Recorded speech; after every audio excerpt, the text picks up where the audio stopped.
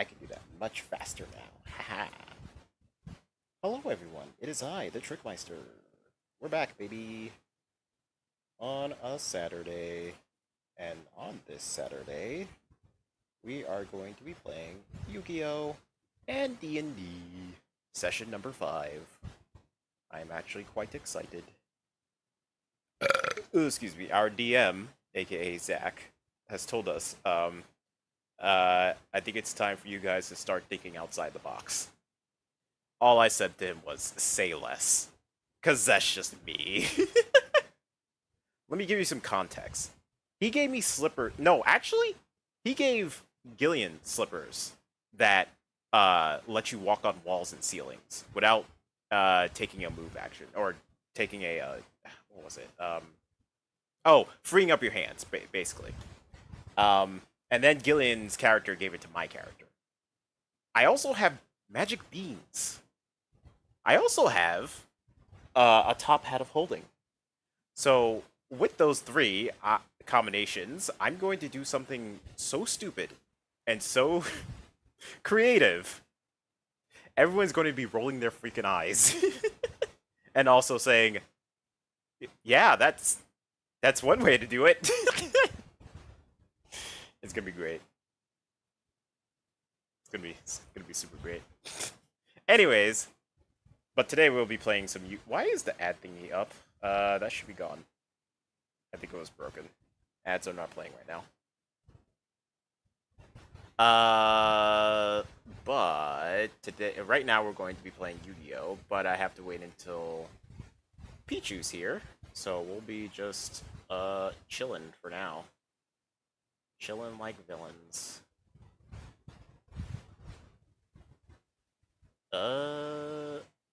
Honestly, if you don't mind, I'm just going to watch Sam. Actually, you know what? Let me just bring up fucking. Oh wait, I could actually bring up Sam. Duh, idiot, dummy. Let's bring up Sam. Let's just hang out and watch Sam procrastinates. Totally like slowly die on his 24-hour stream.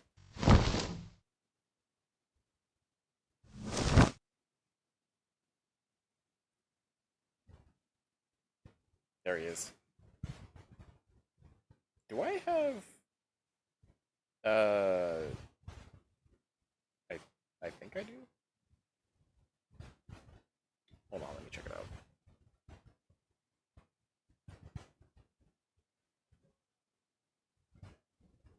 Oh, is it under music? It should be under music. It is not under music. Because it's trying to capture Moobot. Okay, we'll just capture this, that's fine. Oh, shut the fuck up. You can make a difference. That's loud. You can make a change. Yo, they're singing Steven Universe, let's go!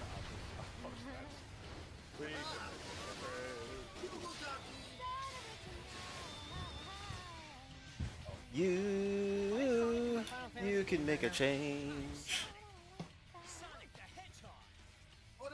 One! Sonic-guru, Hedgehog-guru! Stop laughing, bro. That's disrespectful.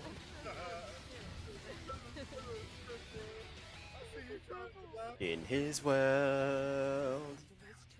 I needed sugar. I needed sugar. I can't do coffee anymore. I need straight up sugar. Technically, coffee is sugar. If you add extra sugar, I guess. I may have to. I just realized I may have to turn off my fan once we do. Yeah, that's their name. Yes, that's her name. I may have to turn off my fan when we do D&D because it's gonna mess up my audio issue, which is gonna be annoying. I'll be hot as shit though. They're dating. Or if they're married? I don't know. But they're both very nice. I think they're married. Yeah, Rebecca Sugar, they're cool. They're super cool. Rebecca Sugar. Rebecca Sugar. Yeah, they're married. It was so awesome to see Rebecca Sugar and David Dobrik in the same location. What? David Dobrik was there? What? David Dobrik was there. Talking about the premiere too? I've always wanted to meet him. I've always like silently tweeted about how I wanted to rip his organs out. It was right before I started my stream on my phone. I'm standing in front of the doors at the theater. David Dobrik. I still have only seen the earlier episodes of Steven Universe. We lock eyes. I love Steven Universe. And it was like... There are very specific things I love about Steven Universe. He was the most, like... I just looked at him, like, confused, like, what the fuck are you doing? I think a lot of you already know. Like, I looked at him like I knew him. Steven Universe was the very reason I became affiliate. So I'll spare the explanation as to why I love Steven Universe. Maybe another time. I wasn't even star-shocked. I wasn't star-shocked. I wasn't like... It's called Starstruck, Sam. Man, he's sleepy. He saw it all over my face, like... That's the first person he saw, and he probably felt so unwelcomed, and I don't really care. To be honest, I mean, can you literally, like, can you blame it? Like, I mean, the person who he is, I mean, of course, he would. He was confused. He was confused because you weren't attached to a crane. That's fucked up. That's what he did! That's what he did! He's a horrible person. I don't know why they invited bro. I don't know exactly what they're talking about, but it sounds funny. I can't believe David Dobrik, my favorite fucking Sonic tamer.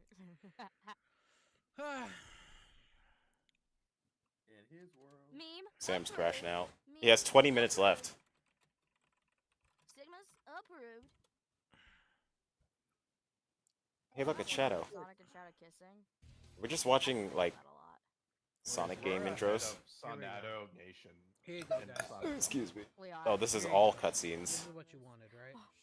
Thank you, Sam! Oh my gosh! You're the coolest person that I know right now. I just figured somebody Like, needs to gruesome die. image. Oh, the darkness that does us and does us. Throw it all Dude, I started making my new game for the game jam in GDevelop. Man, GDevelop is very interesting. I kind of like it as a game engine. It's very visual and very, very beginner friendly. And I love the visual like coding aspect. It's pretty cool. It's pretty fun. They say that you can make any 2D game in that engine, which I kind of believe, but you'll have to do some different techniques to do some complicated shit. Shadow the Hedgehog 2005, where you have to chase and kill the president. But setting up like a simple game is super fast and super easy, Say it one more time for good measure, actually. which is what I love about it, honestly. Well, they're getting into due process. I probably shouldn't. Oh, there he is. Oh my god, oh my god, oh my god. Politics! I've already, I think I've coded like, well, I haven't coded attacking, but I made a sword swing. That's all I did so far. What the hell are you talking about? Guys, I'm so fucking tired. I started spamming the controller trying to figure out why am I not controlling the cutscene. Video, Sam. It's a YouTube video. Why did you go out of it? That was my edge streak. Oh, Wait, what? never say that again. I'm killing you. What? I feel like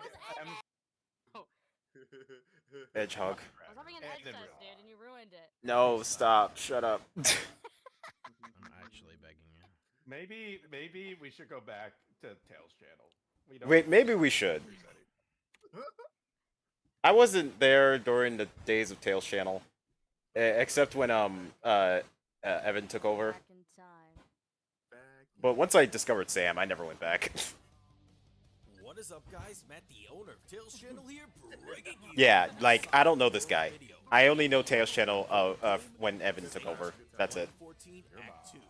But today, we're going to show off the new features in Sonic World version 5, which includes super forms, new characters, new stages, and a special secret character that I will show off in this video that has Special secret character. Let me guess. Shadow the Hedgehog, or maybe Silver, Beautiful. or Blaze. All the popular hedgehogs that don't get enough love, except for Shadow because Year of Shadow. But, like, why is there multiple people running it? Is it a company? What is it? Is it I don't know. an Hey organization? guys, this is I Matt, don't the run it. owner of Oh Tails God, Channel, Sonic bringing you the Boom. latest in Sonic the Hedgehog news and updates. Oh, thank God. Let's hear Today, this. I have a I hate you. special guest to tag along with me this time. So why don't you introduce yourself? This guy's a fucking Hello, fraud. everybody. My name is He used to Robert just Faison read from Sonic YouTube. Stadium articles. What a fucking asshole. Wait, what? Sonic My Stadium? name is Robert Faison from YouTube. I'm a good friend of Tails' channel here, and I'm ready to discuss everything Sonic Boom related. Sonic Boom related. For joining us and He doesn't regret this interview at all. There was this YouTube channel actually called PNM. Don't know if you heard of them, but they. This is what talent looks like. Content. This is what talent They looks actually like. interviewed Fourth YouTube Peak showing talent. Sonic Boom Sonic gameplay. Boom Talentia. producer. This is Talentia. talented. Where have I gone wrong? And Rambling about Sonic news is talent. let's just talk about the main You're thing right. of this video first, which is the No absence Chaos of Emeralds. Whoa! Whoa! Super That's Sonic like Zelda without Zelda. It's just He was right. another- Oh wait, that's Majora's Mask. Dancing over here. But that one's actually really good. This game He sucks. was right about that though. There was no. Of course. Just means we don't get Super Sonic, and to be honest, That's like Mario without Cappy. Guys, this is the, Oh wait, that's every single Mario game that isn't Odyssey. this, Shout is out the, to Safeza. this is the era where I did not give a shit about Sonic. gamers who have Same! Once I heard Sonic Boom was bad, I was kind of turned off for a while. Chaos Emeralds, so To Safeza. I still think it talk just to him. means it's more story-driven outside It- of The fire, like, This is like nothing. flamed back up once Sonic Mania came out. I was happy as shit.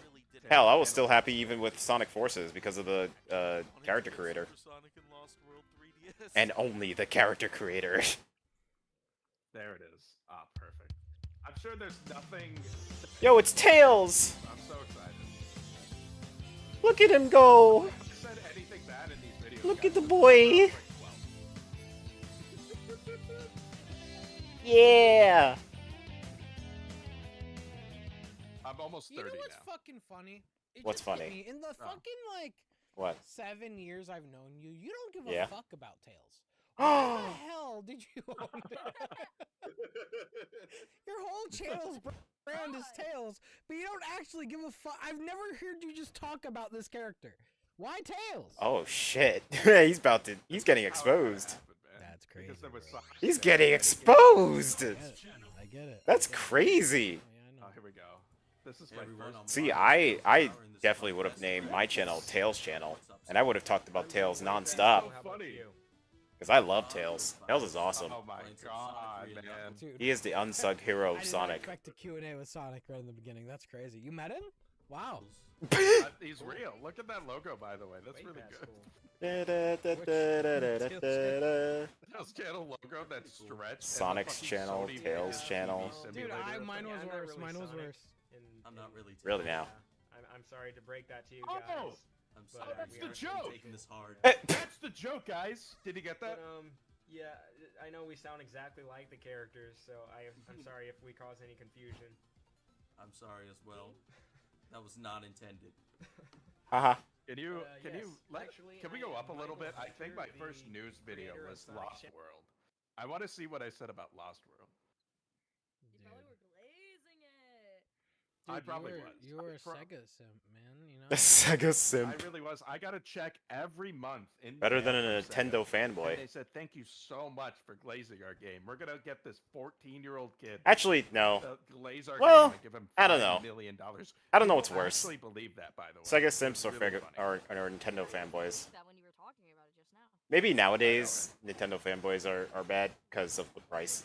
I don't know. Like, every Sonic Matt, creator what am I plays looking a at? Sega. Hello, my fellow What is people. Oh, it's fun. Hello, fishy. Oh, that's What my. I'm watching. Hold on, let me mute this. I'm watching Sam do a 24-hour stream, 24-hour Sonic stream, and he is tired as shit. He's about to crash out, but he's with his friends. He's watching some Sonic stuff.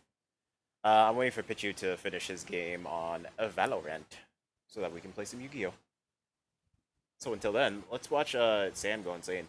This made the Sonic Mania trailer. I just Matt. want you to know that. That's I Comic just want you to Sans. know that. That's Comic Sans, Matt. It was That is Comic intentional. Sans. It was intentional. Intentional Comic Matt, this menu Sans? sucks ass. I don't know what to tell This you. is fucking horrible. It does suck. I mean, look at Sonic's really good. mouth.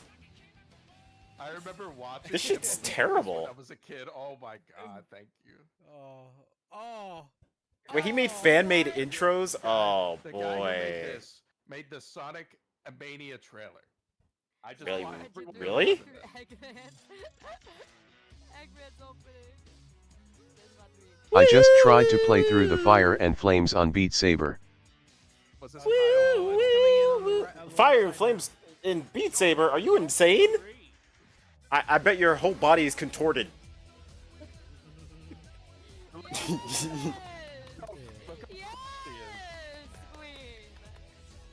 And it makes Expert Lead on Fortnite look like a walk in the park.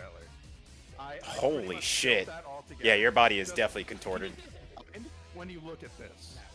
See, that's what we have in common. We both like challenges. 90% of the Sonic Mania trailer. Even if it destroys our fingers and bodies. We just love the challenge, man. I don't know why.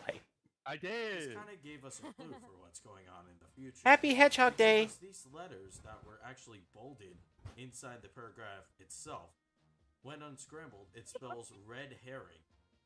Red herring is That's so actually a Sonic stupid. 3 and Knuckles I was reference. so What is stupid. this? What they refer What the to hell as is I this? was got so tricked by fucking Robotnik. stupid, bro. Knowing Sonic was the Hello. villain. I didn't even get past the first 2 So seconds. this is Red actually herring. kind of The a first hint 2 of seconds. That's Sonic. insane, dude. What? Hi, Pichu.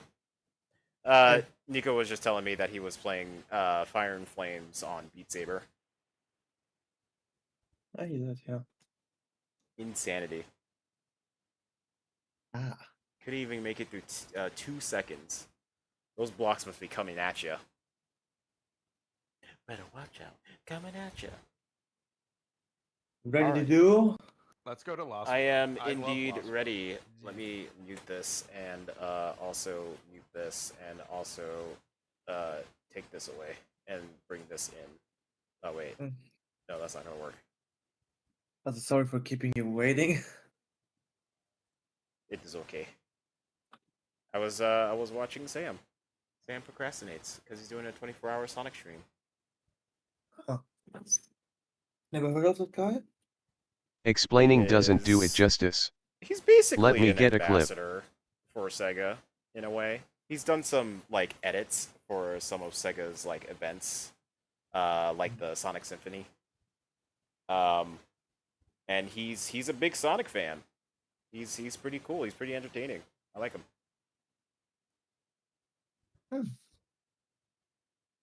Explaining doesn't do it justice. Let me get the clip. Oh my god, he recorded it. Let's see this disaster of a masterpiece. Oh, Penny's Big Breakaways on sale. By how much? 50% off? Oh shit, that's good. I remember people saying it wasn't that good, though. Oh well. Oh, I needed to update Yu-Gi-Oh! Oh, I'm a big dumb. Shouldn't take that That's long. same. 4 gigabytes. 4 gigabytes.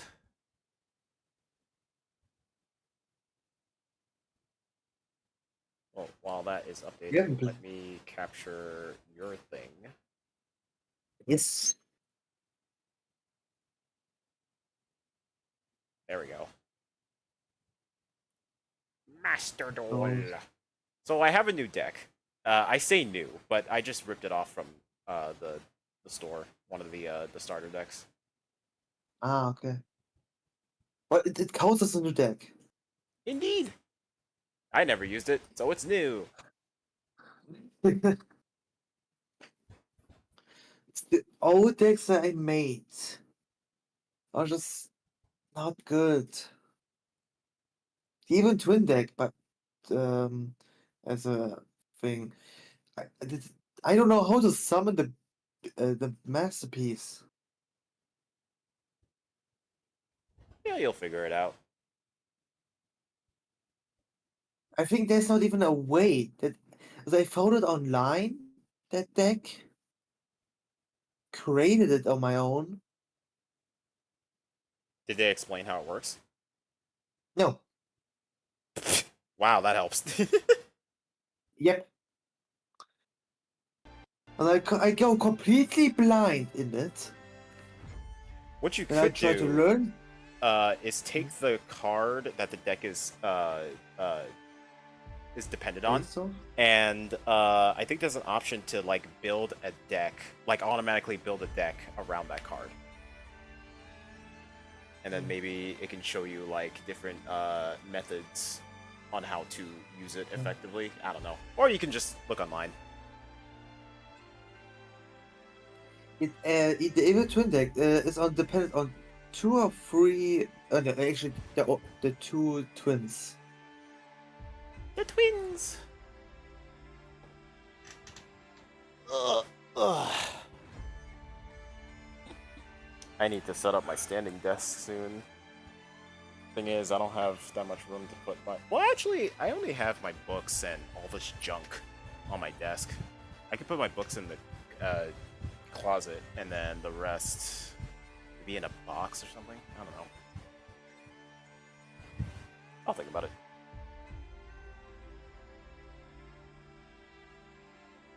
By the way, Nico, earlier I was with Sushi Online again.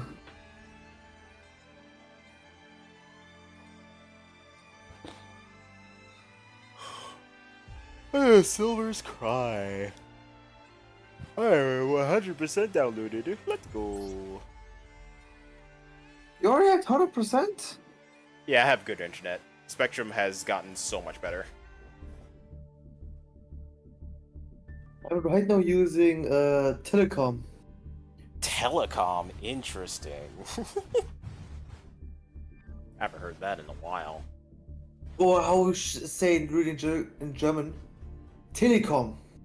It's almost the same. Telecom. Dice Rally? What the hell is this? We're about to play Dungeon Dice Monsters? Dice Rally held. About Dice Rally. Dueling earns you dice, which you then roll to reach the goal. Dueling earns you points. Oh. You obtain 1 die per 500 earned. The event has a special forbidden/limited list and rules. About bonuses. You can earn points at the end of the duel, potentially including bonus points. Below are the 2 types of bonuses. Duel bonuses. These are granted based on duel results. Each bonus condition can be achieved only once for each duel. The event's main page lists all of them under bonus conditions. Daily bonuses. This bonus is guaranteed once. I send in a 1-minute during clip the so event. you understand. Just once when a duel ends with the bonus active, you will gain 500 extra points. Okay. Space There's effects. a clip. Okay, I'll check it out in a minute. After you roll dice and advance to a space, effects will occur depending on the kind of space it is. 4 advance this many spaces. Increases the rarity cards in the direction you are advancing. When dueling while in the space, both players will be subjected to a special effect. Ooh, this is quite interesting. 8, 9, 10, and 11 grants you a card. When dueling while on this space, a special effect corresponds to the card you got will occur at the start of the duel. Monster I card, cannot watch a clip of. Oh, I'm done. will be added to your hand. This event's submenu contains a full obtainable cards list. Lower the 2 types of rewards, dice wars, based on how many dice you own, based on how many rounds you completed. Full guide. This is interesting. Okay. That sounds cool. I'll look into it later. Okay, where is... hold on. Let me, take this off and then display capture. Takes so long.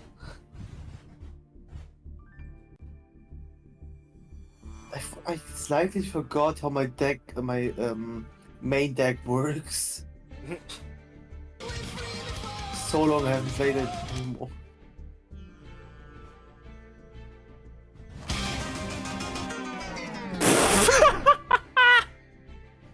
You okay? Did he even make it through the first 5 blocks? I cannot watch it because I'm still loading. Jeebus. I'm gonna watch as soon as we can. As soon as you get to the red block, you fail. That's crazy.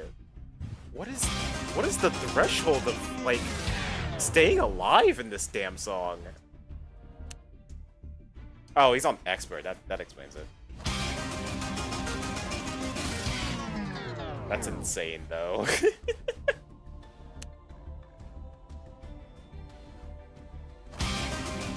Damn! Wild. Absolutely wild. The beginning of the red block. You see how fast those fucks are. They're very fast. They do not give you any breathing room. It is insane.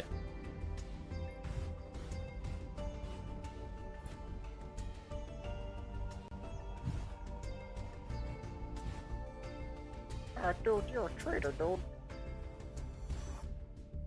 Did you make the lobby? Oh, no, yeah, hold on. Give me a sec, and I shall make the lobby. The lobby is coming up. It is coming. I need to go... wait, there it is. Okay, casual match. No, not casual match. What am I doing? Dual room. I moved it. Create a room. Beginner's welcome. Standard. And then very long. Create. There we go. And then invite friends. The song even has its own custom difficulty called Barning. Oh, Zach's on. Wow. I wonder if he wants to play. The song even has its own custom difficulty called Barning? Jeebus. I don't know what that means, but it's the only difficulty for it. It's the only difficulty for it. Wow. It won't even give you a chance. I didn't meant to press that. Get me out of here. I want to change my deck. Right. This one. Was it this one? I think it's this one. Yeah, it was this one. Changed. Ah, I remember what kind of deck I wanted to get. I thought I renamed this deck, but I guess I didn't yet. Heroes Union is fine. I need to find someone to play that. Alright, select deck. I don't remember how it works, but we'll find out. Soon enough.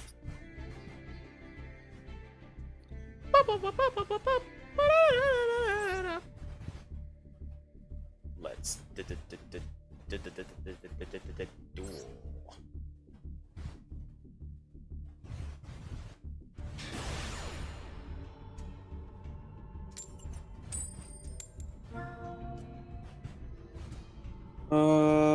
Enemy in mind, I'm going first. Okay.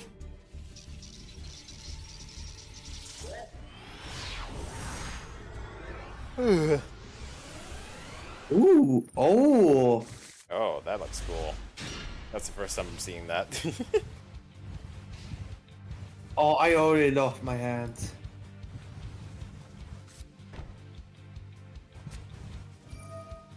Oh, Jesus. It starts.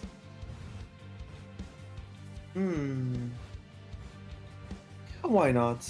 That's my first. And my turn. Okay. Oh. I forgot to change my pets. Good job. You silly, silly man. Okay, so this one needs... Oh, it doesn't even need... Wait, then why... Oh. Oh. So then...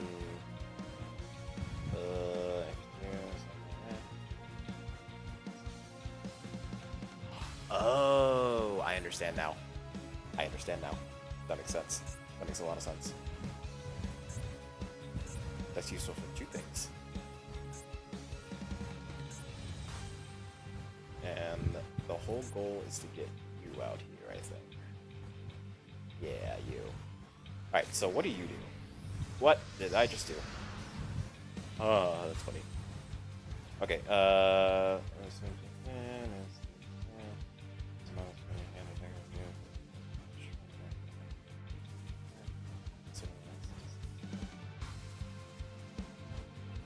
okay.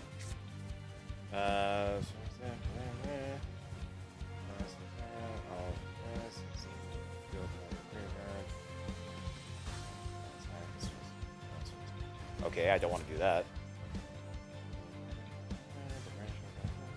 I can't do that.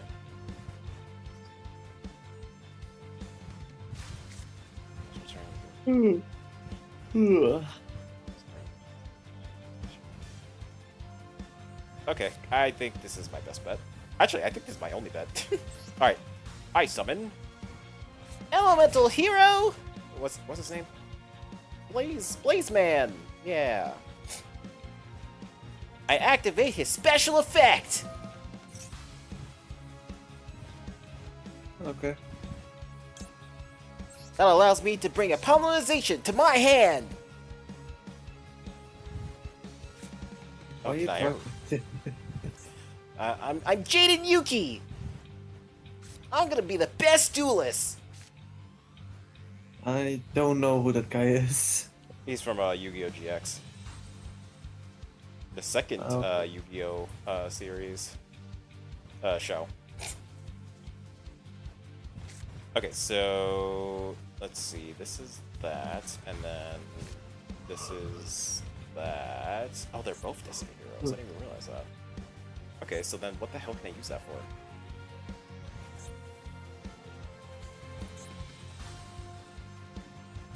Oh, I could do that.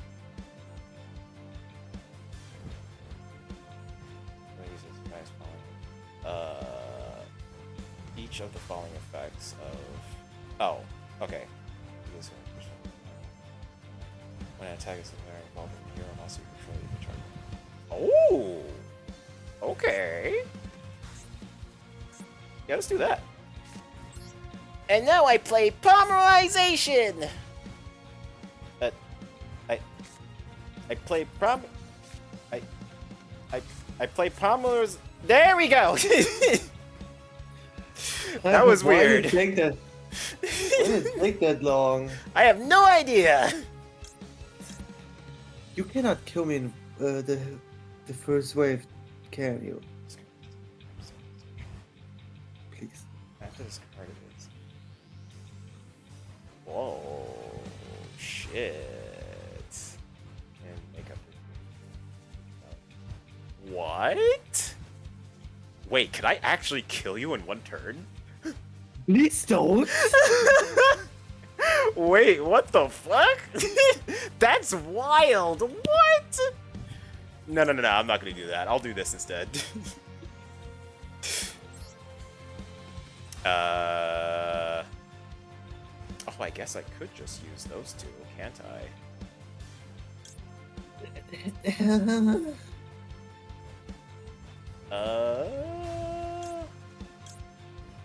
Yeah, this one... Oh, I meant to use... Oh, wait a minute. Can I cancel? Yes, I can. Okay, cool.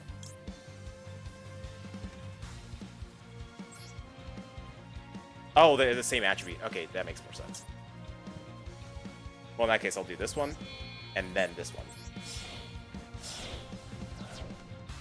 Face up, please. Yeah, let's put her over here. Ice Fusion Summon Elemental Hero Sunrise! Ow.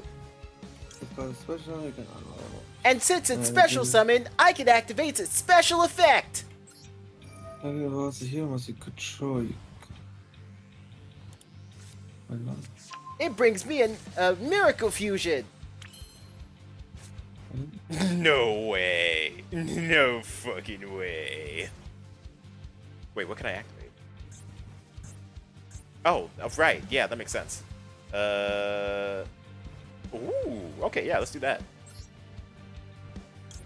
Now that Destiny Hero, what's his name? Malicious is in the graveyard, I can activate his effect! Oh, I have to banish it. Fuck, I shouldn't have done that. confused. It allows me to special summon a malicious to the field! Oh, because of that. Okay, yeah, I'm not gonna do that. And now that that's done... I'm gonna activate Miracle Fusion! What? Let's see. This card, special summon. Add one card with. Trigger this card. That was.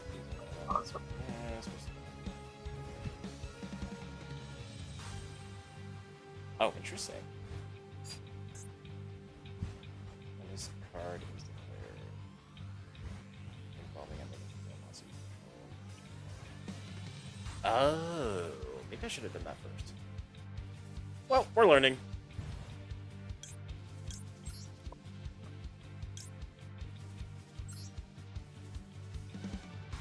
Oh, okay, it has to be. Okay, got it.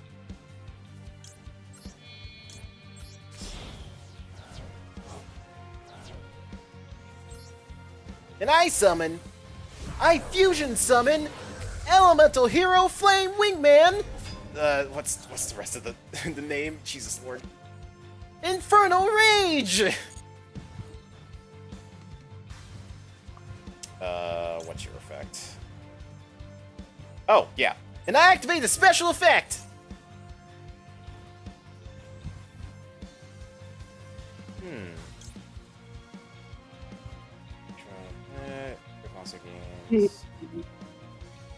Oh, that's not bad. Oh, that's really not bad. Holy shit. Sorry about it. You can activate them directly to your hand or deck.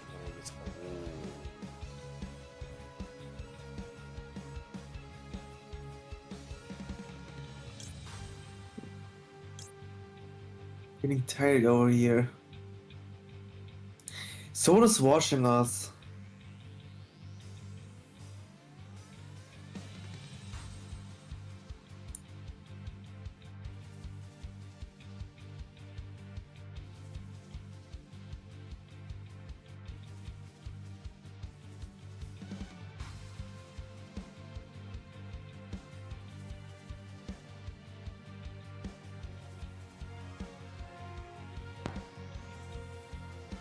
Hello? Hello?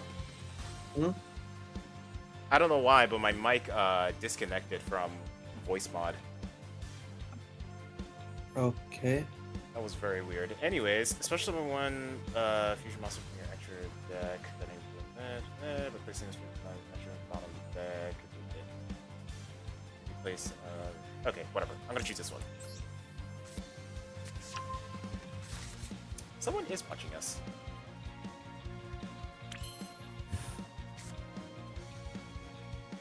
And now I use the card that I just searched up.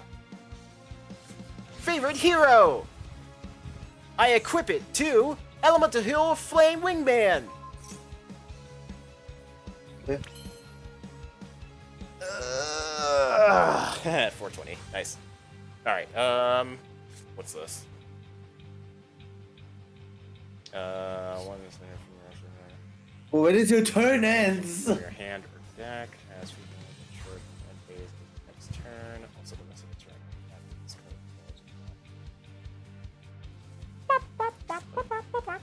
I might do that.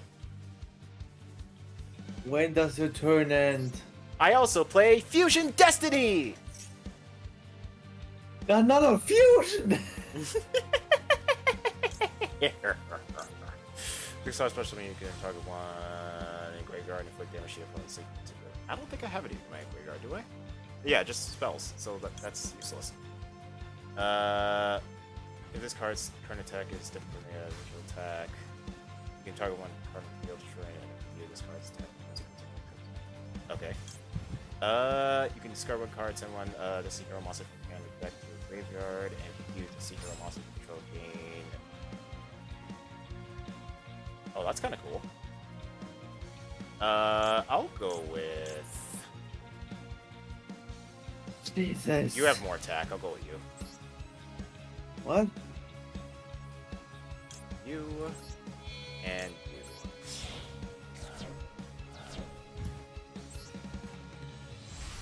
I fusion summon Destiny Hero Dystopia! You can target one graveyard effect. Oh, yeah. And I activate a special effect!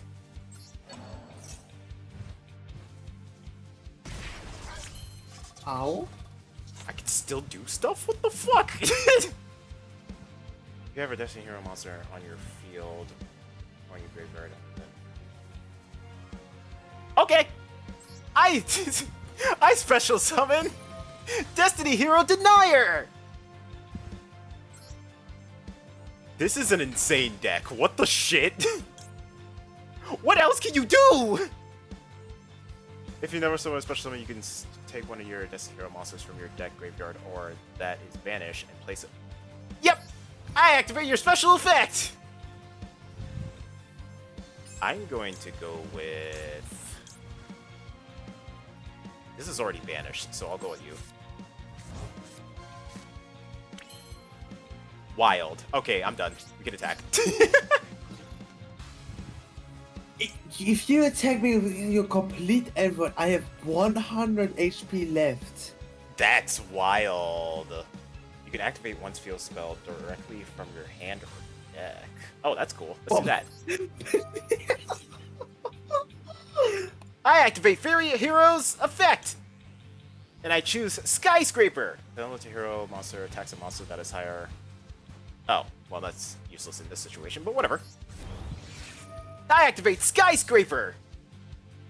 Yo! Stop! Wait, how did he get... Wait, hold on. Attacks a monster that has higher attack. How did he get that much attack points? You know what? I'm not complaining. Oh, wait, if you control a card in your field, equip it. Ah, that's the equipped thing. The equipped spell. Oh, right! His attack equal to the original defense. Yep, that makes sense. That's funny. I like that. Dude. You could just kill me right here, right now. Please don't. Did I just win in one turn?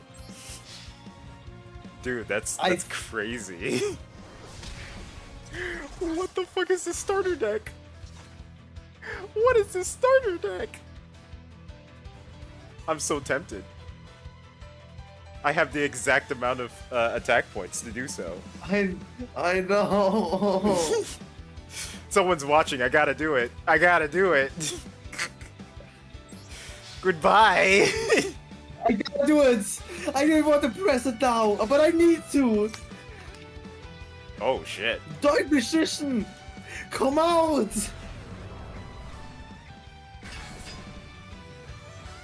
And what do you count? Almost. Oh no, man, fuck. With you, if you're just.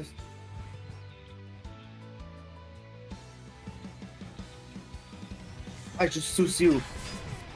I don't know what to do anymore. Magical Circle, yes. Holy shit, what is happening? Holy shit. Holy fuck. No, not continue attack. That was interesting. What a 180. I did not thought I'm gonna survive that. Okay, special summon this card from your hand or deck. That's interesting. Holy shit, he has so much attack! Okay! I'm in big trouble! What can I... What does this do? Wait, what's in my graveyard? Oh. This card gains. This card.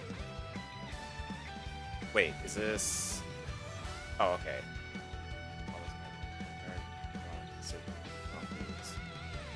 How should I survive this? Oh, that's interesting. Should have won this. I just have. I need luck. Effect. Also, not special summon. Okay. What about this one? You can reveal one hero fusion monster. Your attitude. I just need one luck. Wait. If you discard a special. And if you do, add up to 2 of the fusion hero from your deck to your hand. You can add special monsters except during actions effect, except hero monsters. I think that might be the play here. What do I need? Okay. Yeah, let's do that.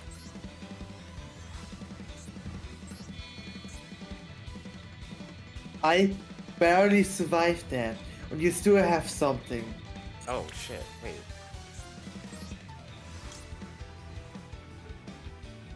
Just to say, the Dark Magician is for this I turn. have to use him. Fuck. Dexter, just to say, this Dark Magician is only for this turn. Only for Strong. this turn? Oh. Yes, only for this. Well, in that case, your turn.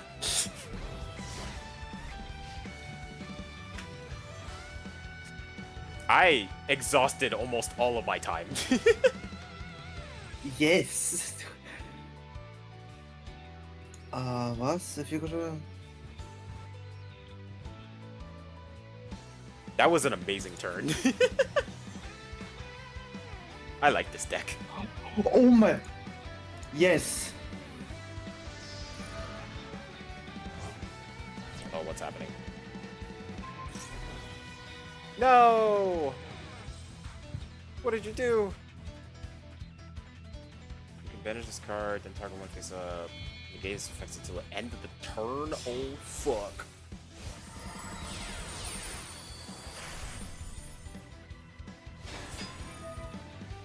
Boy, oh boy. Ooh. You can detach one material from this card, especially something.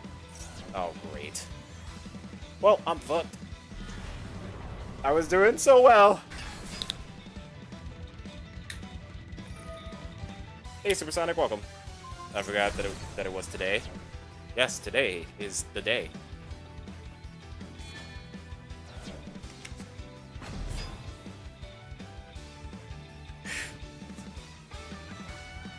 Jesus, I barely survived that. You did. It's crazy. I like this music too. It's so very Destiny hero and Elemental hero. My dad is getting a new bag of peanut butter M&Ms when I discovered that ants got in them. No! How unfortunate. I'm so sorry, my dude. This card. Oh, right. Yeah, I can do that. What does this do? Oh, perfect. Is there an option you could kill me right here now? Discard this into the graveyard. Add one. Except shut up. Do we have something Okay. in backup? Activate Destiny Hero's Dash's effect. And special summon Elemental Hero Shadow Mist. Wait, hold on. Do I want to? Actually, I want to put it in basic defense. There we go. Boop.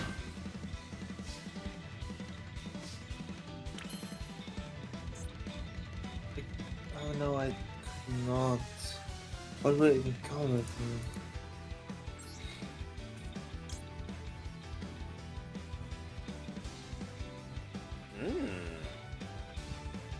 Interesting. Okay,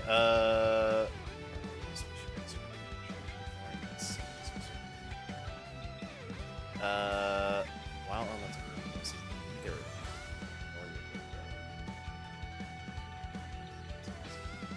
also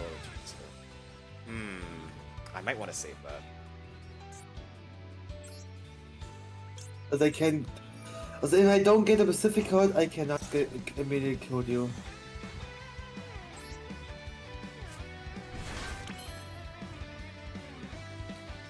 Oh, I remember that guy.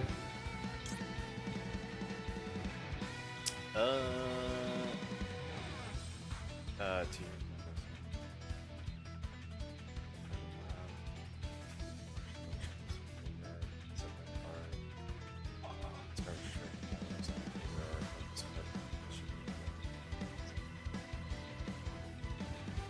It's not bad, but not really useful right now. Okay, how many do I... Oh, I have 2. Okay, well, that doesn't really help.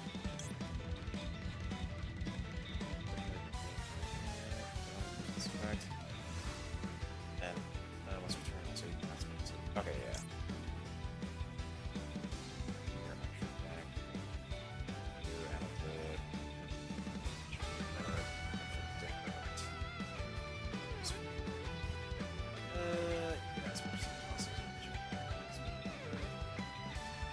That might be the play. Let's do that.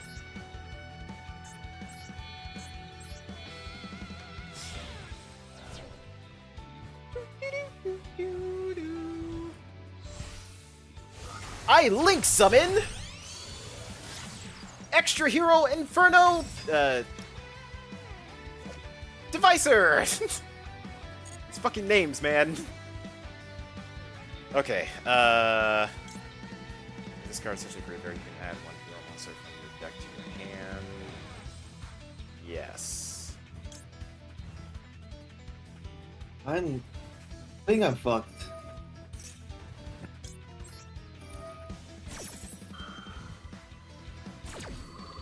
I haven't played my strongest card yet.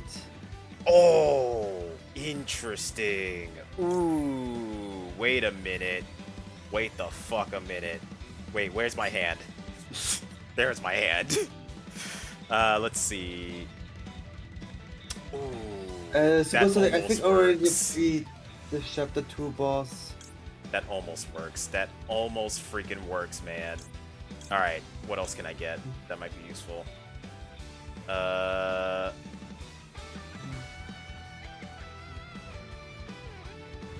Ooh. Okay.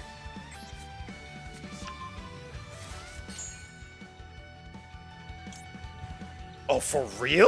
Oh, shit. Okay. Oh, ooh, that actually worked out. Holy shit. Am I? Okay. Oh, I Not should have that card. chose... Wait, if I did... Oh, okay. Yeah, because I think there's only one card that can bring that other card out. I think? I feel fucked. Oh, wait a minute.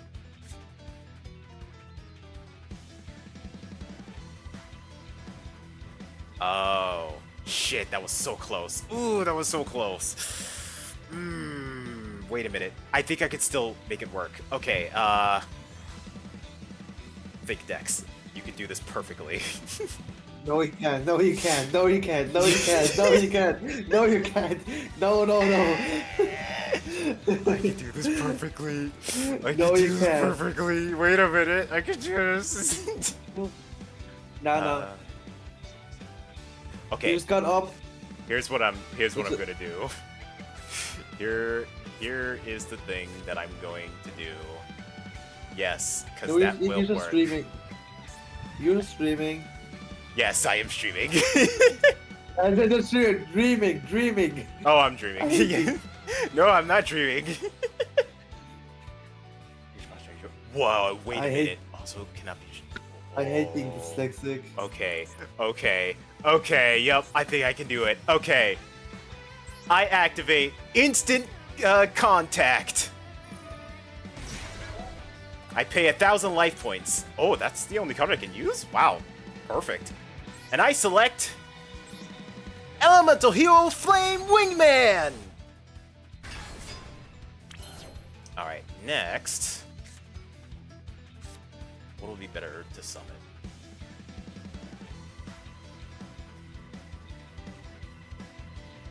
Oh, Okay, it'll be better if that stays there. oh, it's some news in this chat.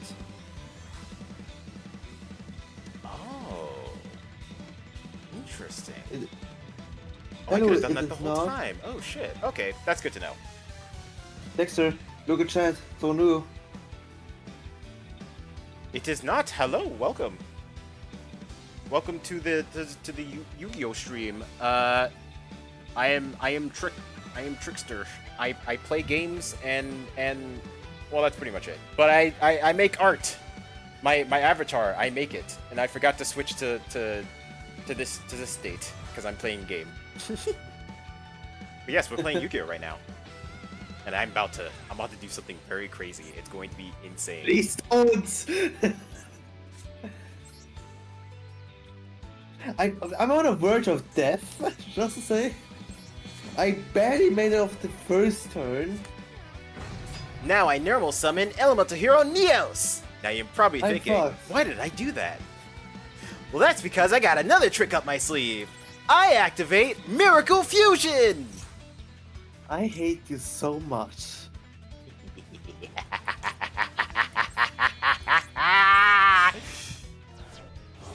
And using Elemental Hero Neos and Elemental Hero Flame Wingman, I fuse summon I swear, but if I see that, Elemental Hero Shining Neos Wingman!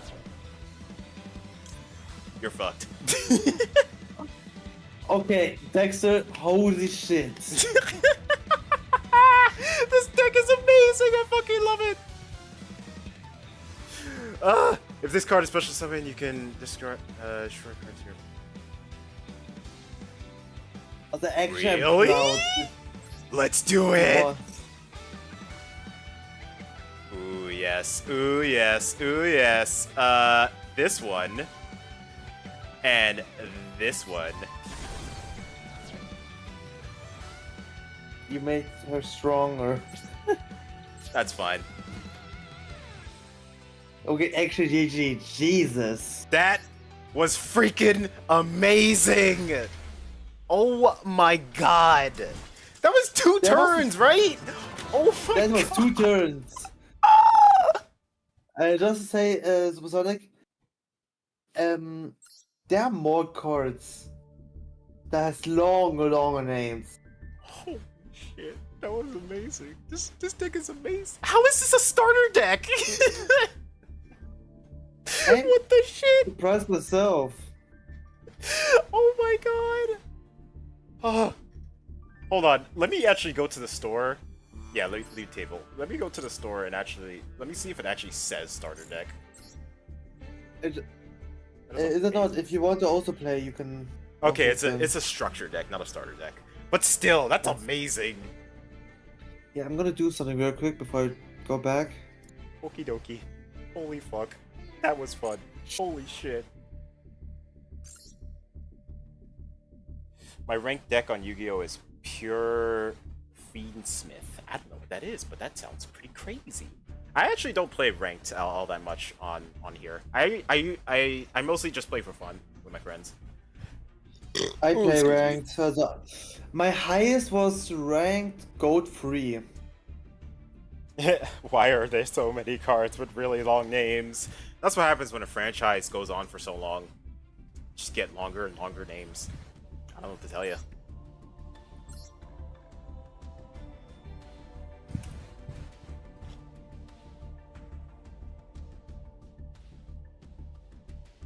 Ugh.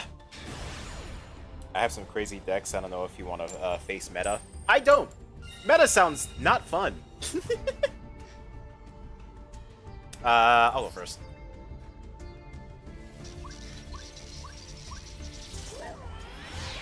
I play just a Dark Magician deck, kind of built with blue dragons in it. Or most likely, it's a specific card called what do you call it again? The Red Eyes Dark Dragon is my strongest on this deck. What? You already met him multiple times. Yeah, it's pretty crazy. I have so many things that I can special summon him. But I don't get those cards. Oh, I've never seen this card before. Oh, interesting.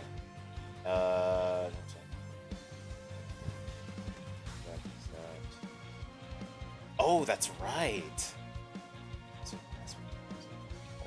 Oh. What do you do?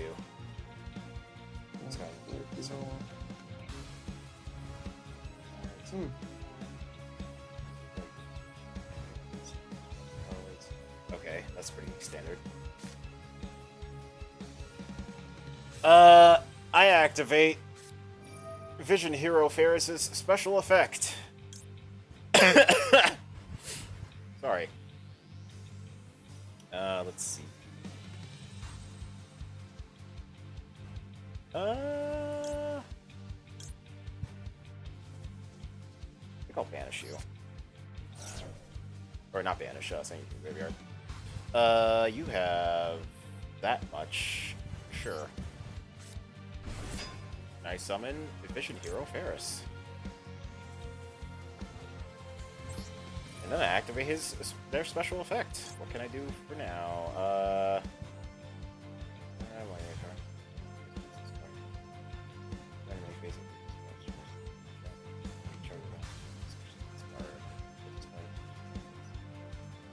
From. Okay.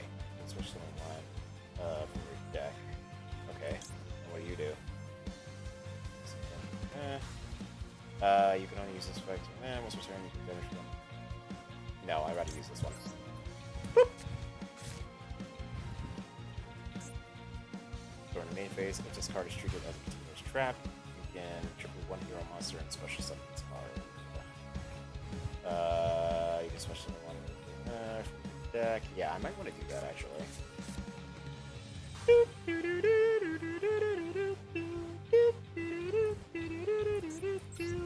Activate his special effect. Tribute Vision Hero Ferris. I special summon him in defense. Why not? Because defense sucks. Then I use your special effect. Oh, interesting. I think that's.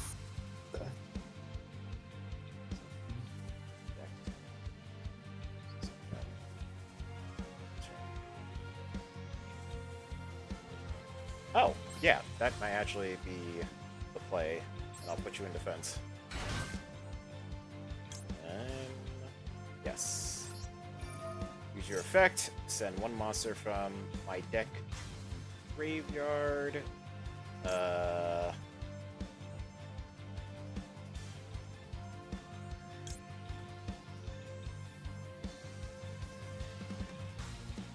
Which one works?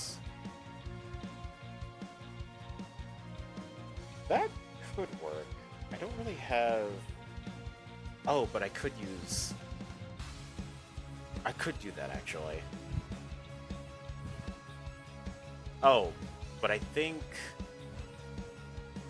Yeah, it's just polymerization. Okay, that's fine. Then I'll just use, Yeah, I'll just do you.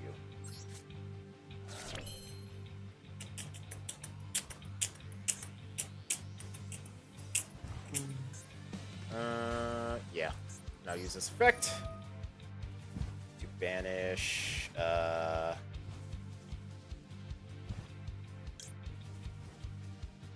Wait, what is this? Also, this not special summon correctly. Oh, okay. Yeah, that makes sense. You. Yep. Proposition. Thank you. Uh-oh. Look at chat. What? Oh. You have Nom. Yeah. I know there's probably a better way to do it, but I literally just started using this deck, so I'm going to make a lot of mistakes. I'm just exploring my cards right now.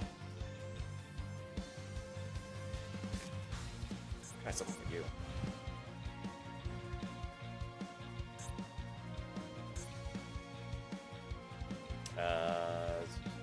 This is a... Okay, they're both Vision Heroes.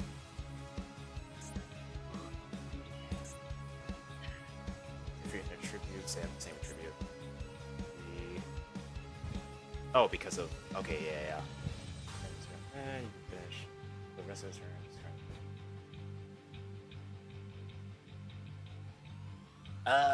That's not really good right now.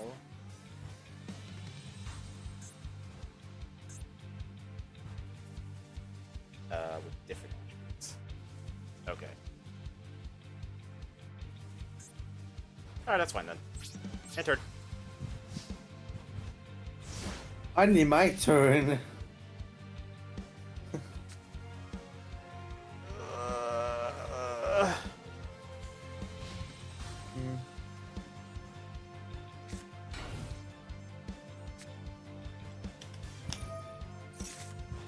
Why does it take a little while for some cards to load? What was that a good? Was that a good thing or a bad thing? Oh, a good thing. Now I suddenly feel okay for not normal summoning that turn.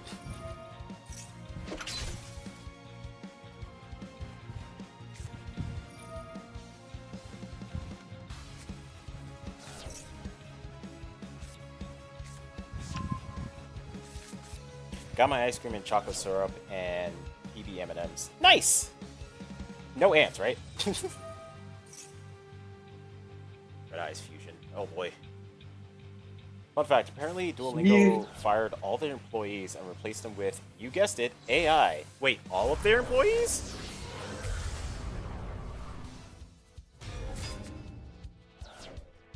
Oh boy, not this guy. Cannot be destroyed by card effects. Neither player can target this card with card effects. During your main phase, you can destroy one monster your opponent controls, and you do inflict damage to your opponent's. Oh boy. I should have let the two cards stay alive. Let's return when a card or effect is activated. Discard one card to net. Ah. Oh boy, that's not gonna be good. May I end my turn? No.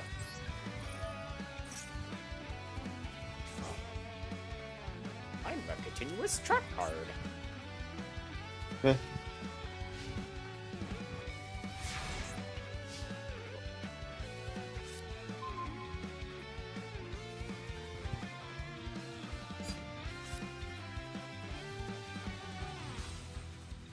Add one, this was, sure, why not?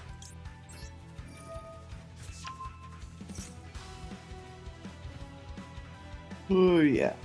Alright. Ooh, yeah. I don't know, from what I remember, they replaced their translators.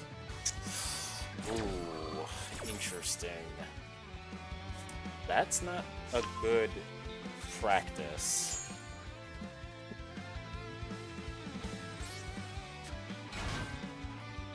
That's not good at all. They literally fired people so that they don't have to pay them and use AI instead. That's not good. Okay.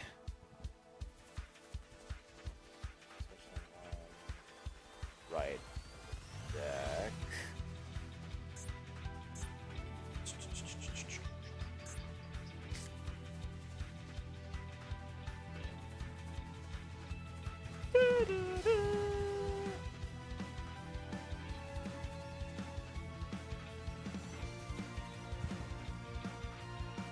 Right. I'm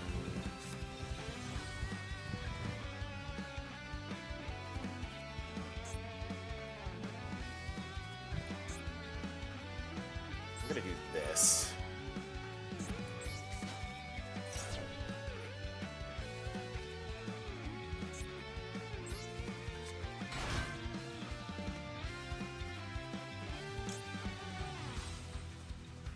Oh, right. Yeah, that makes sense.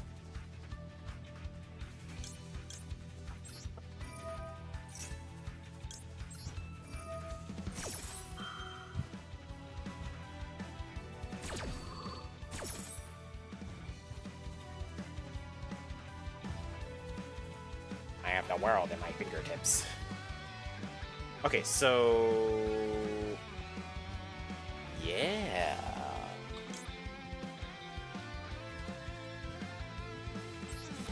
I think after this round I'm going off. I'm too tired.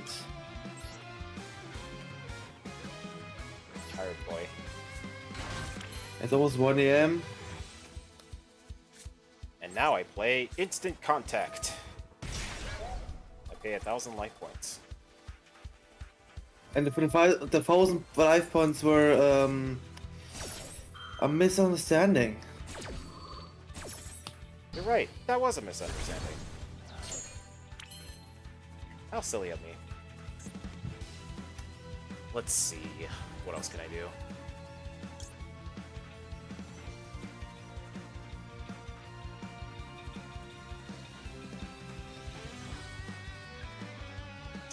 I think next turn I could kill you if you don't do anything.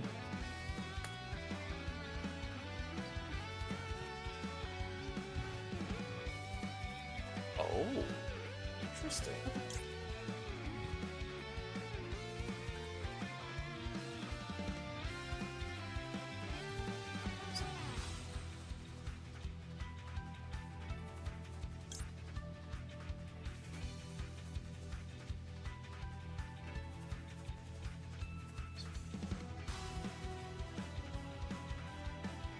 Time scheme. Do this. Oh, okay. One turn. Okay, so.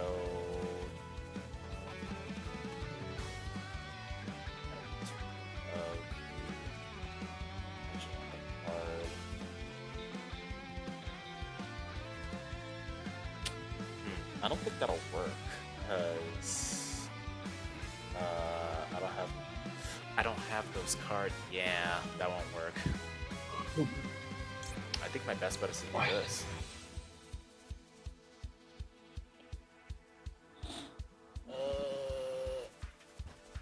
Yep, they replaced the translators with AI. Duolingo fumbled the ball so hard. Oh my god. I still want to keep up my streak, but if they're gonna do bad practices like this, I don't know, man.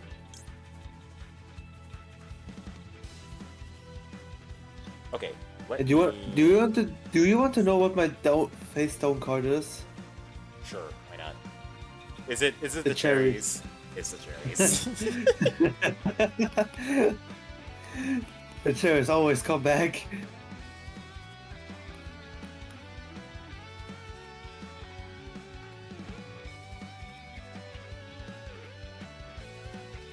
I never left the cherries alone. Then every deck for me.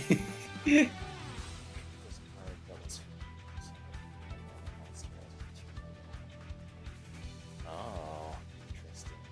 As material? Special 7 or lower. That extra deck. Oh, that's 8. That would have been perfect. But apparently, what do the cherries even do? Doable. It was like what the cherries do. If you kill one of the cherries, and you have the other 2 cherries in your deck, you can just special summon them.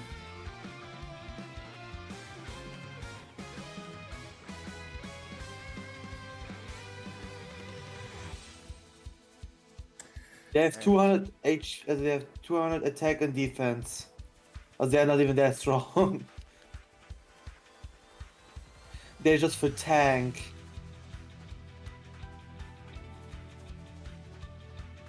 Oh, another person, I think. Wait a minute. Dexter. Yeah. Chat. What? There's someone called Sky. I don't know if you know him or not. Oh, hello, Sky. Welcome. I am in an intense Yu-Gi-Oh battle. Let's see. And it could probably be from that server. It could be. Question: Sky and is it not? Are you maybe the server Oculus family? Or did you found it by default? Oh, wait a minute. Okay, yeah. What was I looking at earlier? This one.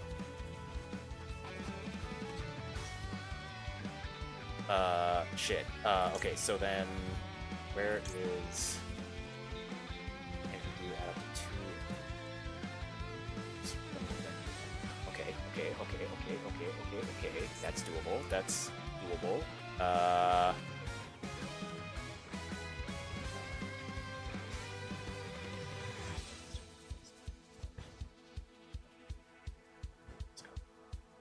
Wait, can I?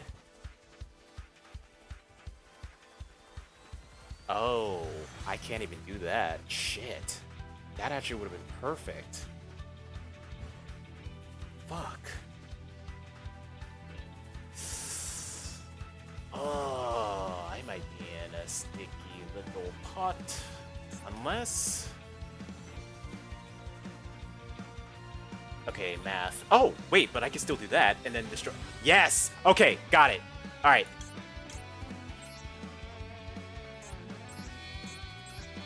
Time to link summon.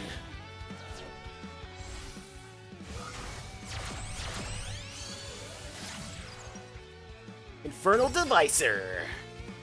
Let's see. Part of this link summon.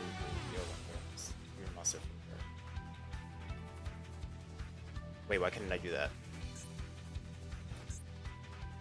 Hmm?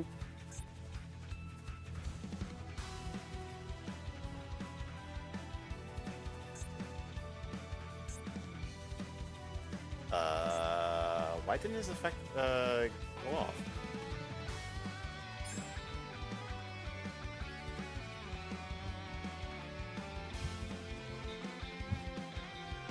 What the fuck? Why did his effect go off? I was banking on that. Oh boy. Good question actually. What? Why? Fuck! No! Maybe because of one of my cards? No, one of my cards. His... Okay, so... Infernal Devicer should have had his effect activated once I summoned him. Mm-hmm.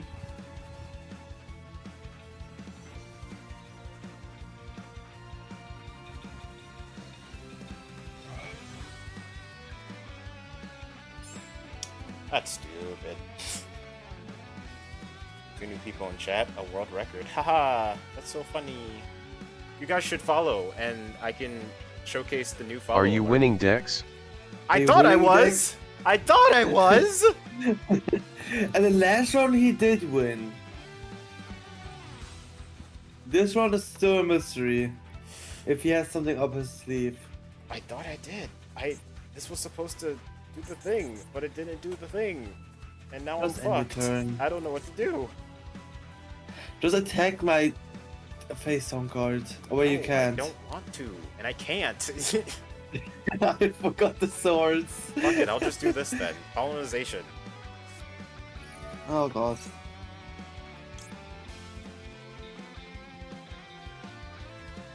Okay. Just gonna do the rest of this turn. Oh, well that would have been perfect if I could attack. Oh, you could special summon the one monster that could easily kill me. Yeah. That isn't exactly what I was trying to do. I was trying to do something else. I'll explain it after this match. Monsters you control gain for each try. You can use this. Discard special. That's gonna be still for me a mystery because after this match I go off. Oh, I guess I could go with him.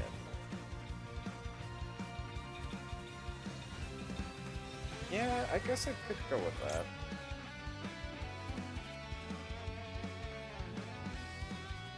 I forgot what the favorite card does. Oh, right, the favorite. Yeah. I think I already have that in my hand, don't I? Yeah, I do. Sorry, I'm still recovering from a sickness. Okay. Yeah, I'm gonna try to go with that. What was the conditions it needed? I completely forgot. 2 heroes. So, since you are useless, I'm gonna choose you.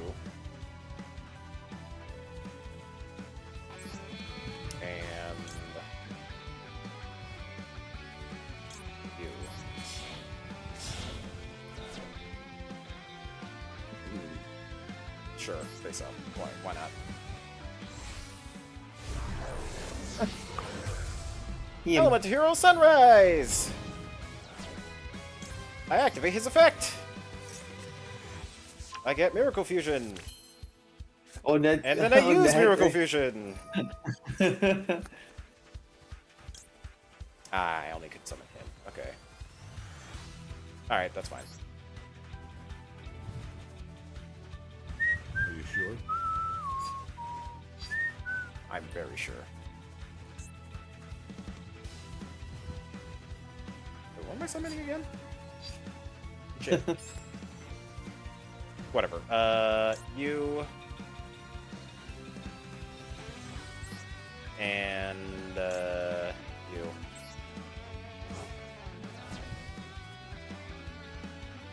Scars. Yep.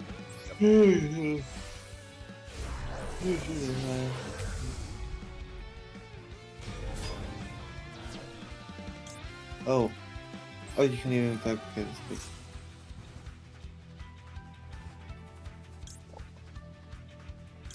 What are you pulling off now?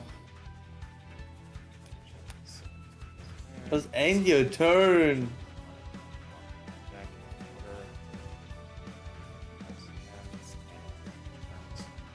If you Next, yeah. place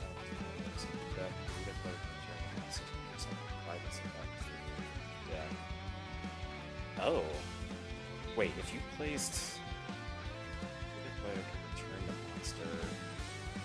Return the monster special summon. Oh. I want to go to sleep. No, shut up. You're going to be here. You're going to be here. You're gonna be here in this moment. Okay, that might actually work. I think I might have saved myself. Maybe.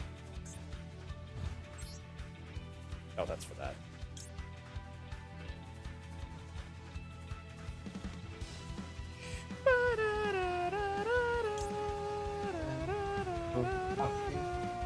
Alright.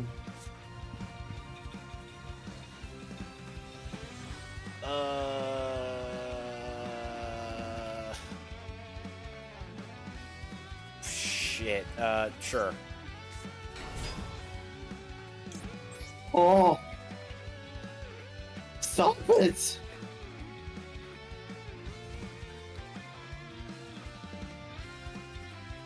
That is crazy. Stop Okay. summoning! You You're almost so much over. shit. Oh, I am running out of time. Holy shit. Yes! Run out of time, please. Are you sure? Shut up. I don't want to hear it. Are you sure? I do not want to hear it. Are you sure? I'm going to kick your ass. Are you Let's sure? do a Sonic. Fuck. You. I don't care. Whatever. Yes. That. Yeah. Sure. Yeah. That one. Shut up. And then you. Come on. Hurry up. You. Uh-huh. Yep. Yep. That. Yep. Uh-huh. Not.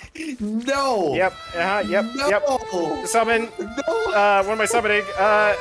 Wait, what do? You can describe a card of the Destiny Hero. No, I don't care about that. Do this. You.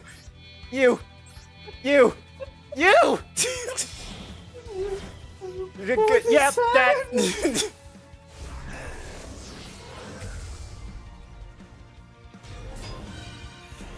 Oh my god, favorite hero play! That one, yep. Yep. And then, we're done. That's all we can do. Fuck. If Swords of Revealing Art wasn't there, god damn. I'm going to pass out. Alright now. I'm gonna pass the fuck out, man. Okay. I can breathe. What's happening? Okay, during your main phase, you can destroy one. If you do inflict, that sucks. And what does this do? Replay can I wonder if sure, why not? Put down any cards that fricked him over. It's unlikely, but I hope I hope it's likely. That's all I can do. There isn't anymore.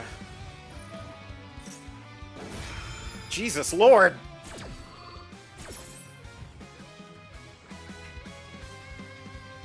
Welcome back. Hi. Hey, it's Dark Magician. Nope. Could I? Ow. Oh. Sure. Yeah, I don't even know what it does. I'm just doing it. I don't care.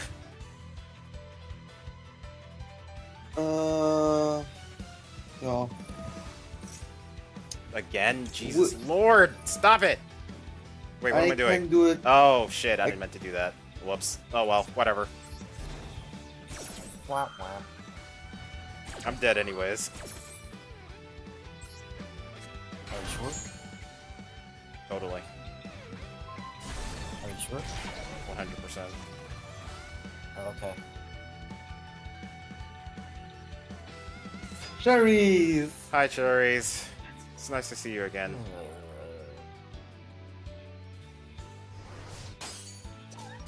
Why? Peter, Why what are you not? doing? Dying. What the fuck? Oh my god! I can special summon the cherries even if after I even attacked. Yep. That's funny. Didn't know. Death actually good to is know. me! No, that's a lot of damage!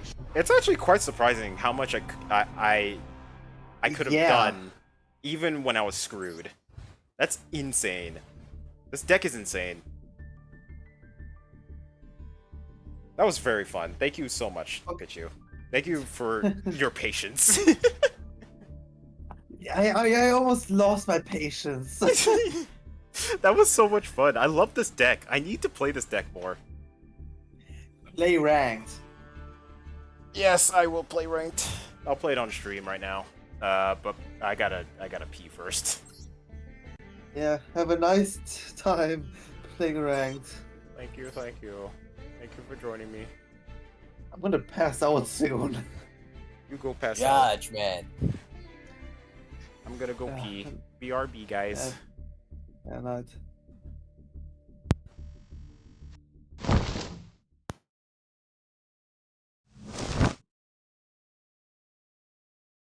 Oh. Alright. Well, since Trickster is gone, welcome to our new channel, Supersonic Plays. Right now we're gonna be, playing the all-new Trickster, Be Right Back screen. Amazing gameplay so far.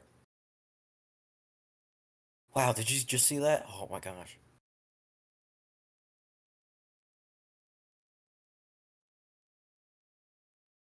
Oh my gosh, clip that, chat.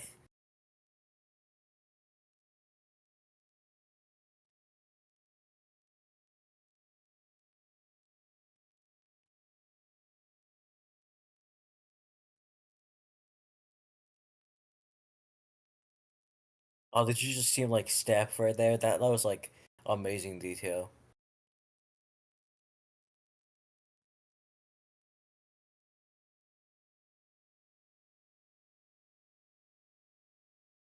Oh, did you see, like, that bee, like, swing to the side or jump or something? That was, like, amazing attention to detail.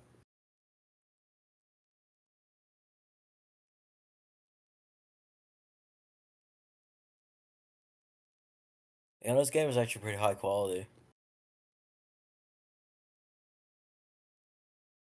For, like, a Be Right Back screen.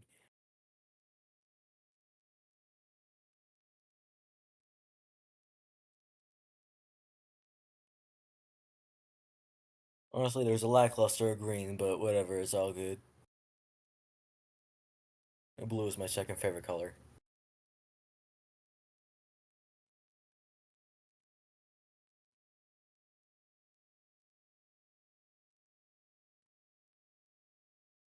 Oh, did you see that, chat? Yeah, clip that.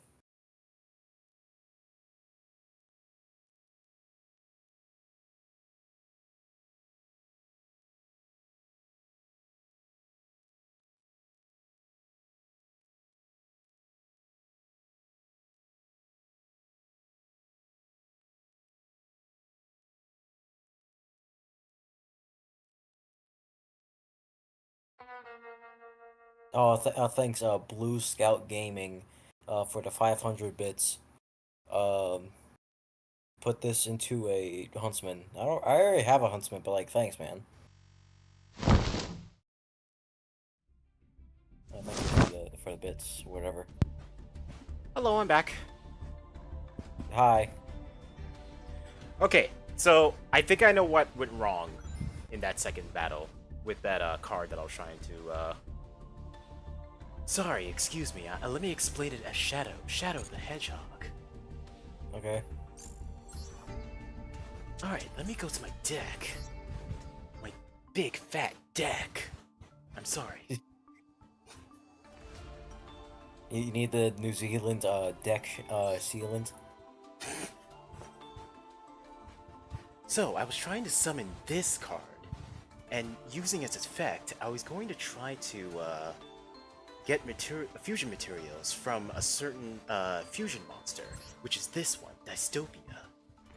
Except, I think since Dystopia only needs 2 nondescript Destiny Hero monsters, this effect didn't work, because it says, let's see.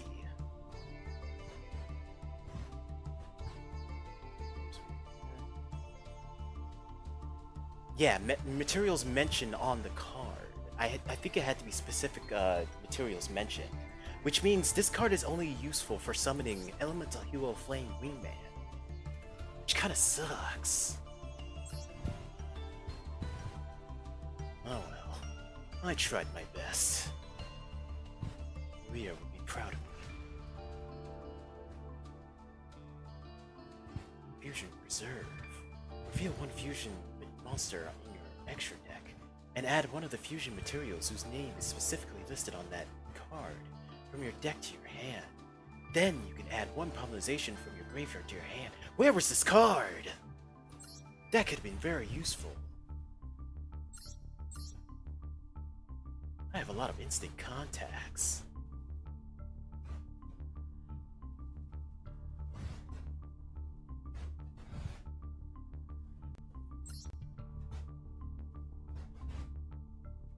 Yeah, this deck is good. I like this deck. This deck is fun. Let's try using it with the dice rally thing. But before I do that, I'm going to eat my ice cream that I got. What Ice flavor? cream sandwich. What flavor? It's a cookie sandwich. Like the Like the normal kind? Yeah, the normal kind. Okay. Honestly, still fire. I put something in the clip channel. Ooh, I'll check it out as I eat my sandwich. Yum yum.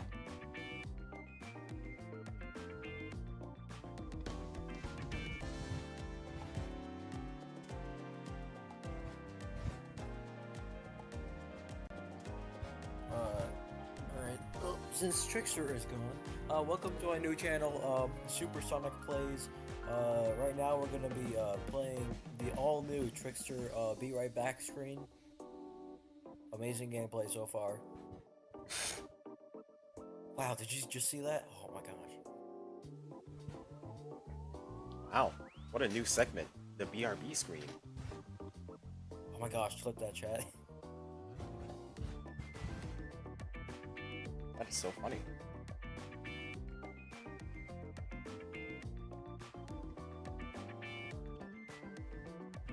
He took over my stream for a little bit. Oh, did you just see him like step right there? That was like amazing detail.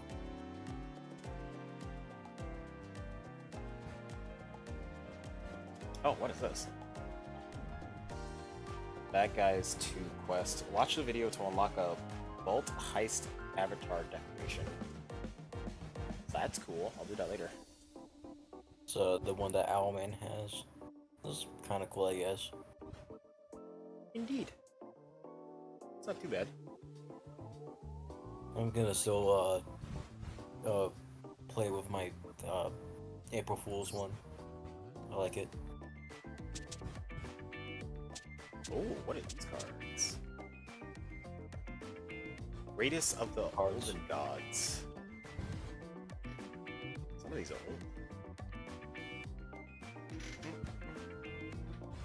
old. Ooh! I have this card in one of my decks I'm trying to build.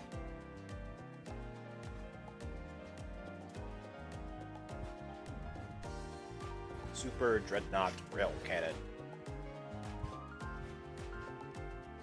Actually, I think this is... Where is this at? Yeah. Yeah. It's in that deck. This is crazy good. Oh, and this deck too. I mean, this card. Interesting. The Winged Dragon of Ra. Whoa. Dragon of Ra. Oh yeah, there he is. Deck wields legendary power through life point sacrifices. Although the Winged Dragon of Ra requires 3 tributes to normal summon, Egyptian God Slime count as all 3. Oh, I remember Egyptian God's Slime. What the hell is it? So, Trickster, what are you gonna be doing? What are you gonna be doing when you're done playing ranked?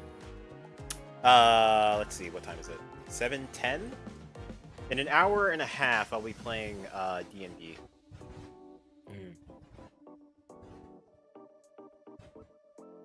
Or it is Saturday.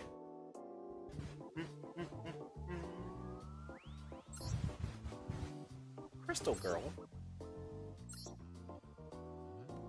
Reactor Slime. Where's the... Wait. Where's the Egyptian God Slime? Is it a spell card?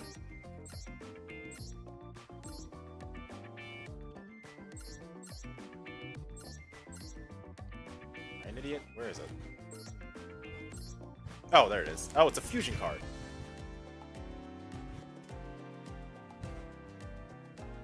Must be either first fusion summon or special summon from the extra deck by triggering blah, blah, blah. Okay, so Egyptian God Slime can count as 3. Additionally, the effect of Millennium Revelation. Millennium Revelation. I just seen it somewhere.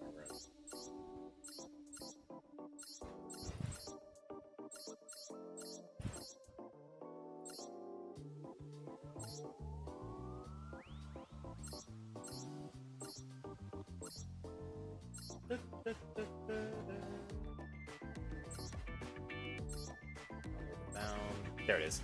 Millennium Revelation. You send 1 Divine Beast monster from your hand to the graveyard, add 1 monster reborn from your deck or graveyard. Oh, that's crazy. You can send this face-up card to the graveyard this turn.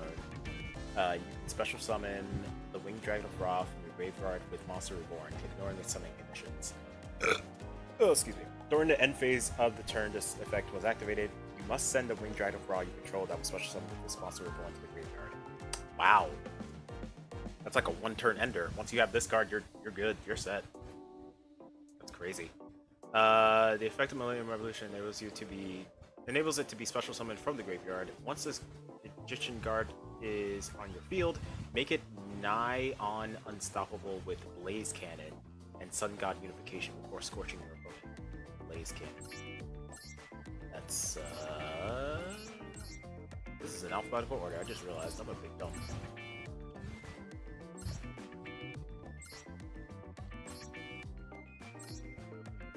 Or maybe it isn't. Wait, where's the Blaze Cannon?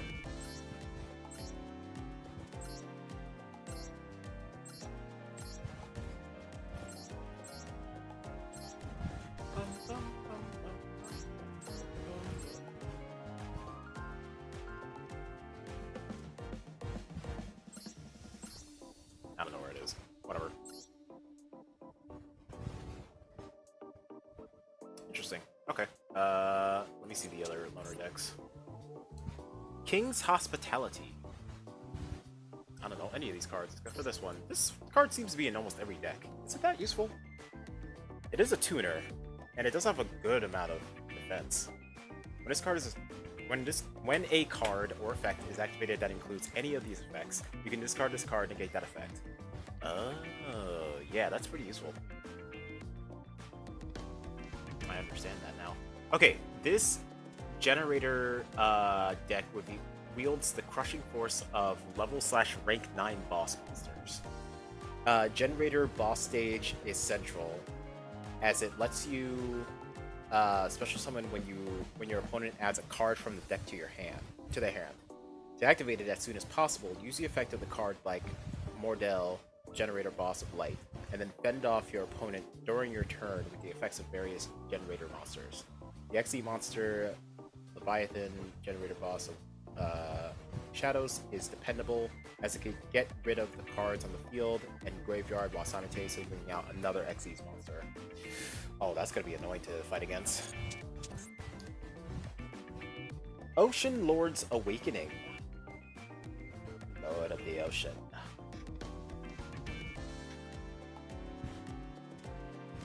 It's very delicious.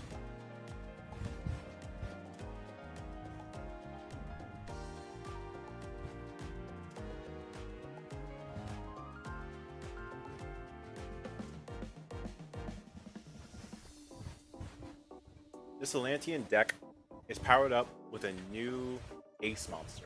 Monster to summon first is Inept Abyss, the Atlantean Prince, as it adds one Atlantean card from your deck to your hand by sending an Atlantean monster from your deck to the graveyard. Treated as an Atlantean card, Mermail Shadow Squad is the perfect candidate when you need to send a card to the graveyard to activate a water monster's effect, as this allows it to activate its own effect. Other Atlantean monsters with similar effects make it possible to strengthen your field effectively. Once ready, go for an all-out assault with formidable Xyz monsters like Mermail, Abyss, Eos, and Citron Abyss, the Atlantean Dragon Lord. Interesting. I wonder if I could use my deck.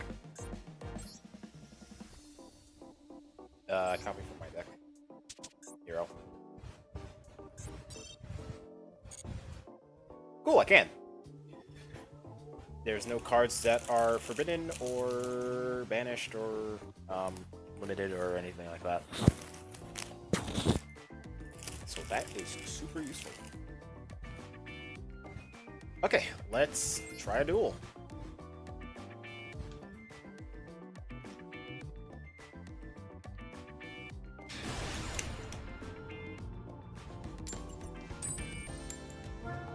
Cowboy. I'm facing a cowboy.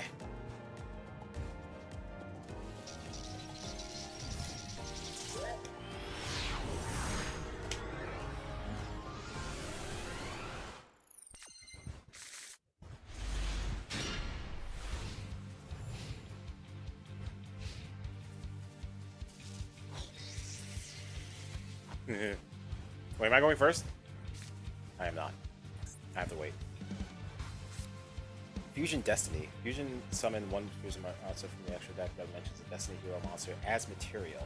Using monsters from your hand or deck as fusion material.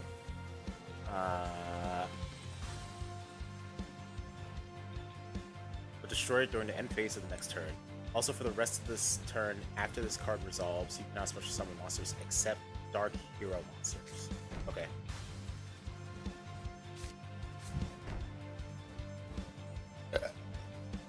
Oh, excuse me, I got problematization right off the bat.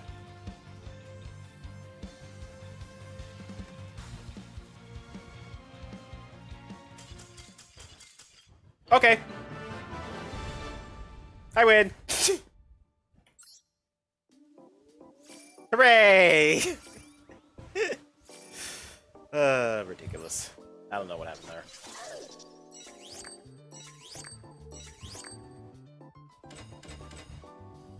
Sweet. Legacy pack tickets, awesome.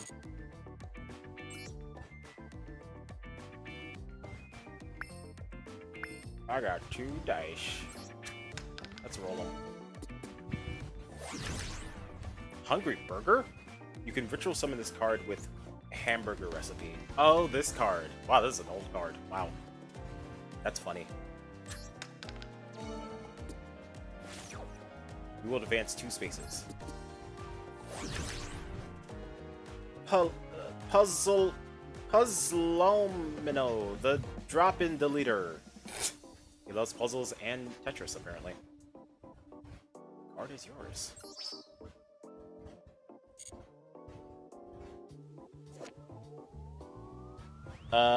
Two monsters with different levels. If a monster is special summoned face up to a zone this card points to while you control this monster, center of the damage step. You can declare one level from 1 to 8. That monster becomes that level until the end of the turn. You can target 2 monsters with the same level, 1 from each field. Destroy them. You can only use each effect of Azalamo, the drop and deleter, once per turn. Oh, interesting. Okay, so he drops the levels and then he deletes those levels. Okay. That's good to know. Because I think he will appear now. How do I look at the rules again?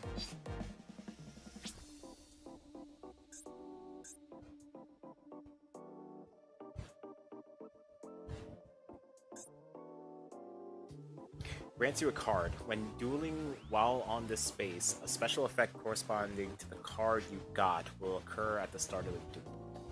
Oh. A special effect. Oh, monster cards. The monster will appear on your field. Spell and trap card. The card will be added to your hand. Got it. Cool. Cool. That'll be interesting. That'll be very interesting. I guess I could use that.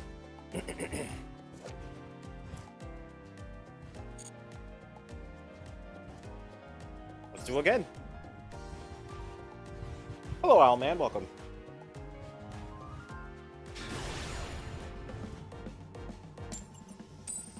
This is probably an actual person that'll actually, battle.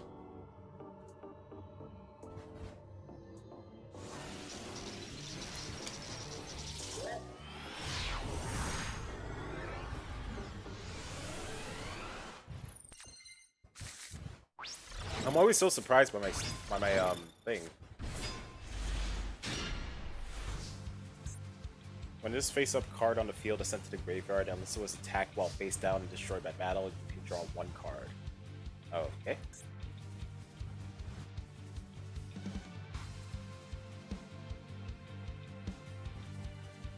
Oh! It's my... Oh, okay, I'm going first. Okay, cool. This card knows so much... Cool.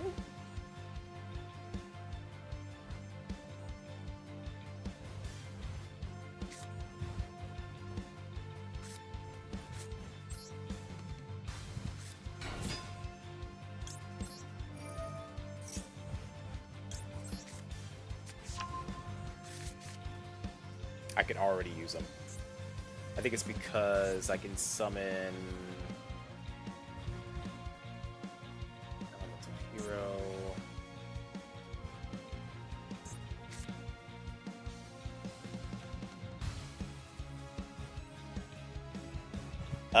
Can I? No, I gotta keep that in my hand. Alright, cool. I can't battle. Let's go.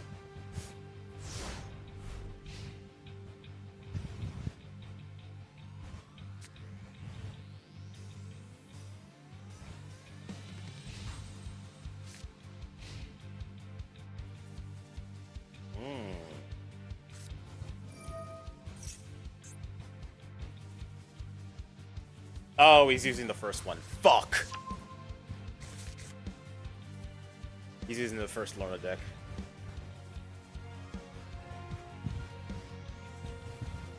This is some weird looking blackjack. The best kind of blackjack, in my opinion. Well, that and Balatro. But then again, that's not blackjack.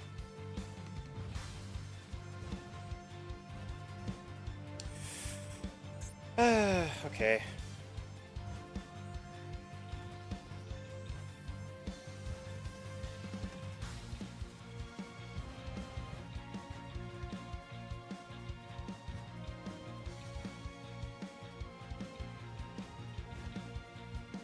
See, if I had Miracle... Chicken Jackie! If I had Miracle Fusion, that actually could be useful, but I don't have Miracle Fusion right now. And he fucking gives up! What the shit?! Look, I'm okay with getting points and advancing in the board and shit, but I kind of want to battle and like, test out my deck.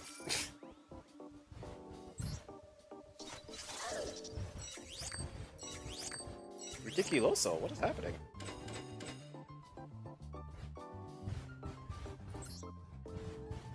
Alright, time to roll.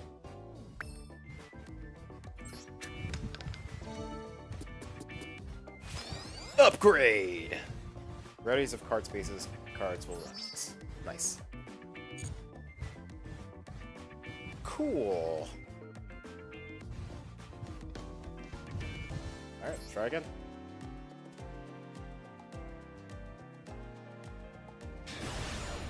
Yo, pot of green! Well, what does it do?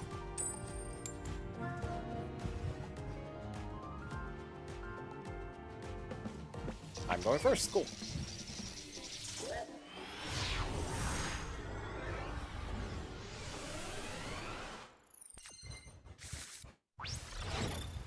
Oh, all Neos cards. What the fuck? You can target this. You can discard this card, then target one hero monster on the field against. Oh shit! You can discard one hero monster. Discard gains attack until discard monster's attack. Okay, cool. That's actually quite straightforward. Special when one mentions ignoring the special place one free monster mentioned in the bottom of the deck in no order among cards in your hand field. Place elemental heroes into your deck. Neither bird can protect.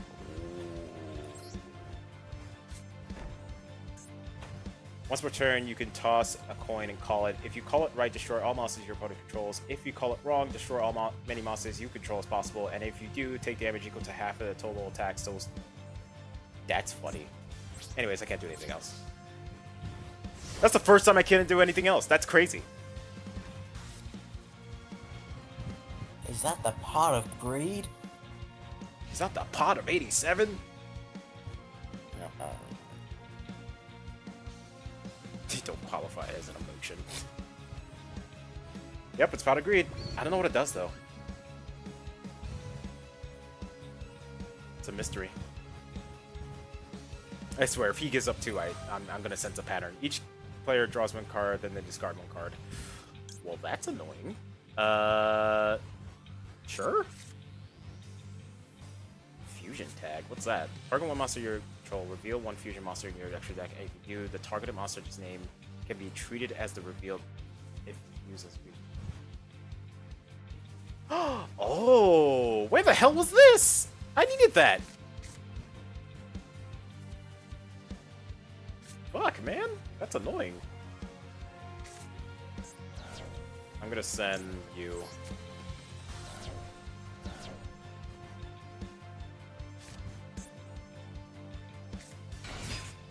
What's that? Full-time monster is on the field. You can special summon this card. You can only special summon 1 full-time. Gain for another full-time monster on the field.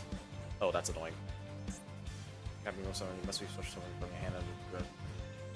Cannot attack the turn of the special summon. You can only special summon if this card is special summon. You can add 1 galaxy. Okay, that's fine. I don't care. What do you do again? Oh, I can special summon it. Aha! Yeah. Okay. Cool. I'll wait until he attacks, then I'll summon it.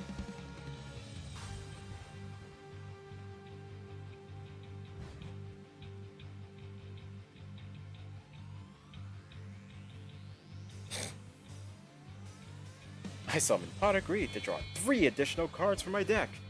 No, that doesn't sound right. Something about it, you know?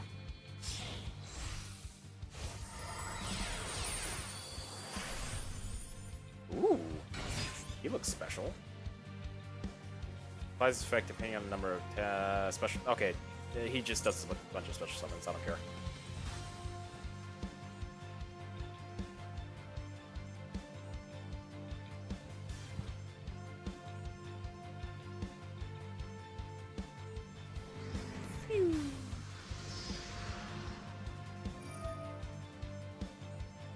That's a raid, is it? Yep, that's a raid with Trap. 16 viewers, holy shit! Trap, what were you doing? I mean, hello everyone, hi, welcome. I am Trickster. You can call me Trickster or Dexter, doesn't really matter. Welcome to my channel. I am oh Jesus. Sorry, I'm in an intense match. You can special summon this card during the battle phase. When the battle's a monster, you can target or opposed monster, banish both cards from the field to return those banished monsters from the field. Interesting. I'm playing Yu-Gi-Oh right now. I am an animator, illustrator, comic maker, game developer, pretty much anything creative except music making. I'm pretty much that. I'm that guy. When an opponent's monster declares attack, you special summon this card from your hand. If you do, you cannot be destroyed by it. Sure. Can I introduce myself? Sure. My name is Supersonic TD7, Supersonic for short. I just make art and play games with this cool guy over here. To like the left of me. And I also make covers because I have a really good singing voice. Indeed. Instant contact could be cool, but I need problematization. It'd be great if I had mirror confusion, but let's go with problematization.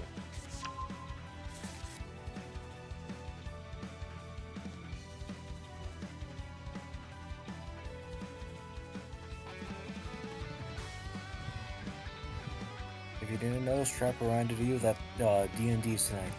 Yep. Oh, I know. That's why it's in my title. But thank you everyone for being here. Like I said, I'm in a Yu-Gi-Oh battle, so I might not be able to address everyone. I am sorry. But yeah. Can't be destroyed by battle, idiot.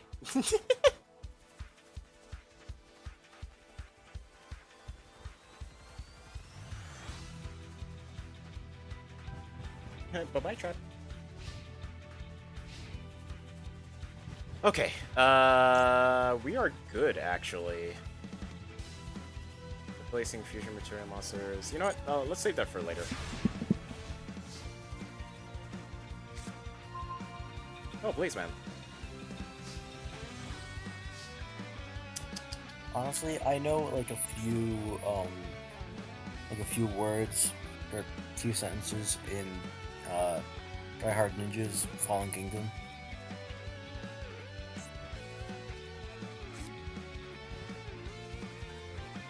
And one polarization can affect your hand. I already have polarization, unless I do it again. I guess I could do it again. Let's go for it. Used to rule the world. Trunks would load when I gave the word. Now every night I go stow away. Hide from the mobs I used to slay. Yeah, that's all I know. Pretty good.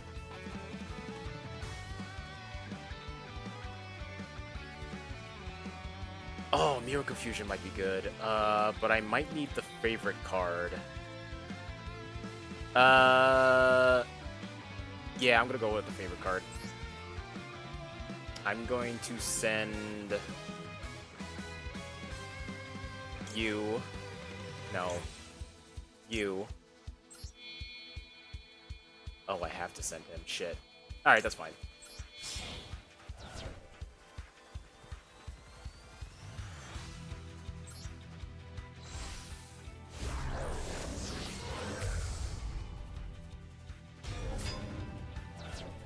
Yep, use your effect. Nope. I need the favorite hero. Alright. Target one monster you control. Reveal one fusion monster in your extra deck. And if you do, the targeted monster name... Oh, I guess I could have done that. Oh. Yeah, well. We'll just do favorite contact.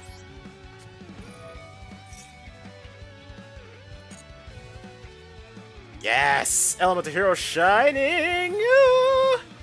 Neos! Wingman! This is what I wanted. You. And you.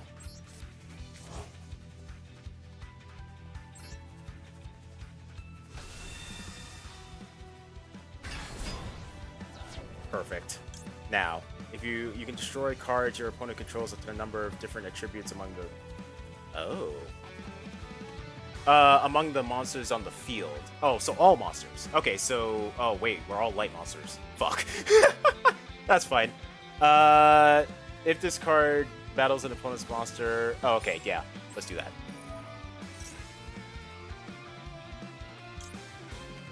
You can discard this card, then target one field begins until the end of the turn. Whatever. You. Destroy. Wait, what can you do? Oh.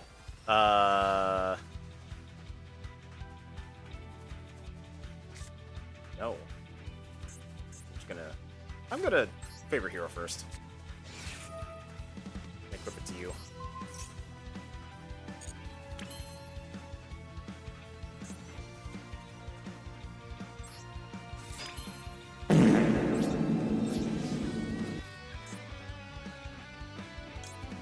Start of battle, you can activate. Oh, yeah. I forgot that was the other effect of that. Gee, it sure is boring around here. Damn. Be so mean. Alright. Attack. Boy, you. This piece is what all true warriors strive for.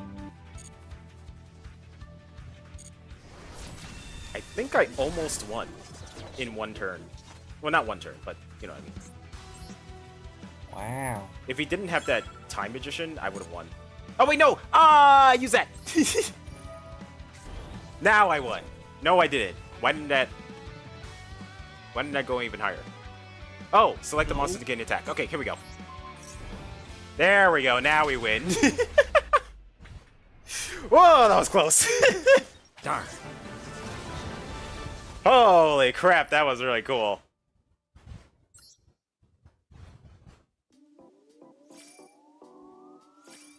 Very, very cool stuff. I think I already said this, but I would like make a soundboard sound for the Blocktails Win theme, but unfortunately it's just a second too long.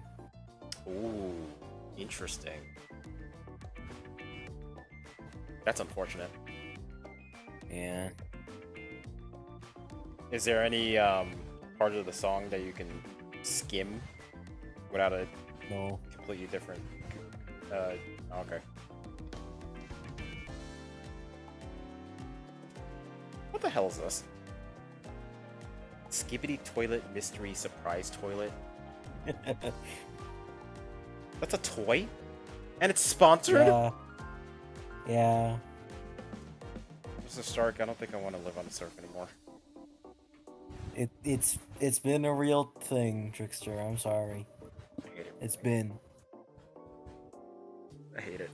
Anyways, for all the new people here, I didn't get to fully do the intro or whatever. So yeah, today we'll be playing some D&D with my friends. It's going to be fun. I've done some illustrations for our characters, but they're just sketches right now. Eventually I will fully illustrate them.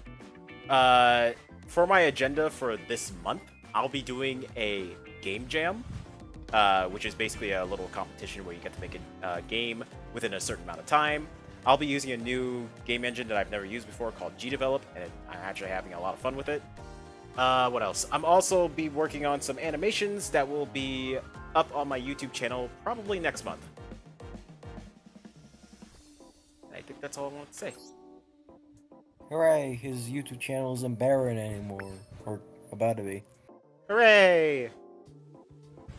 Dual victory. Normal or special summon a monster whose original level / rank is 7 or higher. Oh wow, that's a specific milestone. Excuse me. 3 SR baby. Laundry trap. I think I've seen that card once before. Maybe. I've seen the monster before, but not the actual card. This card is mine. What does it do? Once per chain, if a monster is normal or special summoned to your field, except during the damage step, you can send the top card of your deck to the graveyard. Huh, okay. If this card is sent from your deck to the graveyard by a card effect, you can target one card in your graveyard that was sent there this turn, except Laundry Trap. Add it to your hand, but until the end of your next turn, after this effect resolves, you cannot activate cards or the effective cards with its name. I don't think this is a good card for my deck. Oh, that's interesting. Why did both play? Thank you so much for the follow! Welcome to the Trickster crew. I have no idea why both notifications played. Ads. Yeah, ads. I'm sorry about that. I need to... Oh, you know what? Maybe... Oh, I think I know why. Hold on. Give me a sec. I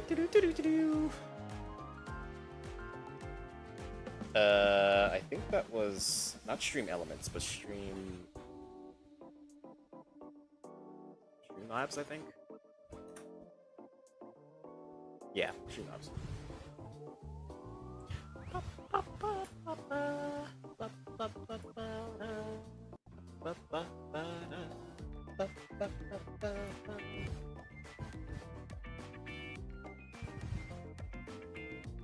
Come on, load. Alright, hello box. Let's see. Twitch follows. How do I disable this one? Oh yeah, it's enabled. Yeah, disable that. I needed to save the settings. That's what I didn't do last time, because I'm a big dumb. Alright, now only the new notification should play. I apologize for that. The new one is, by the way, Lily saying hi. There we go.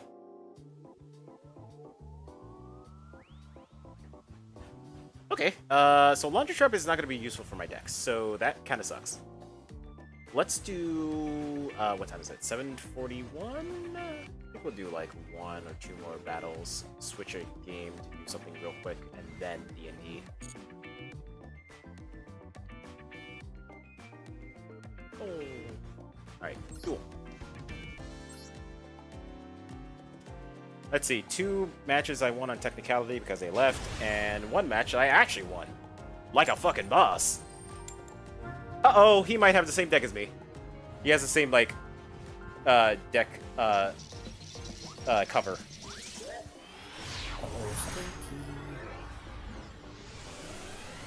Hello, here,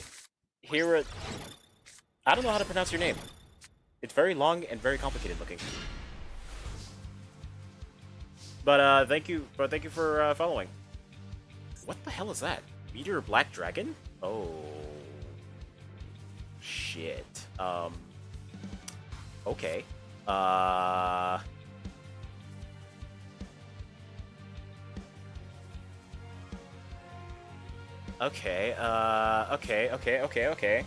What are you playing? I am playing Yu-Gi-Oh! Fuck, what is this? Master Duel. Am I new? New to playing this game? No, I am not. But I am new to playing this deck. I'm testing it out on the special ranked thingy that we're doing. Specialist card. When this card double summon. If this card is special summon. Yeah, let's do you.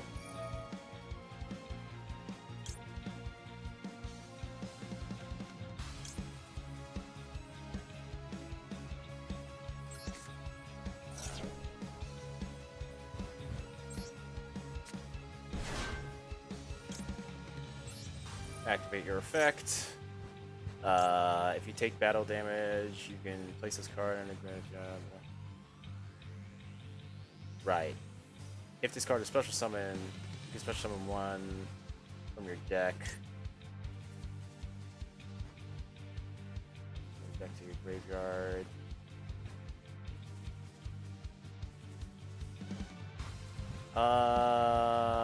Shit. I'll go with this one. Wait, no, fuck. That goes there. I'm a fucking dumbass.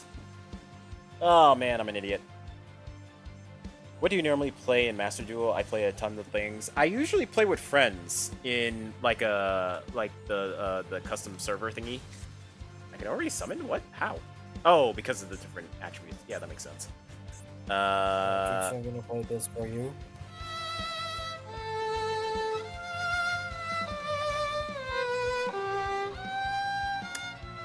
I think I can salvage this.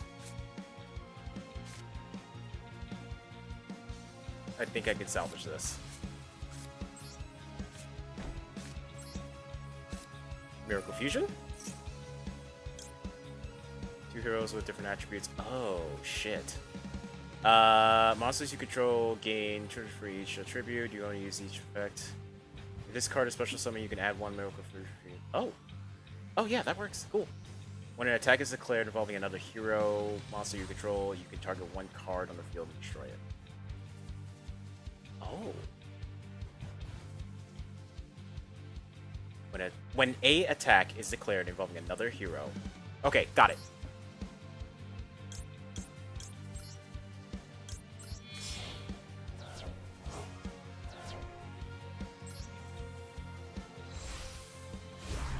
Okay, including Virus Control, Labyrinth / Layer of Darkness. Ooh, nice. Which is my most hated deck so far. That's funny. This card is used to add to the graveyard or banish. You can draw 2 cards and discard 1 card. Sure.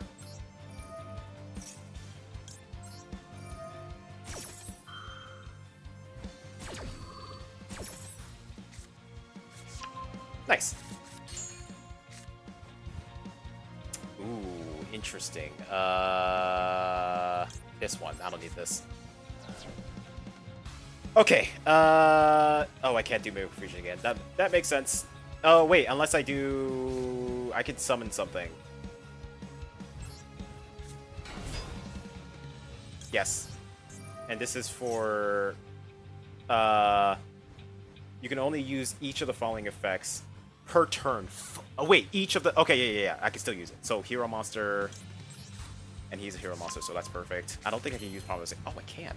Oh, because of the different attributes. Again. Okay, cool. Let's not do that. Let's do... Actually, maybe I could summon it. Hold on. Light, dark, fire. Oh, that's for link summoning. No, I don't want that. Which one is it? Is the 3-1? Here it is. After this card, Elemental Hero. Choose summon it for the rest of the turn. This card is attached. Yeah. Let's do that.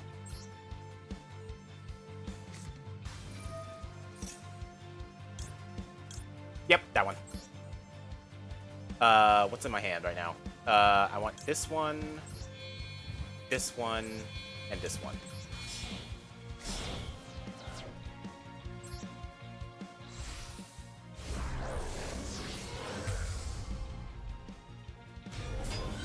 This is all my first attack, right? First turn, right?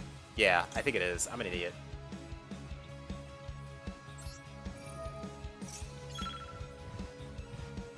Oh, it's my hand? Oh, fuck.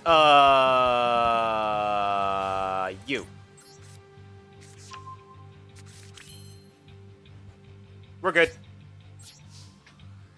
I don't want to waste any more time. I wasted that guy's effect. I'm a big dumb. Big dumb. And now this is on my field forever. God, I'm dumb. But this is how I learn. I have to make mistakes in order to learn.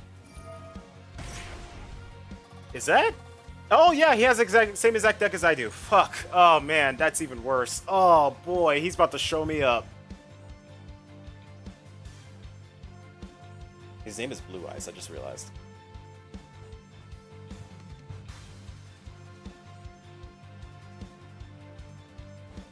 Okay, let me read up on this. Add one of the fusion monsters whose name is specifically listed to the card from your deck to your hand. Then polymerization. That's tricky, actually, because I don't think I need Neos right now. Oh!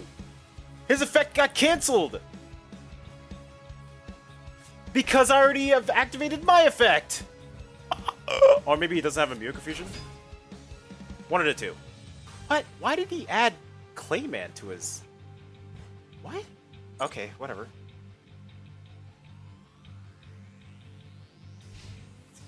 Clayman wasn't originally in this structure deck. What is he doing? What the fuck is he doing? Oh. This fucker. I can do the same, you asshole. Shit. Fuck. Shit. Fuck. Shit. This one. Can you do that, Trickster? I can. It's fine. Are you sure? Destroyed that guy. He destroys my guy. No! I already used it, so he can't use it! Oh, I love it! That's so good! You're an idiot, you motherfucker! Let's go! Oh my god, I love this deck! It's even good against its own deck! Oh my god! Oh fuck. Okay. Now I just have to not make stupid mistakes and we can win this. This is wild.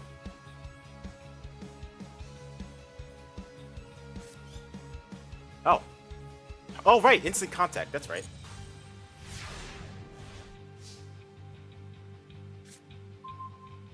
Is Needles in my graveyard? No, that was the other card.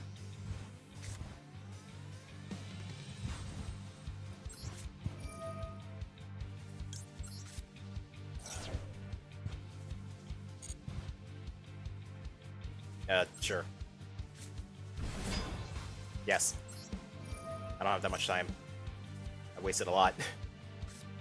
No! This motherfucker! Ugh. Oh my god. Okay, do I have repollinization? I do. Let's activate this.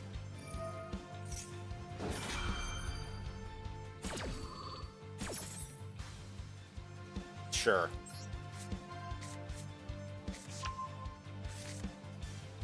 Yes.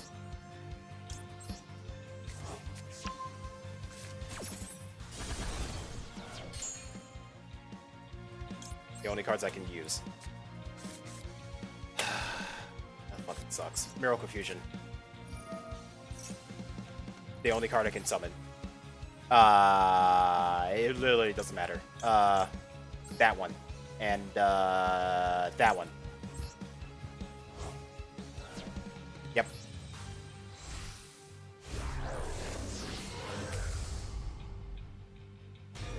Which one is this one? You can add one variable. Oh, yeah. Let's do that.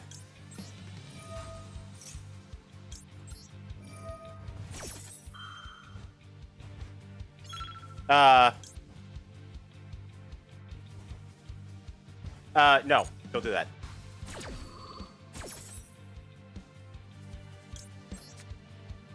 Favorite hero.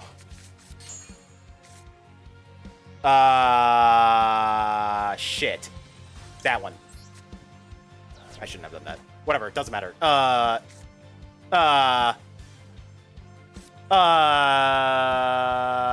Ignoring the summoners conditions.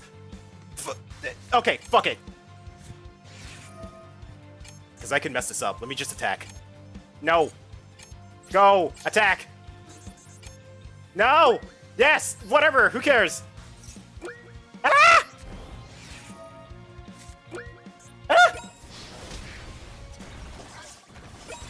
Ah!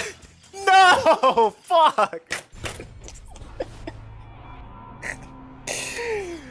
I ran out of time.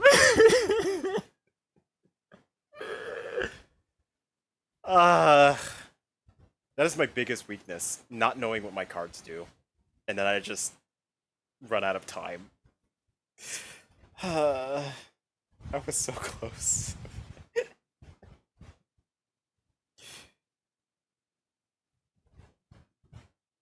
I'm bad. I'm just gonna hand you one of these. I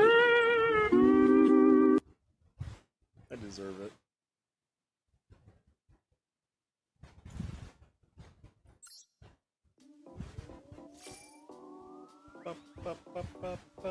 Oh, I just realized I'm not sharing my screen on Discord. Yeah, I had to rely on the stream.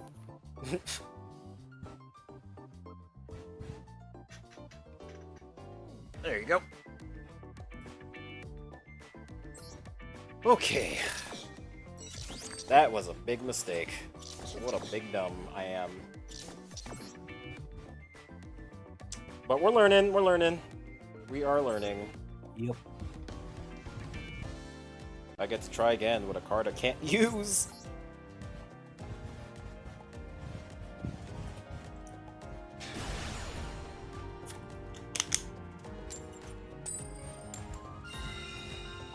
I'm going first. I should really go second, honestly. I think I work better that way.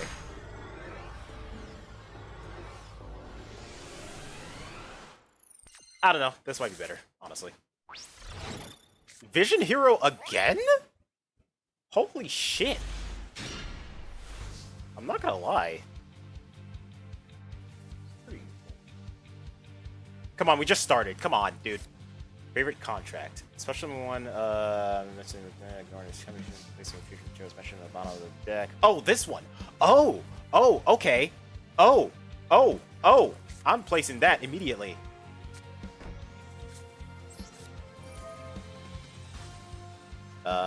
You.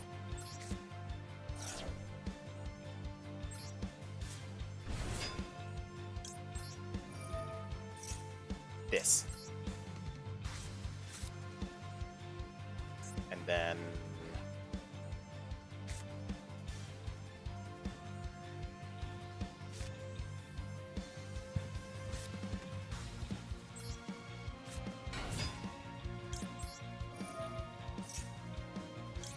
No.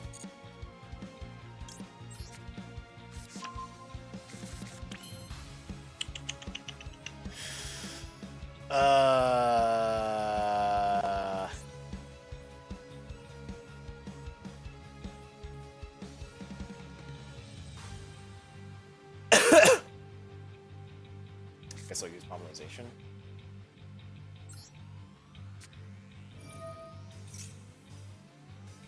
No.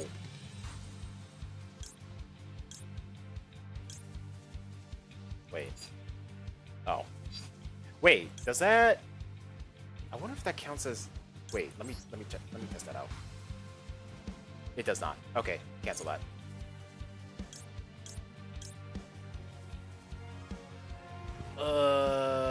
You can add one from your hand. I need that. Use special summon. I also need that too, but let's get this one first. Or should I? Should I get favorite hero or another fusion? Wait, idiot. Favorite hero.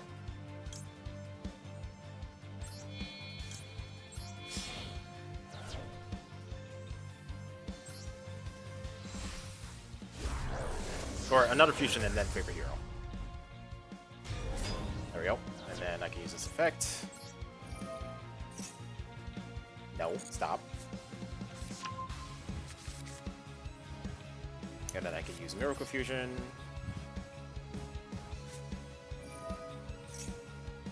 No, stop. Yes, that. That. And that.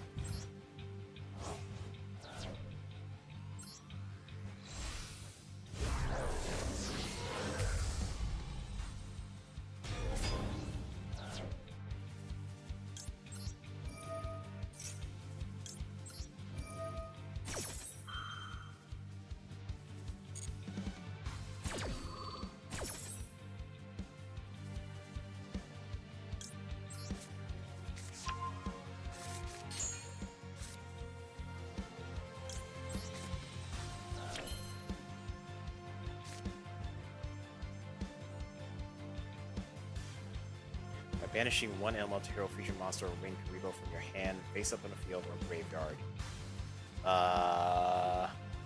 Wait, fusion monster, elemental hero fusion monster.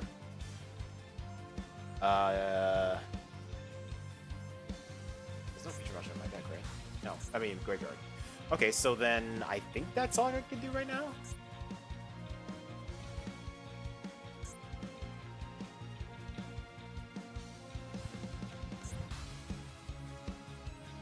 Yeah, we're good. Next.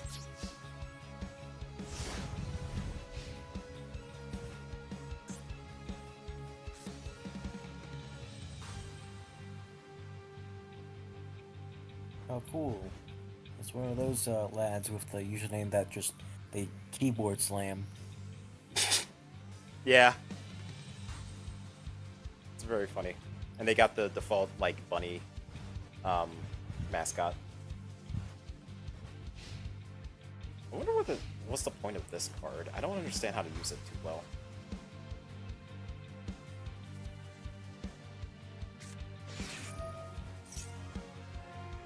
What is this? During your turn, each card is banished from your hand. Ah. I think he has a banished deck. Which could be very bad for me. It's before the end of the main phase. Special summon one. No, let's not do that yet. Why is he battle phasing?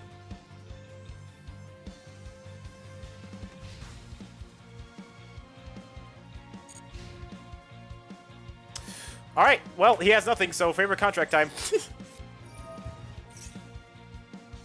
Yep. And then Neos. And then, sure, why not?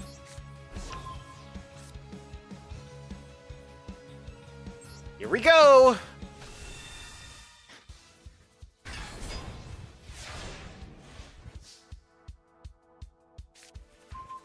Instant contact.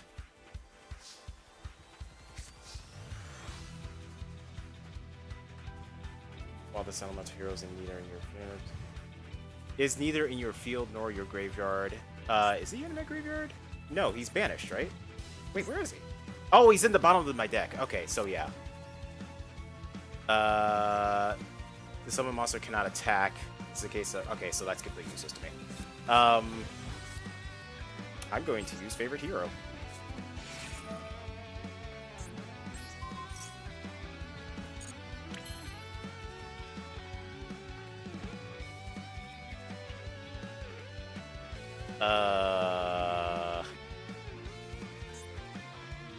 Why I still can't use that. Whatever. I'll just use. Wait, this summon. Yeah, fine. Whatever. I don't need to do any of this. I'm just flexing, honestly.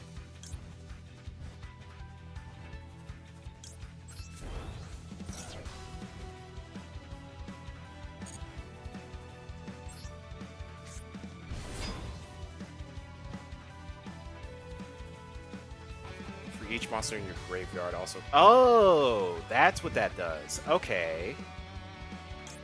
If this card is sent to the graveyard, you can add one endless unit from the deck to your hand and say, yeah, sure.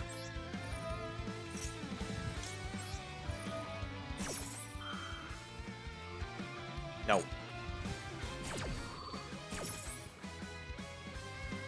This one.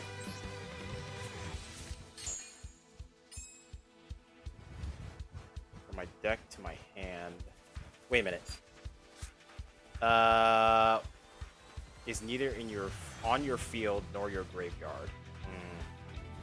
Fuck. Shit. That actually would have been useful. I don't have any other cards that discard. I don't think, anyways. No, I don't. All right, that's fine. We'll just do you.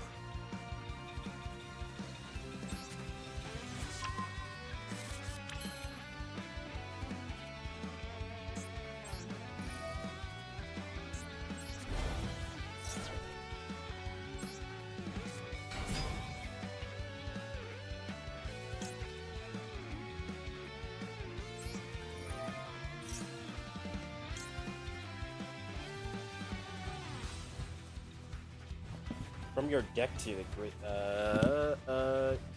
whatever. Who cares? I could do so much shit. This is crazy.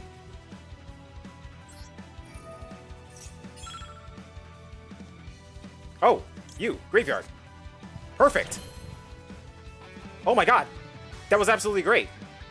Add one position to your card to your hand. I don't need that actually, but oh, I only can use that once. Alright, then instant contact.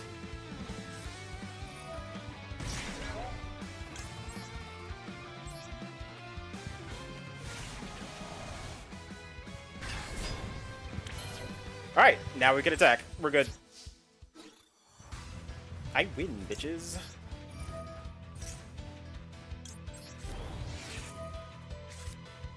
I'm starting to understand this deck now. When an attack class and then monster you control, you can target one card on the field. No. And I win. I did not need to flex as hard as I did with this guy. I could have killed him earlier, but I wanted to... Like I said, I'm practicing this deck. And I just did a really good move. Granted, I probably couldn't do any of that if he actually had some cards to counteract them. Okay. Now I know this deck can do a lot of shit.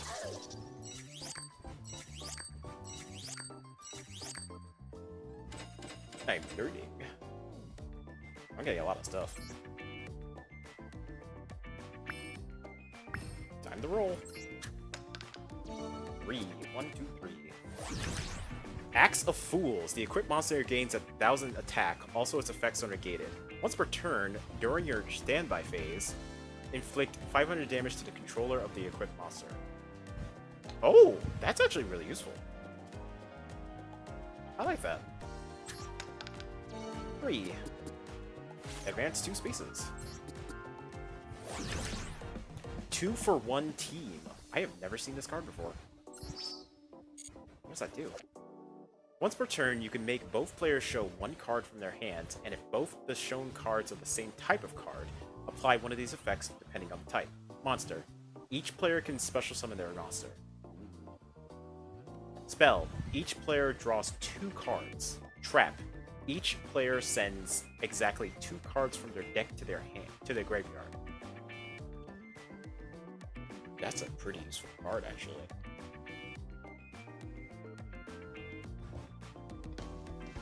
Yeah, that's pretty useful for me.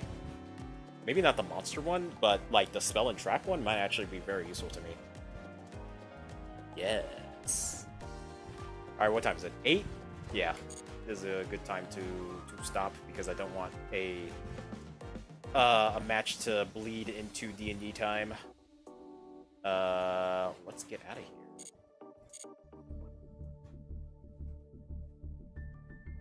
Oh, I didn't do my missions. I didn't get my mission stuff. Let me do that real quick. I've got so many. Holy shit.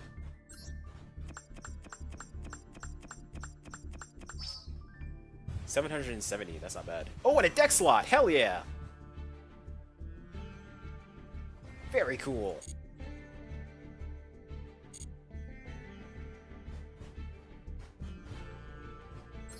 Let's look at the dual pass too.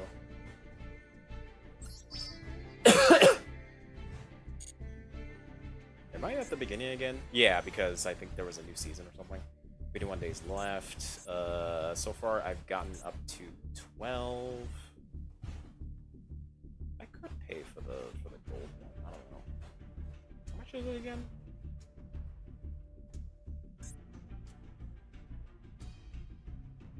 Oh, 700. And I just got 700 from missions. So that's not too bad. What will I get now, though, if I do that? 200, 35, 55, 70, 90, 110. Wait, no. Shit. No. I won't get much, basically. So maybe I should just save. Let's see what's in the shop for a little bit.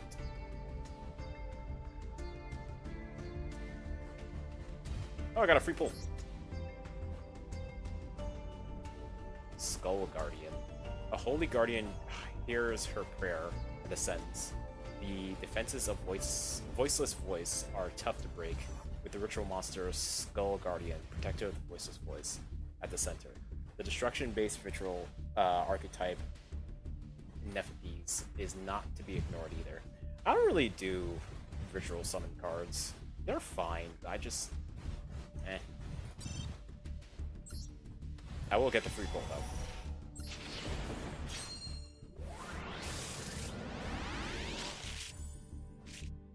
Nope.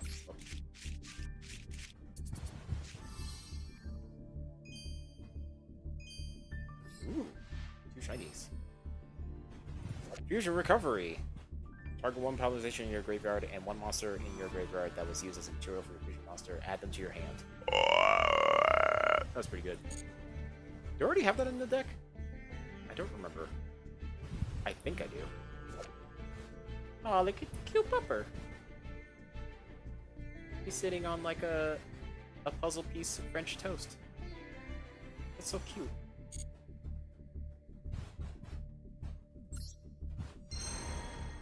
found a new card pack.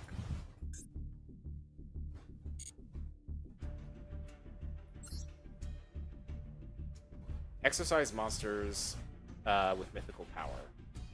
The Exosister, okay. Counters graveyard-based tactics with a powerful and purifying effect. Furthermore, the holy artifact armament excels in surprise tactics. That's kind of cool.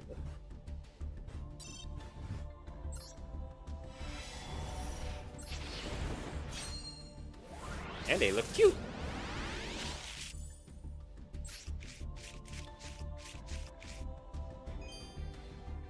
What's this? Digvor's King of Heavy Industry. That's interesting. Once per turn, you can detach one material from this card.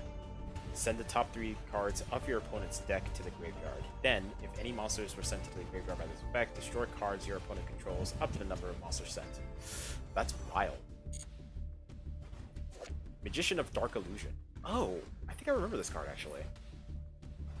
This card's name becomes Dark Magician while on the field. You can only use each of these effects, Magician of Dark Illusion, once per turn. During your opponent's turn, if you activate a spell / trap card or effect, except during the damage step, you can special summon this card from your hand. If you activate a spell, trap card, or effect while this card is face up on the field, you can target one Dark Magician in your graveyard, special summon it. This effect can only be used once per turn. This is a good card for Pichu's deck. Gravekeeper's Vassal. I remember this card too.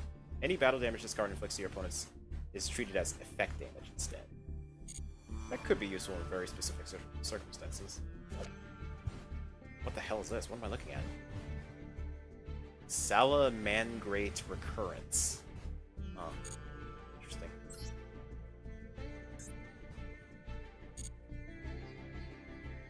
And another free pull. Whoa, look at that machine. Oh, it's crazy. Emergency, head to the scene immediately.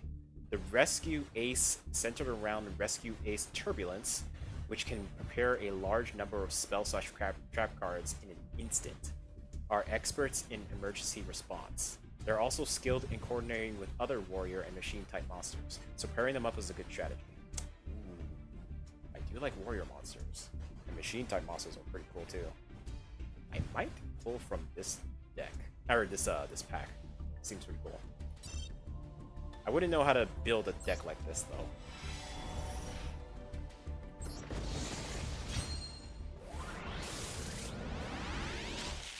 though. Ooh, lucky.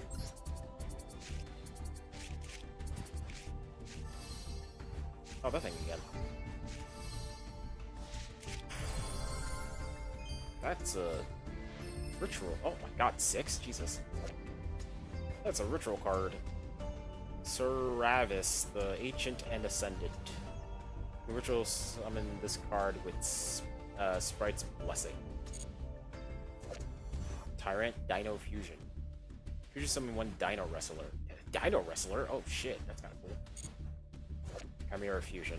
During the main phase, fusion summon one fusion monster from your extra deck, using monsters from your hand or field as material, including a beast or fiend monster.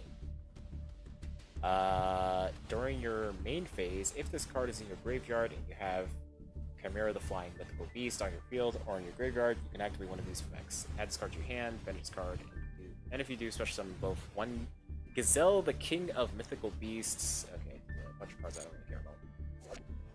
Prayers of the Voiceless Voice. Oh, look at all these machine cards. Very cool. Armored Unit. Cool. Cards are cool. I found a new card pack. How about several? Rapid Aircraft Advance. Oh my god, that looks terrifying.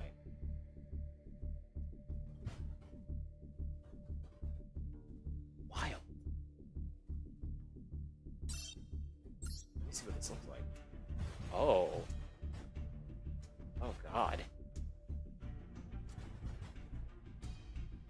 The Mecha Phantom Beasts fight with tokens, while the Machina put up a stand with troops and a firepower offense second to none. Make the most of the menacing power of both of these awesome machine types.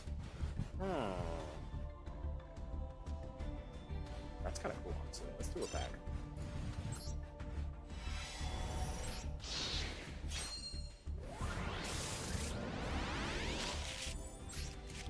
Wabaku! That's super old, but super useful. I think it's limited or banned. I don't remember.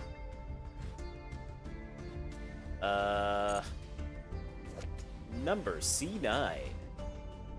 Chaos Dyson Sphere. That's wild.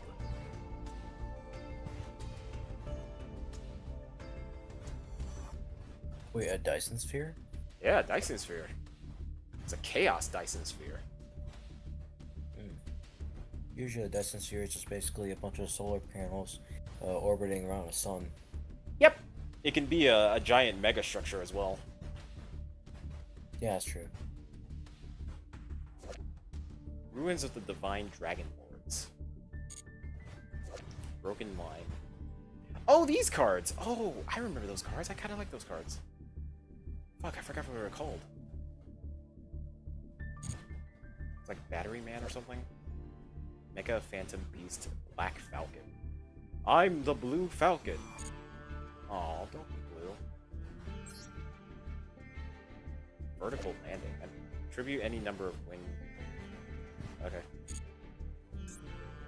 Cool. Alright, what else do we got? No more free pulls, right? Yeah, no more free pulls. Any accessories I can get? There's a couple, but none really stand out to me. Oh shit, he looks cool.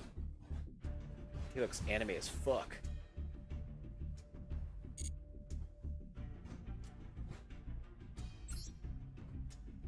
Oh, that's cute. Is that another one? Yeah.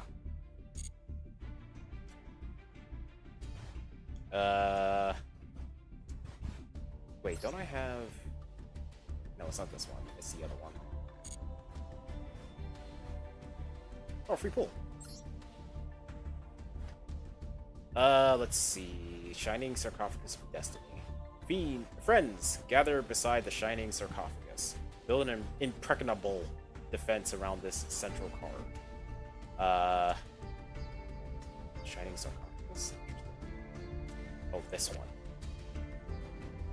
I've never seen this one. Cannot be destroyed by monster effects. You can only use each of the following effects of Shining Sarcophagus once per turn. During your main phase, you can add one card that mentions Shining Sarcophagus from your deck to your hand, except Shining Sarcophagus. You can add from your deck to your hand. Okay. If your opponent special summons a monster from the graveyard, you can discard one spell, then target one of those monsters and send it to the graveyard. That's pretty cool.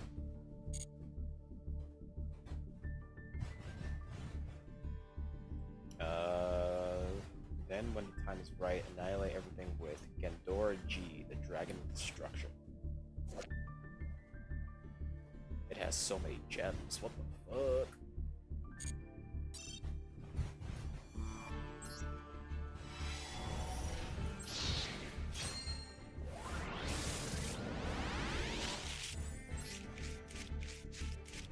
Aging Gearbox.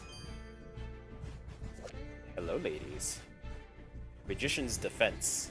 While you control the spellcaster type monster, any damage you take is halved. You cannot halve the same damage twice this way. If this card is sent from the field to the graveyard, you can target one spellcaster type monster in your graveyard special. Oh, this is unbelievably useful for Pichu's deck. That is super fucking useful. Holy shit. I don't like that card. Apple Magician Girl. I think this is an old one as well. Once per turn, if this card is targeted for an attack, you can special summon one level 5 or lower spell caster type monster from your hand. Then change the attack target to it, and if you do, the attacking monster's attack becomes half its current attack. If this card is destroyed by battle or card effect, you can target up to 3 other Magician Girls monsters with different names in your graveyard, add them to your hand. Cool. Oh, these guys! I like these guys too. Boot up order gear charge. When this card is activated, you can target any number of gadget monster cards you control that are equipped to a monster. Special summon them. You can discard one card, add one boot up Admiral, Destroyer, Dynamo from the deck to your hand. You can only use this effect. Interesting. Block Golem. Legos! Oh, excuse me. I hope Yu-Gi-Oh doesn't get sued for Legos. Haha. Ooh, excuse me. If all the monsters in your graveyard are Earth, you contribute this card, then target 2 level 4 or lower rock monsters in your graveyard, except Block Golem. Special summon this rock monsters, but their effects that activate on the field cannot be activated this turn. That's not too bad. Level down! I remember this card.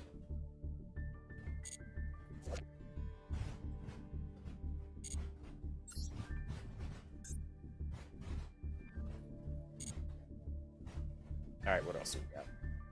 Here we go. That's what I wanted, the legacy packs. I got 10. Let's do it.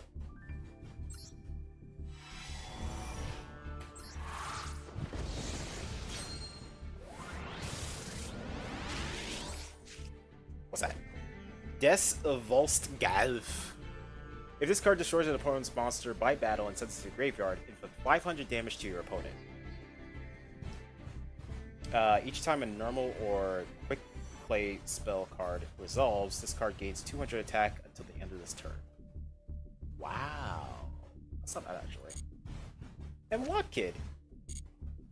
I remember Walk Kid.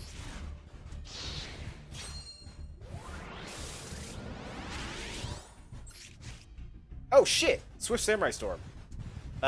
Each turn, after the first time a 6 Samurai monster you control battles, all 6 Samurai monsters you control gain 300 attack until the end of this turn. Oh, right, I remember it being kind of subpar. It's still a continuous trap, though. I could probably have multiple in my deck. No, actually, no, that won't be worth it. There are better cards.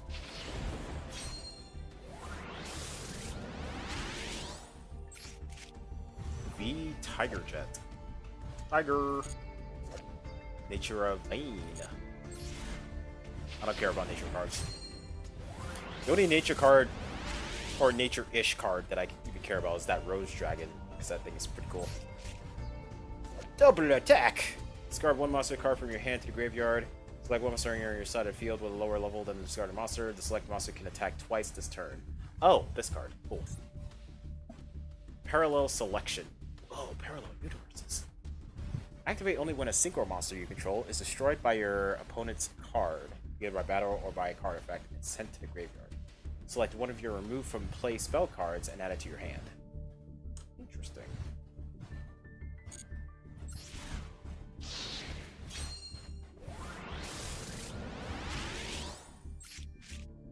Fog control. Cloudian monster. Interesting.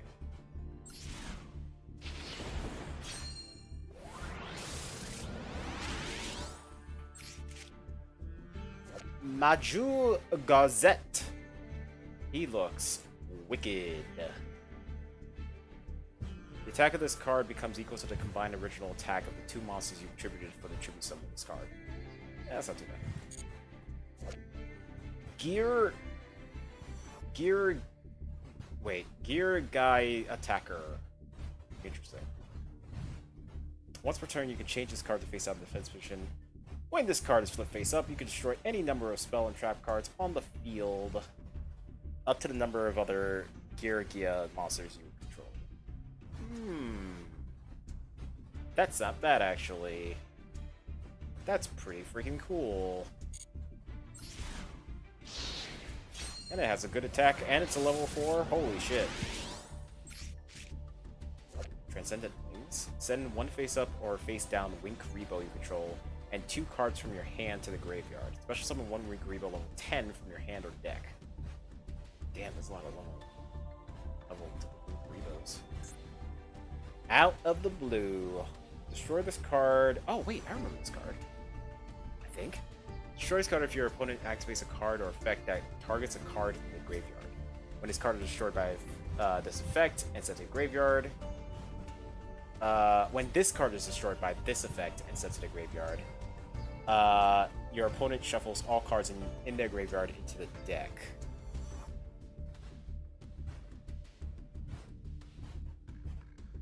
That doesn't seem very useful.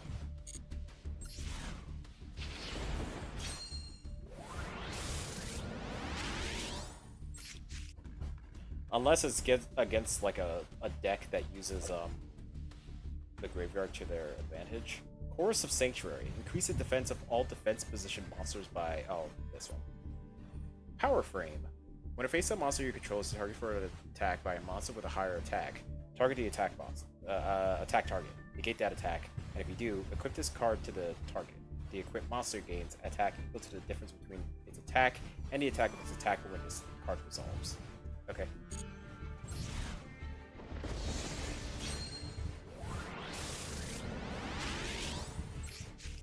What's that? Number 56, Gold Rat. Once per turn, you can... Wait, level 3 level 1 monsters. Oh, okay.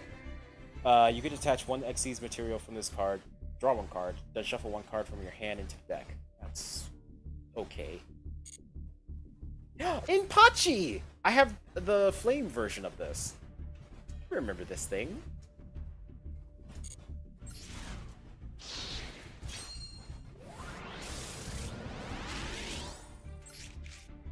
What is that? It's a Pokemon. Armed Protector Dragon.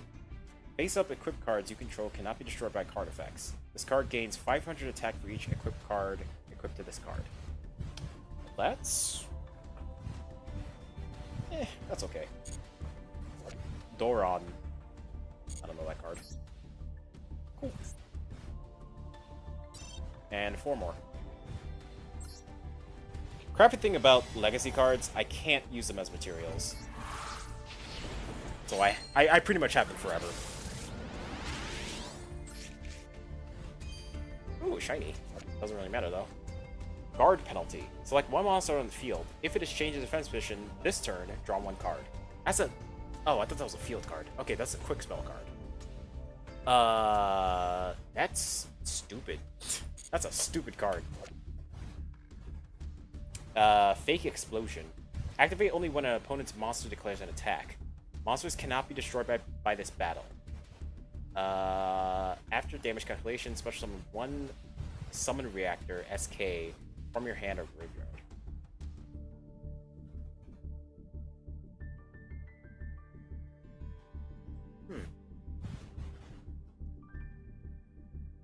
I can see the inverse of this being very useful.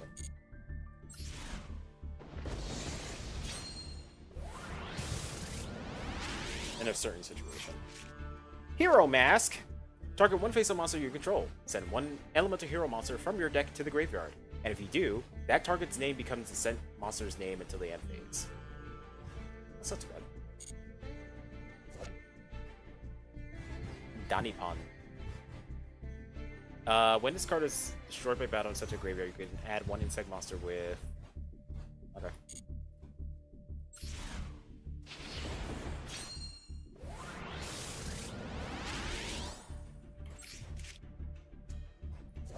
Ill Blood. God, that looks... ugh. I remember this card. Jesus. Comrade Swordsman of Landstar! I remember this card too. This card, cutie.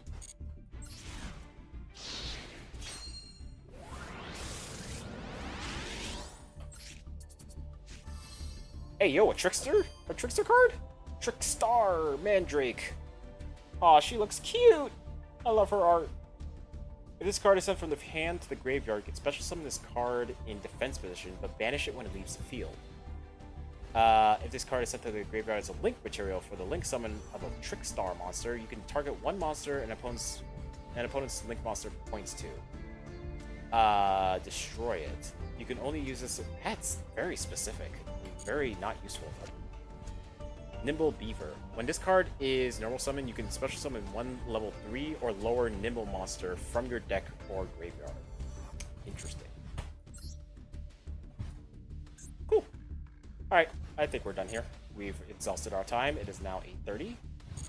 Which means it is time for some D&D. which means I gotta move to the call. So I guess I'll see you later, good luck. Supersonic. Yeah, thank you. Don't die, and especially. Fuck! What was he gonna say? Ah! No, I'll never know. Well, anyways. I'll check out the clips later. Let me look at the group chat. Man, it seemed like a decent fellow. I hate to kill you. Link to the map tool for easy access. Also, characters required to have a flaw, or is that just a suggestion? It should be required. Makes things interesting.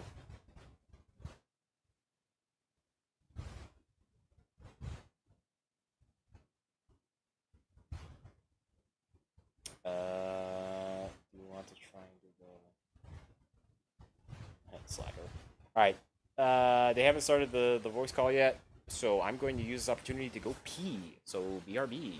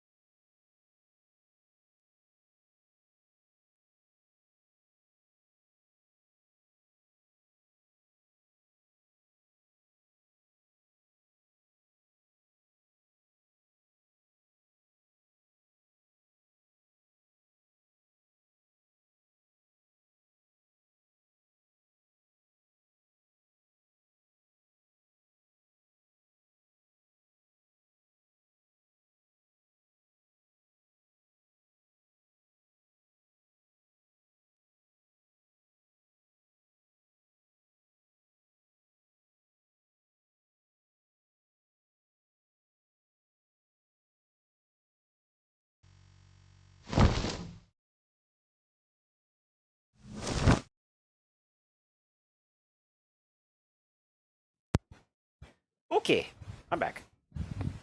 Let's see what the group says.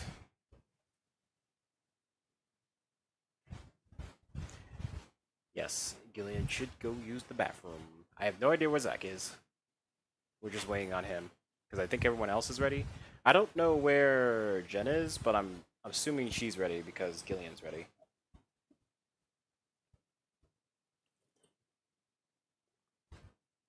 Sean's ready, Trap's ready.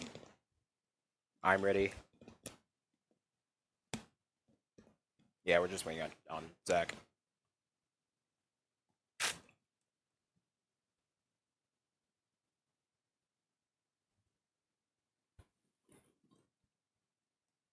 Yum yum yum. Delicioso. Yep, we are indeed almost ready. Yes, the very guy who makes this game run. Haha, hee hee, hoo hoo. Otherwise, we're just a bunch of characters floating in the nebulous. Forever wandering. Never seeked. Never found. Never fulfilled. Never say never.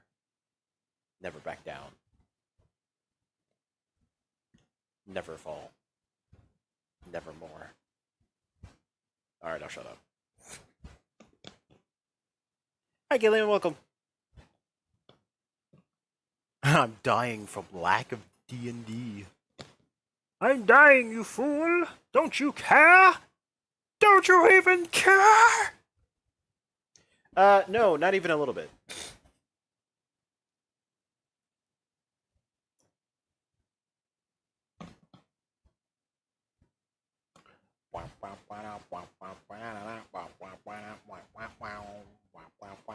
I'm using this time to stretch out my legs because I've been sitting pretty much the whole day today.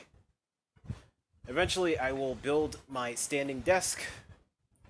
The only problem that I have right now is where to put some of the stuff, some of the extra stuff. I know where to put my books, which I have a lot of.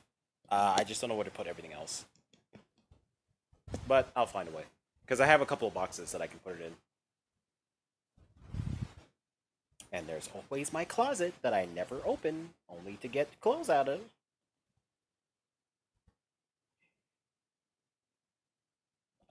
I'm using this time to stuff my face. Stuff it good. You stuffer. Should I start making a Blocktails Griefer impersonation, or should I wait? You can do whatever you want. We could do whatever the heck you please.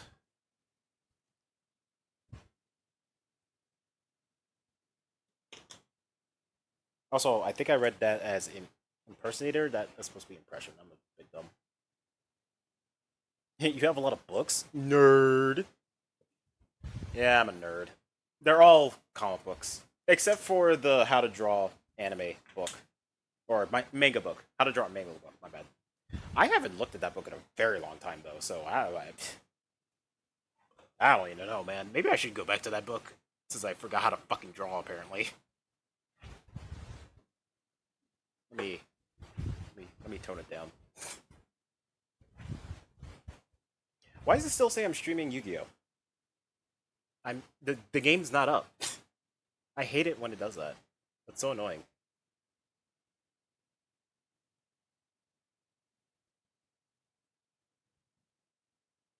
Oh wait, it says. Never mind. It's telling me that I'm streaming on Twitch, not the game. My bad. I read that wrong. We got how to draw. That's like forgetting how to breathe. In a way. Mega nerd. Yeah. I won't deny it. I'm a mega nerd. I have. Oh, that just reminded me. So on my vacation, I went to this water park called H2O. It's like a hotel water park thing with like an arcade and a whole bunch of other stuff to do. Whatever. We were walking in, but before we actually walked into the building, there was some trash in a trash can, and right next to it on the ground was a poster. Can you guess what that poster was of? I'll give you a hint. I love it a lot. Okay, that doesn't help. But literally, just name anything I love. Sorry, I also have a lot of books that I don't read. I did read at least all of the books at least once. Or twice. Yeah, I'm gonna say twice.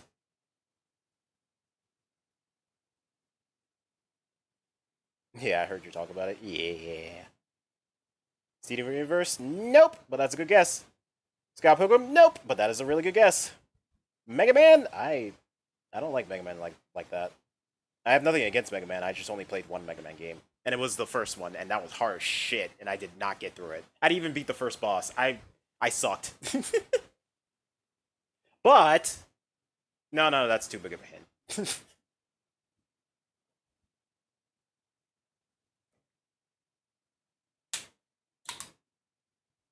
Give up.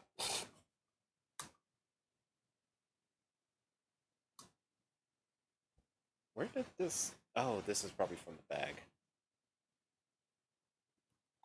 There you go, Sonic! Yep. It was specifically a Sonic Frontiers poster. It was just sitting there on the ground. As soon as I seen it, I took it. I took that shit. It's mine now. It is in my house right now. It's mine. It's so big. I love it. I don't know why they had it. Like, the place, H2O, they did show movies, but they didn't sell any, like, games, like console games or PC games. I have no idea why they had this poster. And I knew it was trash because it was literally right next to the trash can. So, like, that shit's mine. That is literally probably the best and biggest, like, material of fandom stuff that I've ever owned. I've owned a poster before, but that was years ago. And that was the Scott Pilgrim poster that came with the books. But this Sonic poster is much bigger. It is insane. I might not hang it up until I get the new place. I don't know. I have plenty of wall space. I could either put it to the left or right of me. Yeah. Yeah. I'll think about it. Fortnite. Nope. If only. How dare someone throw out a Sonic Frontiers poster? I know, right? Like, what the fuck? It's kind of hard to clean because the material of it is like one of those rough materials where it's like, it's definitely meant to advertise outside. It's kind of hard to explain. And if you try to like clean it with a napkin, the napkin will be destroyed. Dexter went dumpster diving? No, it was right next to the trash can. I was dumpster diving adjacent. For a second I thought that, oh, the Sonic Frontiers poster was probably a movie poster. No, you doofus. Sonic Frontiers is a game, not a movie. Yeah, exactly. I still don't understand that. Maybe they ordered a Sonic poster, but then they accidentally got the Sonic Frontiers poster when they wanted a Sonic movie poster. So that's why they threw it out. But I don't know. I'll never know why they threw it out. Hell, it might not even been the place's poster. It could have been one of the customers' poster for some reason. No, that doesn't make any sense. I don't know, man. I literally don't know. All I know is that it was out next to the trash can. I seen it, and now it's mine. This should definitely be a future PS4 comic. Ooh, yes. PS4 poster. Yes. Could contribute. This is my new favorite GIF. I have a favorite GIF. It's the Asian woman presenting a gun and cocking it while just smiling the whole time. I love that GIF. It's so good.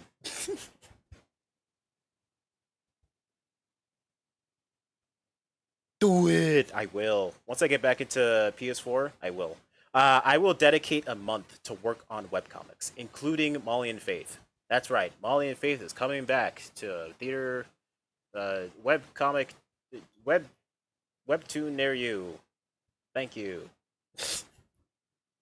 Eventually. Was I gonna work on another webcomic? I actually don't remember.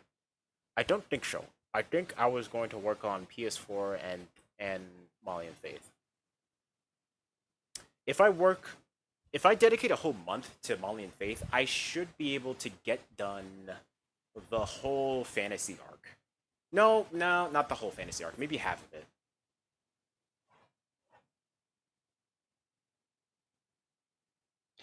Look at me giving you ideas. I demand 25 cents per every dollar you make on that comic. That's great. So, let's see, 25 per every page that I make, carried to 2, multiplied by 5. Okay, here's your cut. $0.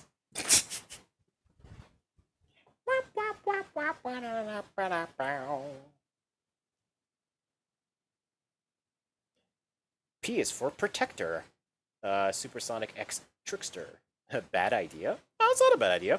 In fact, I actually planned on having some of my friends be guest stars in the comic. I had planned Gillian, Jay-Z, Azalea, Greg, Kuma, fucking... Actually, I think that's all I had planned so far. Oh, and, Josh. That's all I had planned so far.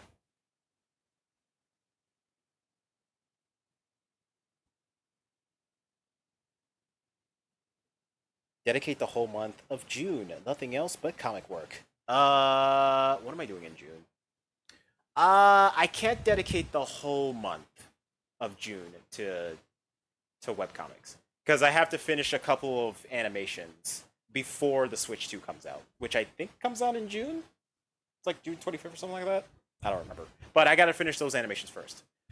Maybe I'll dedicate half of that month for webcomics.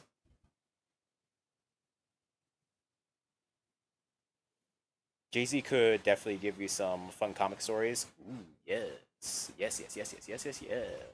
That would be fun. That'd be good. Yeah, because right now I don't really have anything specially planned for Jay-Z. She was just going to be like, maybe a love interest or something to one of the characters. I don't know.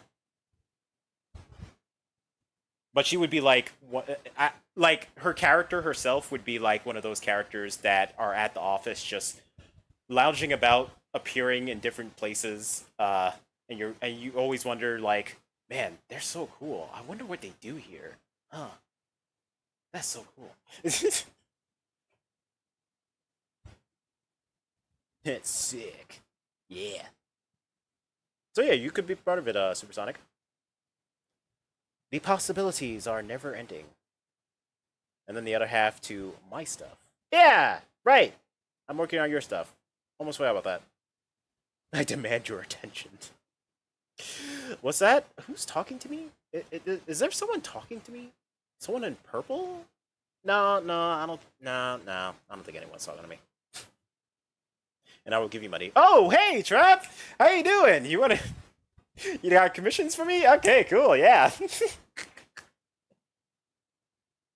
She'll be my love interest and drag me away to be a helldiver.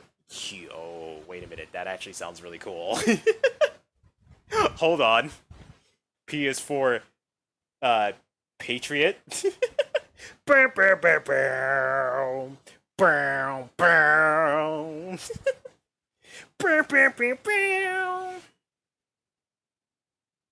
Democracy. The boss can come in and be like, guys, what the fuck are you doing? Democracy calls, boss. We got work to do. The only work I'm doing is putting a hell bomb in that swarm nest. You guys are this close to being fired.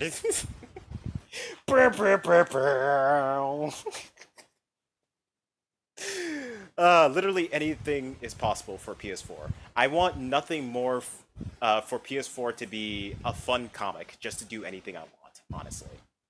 There is some underlining like lore to it, but I can explain that later. That's easy. For the most part, it's just fun.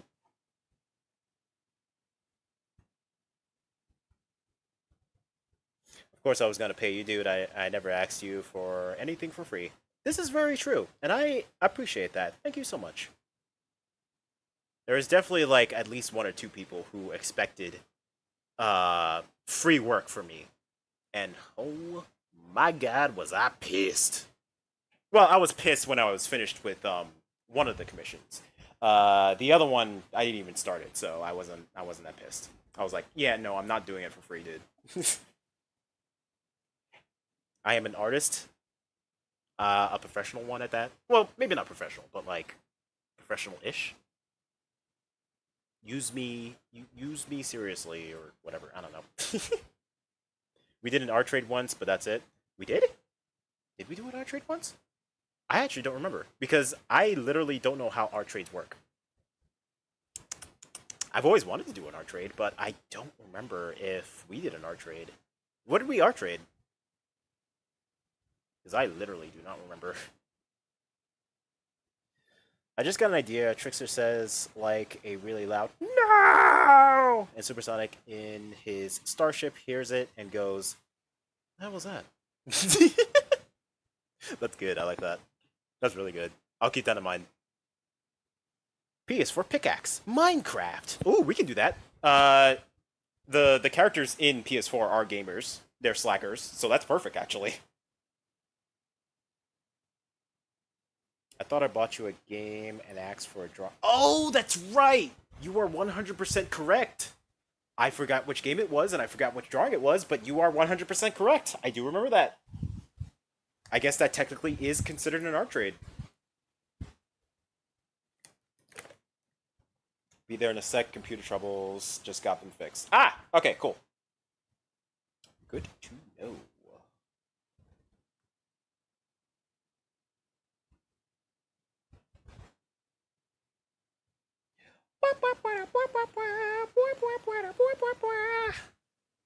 Alright, so Zach says he'll be there in a sec. He is dealing with a little bit of computer troubles, which kind of suck, but that is fine. As long as he's good, I can wait a little longer.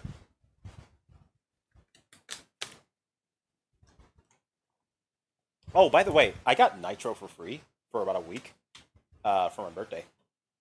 Discord was like, "Happy birthday! Here's Nitro." I'm like, "Cool." I got Nitro without even putting my credit card information in. That's a win-win in my book.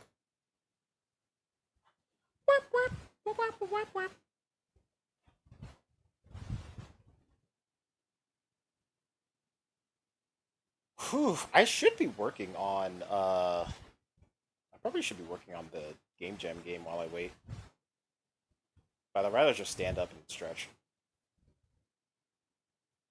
It's going pretty good, by the way. I barely did anything to the game, but, I'm enjoying the process, which is good.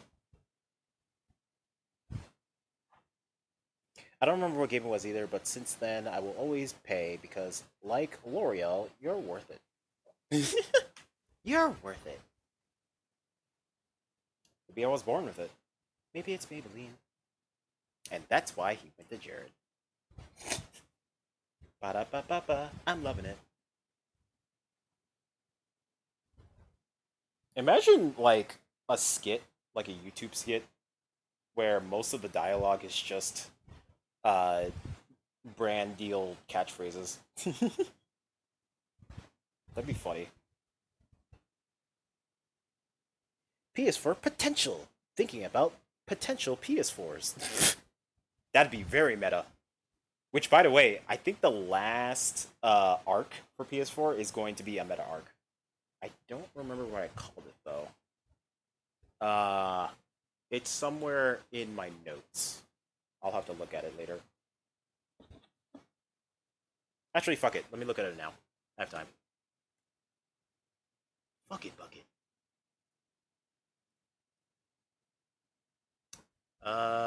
Documents. Where should I put it at? I think it's in temporary animations or art. No, stop. And then PS4 folder. Where is it? Where is it? Where is it? Where? ABCD. There it is. God, I'm dumb. Story arcs. Last arc. Oh, I called it Prolific Dream. That'll be the fourth wall breaking arc. Which one are we on now? We're on Patience. We're on the Patience arc. I have yet to finish that arc. The next arc after that will be Parrot. And then the next one after that will be Play.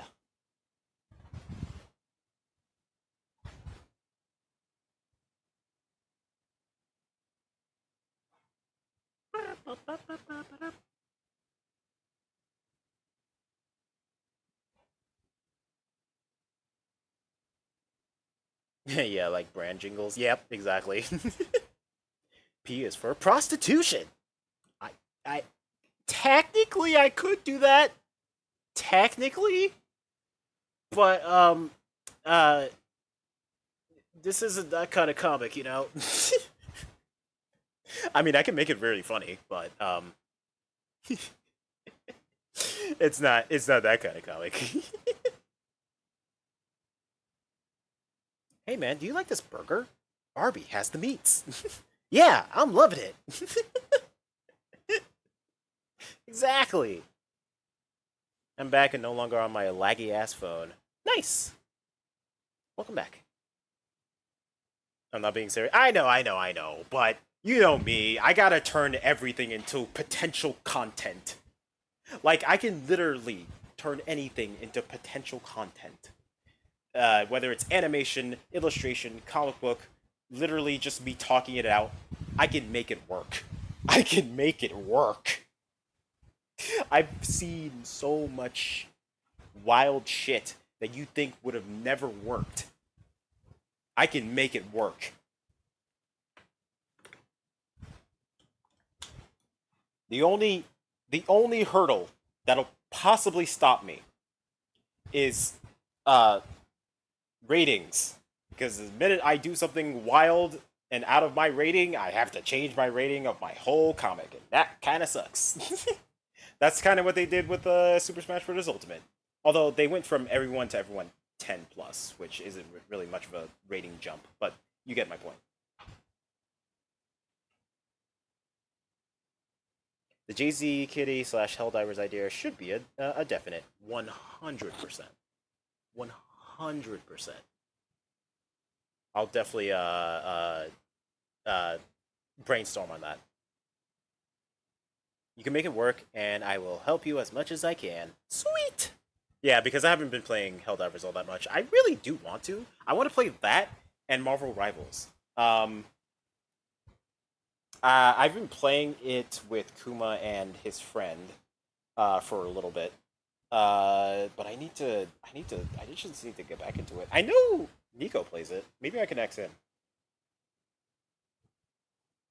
As for Helldivers, I can literally play that with any of you guys if you guys are free. I do like Helldivers. I like helldiving. It's fun.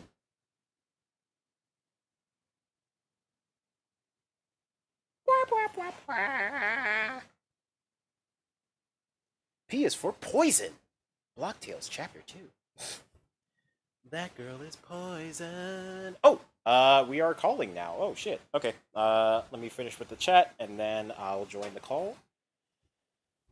Let me sit down. Okay. P is for P. At that point, it'll be like a little kid's comic where we learn our letters and alphabet. Let's play it on Monday night. Monday night. Oh, you're right. Helldivers. Yes, we could do Monday night. That'd be cool. I like that. Let's see. P is for Pirates. Sea of Thieves plus Elmira. Oh, that's a good one. Hold on a sec. Hold on. That's a good one. Unplanned arcs. Helldivers.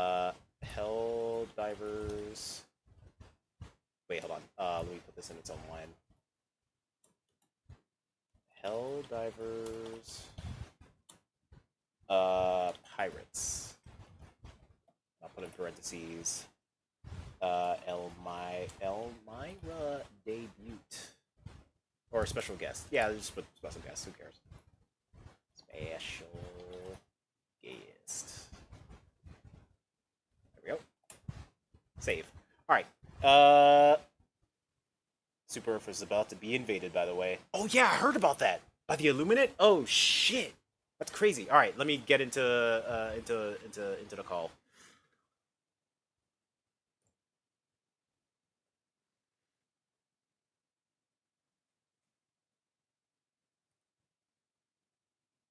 Ian.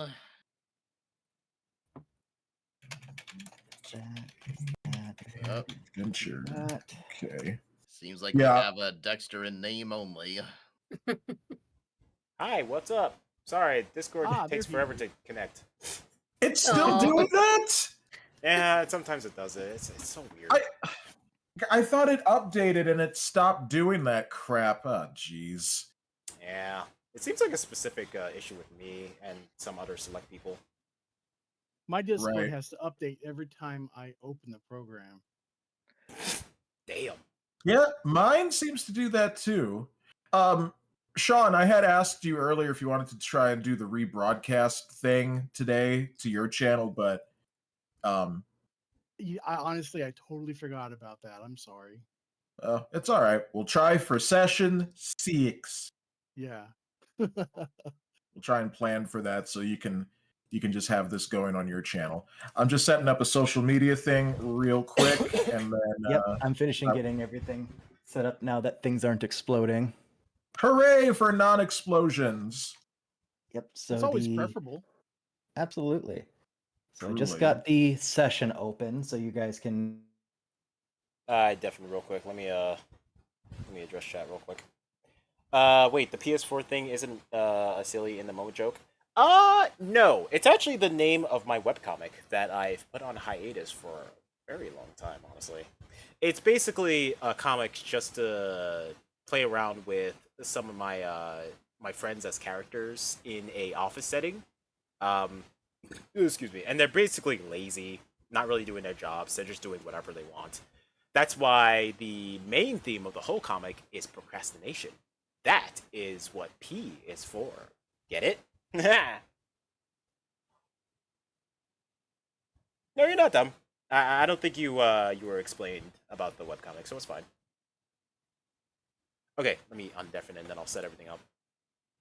Feels a little off. Yeah, I agree, but I really like it. But man, I'm really thinking about going back just to a traditional mouse. Sean, I have to show you something. This is from an artist that I follow named Shikari, and he just did this. This very interesting picture of Jessica Rabbit. She's not naked, but it's intense. Wow. Wow. Yep. And she's packing heat. Yep. She's like, "Who took my husband?" Who framed my husband? Yep. She is a woman on the prowl. And look, Dexter, look, Jay-Z Kitty is playing Helldivers. Perfect. We were just talking about this in his stream, like for a future comic idea that he could use. I was just like, well, why don't we have Jay-Z Kitty be in there? And she's like obsessed with Helldivers. Not far from. I know, right? And like I can get a lot of content out of Helldivers. Like I love it, so I know what I can do with it. Yeah, like I was saying, why don't we play it on Monday? Because I was gonna do like a language stream on Monday, but if you just want to hang out and play Helldivers, we could do that. Solid, I love it. Gillian, you in? Yep, I gotta catch up with the new content.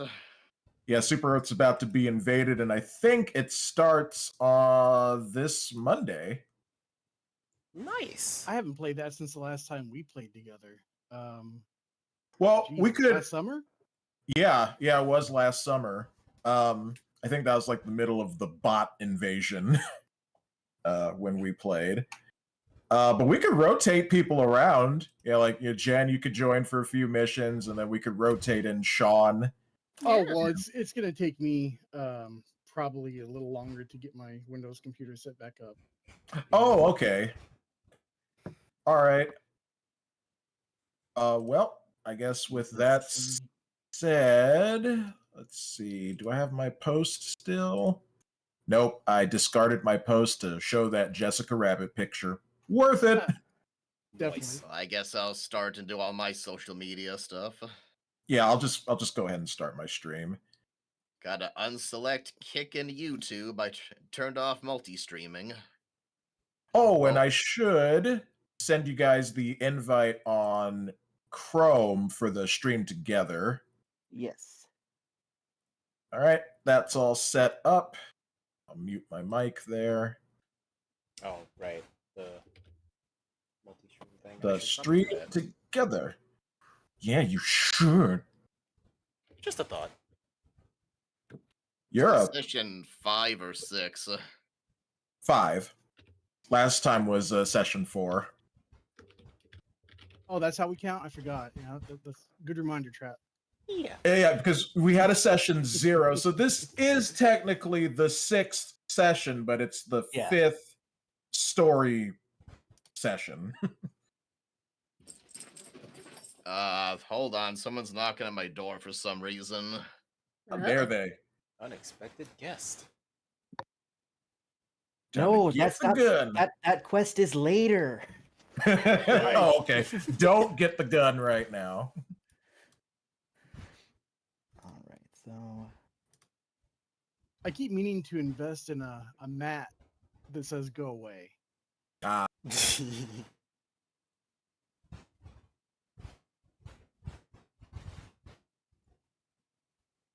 D&D, come and join. Oh, that's right. I need to Please. change the thing. I forgot about that. Yeah. Oh, Zach, before we start, could you refresh my icon? yes, I will do that in just a I moment appreciate here. that. There we go. That's all set. And then There we go. there. I've been messing around with the sound effect thing that I have, and I've been getting really good with. I can actually set up individual scenes. Switching so to depending on Dungeons which and Dragons part now. you're in, All I can click gamers that scene, report. and most of the sound should be queued up. Awesome. Oh, that's right. Where's the link to the sound thing? Yep. Yeah. I will resend that. Sweet.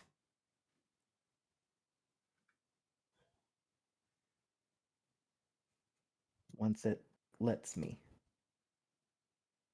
Nope, that's not the right one. Da-da. Where is the share button? Is that the share button? No, that's the save as new scene button. All right, it was just my neighbor dropping off some cupcakes and muffins. Some. Yep. You gonna share with the class? Sure, I can send them electronically. Haven't you heard? It's fancy new technology. Heck yeah. I wish teleporters were real right now. We're making some quantum advancements, man. You never know. Oh yeah, I know. Well, if the AI doesn't kill us all, maybe we can get teleporters. just if the AI remember, doesn't Trap, kill us, the teleporters will. Oh yeah.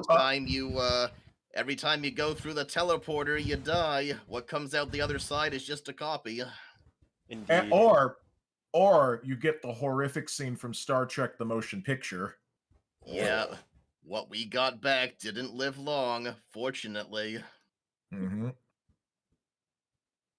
Maybe that's why we should only teleport things. Just for now. Here we go. More. All right, that looks to be everything for me. Yep, I just repinned in the group chat the link to the soundboard. Let's okay, I will. Oh yes, I gotta get that going as well. I knew that was something else. Right, that's what it's called. Fantasy Plus. It'll make all your fantasy come true. All of them. Hi there, neighbor. I'm here to make your fantasy come true. Yes, it's the land where dreams come true. Not wishes, dreams. There's a big difference. Yeah, as in nightmares. Oh man, all I dream about is nightmares. That's all I have. Every night I have the same nightmare about Cthulhu. I've had this recurring nightmare where I go to like this dinosaur island and I have to like shoot and survive. Like it's straight at it. Like it's it's Dino Crisis essentially. Oh yeah, okay. Yeah, which I'm gonna play this October. That's gonna be my scary game stream this year. And I've had that dream like 3 times. So I guess me and dinosaurs just don't get along. You pissed off a dinosaur in your past life, apparently. Oh, you know what it is? When Barney the dinosaur would sing his "I love you," you know, that I would always make fun of him, and so he called up his boys. He's like, "Hey, I need you to fuck this guy up." He doesn't love me back, so I'll show him my love. Invade his dreams and eat his butthole. Oh, so you got those kind of dreams, huh? That is. I mean, wow. Yeah, my mind is a horrible place to be. So never go in there. If for any reason is an enigma. If you have to save me by going into my mind and experiencing my memories, don't. Just leave me as a vegetable. You'll be better off for it. Oh, don't worry. I'll just stay in the section of like Sonic and Thick. I'll be fine. No, because then you run into Thick Sonic. Oh fuck! Oh no! And I have seen the other side of the Sonic fandom that gets a little spicy. I haven't seen that. Why is everyone playing all at once? Don't. Stay far away from that, Sean. Stay Not even innocent. out of curiosity. Yeah. Okay, I'm gonna take us off of stream starting soon and into the void. Oh yes, I haven't even accepted the collab here. DVD books, check. Stream, check. Hey, we're just getting stuff set up, so give us a couple of minutes. Hey Tate, welcome to the stream.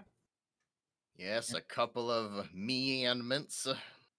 Yep.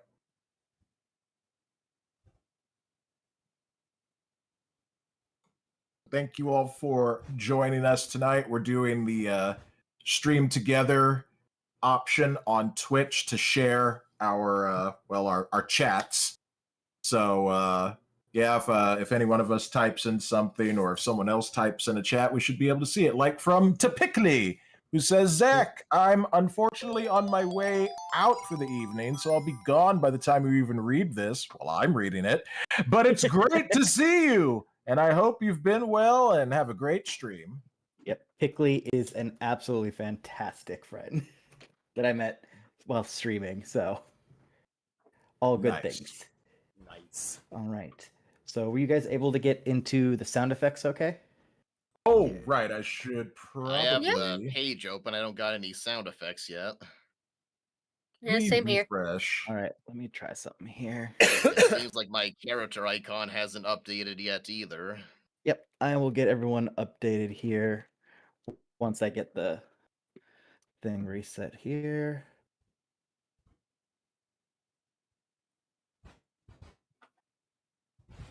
Let's say this is... Oh yeah, I should bring up my notes as well.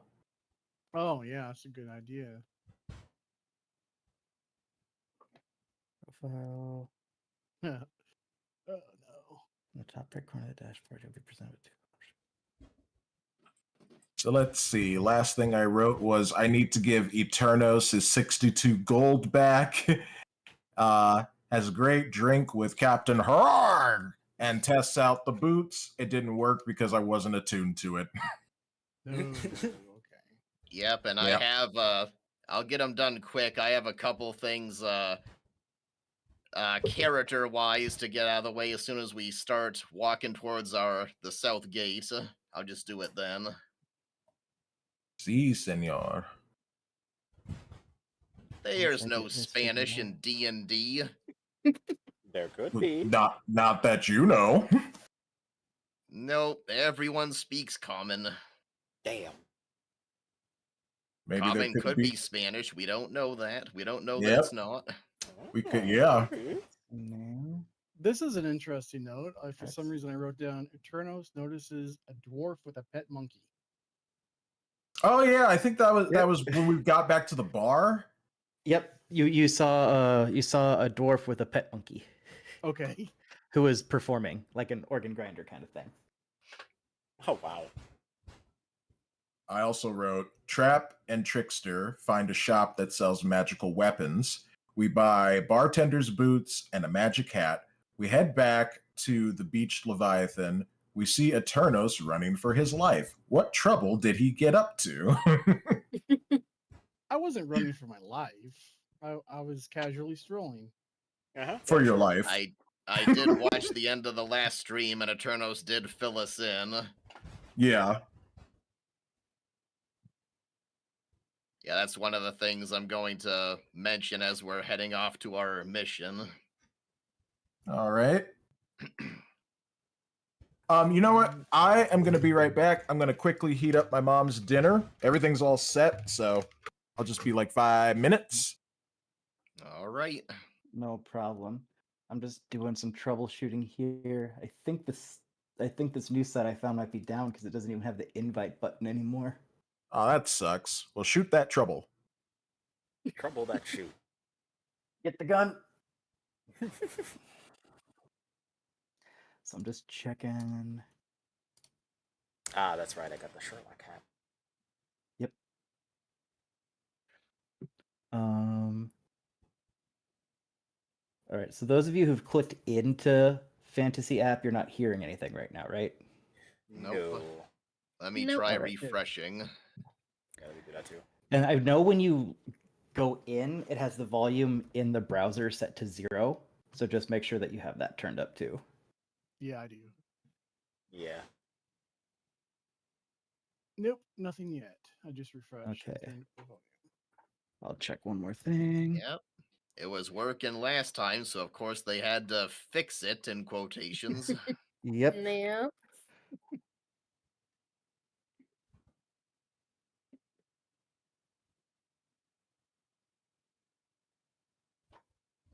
Try 90 days free with code HIGH. Yep, Oh, that's if you want I- to that's if you want to host it. That's a good grace Oh, period. that's. I thought maybe that was a paid tier where it actually works. That'd be great. Locking behind working programs. Yeah. Behind a paywall. Lock That's that behind a paywall. That's a very EA kind of thing.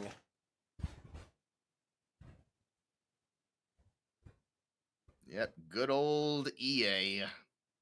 Anyone besides me old enough to remember when EA was actually all right, when they used to be like EA Sports, it's in the game? Yep. EA Sports. Big. I freaking love SSX. I miss them. Dude, one of my favorite games ever was like Madden 06. I played the crap out of that. Yes, I remember that being very popular. All right, let's go here. Let's go help in new tab. Oh, right. I might want to turn off my fan so you guys don't hear it. That's my light. There we go. Mm-hmm. Yep, and yep, my subscription is up to date, so we're fine there.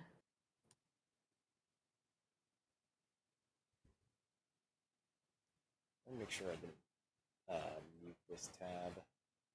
Yeah, it's not muted. Okay, modify track. Load. Okay, so I click here.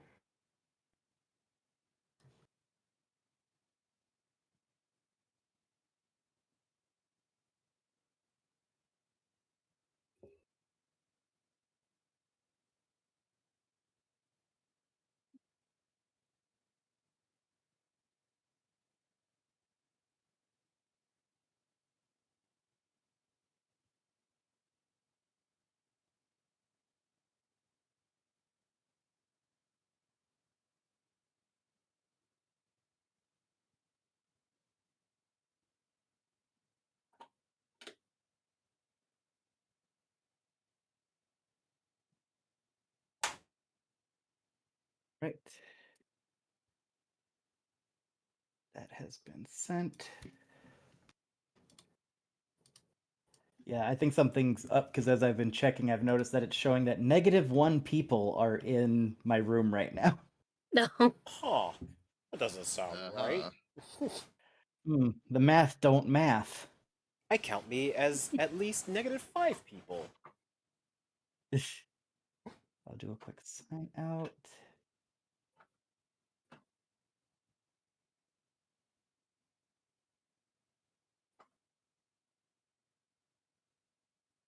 One more sign in. Try to give them benefit of the doubt here.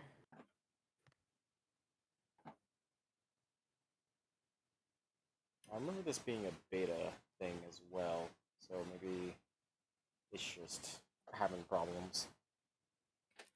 Oh no, beta. Yeah, I think the beta is specifically the Discord bot that you can set up. Oh, that's cool.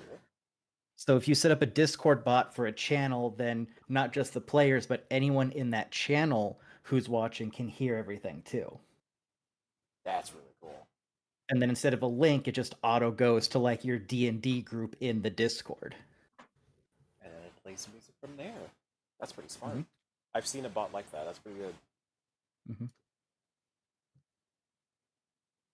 All right. So it looks like the sharing is down, so hopefully it'll be up by the next session. Yeah. I don't know where this app is being developed, so I did submit a support thing real quick. So if they're in like Europe somewhere, there's a chance that someone is probably just like up and checking their emails. Oh yeah.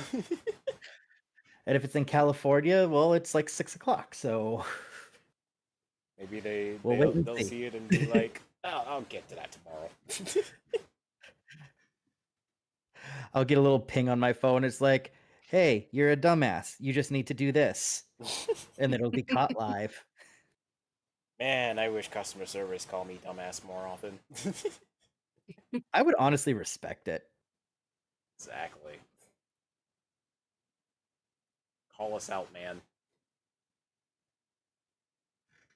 Yep. I also think that once a quarter, there should be one day where like the government puts out a note to everyone saying, this one day, like just short of like punching you in the face or like causing you physical harm, a retail or customer service worker is allowed to openly and freely speak their mind without repercussions. It's like purge before insults. Yeah, it's like an emotional purge. Exactly.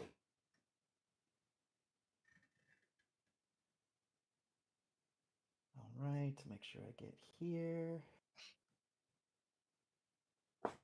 I'll take this time to stretch again. Yep. You do that stretching. I don't know if you saw, Zach. I asked if a flaw is a requirement for character backstory or just a suggestion. It is just a suggestion. Theoretically, you can make a character with no backstory, and we could just run this JRPG style. Oh wow! All right, I'll probably change something later. But I do recommend giving your characters flaws because one, that gives me fun things I can work with in a story. Yep. And two, that can actually open a lot of pathways because by having a flaw that your character would follow, then you could stumble into things that you wouldn't normally when you try to play D&D like a video game.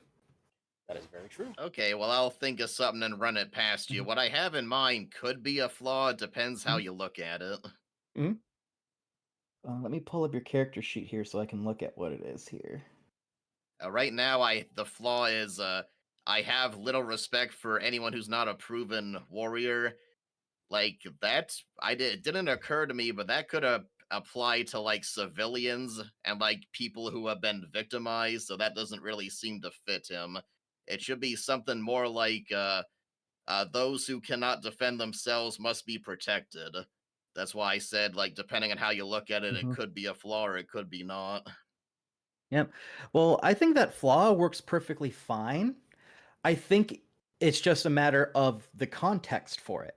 So you can still defend those who are defenseless with that flaw, but as far as people who claim to be warriors or adventurers, or people who are professionals of a given thing, then that could be a problem. Or you can still defend those people, but you inherently have a slight distrust, at minimum, a slight distrust of them, just because it's like, why didn't you teach yourself like these basic things? Yeah, that's how I was interpreting it to begin. I just kind of second guessing, but yeah, that's kind of how I see it. So yeah, I'll probably stick with that. All right, I'm back. Oh, welcome back. Thank you Well, kindly. it's about time, just like StarCraft 2. Yes. Yep. So Trap, just so you know, so it looks like the share thing on my end is down right now. So if you want to put up your Legend of Zelda music, you're more than welcome to, and it won't clash with anything. Okay, well, that sucks. I'm sorry to hear that, but yeah, I'll go ahead and grab that. Yeah. I mean, it's not the end of the world. I'm assuming they did some type of update, and they just haven't caught the bug yet. So it'll probably be better in the future. And for all I know, I could refresh this halfway through, and they'll fix it. So. Oh yeah. Sure. Yep, I was thinking of refreshing every so often just in case. Yep, and I have all my scenes saved, so theoretically everything should still be there. The only thing that I hope they fix is when you refresh the page, it doesn't remember the volume you set things to. Oh yeah. Oh man. So we do that.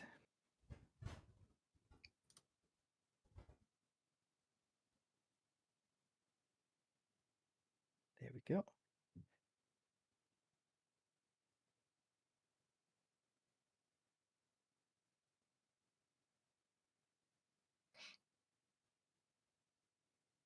All right. So once everyone's all set up, we can do a little recap and get going. All right. Yep, I'm ready. I'm ready as well. Yep, I'm ready. I'm ready, Freddy. Yep. All right. So, as just kind of a little recap for you and everyone who is listening. So, last session, they received a note from our party has received a note from some of their old dwarven friends saying that they had someone who could have a job for them named Gundren, and he was in the town of Neverwinter. After being almost completely thrashed by what we believe to be a tree stump, they eventually made it to Neverwinter and went off on a few individual adventures to try to get gold, weapons. One member of our party, who will remain unnamed, tried to go into an abandoned castle and almost got rocked. And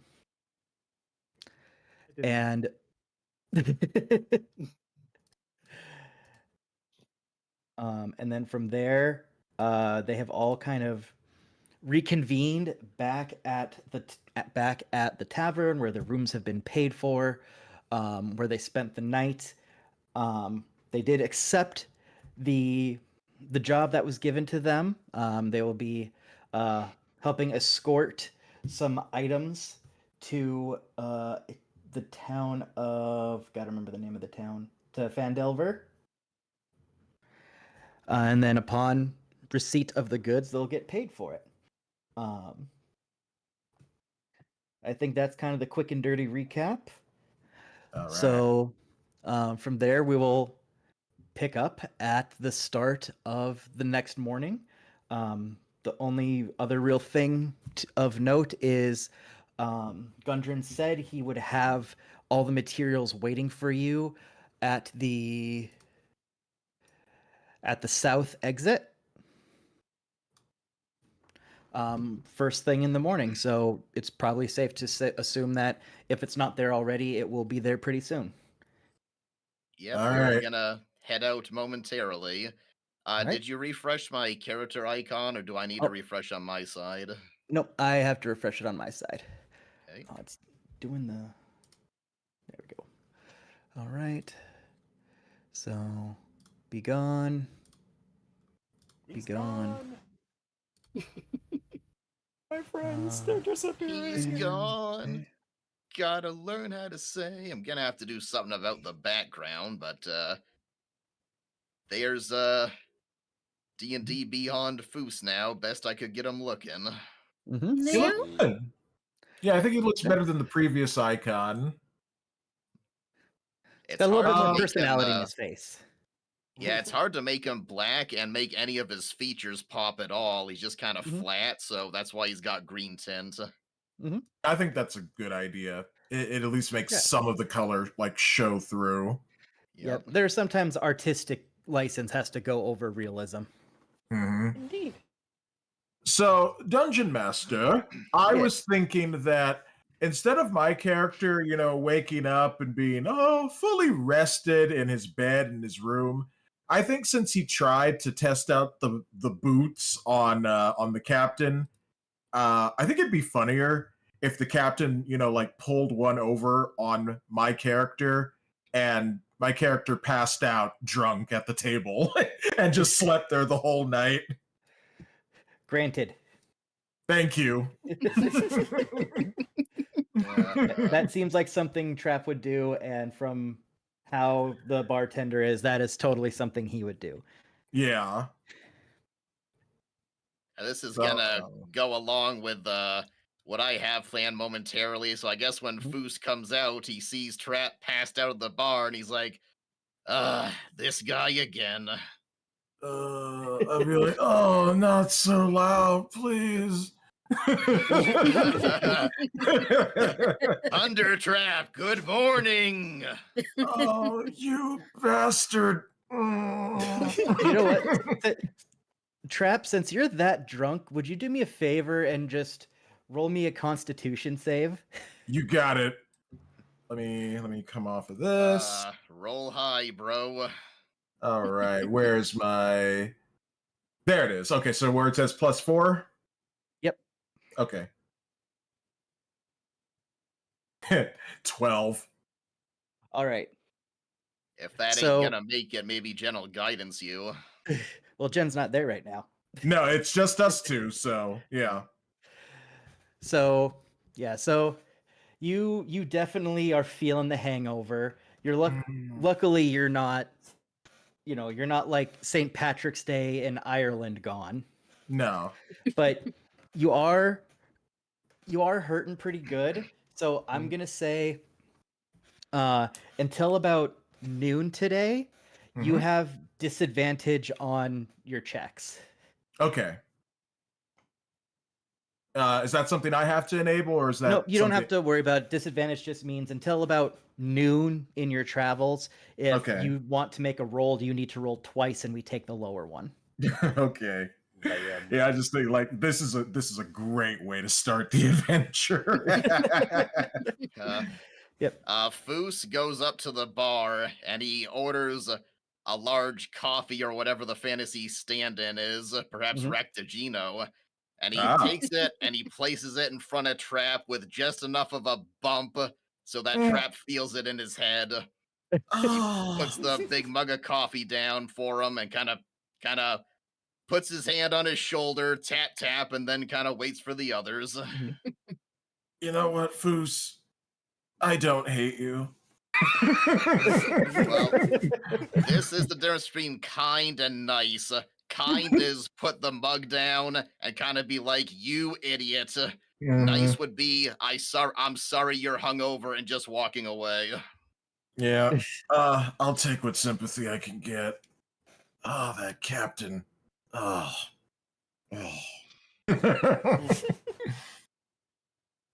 Oh, cheers if you got the Rectigino reference, by the way.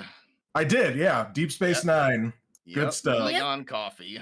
Kira's favorite. I'd love to drink that. Anyway. So everyone else is filtering out, I assume. Yep. Yep. Unless, everyone can filter out unless there's something super specific they want to do. No. I just remember this. that there was some I'm gonna try to pronounce it right. Genocide at the tavern. Are they still there? Let me see here.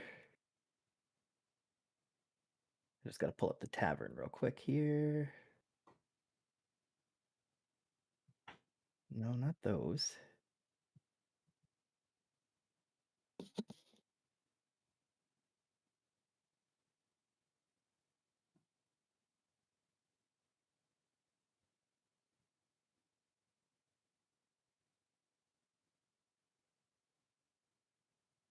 And I'm betting the captain, after he left, just, patted me on the shoulder and told the staff, like, don't bother him. He'll wake up in due time. more or less. Yeah. You're surprised at the fact that he seems to be, between, not if he's not twice your age, he's probably pushing it, but Mhm. he is as spry as if he was half your age. Yeah. I'll see him again, maybe before we go. Yep. Let's see here.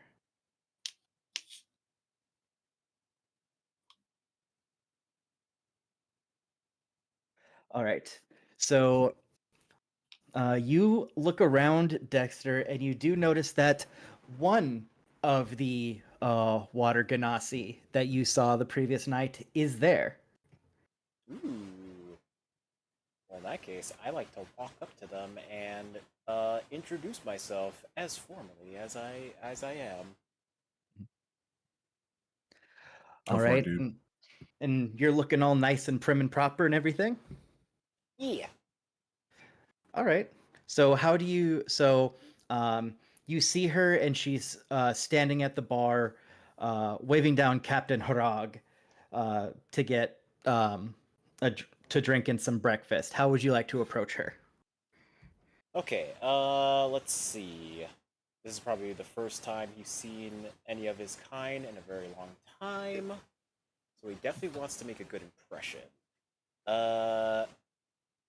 Let's have him I gotta turn my gears for this one. Stand back, give him some room, he's thinking. Just imagine you're going to go up and talk to a pretty girl, and there's no one else to stop you. Ooh, okay, I got it. Maybe he'll walk up to her, tap on her shoulder to get her attention, and when she turns, he'll appear a bouquet of flowers, and the flowers are shooting out like a sparkling water, shooting out like a tiny little fountain, and it looks pretty. All right. So you do that, and she turns the head to look at you, and you notice she has several large scars going across her face. Uh-oh. As you look closely, you can see that she also has some scars on her arms and hands. But even with all that, she still is very attractive. Nice. Yes, scars tell a story. But she kind of looks through you a little bit. Kind of has this look of, oh boy, another one I have to deal with. Simp! And she just looks at you and she kind of like rubs her forehead a little bit and goes, "Can I help you?" Hello there, ma'am. I couldn't help but notice that you happen to be a water Ganassi. Ganassi, thank you. I myself am an air Ganassi, and I haven't really found anyone of our kind in what seems to be forever. It's quite nice to see a familiar kin, as you say. She kind of jumps a little bit in her seat when you say that you're a Ganassi. Then she finally takes like a real look at you. You get the sense she wasn't taking you seriously before. She's just like, oh, just I haven't seen a Ganassi since the last time I was back in my homeland, like 15, 20 years ago. What are you doing here? Well, I'm on a grand old adventure with these ragtag group of people that I've met. I'm on a personal mission to hopefully slay a dragon because I am a hero of destiny.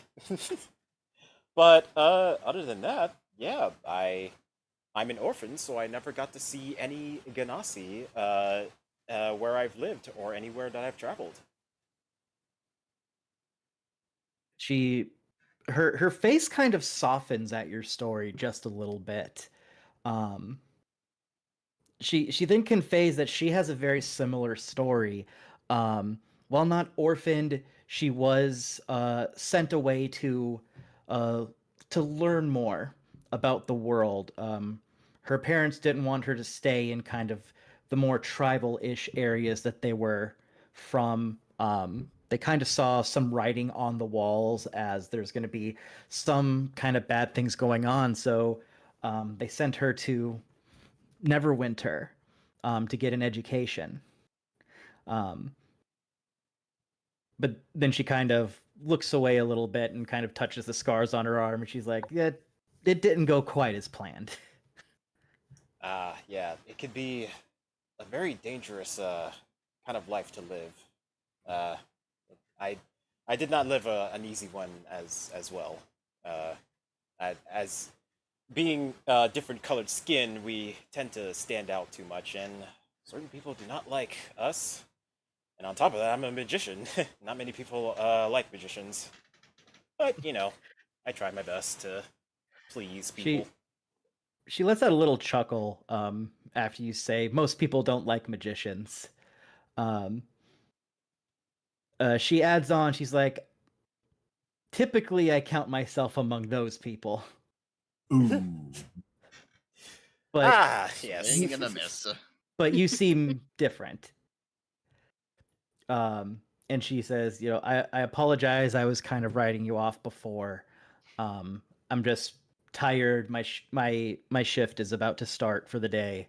And I'm just trying to get some breakfast before all of that. And she turns and leers at Harag. She's like, emphasis on the word trying. And she reaches out her hand. She's like, I'm Lenjay. I'm the harbor master here. Ah, I am Trevor Trickster. So glad to meet you. On the side note, what's a harbor master? She runs the entire docks. What? What? You risen up the harbor master. Yeah, you're basically. Yeah, like this is the person who like runs all of the docks in Neverwinter. She's the one who keeps everything in check. She's the one who makes sure taxes and bills and tariffs are paid. She's the one that controls the guard for the area. Like, she is, if you are going to spend a lot of time in the docks, she is the one you want on your side. Okay, that is definitely something I need to note. What was her name again? Lenjay? Lenjay. Len-JES. Yeah, Foos comes by and he says to Trickster Trevor, we have to leave soon, my friend. And then he puts his hand on his shoulder, leans way down, and whispers, you've set your sights high, haven't you? And then he walks off. I tend to get myself into this. So, Lenjay sees that interaction happen. She's like, look, I have to go to my shift too. You have your adventure going. She says, if you ever find yourself back here at Neverwinter, I stay here at the Beach Leviathan pretty regularly. Feel free to stop by so we can catch up more. But of course. Yeah, we plan on We plan on coming back after our current assignment. Yes, of course. It was lovely to meet you. Yep. And right before you take off, she goes, "Oh wait, I forgot. Just in case I am, in case I'm not here at the time and you're trying to find me, you can also look for my cousin Umi. She's also a water ganassi." Oh, right. I did see two of you. I would love to meet her as well. Yep. She then explains to you that Umi is the helmswoman of the area. So she's she is basically kind of like a high-ranking bouncer almost, but in more of like a legal capacity, not just for the tavern. But Umi will occasionally serve as kind of like a backup to the bouncers of the Leviathan if things get too rough, which you deduce is probably why you saw both of them there, because you remember the tavern being pretty well packed and rambunctious when you guys returned last night. Ah, that makes sense. Okay. Yeah, and you did your tricks too. I may have been part of the problem. There's a sister, huh? You guys remember that episode Listen. of Seinfeld with the switch, right? Where they're like, the switch can't be done. No, I'm drawing a blank. Oh, I'm sorry. It's a good one. No problem. Okay. All right, so has Turnos filtered out as well? Yeah. Yep. Yeah. Okay. I guess we're all here then. You guys ready to head out? Unless you guys want to go back to the castle that I was at. Well, I'm gonna mention the castle. I guess I'll do that. So the three bridges are all by the castle, so we're definitely going to walk by it. And Foos does remember that Eternos told him he has to get into the castle. So as we're walking by, he goes up to Eternos and he says, "There's something I can try when we get back. Let's do our current task, and then we'll try to get you inside." Yeah, that sounds agreeable. Okay. The other thing is, as we're walking to the south gates, this doesn't have to be like the entire walk or anything, but Foos kind of motions for everyone to gather up as they're walking, and he kind of looks around. And he's like, "It may seem that I have little patience for some of you, but let me tell you the tale of my childhood friend Yuckers." I was waiting to hear something from Jen. Jen knows who Yuckers is. I don't think the rest of you do. And he tells you, yeah. Go ahead. Yuckers was a red dragonborn who happened to be born almost more of a bright orange, and to deflect the ridicule he received, he took on the role of a class clown. Always joking, always carrying on, never being serious. Even when both he and Foos joined the Lance Defenders, Yuckers continued with his typical antics while engaged in aerial combat. And in the end, that was his undoing. Flying too close to a blue dragon to stick out his tongue and make rude gestures, Yuckers caught the dreaded beast's electrical attack full in the face. Even as Foos was diving after Yuckers' body as it fell to the ground below, he could see in the lifeless, empty eyes that Yuckers was already gone. And so he finishes his tale, and he looks to you and he says, "So please, try to act with just a little more gravitas, so that I don't have to bury any more friends." Well, I'm just looking around. I'm just looking around. I'm pouring the coffee into a flask that I have and setting it back down and be like, "Oh, yeah. Yeah. Yeah, a bit of a in one ear and out the other as far as Thunder Trap goes. Yeah, I'm still, essentially just clearing my mind. Right. Friends. No Barry. Yeah. Well, that's Alright. good for me as we're walking to the south gate. I don't know if you guys have any other character stuff on the walk there. I do want to see the captain one more time just before we go, because this is probably going to be the last time I get to see him before the adventure starts. It's not going to be anything long. I just want to say, Captain, friend, as I walk up to him, I just want to shake his hand. Go ahead, Zach. What were you going to say? Nope, that's exactly it. So you stick out your hand to shake his hand. Mm-hmm. Yes, that's what I'm doing. Yep. So he turns around, he locks eyes with you, and he just gives you this big almost knowing smile, and he grabs your hand and he just goes, "You're all right. You're welcome here anytime." Thank you, Captain. I'm happy to call you friend. And that's it. So before you guys get to the south gate, Gilead, I need 2 things from you real quick. One, if you have that like written or thing about Yuckers written or typed out, if you could DM that to me at some point. Yep. Just so I have that and I can put that in my notes. Yep. And then the other, I want you to take a point of inspiration. Oh, thanks. Because that is Foos acting very within character. So you now have 1 inspiration point, which means on any roll, before I reveal the results of the roll, you can choose to roll with advantage. Okay. Yep, I clicked on Heroic Inspiration. I guess it just fills in an icon. Yep, because you can only carry 1 inspiration point at a time. Okay. Oh, okay. Yeah, I have a couple things I need to write up. I'll try to do that and send it to you. No problem. And you can even, if you put it in your character sheet, because then I can just look at your character sheet under the notes section, and then I can pull it up as needed. Yep. Yep. And so if there's anything that you guys like want like extra noted of your character or anything special that you don't want to forget, if you put it in the character notes section, like the other section of your sheet, I can access all of those. Yeah, okay. I still need to rework a little bit of Thundertrap's past, just so that there's a little bit more detail to it. But yeah, otherwise, I'm good. All right. Oh, Jen, do you want to tell them who Yuckers is, or do you want me to?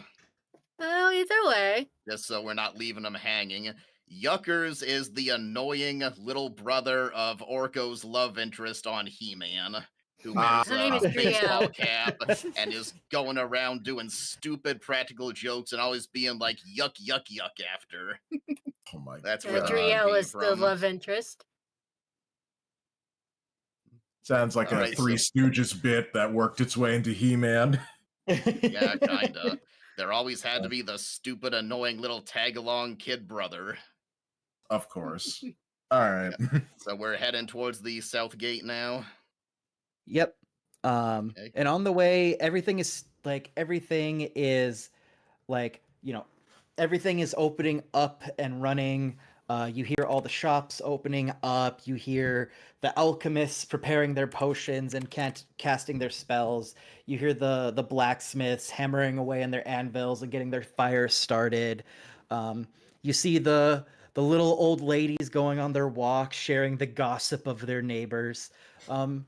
You're not really going, because you're in the nicer area, and even as you go through like the chasm areas and everything, there's not really necessarily a bad section of Neverwinter, at least as far as you can see. Gotcha.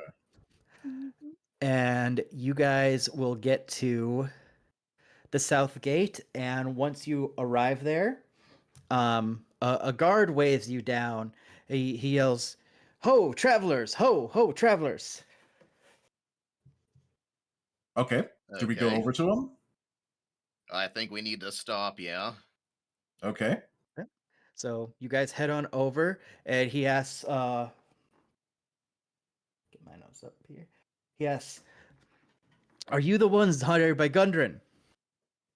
Yes. Yes, we are. Perfect. He said to look for a big black lizard and a man who looks like he has more eyes than brain cells. Lizard? Is he talking about you, Eternos?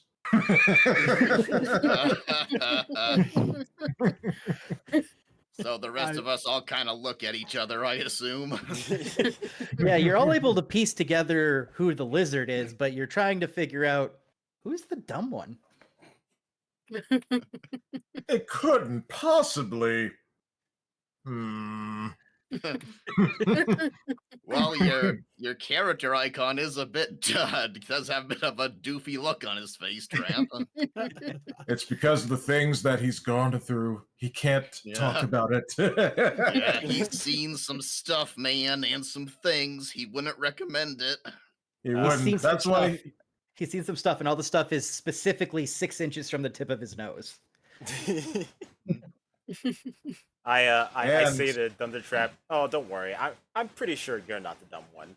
And then I use minor illusion to write something on my shirt that says "I'm with stupid" and it points towards Thundertrap.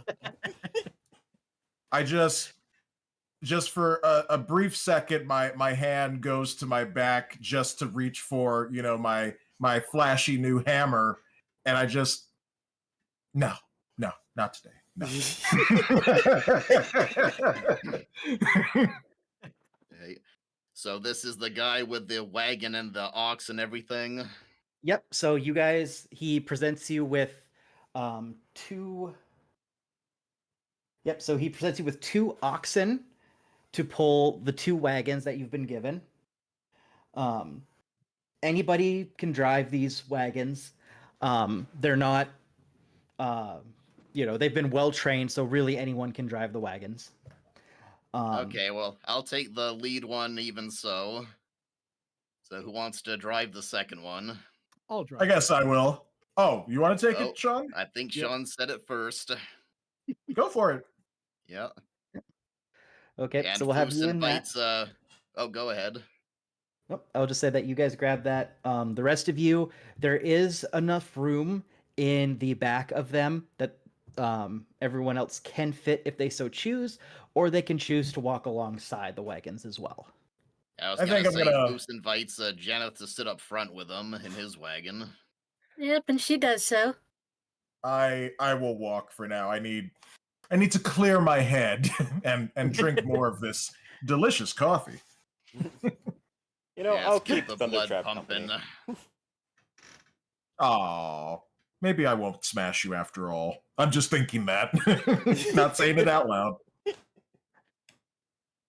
Yep. So you guys look it over, and you look over everything, and you guys see that the wagon is packed full of a lot of different mining supplies and food. At least a dozen sacks of flour, several casks of salted pork, 2 kegs of very strong ale. You can actually almost smell it through the barrel. There's shovels, picks, crowbars, 5 lanterns in one of them. There's a small barrel of oil for the lanterns. And Trap, from your background, because you have worked in mines and you are friends with dwarves, you're able to gather that this is like good quality stuff, and a lot of it. Yes. This is for something big. This is about 100 gold pieces worth of equipment. Yeah. Sounds like it's going to be a big project, and well, these items need to be taken to their intended destination, and if they were robbed, someone could make a good amount of coin off of it. Yep. The other thing that kind of sticks in your head a little bit is you remember Gundren saying that he was like, it was for something big. But with the hurry they were in, you know that typically they probably have already started. So if this is the top up supplies, how big is this project supposed to be? That kind of sticks in your head. It's like, what could they be, building? Yeah. What is this project? I will share some of my thoughts with Trevor Trickster. All right. These items, they concern me a bit, as well as the hurry that Gundren was in to get them to our intended destination. I wonder what we could be walking into, friend. Well, if we have any experience with dealing with strangers, I wouldn't be surprised of your suspicion. Yes. Well, keep your eyes on your hat and don't lose your pants. And then I'll keep walking. So you guys get in the wagons. You guys have been provided a map, which I have put up here to kind of show you the route that you're going to do. So basically you're going to be taking the high road straight south until you get to this offshoot trail. Mhm. And from there you will head to Fandolin. I always mispronounce that. Where the guy that you have been told to meet up with has his store. Once you bring the stuff, you will be paid for it. Sounds good. Sounds like it's going to be, depending on how fast we can move, a few days walk. Yep. So you can get there, like if you went nonstop, you could get there in about a day and a half. Because I think each hex is 10 miles on this map. 5 miles. Okay, so Okay. yeah, you can actually get it a little sooner because you can go 5 miles in about an hour and a half, give or take. Yeah. Okay, so we could either move, at a fast pace or more of a normal pace or a relaxed pace. It seemed like they wanted these items quickly. So what do you guys think? Should we move fast or normal speed? Well, yeah, we should probably try to move at a good pace. Yeah, that's what I was thinking. but we don't Fast wanna it draw is. any extra attention.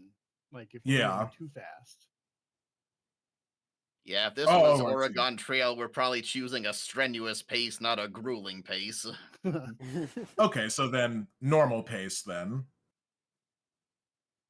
All right. So you guys head out. Let me check here. All right.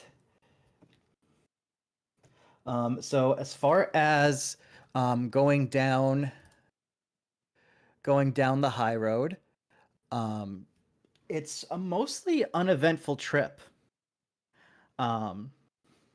You see some things kind of pop in and out of view over the hills that are kind of on this mostly flat land. You do see the forest in the distance, but nothing really too major stands out to you. Jen, your passive is high enough that you notice that this kind of second stretch here, as you guys approach that on the high road, it's a little weird because you see that for some reason you would expect it to be more well trodden up by the city, but it seems to be more well trodden kind of down here for some reason. Okay. It's not something that's like super weird, but it's enough that you notice it, that there seems to be a lot of extra travel in that area or extra things happening. Okay. Yes, Janice will comment on that to at least to Foos and whoever else is in our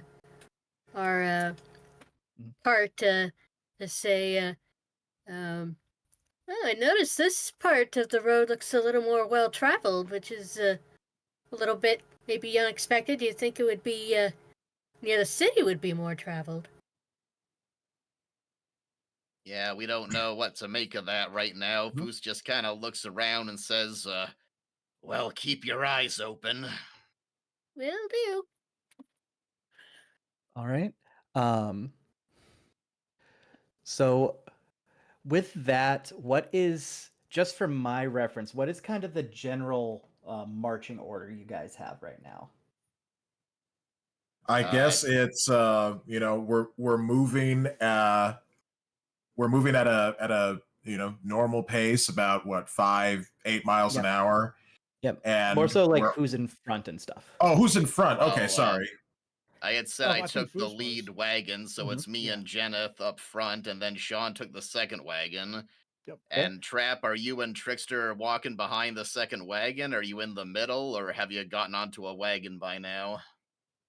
I think, well, for my sake, I think I would be in the middle. Just kind of looking around, keeping my eyes peeled. Yeah, and I would hang What about out you, Tricky in the Man? back, just to get eyes on that. Okay, so you're bringing up the rear? Yeah. Smart. Okay. Okay. Just for my reference here, so you guys get going, and then you come down to the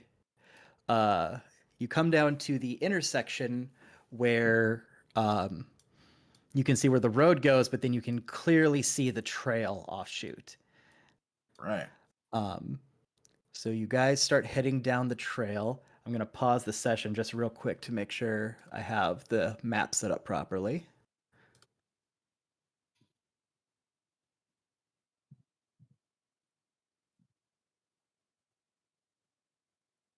I do. Perfect. All right, I will get your guys as players on the map.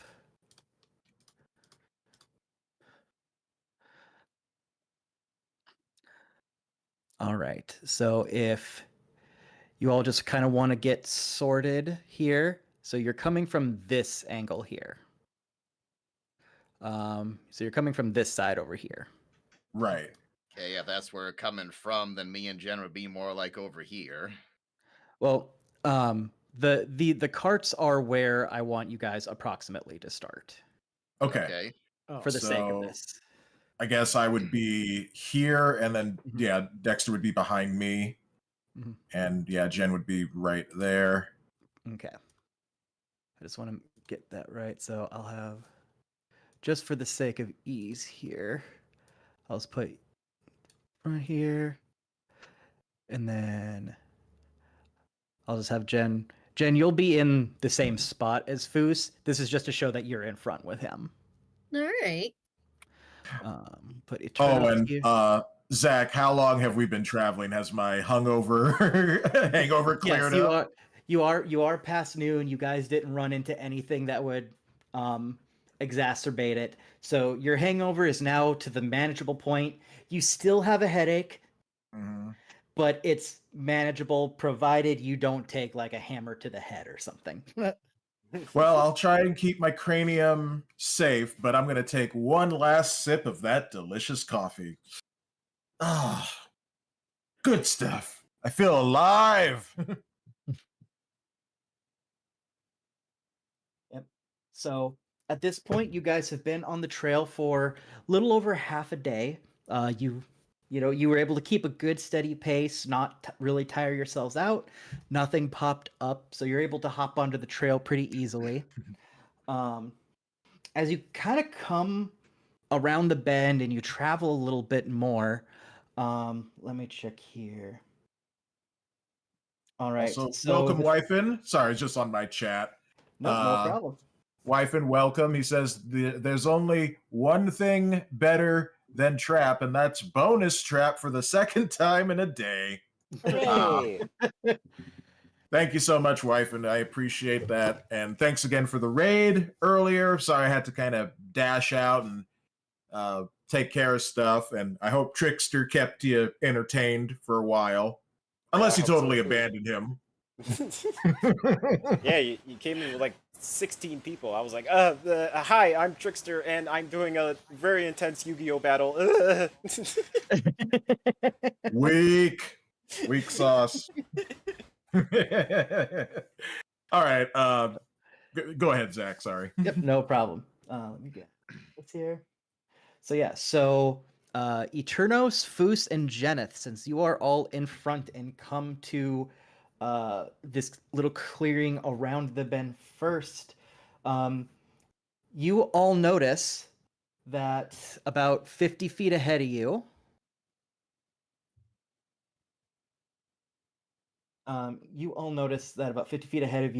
and actually kind of blocking your path forward, You see 2 dead horses. Oh. And you both notice that each of them has several black feathered arrows sticking out of them. Oh no! Oh dear! Oh my! And as you can kind of see from the map, the woods are very, very close to the trail here, and it doesn't show as well on the map here. So let me draw a little bit here. So, so actually, if you actually no, you can actually see it kind of okay. So, you notice that kind of once you get back into the trees just a little bit, so kind of there, and kind of here, that the path kind of falls off. It's kind of steep embankments. Interesting. Well, That would make Foos's ambush sensors are going off. He Yeah. reaches back, pulls out his glaive. He's gonna start creeping forward. He's gonna kind of say in a low tone back to everyone else. He kind of says, "At the ready." He's gonna walk forward a bit. And can I do maybe a perception check? Can I kind of look around and kind of have his nostrils open and do like a deep inhale, see if he can smell anything? Yep, I will let you do that. And while he's doing that, I just want to get my hammer ready. Yep. So do keep in mind that Trap and Trickster actually do not know the horses are there yet, unless someone has told them. No, Foos just told them to ready themselves. So that does imply getting their weapons out, I think. Okay, there we go. Okay, then yeah, I will have my hammer in my hands. And I'll have my wand. Jen, back me up. Oh yeah. Should I come out? I would go forward a little, yeah. Yeah, I'll go about right here with my mason shield at the ready. And I asked Foos, do you want me to stay here, or would you like me to venture out? That's up to you, man. You can try to get some cover. You can stay put. Like, what do you think you would do? I think I would stay put. Okay. All right. So Foos, if you want to make that perception check for me. Oh, yep, silly me. Maybe I should actually do the thing I asked if I could do. Nah, it'll be fine. I've forgotten where I click for perception. Where is it? Passive On your perception. sheet? Oh, here it is, yeah. Yeah. I got a 0 for 15. No, I have 2. Sorry. Go ahead. Yep. All right. So Foos, you do that perception check. You take a big whiff of the air, and you can smell something really rank in the area around you. Could be the rotting horses, could be something else. You are able to discern that it is more than just the smell of the horses. Okay. As far as you can tell, the horses are freshly dead. This smells much, much worse. Does he know where the smell is coming from? Like what direction? Yeah. So the approximate spots that he can kind of smell it in is here. Okay. About here. Yep. And about here.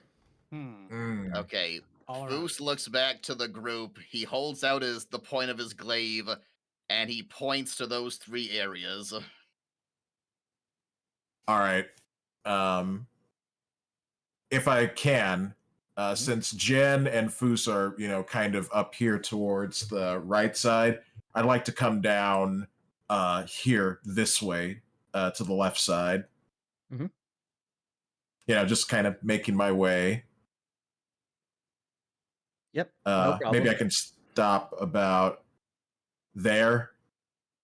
Yep, I'll allow it. Okay. Yeah, I didn't want to go directly towards it just yet. Just kind of go like a little halfway. Yep. No problem. Trickster, are you still hanging back?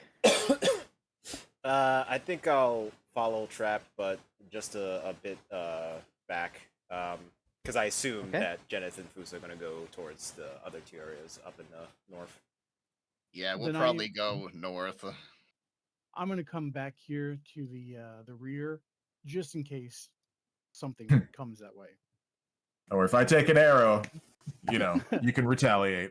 Yep. Yeah, he can clear the wagons, I assume. Yeah. Mm-hmm. Yeah, that's no problem. Okay. All right, when Trap moves, I'll go a little forward. I'm gonna take point just ahead of Jeneth, so I'll be about there. No. All right. As far as you guys can tell, nothing is happening. All right, let's all push forward a little. I'll go forward. Me and Jen will go up one. Why don't you and Trickster go left about 2 or 3? Yeah, about there. All right. As far as you can tell, you guys don't see anything happening. All right, can I see where the smell's coming from here? You still kind of get the vague sense the wind has shifted a little bit, so it's moved some. But it's still somewhat in the same general areas as before. Can I make a perception check?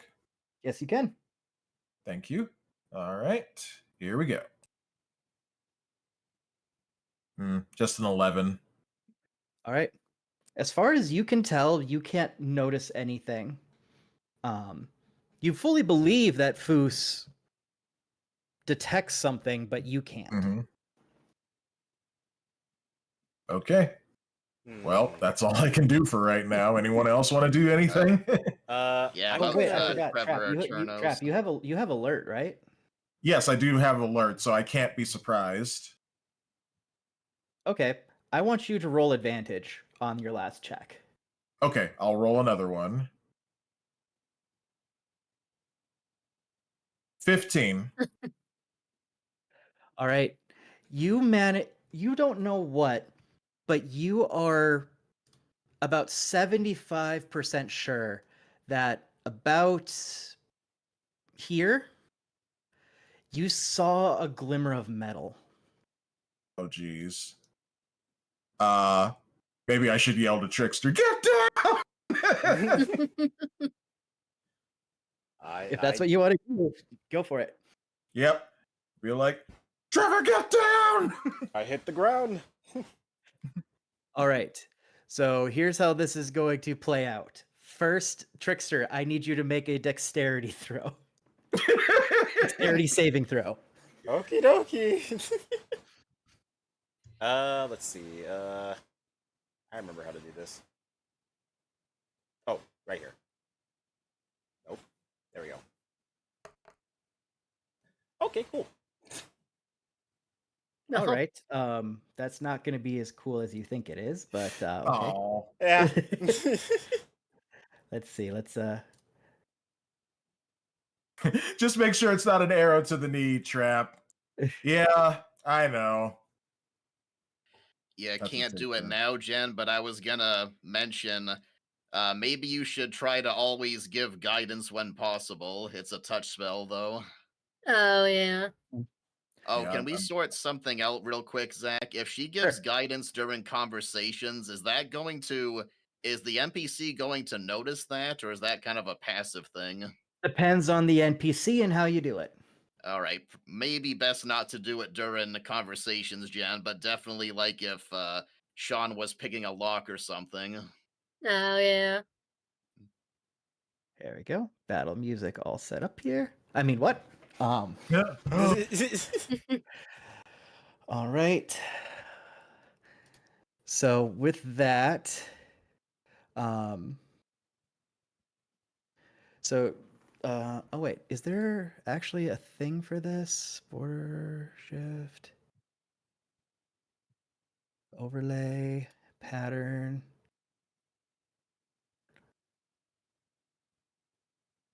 No, okay. So Trickster, I'm just gonna give you a pretty little border here for a second. Ooh.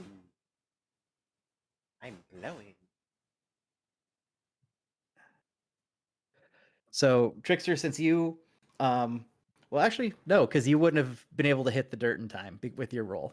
So we'll start here. Where's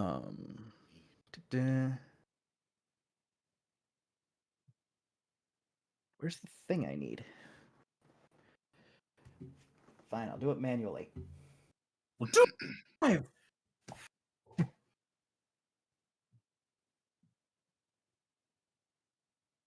All right, let's see here.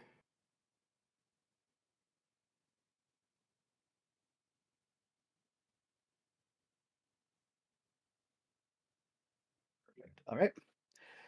All right. So Dexter does. I'm assuming an 18 hits you. Yes. All right. Oh, wait, I forgot the modifier. So it's a 22. So. Oh boy. All right. All right, you're going to get hit for 7 damage as an arrow flies from the woods and pegs you in the shoulder before you can drop. Owie! Ooh. Which way did the arrow come from? I'm guessing the trees that are directly in front of me and Trevor. Okay. All right. All right. I take it another 22 hits. Oh, Jesus. Yes. A man is going to become a porcupine. All right. You get hit in the other shoulder for 4 damage as the arrow shoots through and just connects. Oh, I actually heard that. I heard that too. Yep. Oh yeah, I guess it's working. Yeah. Goddamn. Yeah. It's weird that the music isn't, though. Yeah. Yep. Oh, well. Well, there you go, Yep, Tate. I It wasn't heard an arrow the to the knee. effects. Yeah, All they right. had to geek the mage. Oh, this is bad. All right. Let's see here. Does yep, and we already established an 18 hits. Oh my god. Okay, either someone has multi-shot or there's multiple targets. Yep. All right. So Dexter, you're gonna get a hit for 8 damage Jesus. as the next arrow pegs you in the arm. I'm dying. I have 7 health left. Oh no. Just FYI, Jen, you can get to Trevor for a touch spell. Yeah, I know, but I do also have a spell that's Oh range 60 feet. All right. Foos, whatever's in the forest has crit. Yeah, oh boy. Ugh. All right. So God, I don't think I have any like healing potions on me either. Oh man, it's fine. I have a bit of an idea. So the Okay. arrow flies and it pegs Foos right in the leg for 10 damage. Ooh. Ooh. All right. Don't waste it on me, Jen. I have second wind. No. All right. Jen, you hear an arrow shoot out of the woods, and you are just fast enough to block it with your shield. Oh. You take no damage. Oh, good. And the trend continues. The dice love Jen. No. Hashtag rigged in the chat, everybody. And then one more arrow flies out toward Jen. Ooh. And she's able to peg that one with her shield as she avoids the damage. Oh, good. And right after that, you all take a closer look as you notice Goblins. I knew it. Yes, gonna say goblins. Freaking goblins. Ooh, okay. Arr, they look so all mad. right. And now the thing every DM loves to say, roll for initiative. You got it. Oh, 20. Oh, wow. Oh, I got a 14. Oh, I was did considering using that inspiration, and then I rolled a 20. I got a 14. Oh, wait, Chad. Wow.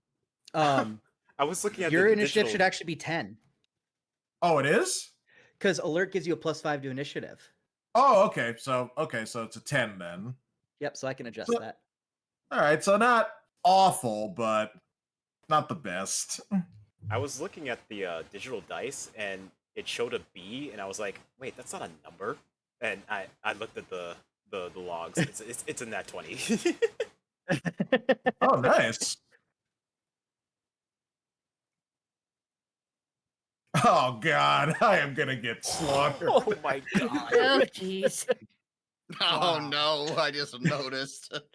Oh man. Well, rip trap, everybody. Rip trap in the chat. Trap, rip me! I'm dying! And I'm gonna join you. I mean, I did tell you to get down. You could have moved a little faster.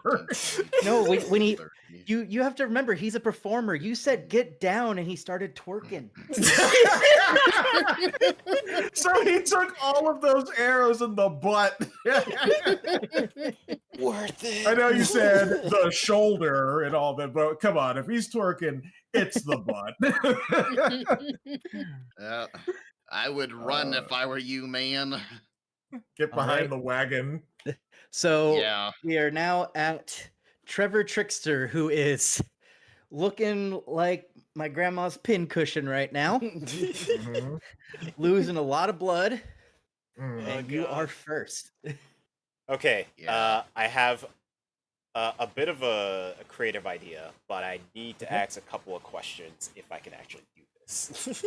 Okay, let's see what we can do. First question. How long does it take for concentration spells to do its thing? They're immediate. Concentration just means you need to not get hit while focusing the spell. Oh, okay. That's good to know. That's good to know. All right, in that case, here's what I'm going to do. I'm going to first, since Trevor Trickster is a little bit rattled by literally being rattled of arrows, I'm going to... Trevor Trickster is going to take his hat and pull it down on him over his whole body until only his feet are showing. Can I do that? Oh my God. Give me a second on this because I know what you're going for. I need to look up what your hat actually is to make sure it's doable. I hope it is, because I know it's a bag of holding, essentially. While you're checking, I need to step away for a second. Okay. No problem. I can honestly say I've never had anyone attempt this before. Oh yes! Man. Creativity points, let's go! I'm gonna look like a little Goomba. Wow. Okay, Yeah, Looney Tunes shenanigans incoming. Exactly. Coming from the animator, too. Alright. Oh, yeah. Like, so you're trying to, like, treat your hat, like, at first, like a bag of holding, and then I guess kind of like a shield as well. In a way, yeah. At least to make myself smaller, so I don't get hit as often, I guess. Yeah. Hi there, Callie. Welcome to the stream. Appreciate you joining. My friend Dexter's a pincushion. I am. I taste He's this guy. iron. He's this guy up here at the top left of these characters, and he took like what, 4 arrows or something like that? Yeah, I think it was 3 or 4. Yeah. I'm dying. All right. So I have many pins. It's technically possible, but we may have to be a little creative because it's not as easy as it just happens. Yeah, I figured. A little bit of a struggle. So the thing is, the opening of a bag of holding is only 2 feet across. Oh, interesting. So, and that's at its widest point.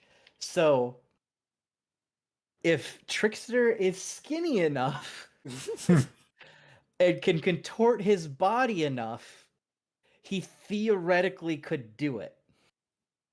Ooh, I wonder if that'll be like a acrobatics check or something. I would probably do acrobatics with disadvantage because you're under pressure. Yeah, That and you makes have sense. arrows in your body right now. How many arrows? I think it was 3. 3. Yeah. Okay.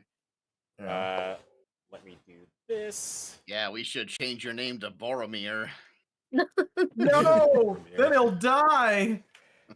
Ooh, a 9. Which means the best you can roll is a 9 because it's disadvantage. We take the lower.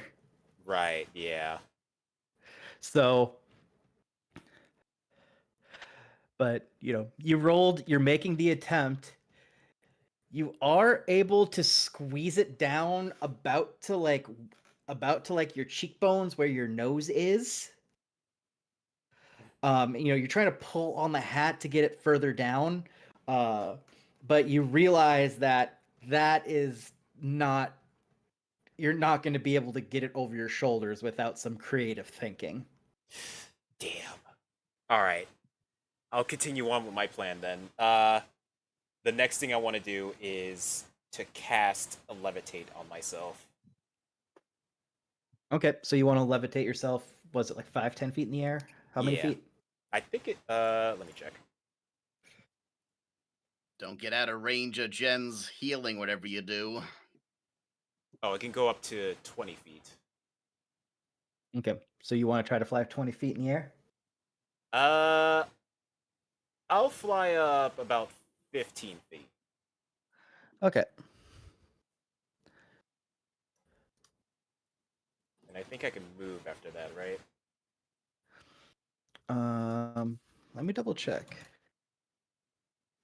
All right, so yeah, for those listening, Dexter was trying to pull his character's hat down over his body and attempting to make himself smaller so he could flee away from the goblins, but it didn't work. All right, so here's... okay, so levitate reads, the target can move only by pushing or pulling against a fixed object or surface within reach. So you're essentially weightless, but if you could kick off of something, you could move. Interesting. That's pretty dangerous. So if this is really what you want to do, I could give some kind of cheeky DM advice if you would like it. Sure. So if you move next to trap before you levitate, you can kick off of trap. Yeah, you could kick off the back of my armor. That would work. Ooh, big brain. I like that. Yes, let's do that.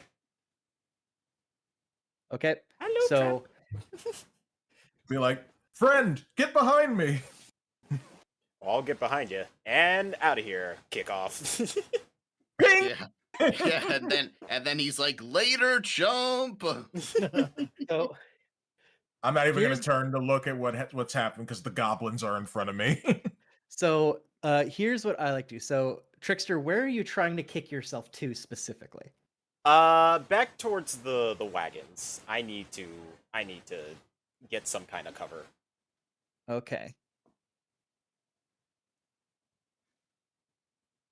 All right. So here's what we'll do because I don't like the normal levitate move rules. I want you to roll just a straight up athletics check for me. Alrighty. The better your athletics, the farther you will fly. Oh boy. This is like my only -1 stat, so let's do it. Dang, I have a 5 in athletics. Oh. Okay, not bad. So that would be a 9 since it's a -1. Nope, it has the -1 already added on it. Oh, okay. Yep. So I'm gonna say with that, you make it back to the ox. Sweet. All right. All right, good. And that will count as your movement. All right, that is good. And you are still hovering 15 feet in the air. That's good. That's good. So I'm in the air. I push myself off a trap. I don't think I can do anything else, but I essentially accomplished what I wanted to. All right. All right, let me get this back up. All right, Foos, it is now your turn. Okay, I'm gonna second wind first of all. That's a D10 plus my level. Is that right? It says 1D10 plus level. Is it a D10 or is it a D8? I better double check on that real quick. Because is second wind connected to your? No, wait, it's connected to your hit die, so it would be D10. Okay. I forget that second wind's not a battle master thing. Plus, it does say plus your fighter level. Okay. I guess that would go up over time.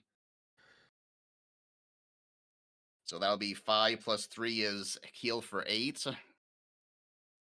Yep. Get that heal in. So I'm back up to 30.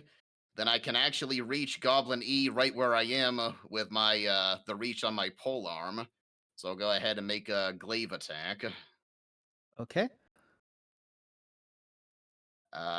14. Yeah, I'll go with that. We'll see if that hits. All right. So you reach out your glaive to strike into the woods, to strike the goblin that you can see in front of you, and he's able to duck into the brush and dodge it. Blast. Okay, they got a higher AC than I thought. Okay, I'm gonna action surge. I'm going to use the Battle Master maneuver fainting attack. So I use my bonus action to faint, and that gives me advantage on the attack. Okay. So I'll roll that twice. I'm guessing that's gonna hit, actually. Well, you can still roll again to see if you crit. Yeah, that is true. Come on, 20. Nope. So 21. All right, so roll your glaive damage. Oh, that's right. Got to roll the damage still. That's a 2, but I add a D8 to that for the superiority die. Okay. 2 plus 2 is 4. So I see 2 plus 3 on here for 5. Yeah. Yeah, I thought I saw a 5 as well.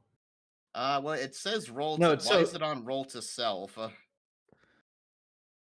Yeah, it was on roll to self. Let me try again. Mm-hmm. Yeah, because I see the glaive damage. There you go. So it should be 5 plus 7, correct? Yep. All right. So you hit for 12 damage on this goblin. So you make a second strike of where you think the goblin was when it dodged. You plunge your glaive down, and after a brief moment, you see a fountain of blood shoot up. And as you pull your glaive out, the goblin's lifeless corpse falls at your feet. Nice. Haha, wonderful. All right, Yep. Foos looks over at Trap and the fact that he has 3 goblins on him, and he looks at Goblin A and Goblin F, and he's like, hold on, Thunder Trap. And he's gonna move right here, 10, 15. Okay. Yeah, it's gonna be a while before I can rage and do anything. Yeah, you're after all the goblins. Yep. That was a poor initiative roll. Okay, I'm back. Welcome back, dude. Foos made a shish kebab of goblin. Whoa. Yep. Yeah. One down. All right. So with that, we go to Jenith Main, the Hey. tiny nuke in the big nuke in a tiny package. I'm just a girl. I muted myself so I can eat some chips. Let's see. Since Trevor is levitating, I can't touch him with my touch spell, but I have Healing Word, which has a range of 60 feet. So I should be able to hit him with that, and I want to cast it at second level. Okay. So normally it's 1d4 plus my spellcasting ability modifier. After second level, it increases by 1d4 for each slot level. So that'd be 2d4 plus my spellcasting modifier. Yes. All right. I always forget what my spellcasting modifier is. For clerics, it's charisma or wisdom. Wisdom. Wisdom. Wisdom, yeah. Yep. Yeah, so what's your wisdom modifier at the top of the page, Jen? Oh, that's right. It's 4. Nice. So D8s. Yep. So 2d4, and then we'll add your wisdom. And we'll have to try it at some point, but I think you can cast. Oh, there goes Healing Word. Perfect. It did it for you. Yep, I clicked on the. Yep. Oh, nice. So, Trickster, you are going to heal for 13. Amazing. I feel good already. Yeah, I imagine Trevor almost starts to cry, and he's like, "Thank you, thank you." All right, now that was a bonus action. Yep. Bonus action. I want to move a little bit. Maybe I should be in range there. I want to try using my crossbow on this goblin. A or F? Goblin A. Okay. Oh, I don't know if I noticed Goblin F. Oops. Oh yeah, I forgot about him. But yeah, Goblin A. Well, or he maybe. looks like in a good position to be hit by Eternos. Oh yeah, that's true. Yeah, I'll let Eternos handle that one. So Goblin A. So let's see, D20 to hit. If I can- Oh, Oh my I guess God. I do. Nat 20. And then. All right. So roll I forgot one thing. your damage for your crossbow. Oops, wrong one. Sorry. Ignore that. That's the crossbow. Nuke. Okay. Oh, your dex is too low, so you don't get a modifier. That's right. I get a free. Okay, that's fine. My dex. Oh yeah, it's a +0. Yeah. Yep. Okay. So, so we actually double that damage then, because it's a crit. Oh yeah. Oh wait.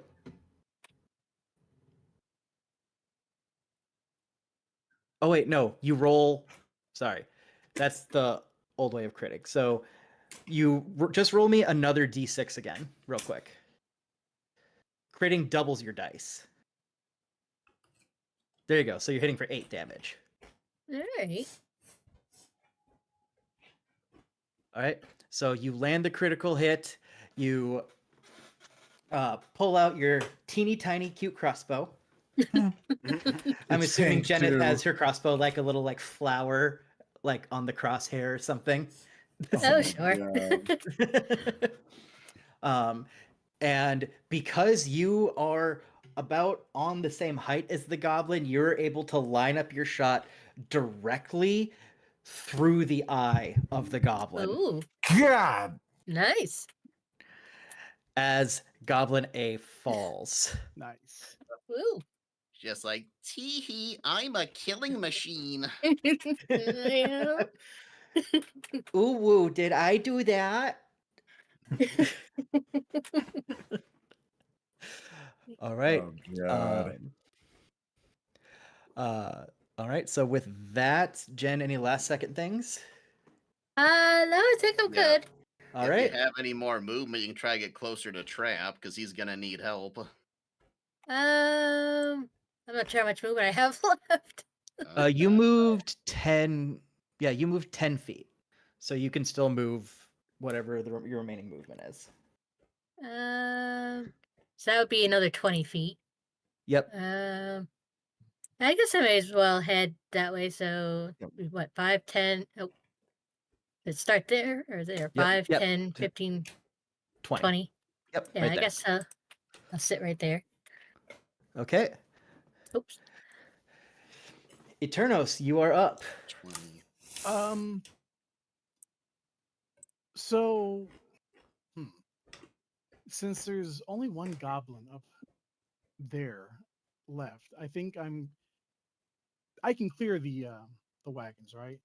Yeah, Is that I'll what- say you okay. can get around the wagons and not sacrifice your movement. They're not that tall. Okay.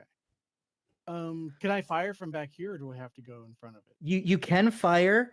There would be disadvantage because you're going through a lot of woods. Okay. Okay. So let's see. I'm here. Yep. So I'll come up here, and I'm going to fire straight at Goblin B. Hold on, guys. I'll be right back. Okay. Yep. Let's see here.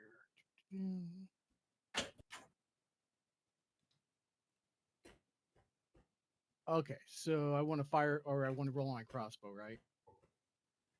Yes. Okay. Your crossbow 2 hit. You. Okay. I got All right. 6. So Alright. you fire the I'm done chewing my crossbow chips. No more into chewing. the forest. No more crunch. The goblin has just enough time to sneak out of the way and dive into the brush as your arrow just flies and hits into a tree. Well, that sucks.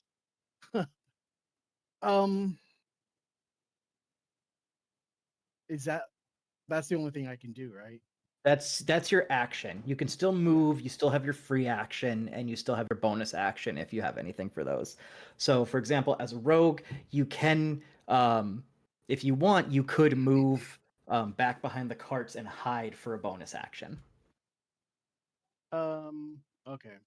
I'll come back here and I'll hide. All right, so just roll your stealth for me real quick. Okay.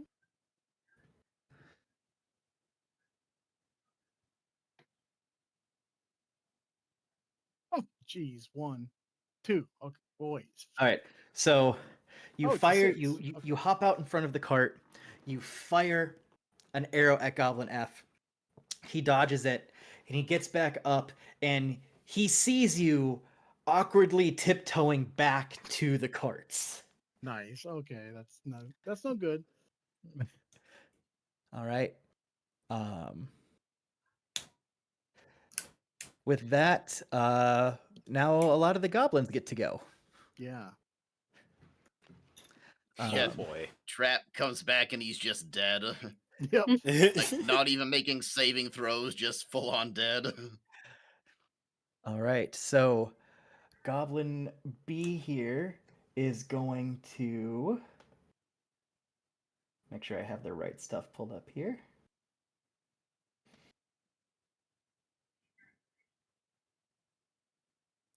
Is going to bum rush Trap. And I have Trap stats here, so I'll be able to see. Oh boy.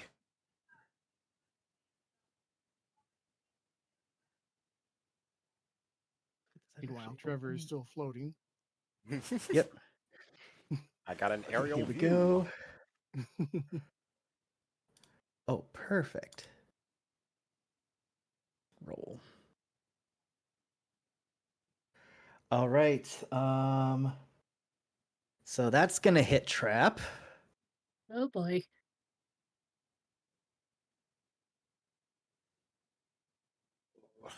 And Trap is going to. Where's the hit points? There's the hit points.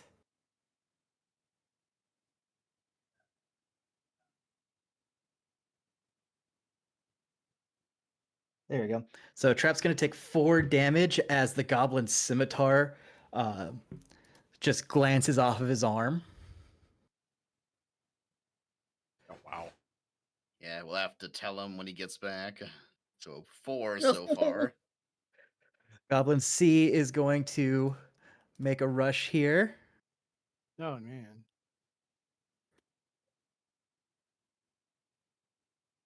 Trap is able to deflect that one. He's able to get his pauldron up and knock it out of the way. Oh, good. Nice. Goblin D's nuts. I was thinking the same thing.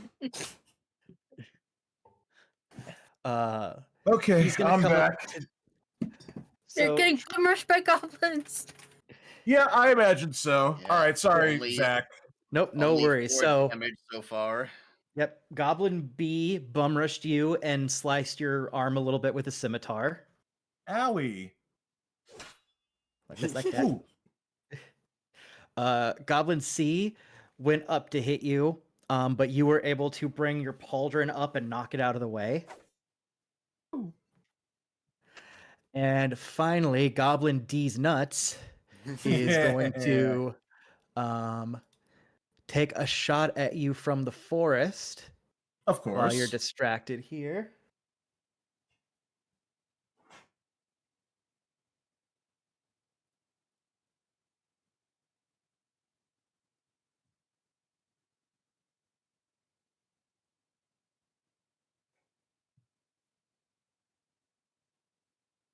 And he fires the arrow, and it just whizzes right past your ear as you avoid the damage. Wow. I'm too fast. So you only No, took I just 4 got damage. Yep. Oh, Oh, and okay, so Goblin sorry, Zach. Oh, what were you gonna say? No, I just you guys told me that I took 4 damage, so I just need to subtract I that. already took care of it for you. Oh, okay. Oh, okay. I wasn't sure when you'd be back, so I just was keeping track of it. Since I can control your guys' like character sheets from here. Yeah, I keep I forgetting see. about I that. refreshed the page, so all right, thank you. Continue on. Yep, no problem. And so finally, Goblin D is going to use his bonus action to try and hide back in the woods.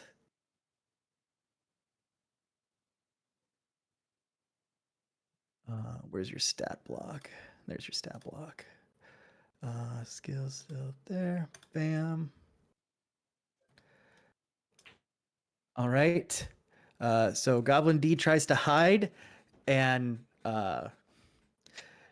Trap looks over and he sees a goblin squatting behind a bush that he thinks is big enough to hide him, but it is not.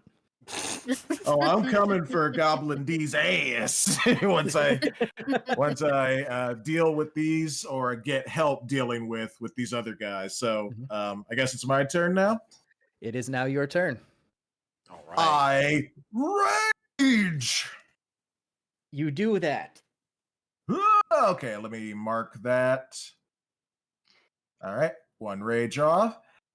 All right, so that's going to bring on the Storm Aura C. So, that'll let me attack one of them with was it lightning damage? Yep, for your bonus action, correct? Yes. Yep. Okay, yeah, so that'll be for my bonus action. I'm going to strike Goblin C since he's directly in front of me. With my hammer. All right, so here we go. Hammer of Thunderbolts. I mean, I know it doesn't have all of its stuff yet, but still, it can hit hard. All right, It's so here's +1 anyway. yeah. Mm-hmm. So here we go. This is the 2 hit.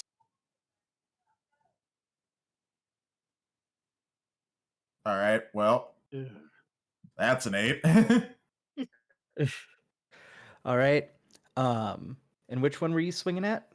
Goblin C, who was directly in front of me. Mm-hmm. Okay, so you go to swing your hammer at Goblin C, and it's able to jump out of the way just fast enough for your hammer to crush the ground beneath it. Yeah. Darn it. When you enter your rage... Oh, nope, you get the Storm Aura thing for free when you activate your rage. Okay. Well, that I'll save that for Goblin B. Okay, so you'll yeah. So keep in mind, this one doesn't use your bonus action. This is the one you get for free for using your bonus action to rage. Oh, okay. Yep. So you want to Storm B or you want to follow up the Storm on C? No, I want to Storm B because he's to my side, so he could hit me while I'm distracted. Okay. So it is a Dex saving throw.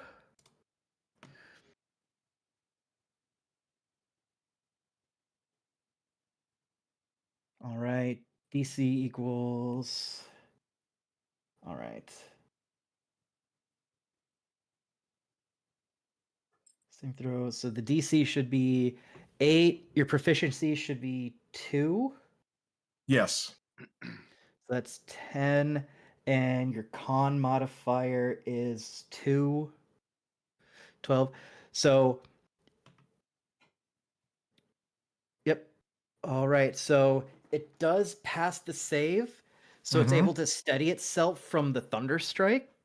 Right. But it still is going to take half damage. So roll me 1d6, please. Alrighty. 2. All right. So you swing your hammer at Goblin C as it jumps out of the way and you crush the ground. And in doing so, your storm aura channels through your hammer and the shockwave takes the wind out of Goblin B. All right. Well, it's something. All right. So we go back to the top of the initiative. Trickster. It's me. All right. So you are still levitating. Yes, I am the flying god right now, riddled with arrows. So I will warn you one thing.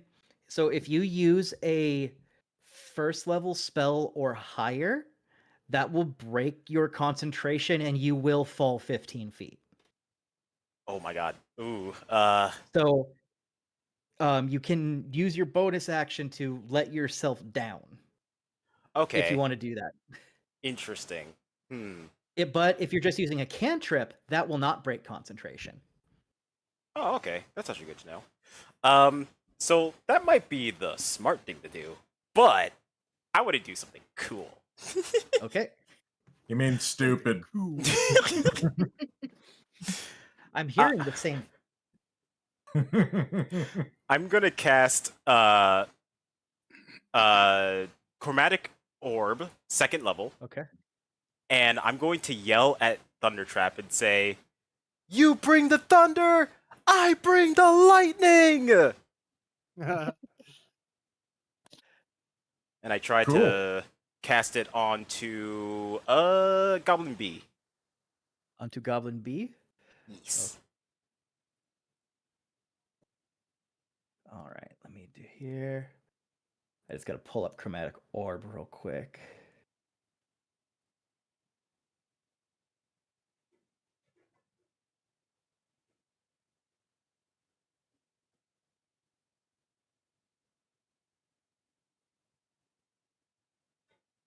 Perfect. Oh, why did my music stop? Bring me back the epic battle music. Yeah, it's epic, man. I currently have playing the Overworld theme from A Link to the Past. Nice. All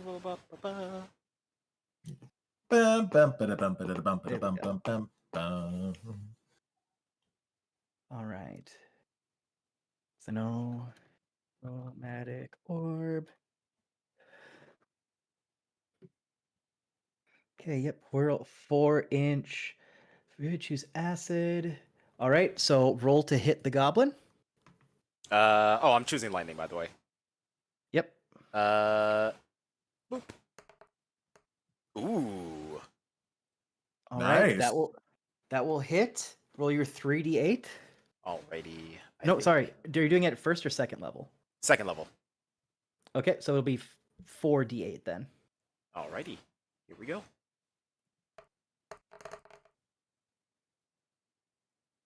Wow. 2, 8, 4, 5. Oh, as Owen Wilson would say. Yep. So you yell that out as you form the orb of crackling like lightning in your hands, and you unleash the orb at the goblin. Ooh, nice. Yeah. As it crashes, and Trap, as you're sitting next to it, you smell the goblin burning. You smell the burning hair and flesh and filth and grime. Trap begins to salivate. Yeah. As No, Goblin it's- B, and you start to hear what started as the crackling of lightning shift into the crackling of skin and flesh. Yep. As Goblin B no longer exists on this plane of existence. Nope. He is in Elysium now. Just like, oh, how did I get here? I was hoping And to with roll the that- same numbers so I could hit Goblin C as well, but luck was not on my side. It's okay. Let's see. I'm just double checking here. You did a great job. Well, thank you. All right, so, and Dexter, you're falling 15 feet. Yep. God. That's a sacrifice I'm willing to take. So you fall, and so now you're prone on the ground. Oh, But you damn. fall 15 feet, like flat on your back. Ooh. As you take. Is it gonna roll? Yeah, nothing wants to work tonight. Final roll. Fine, I Roll, will damn you. Fine, I will do it this way. I have plenty of other ways to roll die. Ah. You know what, Dexter? I'll even give you the choice. I can roll it on another simulator, or I can actually grab my DM die, and you can see if you can trust the real life die. Ooh. Yeah, let's give it to the real life die. Give it to the real ones. Real die. I'm gonna watch your stream for this, Zach.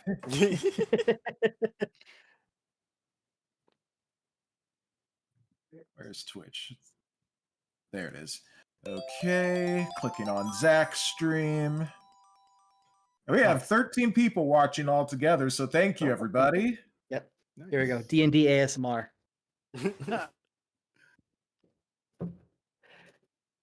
Pro tip for anyone who wants to get into D&D: buy a bottle of Crown Royal, because the bags they come in make the best bags for die. Nice. Yeah, I just saw it on your stream. Very cool. Let's see. And thank you, Waifu, for all the hype. All right. I'll find that one that fell later. Oh yeah, let me post the link to Zach's stream in my chat. Well, this will end up on all the chats. All right. So I feel for a D6. Feel for a square. Dexter, you get the blood die. Oh, wow. I see it. That is so Black and cool. red. All right, Dexter, you only take 1 damage. Hooray! Nice. You catch yourself with all the grace of a pro wrestler. And everyone be sure to follow Gillian as well. Yep. Oh, please and do. apparently I've been subscribed to Gillian for 64 months. Nintendo 64 months. Nintendo 64. It's a Nintendo. Oh, right. you mean you're resubscribing? Thank you, Trap. You are welcome, appreciate sir. it. All right. So with that, Dexter, any last second things you want to do while you've fallen flat on your back? I'm going to prep not a spell, because just in case, I want to take out the bag of beans from my hat and just like hold it. and Trevor's thinking to himself, do I need to use these beans? I wonder. All right. And with that, I will pass it over to Foos and also point to Trickster that you could have stood up. That is another thing you could have done. Oh, yeah. You know what? That makes sense. Nope, you've made this choice. Now you must live with it. Yep. I'll just sit on the ground, feel defeated. You're laying on the ground like you're taking a nap. Yeah, you are fully prone because you fell. Damn. So you were laying on your back, and your thought was, your thought wasn't, maybe I should stand up in case they fight. It was, I need the beans. I need the beans. Beans. They're good for the heart. The more you eat, the more you fart. Mm-hmm. All right. So now we are on Foos. Yeah, so I'm going to move 10, 20, 30. Javelin attack on Goblin D. You roll that. All right. Okay, I'm going to use that inspiration. I rolled a 2, so I just re-roll it. Yep. So, okay, Nice. 17. I'm going Thanks for to the follow, use Sean. Welcome. I'm going to use Distracting Strike. So let me roll the damage.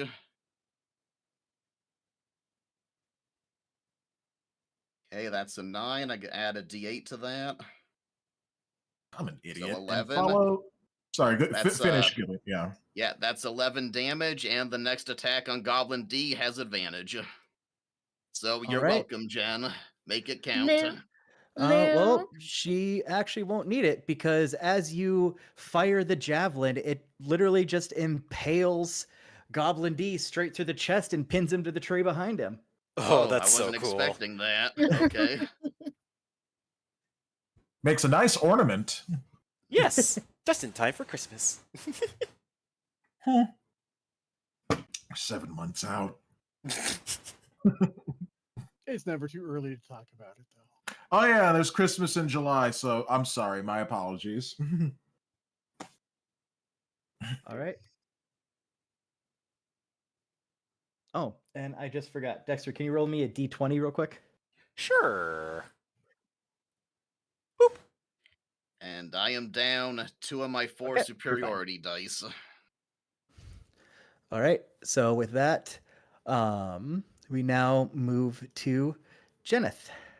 All right, I'm not sure if I want to go for Goblin F or Goblin C. Yeah, you're right in the middle of both of them. Leo? Oh, See, this is where you just take a spell and you center it on yourself. Damage be damned. Oh, yeah. Fireball straight down. Leo? Everybody dies. Pom-pom. Were you going to say something, Gillian? Well, I was gonna say let Trap have his moments and go for F, but it might be funnier if you nuked C and he didn't get a chance to do anything. I mean, it wouldn't be it wouldn't be the first time. Nah, whichever you feel like going for. Yeah, I don't care if you want to get Goblin C, that's fine. You want Goblin F, it's up to you. Or you can let the dice decide. That's true. You have enough movement to make it to F, and you can use that new combo that you have with Magic Weapon. Yeah, I wasn't able to add Magic Weapon to my spell list. It wasn't listed in my spell list. I think it just turns your weapon into a +1, doesn't it? Yeah. So you would just add a 1 to the roll. Oh yeah, Tate makes a good point here with the goblin being pinned to the tree. He says that's the warning to any other goblins that come along. Yeah, I guess I may as well try that. Let's see, if I'm gonna put on my mace, then I'll have to get right up there, which I can. I should have enough movement. There you go. Yep. So bonus action magic weapon on my mace. That big. So that gives it a +1 or a +2 to damage. +1. Yeah, it's damage and to hit. Yep. Before I forget, I'm gonna mark off my other spell slot, 2nd level spell slot. Then it will be a mace attack on Goblin F. Yep. So roll the 2 hit. Oh. Oops. 17. Yeah, +1, not that you need it. Oh, that's right. So, Yep, 18. Yep. So you got it. So you can roll the damage. 4. 4. All right. So you take your magic weapon and you're able. So he puts up his shield to block it, but you're able to hit him so hard that it actually kind of like damages his arm, and it makes him stagger. Oh yeah. He puts his shield in front of his face and she hits the shield and it bam hits him right in the face with his own shield. All right. So then with that, we would go to Eternos. Finish him off, bro. Okay. So Do I have a sound effect for that? Oh, like a finish him. So I could come out. Oh, shield hit. There we go. Ah, nice. Let's see. So I could do 5. Wait. 5. Dang it. 5, 10, 15, 20, 25, 30. Mhm. And fire directly at Goblin F. All right, roll the 2 hit. Let's see here. 19. All right, that's gonna hit. Roll the damage. Okay. 5. All right. So he sees Eternos pop up again and aim his crossbow, and he tries to run this way as the arrow slams him in the back and he falls with his last breath. What'd he get? All right. So then we Stone go to Cold Steve Eternos once again. So Goblin is going to use his Nimble Escape ability. Oh. So he is going to use his bonus action to disengage, his action to dash, as he runs into the woods and leaves. Oh, I didn't get an attack of opportunity on him? Nope, he disengaged. Okay, okay. Yep, He goblins have an ability survived to warn the disengage. others. Yeah. And hey, Shadwowser, welcome to the stream. Sorry, go ahead, Zach. Oh, no problem. And with that, let's get the sounds of the forest going. This legit just sounds like a white noise machine at this point.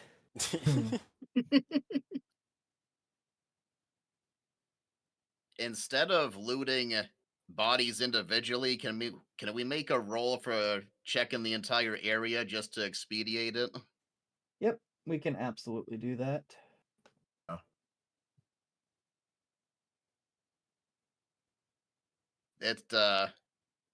He's not necessarily doing it right this second, but over the next few minutes, you guys see Foos walk into the woods where he killed the first goblin. He's in the woods, but you see him kind of looking, and then he pulls out his glaive. You see him chop, and then chop again. He puts the glaive back, gets out his dragonborn claws, and you hear scraping and like tearing. And then he stands up. You see him kind of fiddling with his belt a little bit. And when he comes back out, he has a bloody goblin femur hanging from his belt as a trophy. Nice. Oh my. Damn. Doing some Predator stuff right there. All right. Hmm. So, what do you all want to do now? And I'll just take this off because I'm assuming Trickster is standing up now. Yep, I'm standing. Unless he's still just going to be in the fetal position or something. Those arrows, man. They riddled me. I want to go over to my friend and check on him. I mean, I guess I could try and do a medicine check to help, or we could just let Jen, I guess, try and heal him. Yeah, well, I was gonna suggest we take a short rest. Yeah. I definitely need to recharge my superiority die. Were we going to roll to check the area? Yeah, I was gonna say let's roll to check for loot first. All right. Is it a collective roll, or is it just who's ever checking? Well, like, are you guys just doing like a general check of the whole area? Well, we're gonna check the bodies, and we're gonna kind of look around, see if there was anything nearby, like maybe they had a camp or something, or just discarded gear. Yep. So for this, like if you say you want to loot the bodies, I won't make you loot each body one by one, but I want to know who is looking for what specifically. Like, for example, like if you wanted to look if they had a camp nearby and Eternos wanted to be part of looting the bodies, or if he wanted to join you, like I just want to know like the intention of each person, because you guys you all just might want to find different loot things. You guys just want to loot the bodies for now? Yeah, I think so. Yeah, let's just do that. Okay. I have, So anyway, I have no desire to loot. I just want to be by my buddy here and see if he's okay. Yeah, Alright, I have no so- desire to loot either, but I am curious if there's anything near the horses, the dead horses. Okay. So, Trickster, I'll just have you move by the horses then. Okay. All right. Trap, are you going with him? Or... Yes, I'm going with him because you Okay. know we fought by each other's side or bounced off of each other's backs. Oh, and then I say to Trap, did you hear my awesome call to action when I threw that lightning bolt? It was great, right? Friend, it was spectacular, as well as the result afterwards. The disappearing act, my specialty. Oh, that's what you were talking about. Yeah, it was fantastic. All right. All right, so I guess we're checking the horses. Yep. So I will actually have all of you roll survival. Okay. Okie dokie. Ooh, I have a +4 to survival because of wisdom.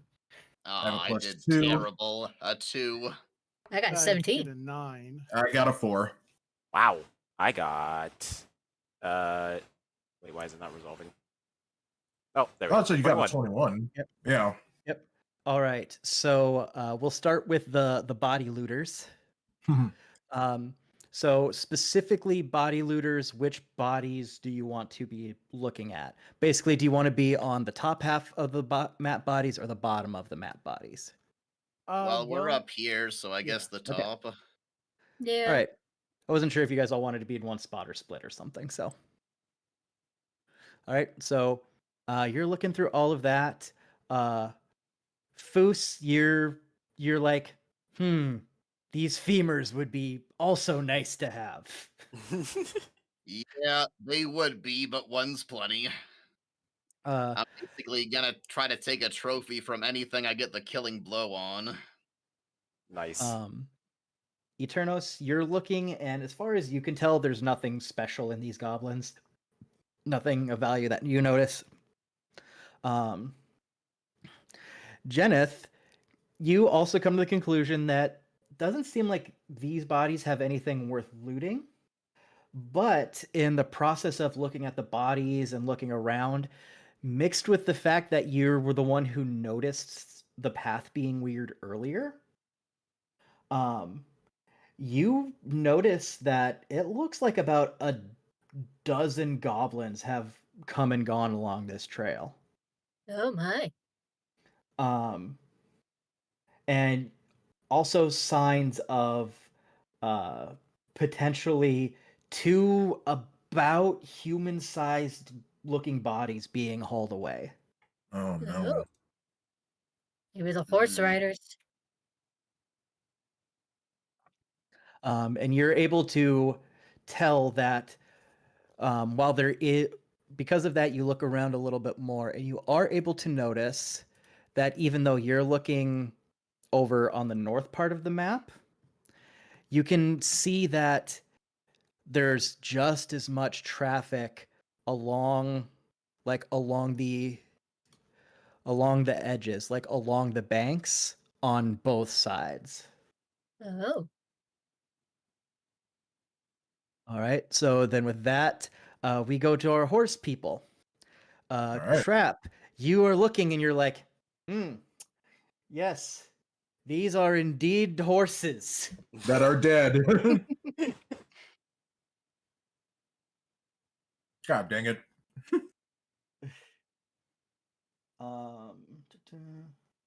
I see my usual luck is working out.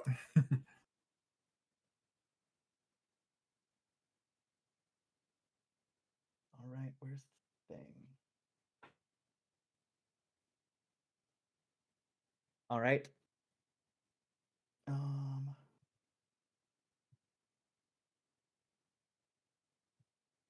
I'm just making sure I have the right stuff here.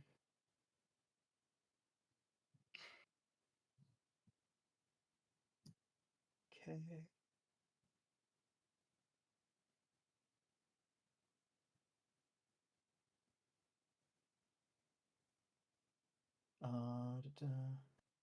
Nope.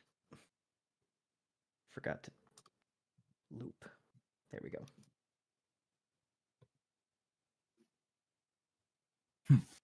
Tate said, the big Bombad adventure is coming. Are the goblins Gungans now? Yeah, must be. Mm-hmm. We're gonna have to deal with the rest of them. All right, so Trickster, you are smart enough to look beyond the horses. Beyond what And I you see. and you notice that there are several satchels and saddlebags that have fallen next to the horses. Ooh. So you decide to look through those. In them, it's mostly a lot of, papers and basic stuff, but as you read it, you realize that these were Gundren's horses. Oh. And it was Gundren and his buddy, whose name I totally remember right now. Oh no!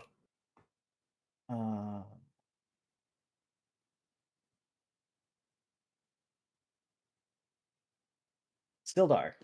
Totally remembered Sildar. Yeah.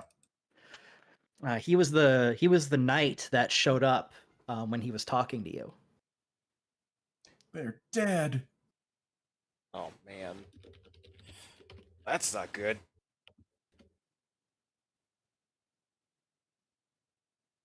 Oh, Kitty's in chat. She says it's democracy. Hi, Kitty. It's dead bodies. Yep. And Dexter, you roll high enough that you see the same thing that Jen did. That the sides are very worn. That there's been a lot of goblins going through there. But you notice that the area about here that the last goblin ran through seems extra worn for some reason. Huh. Interesting. That's probably the direction of where their camp is. I'm guessing so. Yeah, but you said the bodies got drugged north. The two riders. Jen just noticed that there were some bodies that had been taken that way. Dexter is noticing the same thing on his side, but it looks fresher. Ah.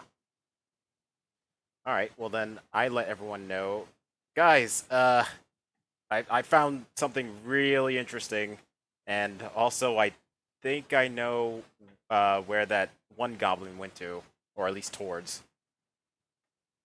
Also, Gundren and Sildar. Sildar. They're dead. These were their horses. So we've no one to deliver the supplies to then. No, you do. Remember he said you're delivering it to his friend in the town. Yeah, trading post. Yeah, I was gonna say we have a dilemma. Then we can either deliver the supply or follow the trail to the goblin camp. I say we follow the trail. I'm afraid of getting ambushed again, especially since one of them fled. Yeah. Yep. Zach, how far away are we from the trading post at this point? The trading post is it's about another like quarter to half a day, depending on your speed. You can get there decently fast. Yeah, if we we went that could way. be ambushed again in that amount of time. You are right. What we could do is leave the oxen and go take out the goblin, and then hope they're still here and we get back and try to deliver them then. Not a bad I idea. will say with the 2 super high survival checks and with your guys' stats, Trevor and Jeneth are able to figure that since you took out a good chunk of them, they're probably not going to be back, and it wouldn't be too hard to leave the ox tied up if you wanted to go find the goblin.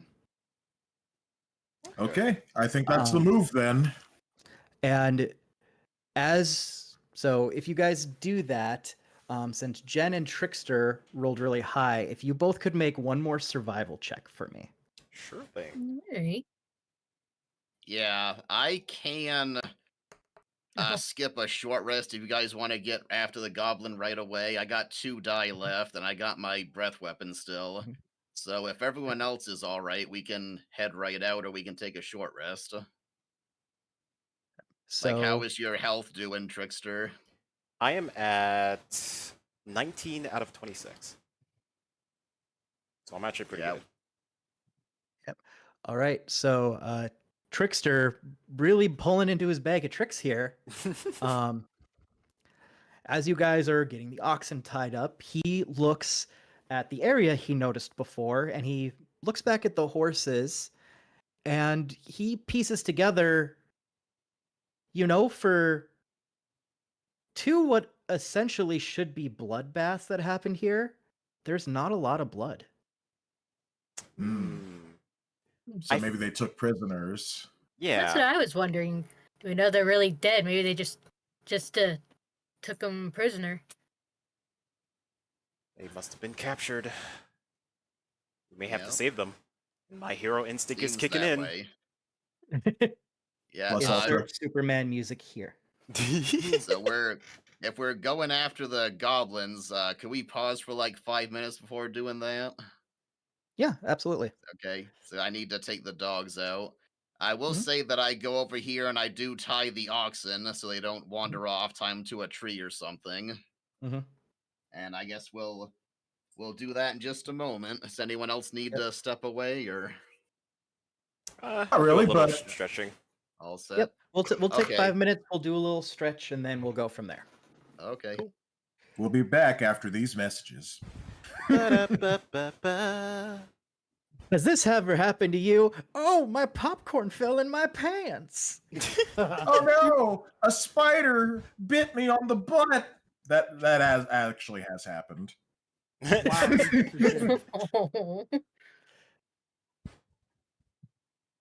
Well, Zach, what are you selling?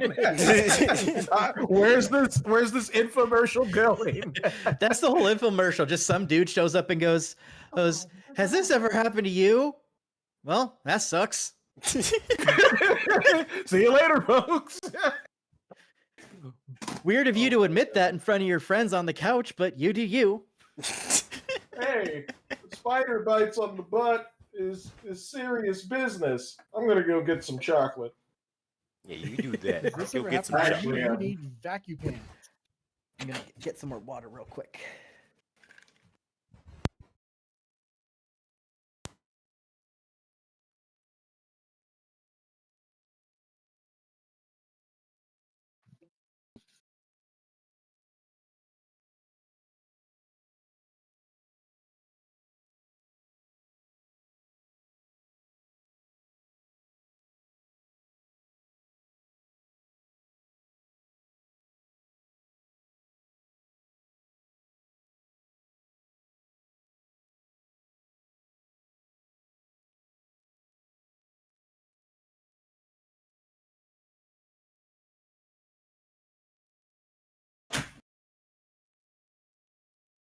I have returned with my chocolate. What kind of chocolate? It's one of those Hershey bars. There's 2 versions of them. One has like toffee in the middle of it, and the other one's just like these. This one's just regular old milk chocolate. Boring. Sometimes boring is safe. Yeah, I guess so. Have you? Do you like Nutter Butters?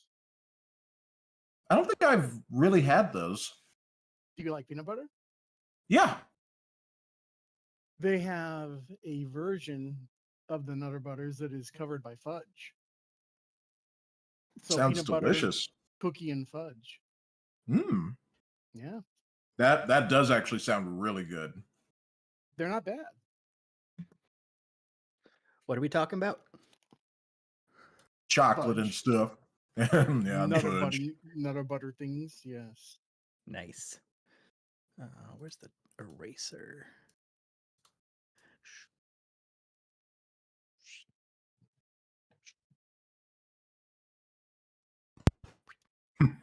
Tate said, "Let's all go to the lobby. Let's all go to the lobby."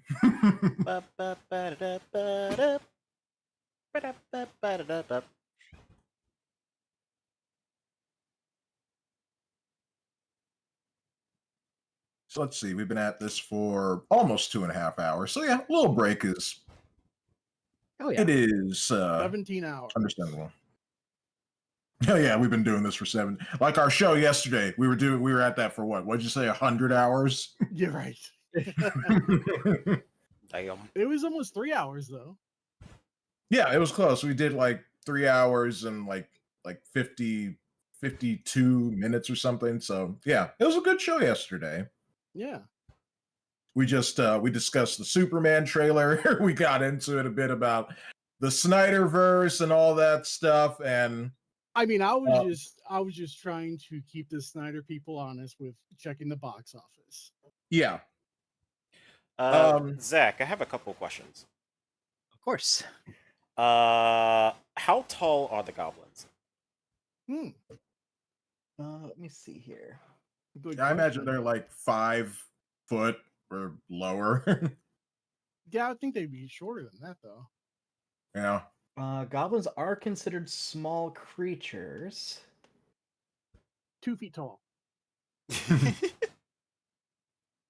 Okay. Let me read this. Real quick. Small creature. Let's see. Is between 2 and 4 feet tall. All right. So we're dealing with a bunch of Peter Dinklages. How dare you call him a goblin? Yep. So to put it in perspective, so small creatures, they still take up a full space like medium creatures do typically, but they get special perks sometimes. Small creatures are like between 2 and 4 feet tall. Medium, which is the vast majority of humanoid things, is between 4 and 8 feet tall. Mm-hmm. Okay. And then above 8, you get to large, and then above 16, you get to huge, and above 32, you get to gargantuan. Dragons. Ooh, Giants. that's pretty cool. Yeah. Oh wait, here. There's a good example. I can do this. Hide not in library. Apply. All right. So here's an example of something that's large. Oh wow. So they take up 4 cubes. Damn. What is that? It's an Hey, aboleth. sorry about I that. mean, I see that, but Welcome back. Welcome back. Looks like some eldritch creature from beyond all thought and dimension. get him, Trap. Get him. Yeah, sure. I'll hit him with my hammer right now with no special features added on. But Eternos, you be the one, to get the killing blow. Of course. I'm going away. You can basically think of these as like giant psychic eels. Whoa. Oh, kind of like the things in BG3. Ah. A little bit, yeah. Okay. My next question is Here's a huge thing. Oh, God. Huge thing. Yeah, Eternos, you got that one. And here is a gargantuan thing. Oh, okay. Yeah, Trevor, that's yours. And the next one is Jen's. They both look straight out of Vox Machina. Kinda, yeah. It's so cool. But yeah, my other question was, what was it? Oh, right. I was reading Alter Self, And it says I can alter my height. How far can I alter my height? Like how tall can you make yourself, or how short? Yeah. What's the limit? Alter self. Let's see here. Assume form. Okay.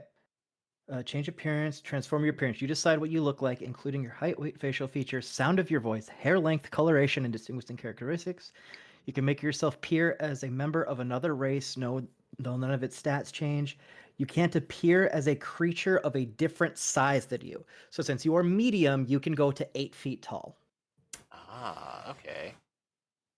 And your basic shape stays the same. If you're bipedal, you can't use the spell to become quadrupedal. Yeah. And at any time for the duration of the spell, you can use your action to change your appearance in this way again. Oh, So okay. it's kind of like the T1000 in that sense. Only objects of equal size. Yep. So after you cast it for the next hour, you can actively change your appearance any way you want. If you're in battle, it's at the cost of an action. That makes sense. Okay. Last question. Can you cast 2 concentration spells without interrupting the first one you cast? No, because you can only concentrate 1 spell at a time. I figured. Okay. That's good to know. Thank you very much. I like how, of all the things Alter Self can do, you're like, how tall can I be? Yeah. I gotta get the ladies. They love the tall. Yep. They love the tall people. Yeah. So Yeah. height-wise, you can be anywhere between 4 feet and 8 feet.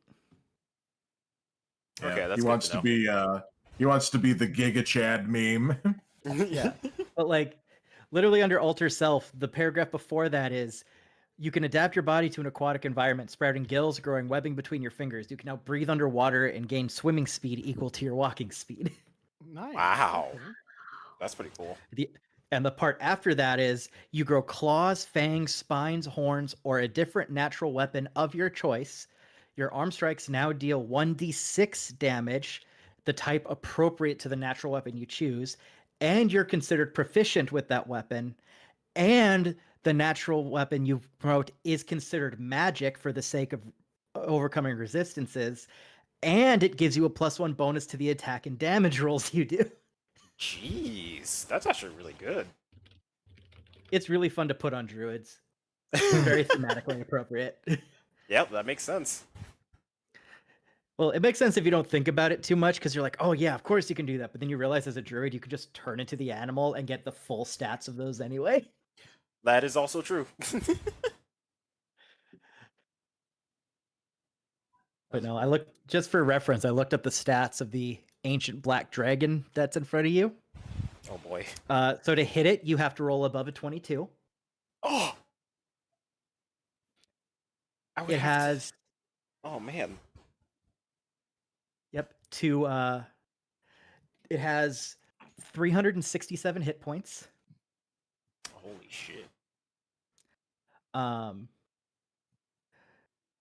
It has a +9 to Dex saving throws, a +14 to Constitution saving throws, a +9 to Wisdom saving throws, a +11 to Charisma saving throws.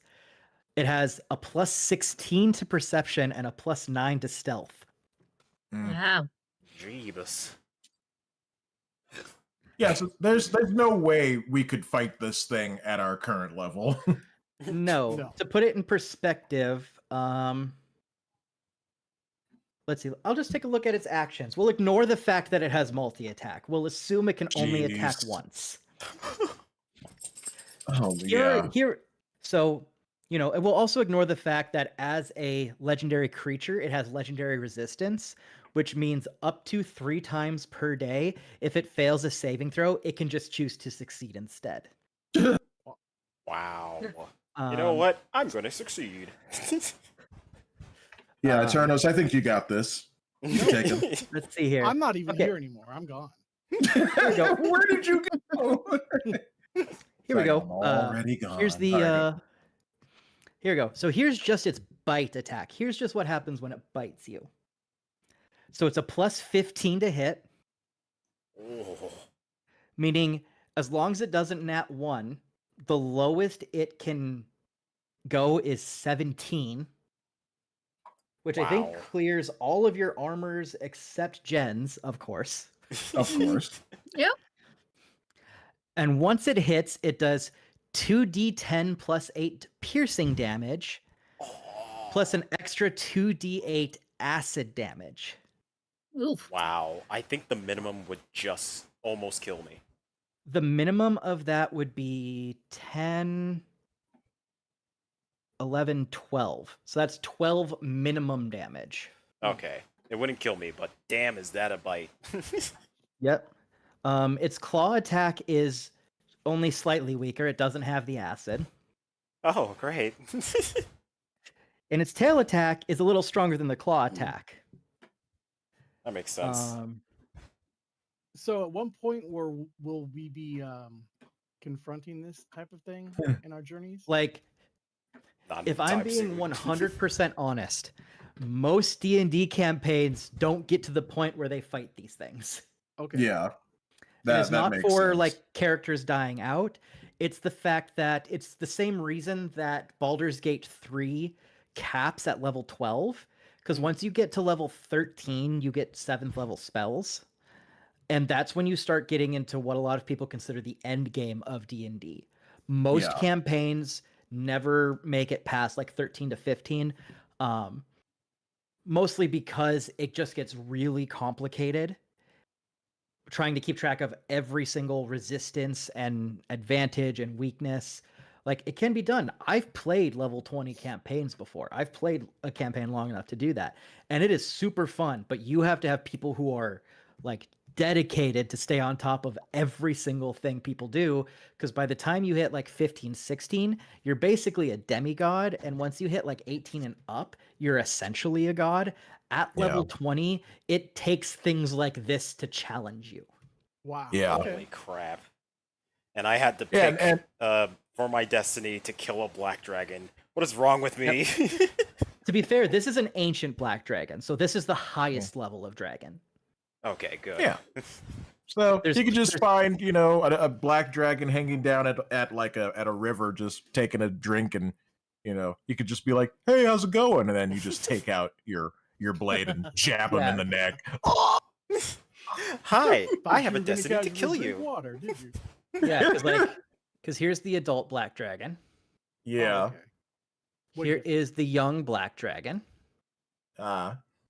Here is the baby black The dragon. baby. It's a little baby. Are you gonna kill it At as soon the as level- it hatches? At the level you guys are at, you guys could take a dragon worm. Yeah. Wow. Honestly, this is totally out of character, but honestly, I would try to take it as a pet first. Oh my, you would. Yep. Oh my god, Sean, what is this that you wrote in my chat? ADS, how rude. No ads. Oh, ads. I can. Shit. You can read. Oh. No, I can't. Well, I'm sorry. Oh, here's some more ADS? Here's some more fun ancient black dragon stuff I found. Ancient dragons have frightful presence, which means that each creature of the dragon's choice that is within 120 feet of the dragon. So to put that in perspective, this map is about 100 feet exactly. Yeah. So this whole map plus an extra 20 feet on each side. They have to make a wisdom saving throw of which they need a 19 or higher to succeed. Let me just hypothetically just roll and see if I could succeed that. So just roll in a d20.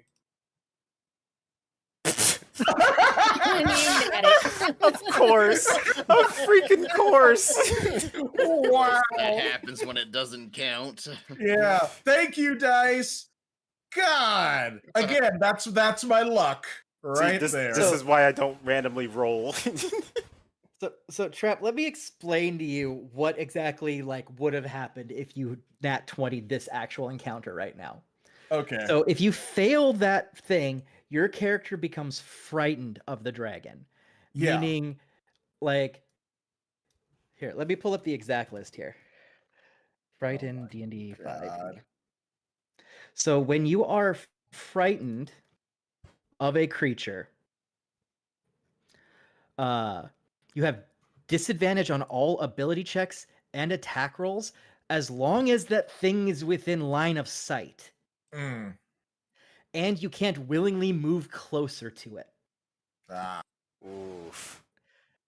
So couldn't you use my nat hammer. 20ing, if this thing showed up and you nat 20'd like that and you beat the roll, you literally are taking a look at this massive creature that is like over 32 feet tall. Mm-hmm. It's probably closer to 40 or 50. Yeah. And it's imposing this presence on everyone that's making them like cower in fear. And Thundertrap goes, huh, cute kitty. Yeah. Just like, nah, I'd solo it. I could take that. Yep. Tate is laughing at my hypothetical roll, and Wyfin said, "Yeah, we only hip fire around these here parts." Yep. I'm checking. And then Tate earlier said the thing is bigger than a house, and it has +9 stealth. Yep. So, yep, I just double checked the stats, and if a wormling were to show up right now, you guys actually have a chance of taking it down. Damn, Yeah. nice. Like, I mean, a I'm not- wormling's only like, well, how big is it, Zach? Oh, it's the baby. It's the same size you are, give or take. Okay, so man-sized lizard creature. I mean, Yep. we fought like crazy creatures back in Midar's sex dungeon, so you know. Yeah, I'm not saying it'd be an easy fight for you No. guys. It's got a pretty high AC, and it's like it has about as many health points as Trap and Gillian do. Hmm. So it's decently tanky, and it hits pretty hard. It does. Yeah, its base attack is 1d10 plus 2 plus another 1d4 acid damage. Hmm. So it can hit for like, upwards of 16 damage per turn. Yeah. Damn. So like I'm not saying you guys would dog walk it, No. but if you guys came across a single black dragon or any dragon wormling for that matter, you wouldn't have to consider fleeing immediately.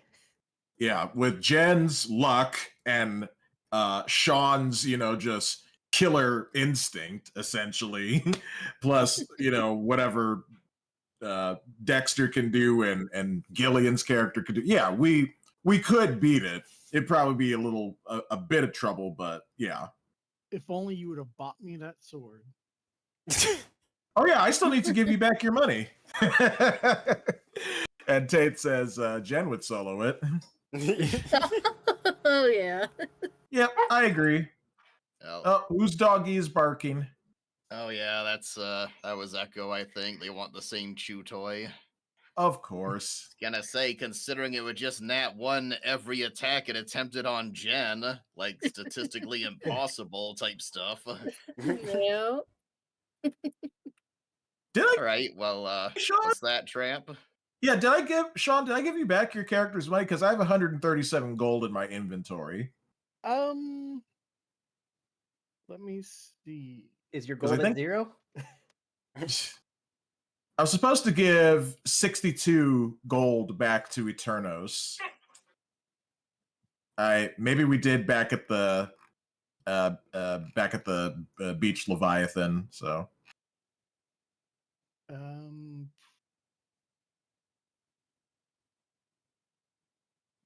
You know what? I can't find my gold. Oh, It's I have 0 gold. Yep. Okay, well then, just add 62 back, and I'll subtract 62 from myself. Can't believe you stole my gold.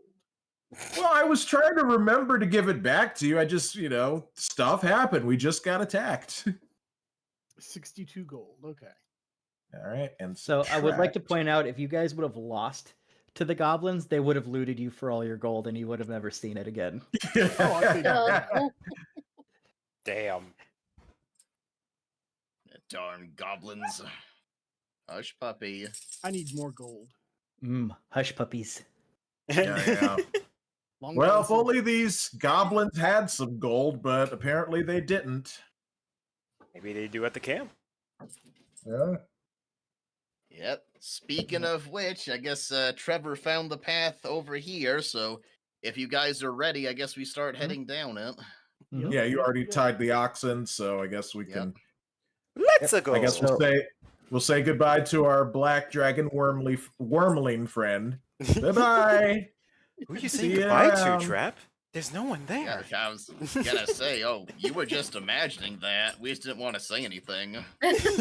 Oh man, You were I like, hey guys, look, it's a baby black dragon. And we were like, yeah, okay. and it's an ancient black dragon. Trevor, this is your density. It is. Thundertrap was hallucinating because his wound became Ooh. Kevin's haunting you. Oh, bye, Kevin. We'll see you around. Bye, buddy. Hope you find your dad. No, my dad died in my arms. Wow. Anyway. Anyway, if I could get you guys in, so you guys see that the path is fairly narrow because obviously it was made for goblins. So I need you guys to show me the exact order that you would be marching in single file. Well, I think Trevor's the smallest out of us. Oh no, wait, Jen probably is. So maybe the smaller people should go in first since they would fit easier, and then we can squeeze in after them. Indeed. You better. But go ahead, Gillen. What were you Depends, gonna say? we might not want anyone squishy up front though. Depends what we run across in there. Yeah, I was thinking the same thing. Yeah. Bad idea, Trap. Bad trap. That's a bad trap. It was Kevin. He told me to do it. I'm wondering if Jen should take up the back while Trickster and Eternos go in the middle, because we might not want them anyone too squishy in the back either. Sure. All right, do that, Foos. Jen. Shall I go first, or do you want to go first? If you like. I'll go first. Well, Okay. go forward then. Gotta suck it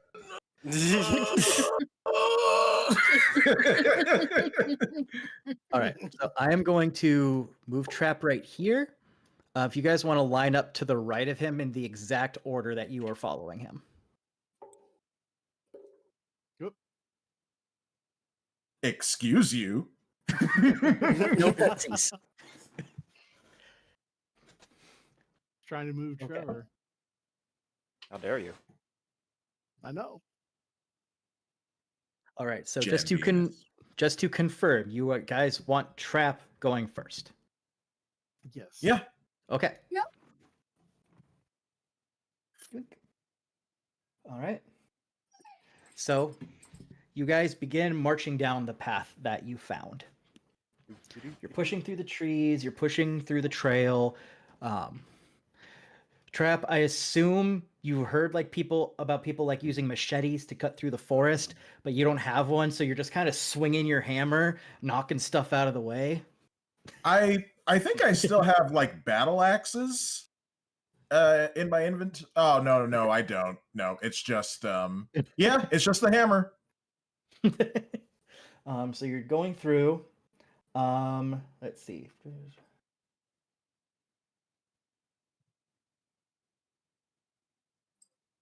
All right. And so, Trap, as you get close enough to a certain area, you happen to notice that there is a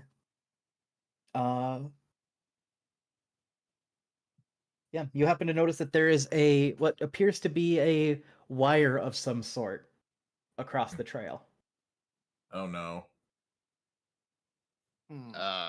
Yes, we're gonna want to call Eternos forward for that.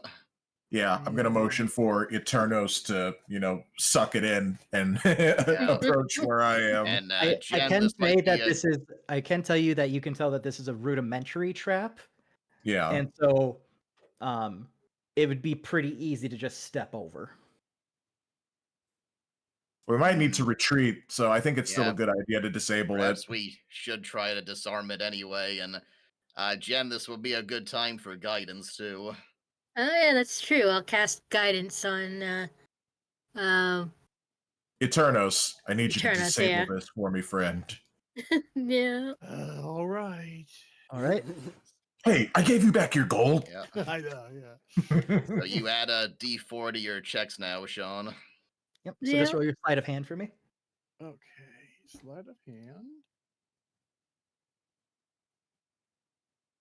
17. Nice. 17. Oh. All right. You easily disable this goblin trap. You've seen these traps so many times on the streets. Yeah, it's mid. Mid is what this trap strives to be. All right, so All right, I guess so you guys- go ahead, Zach. Nope. Then you guys can just hop back in order, and then you guys can continue down the path. All right. All right. So you keep going. You keep going. All right. And you're moving forward. Let's see. And as you get moving forward, Trap, you take a step forward, and you feel the ground kind of give way beneath your feet. If you could make a dexterity saving throw for me. Okay, great. I have 0 on dex. Well, here we go. Of course. What the heck? Oh. All right. So as the ground falls beneath you, you're able to catch yourself and jump back as the road in front of you falls. Whoa. Dang. And you just narrowly avoid the pit trap. Thunder trap avoids another trap. Congratulations. Yeah, you can't trap Thunder Trap. All right. And with that, you both keep moving after about another, I'd say about an hour or so of kind of coming across multiple rudimentary traps that were pretty easy to get around. After the first few, you guys were much more alert, keeping an eye out for them, knowing that they weren't going to be too difficult. And eventually you end up...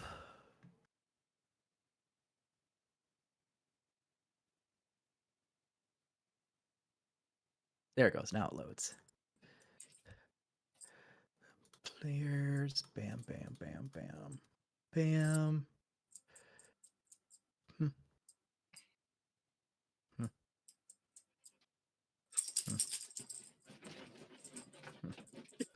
And... Jeez, puppies. Oh my. Yeah, I'll have to put them in the living room if they don't settle down. Go play. I have 1,000 ball bearings.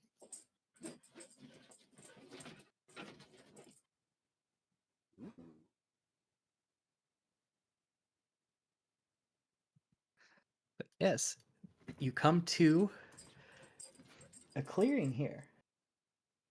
Interesting.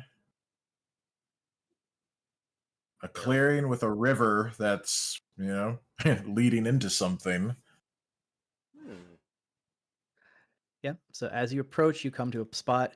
It has a river. You can see that it's flowing out of the cave that is in front of you.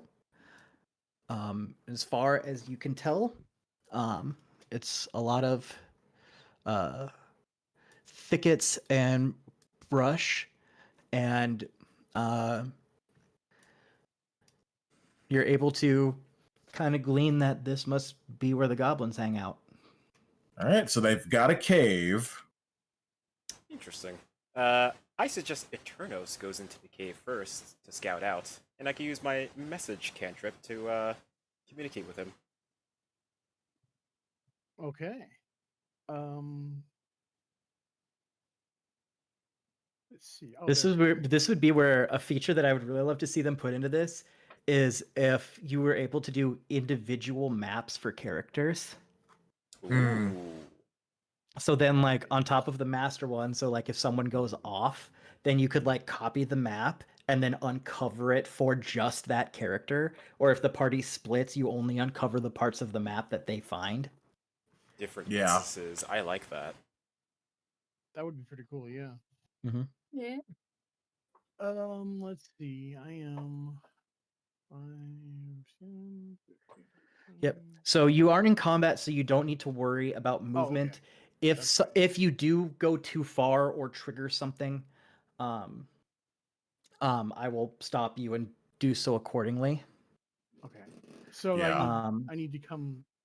I can't go up this way, right? I have to go through this way, or So this is the entrance. So to get in, you have to go up the river. Before you do that, real quick, I'm just checking something.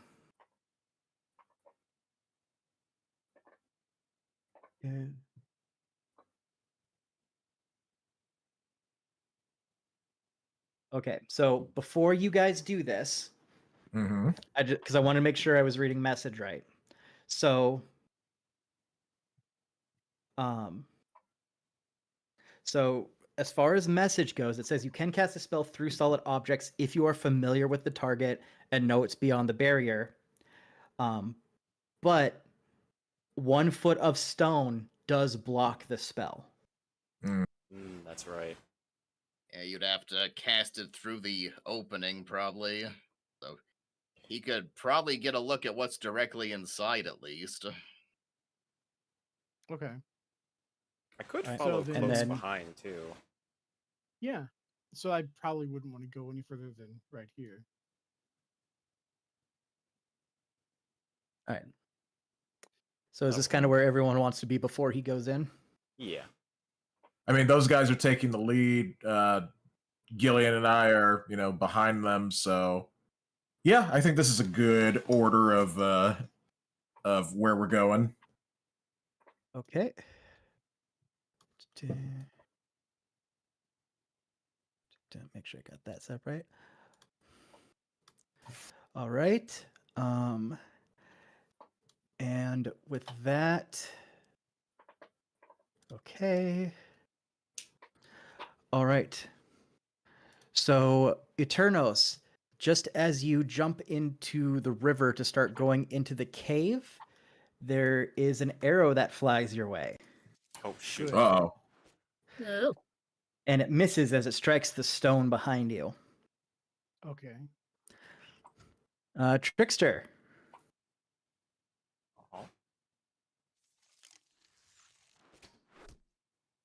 Ooh. Not another again. one. Not another one. God damn it. View stat block. So there was no other way into this cave other than going through the water? Correct. Oh, okay. So, All right. yeah. And with that, Dexter, you're going to take 7 damage as an arrow strikes you. Man, I am just attracted to arrows today. You're an arrows man. As the 2 goblins that were hiding in the hidden grove heard you splash into the river and took that as their sign to attack. Damn. Man. I didn't even think to look over there. That's so good. But so bad for us. Yep. Oh, nope, not that. I need to redo that. Clear it. Let's clear that list. Okay. The list. We are All in for it right. now. No, I don't think it's a spoiler to say that there's more than 1 goblin No. in the cave. And Yeah. I accidentally clicked the add all to encounter button. So Oh it was my going God. to put everything in the cave in the encounter sheet. Oh, Jeez. All right. So with that, roll initiative.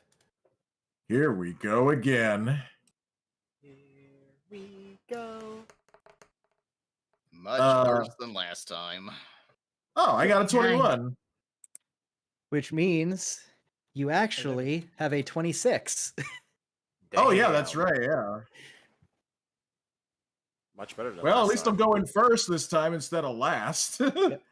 Okay, everyone's rolls are Well, in. unless the other goblins roll better than I do. All right. So with that thunder trap, you were able to see where the arrows came from. Mm-hmm. So you know exactly where the goblins are, hence they're on the map. The one thing I will say, crossing the river does count as rough terrain, so it's double movement to move through the river.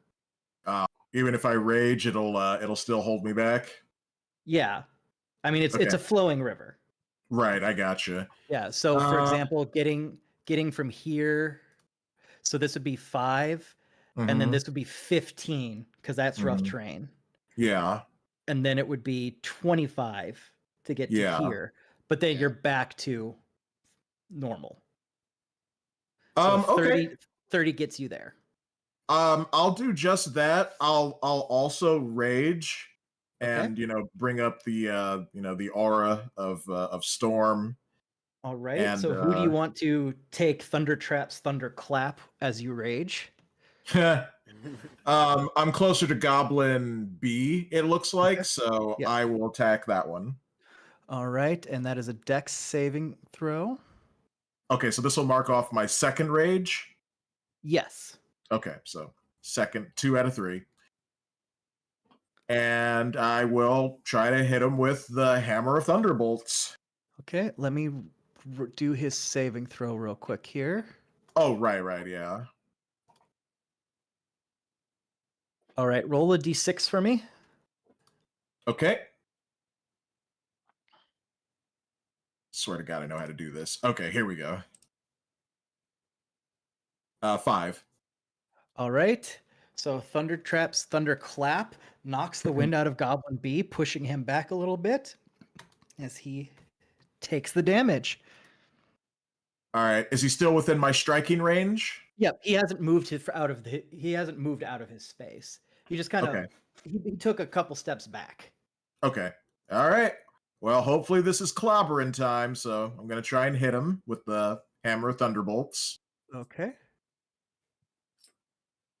Well, it's a 12. All right. So you go to swing your hammer as he just barely narrowly dodges out of the way. Dang. Can I ask what their AC is since we've been fighting them already? If we know it's over 14. Yep. That's what you guys know. You know it's at least 14. Okay, so yep, that's just barely a miss. You should have used the Hammer of Baravia. Yeah, I know, right? Well, I guess that's all I can do then. All right. So then with that, we move to Trevor Pincushion. I'm gonna get freaking revenge, man. If you want to know specifically which one hit you, let me check here. Goblin. Yes, it was Goblin B that hit you specifically. Okay. I'm going to... Actually, let me reread this. Now, the one thing I will remind you all before you guys go full ham on these guys, remember you have a full cave ahead of you, so any spell slots you use won't be able to be used later, and so on and so forth. So, yeah, I figured. I'm not just gonna make go sure all you're out. doing proper resource management because, like I said in the Discord, this is going to be the first time where you're going full D&D campaign. Yeah. Gloves are coming off. Mhm. Tate says, I was wondering what the big red 2 was for. All right, Yeah, I'm going over to here. use magic missile on Goblin B. All right.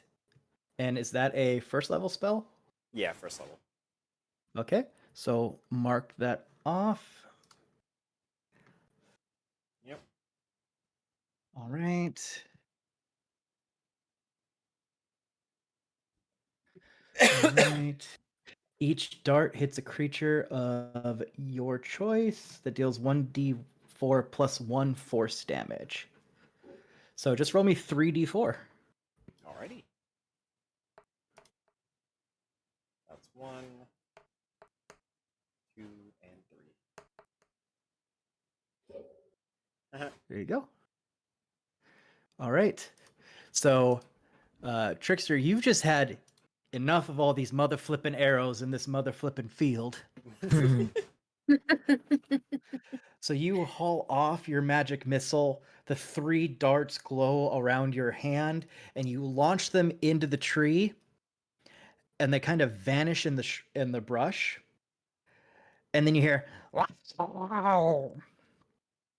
and as Trap watches the goblin fall. Nice. And in doing so, your missiles actually broke something. As now, Trickster and Trap, since you're there, you notice that this whole section of trees is fake. Oh. Oh.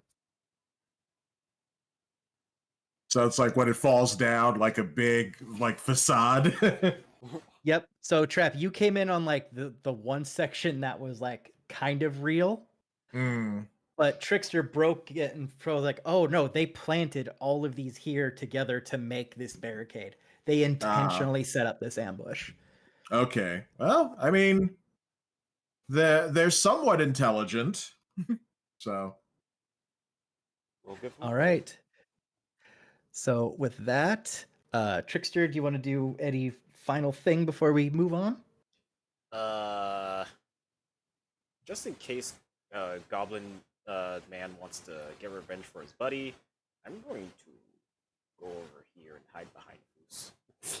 Okay. Yeah, let Foos take the arrows. Should take the arrows for once. All right. And with that, it is now the goblin's turn. He is going to run over to Thunder Trap. Of course. And make a swing. All right.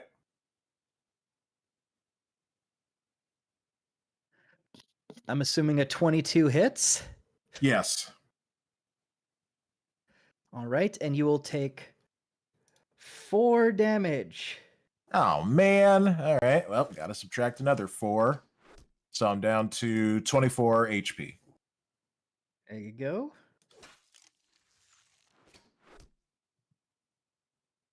And with that, he is going to use his bonus action to disengage and, and run back over this way.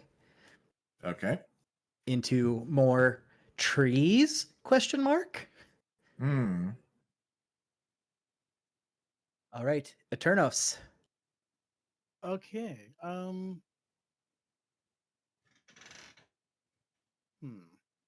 I definitely don't want to go into the cave. So,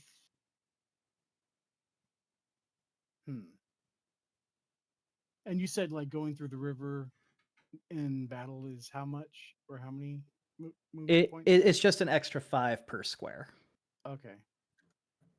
So that would be what, 10, 20, and 25, 30.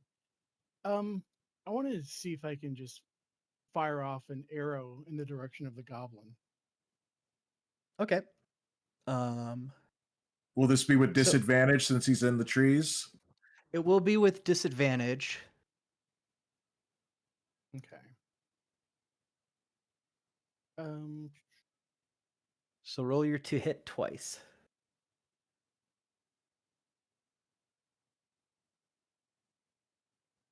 Okay. Oh, there's that. Yeah. Slippery mother trucker. Yeah. Yep. So yeah, so you can't get better than a 7. So you fire your 2 crossbolts into where you think the goblin was, but you don't hear anything. Typical. Okay. Then I will just move down here by Thunder Trap, and that will be my turn. All right. We'll get him, friend. Yes. Wow, think we all my should sounds just played investigate at that. once. Oh wow. Oh dear. Blah, blah, blah, blah. All right. So with that, Turnos is done. Jeneth. Alright. So I guess I'm gonna try to move closer. So I guess it would be what is it, 5, 10? That'd be 20 in the river. Yes. 25, I guess. Yep, so you There. do get to the edge of the river because you round. And is this part here where she's at? Is that part of the facade? Yes. So this whole section that you guys are in right now, you all know that it. So like basically everything this red circle is touching, you know it's fake, so you can easily get through it. Okay. And also over there by where the goblin went, that is possibly fake as well, right? Possibly, you don't know for sure. Okay. Alright. I don't know if I can really see the goblin, but I was wanting to try Sacred Flame. You can burn see him him out. well enough. Alright, so I will try Sacred Flame. He must succeed on a dexterity saving throw or take 1d8 radiant damage. All right. Dexterity saving throw. He fails. Roll the damage. Nice.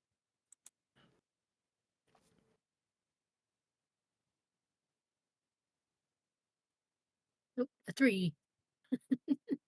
All right. So that's 3 damage as just above the trees, a little sacred cloud starts forming. And the goblin looks up and goes, "Huh?" as divine fire falls down on his head.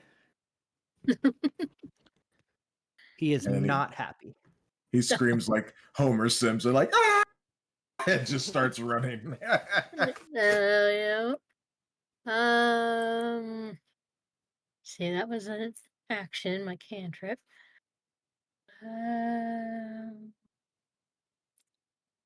Trying to save spell slots here. I don't have very many bonus actions. Anyways, I think that'll have to do you, Jen. Yeah, that's what I was just thinking. I think that's pretty much it for me. All right. So with that, we move to Foos. All right, see if I can get there. So that's 5, 10, 20, 25, 30. I'll make a javelin attack. All right. Roll to hit. Oh, that's a dirty Ooh. 20 to hit. Nice. Okay, All I'm right. going to use distracting strike. Here's the damage plus D8. So okay, that's I'll 5. save you the maneuver. Just roll the damage. Okay, 5 then. All right. So you see the magical fire. You know exactly where he is. And once again, you peg the goblin to a tree. All Man. Nice. There's gonna be goblin scarecrows all over this forest. Yep. Yep. But this tree kind of wobbles when he gets pegged to it. Ah, okay, it's a fake tree. Okay, after killing the goblin, Foos kind of puts his hand up as if to be like, hold on a minute. He thinks we were actually a little overzealous by chasing after the goblin right away. And before entering the cave, he does want to have a short rest. So Foos lowers himself to like when he does a short rest, he does like a classic meditative position on his knees with his hands resting on his knees.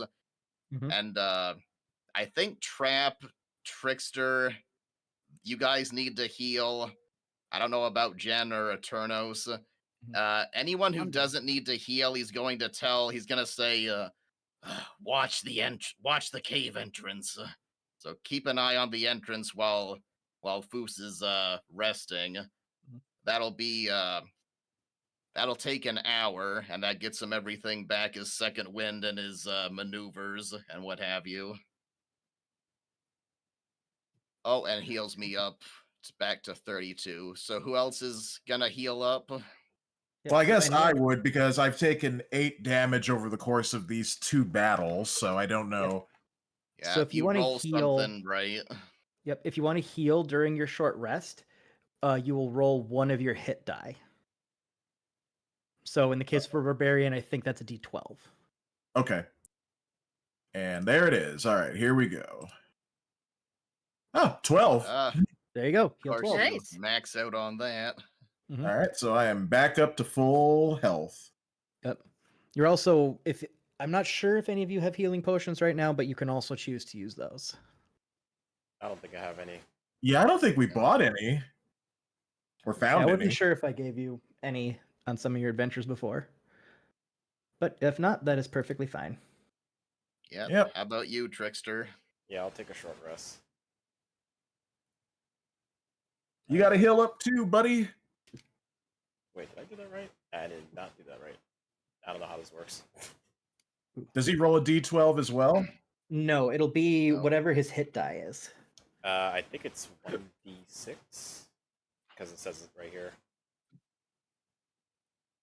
Hit die. It says I can choose up to 3. Is that correct?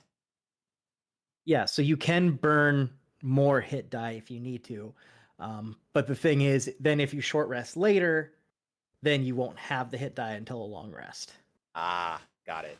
Okay, I'm missing 14 health, so I might want to burn 2. Here we go. That could just be 2, though. Okay, you're good. Yeah.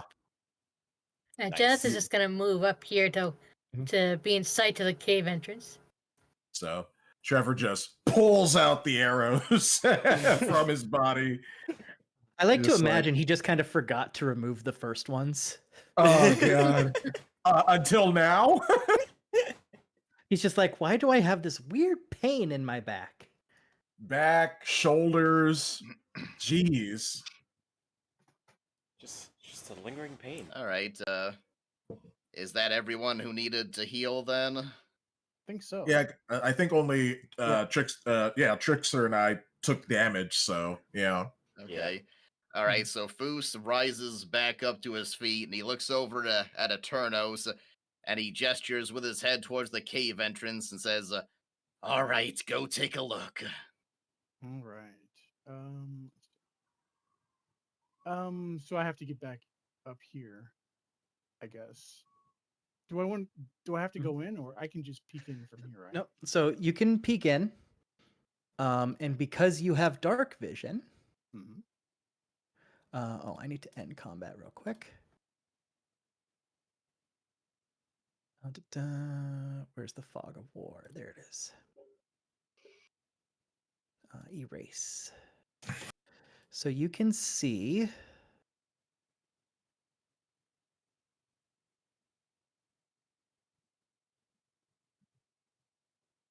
So Eternals, what you can see from your area is you can see the river that is cutting through this cave. You can see that it kind of has a small little series of kind of steps.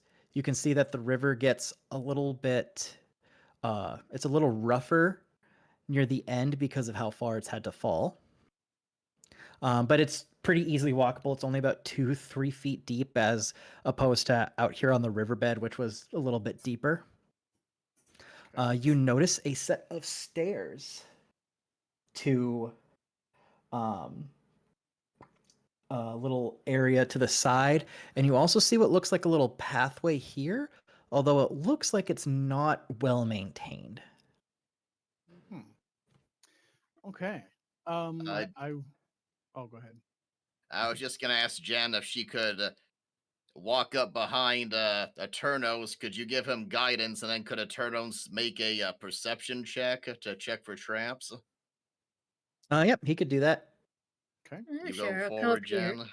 Yep, I cast guidance. All right. Let's see. Perception. 6. 6 plus a D4, though. Yep. Oh, okay. So a D4 on top of that. Yep. Which is hopefully a 4. Let's see here. Ah, there they are. Nice. Nice. All right. Okay. 10. So,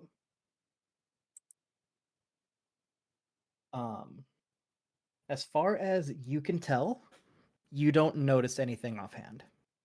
Okay. All right, we're gonna have to go with that. So, do you want to push forward, Sean, or do you want the heavy guys to take point now? I'll let you guys go ahead, but I'll be right behind you. Of course. All right, come up here, Tramp.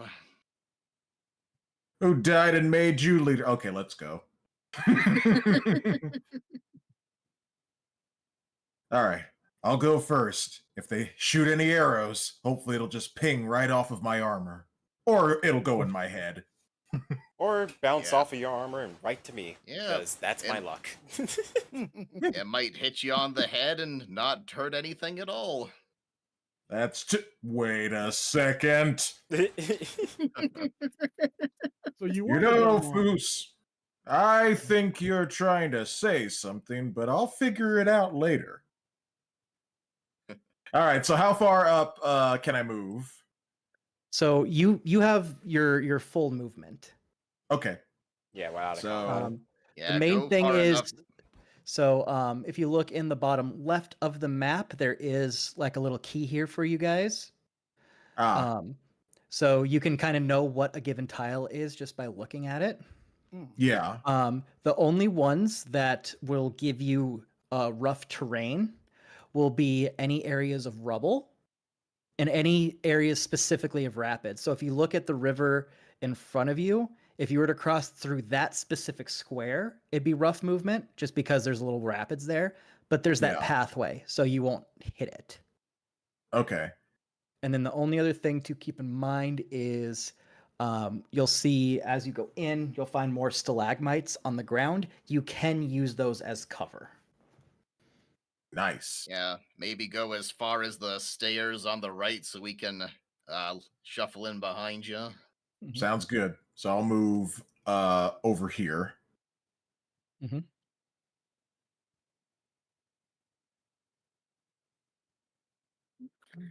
Go there, I guess.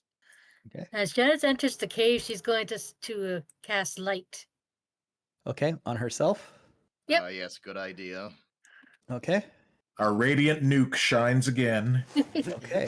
So, since you are casting light on yourself, and can you just confirm for me if light is concentration or not? I It don't is think not. so. Okay. I didn't think it was. I just wanted to be sure. All right. And with that,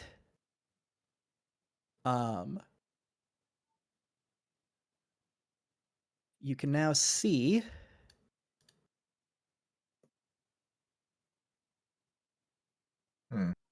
here. Part number 3. So this is a And stalagmite right here. Mm-hmm. So the moment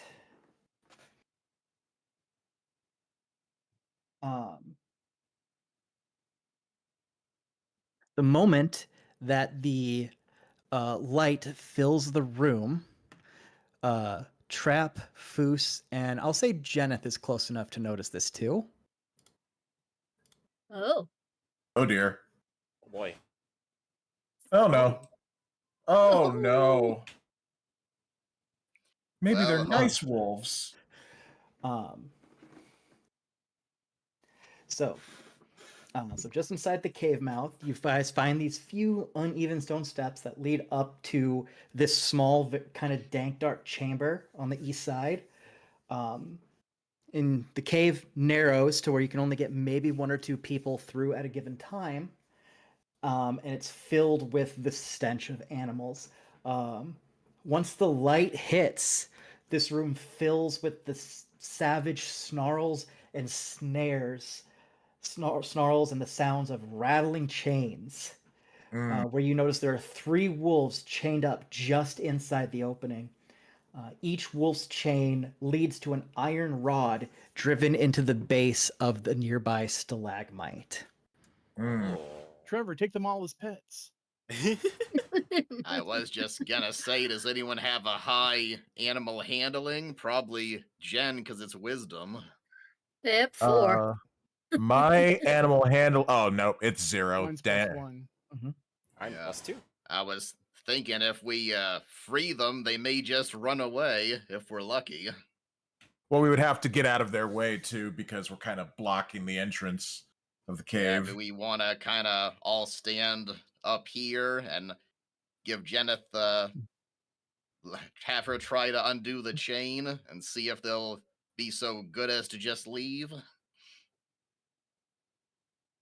If they're snarling at us, I think once we free them, they're just gonna attack us. I was just gonna say They could be snarling because the goblins have been abusing them, though. They might be happy to just get out of there. Yep. And then they're gonna attack us. But no, I think we should try to free them. Yeah, why don't you try doing the animal handling check first, Jen, and if they seem like they're gonna calm down, then you can try undoing the chain. Alright.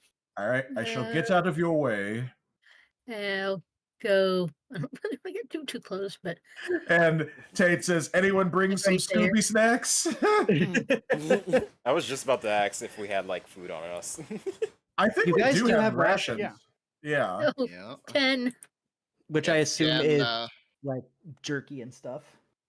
If Jen tosses them some food, would that be good for advantage on that check? Because she got a 10. You got to tell me what you want to do. Yeah. Well, you want to try that, Jen? It's up to you. Yep, I That will- does seem like a good idea. Try tossing some food. Okay, so you want to throw some of your rations their way? Yeah. All right. So you throw the rations their way. What are you trying to do to calm them?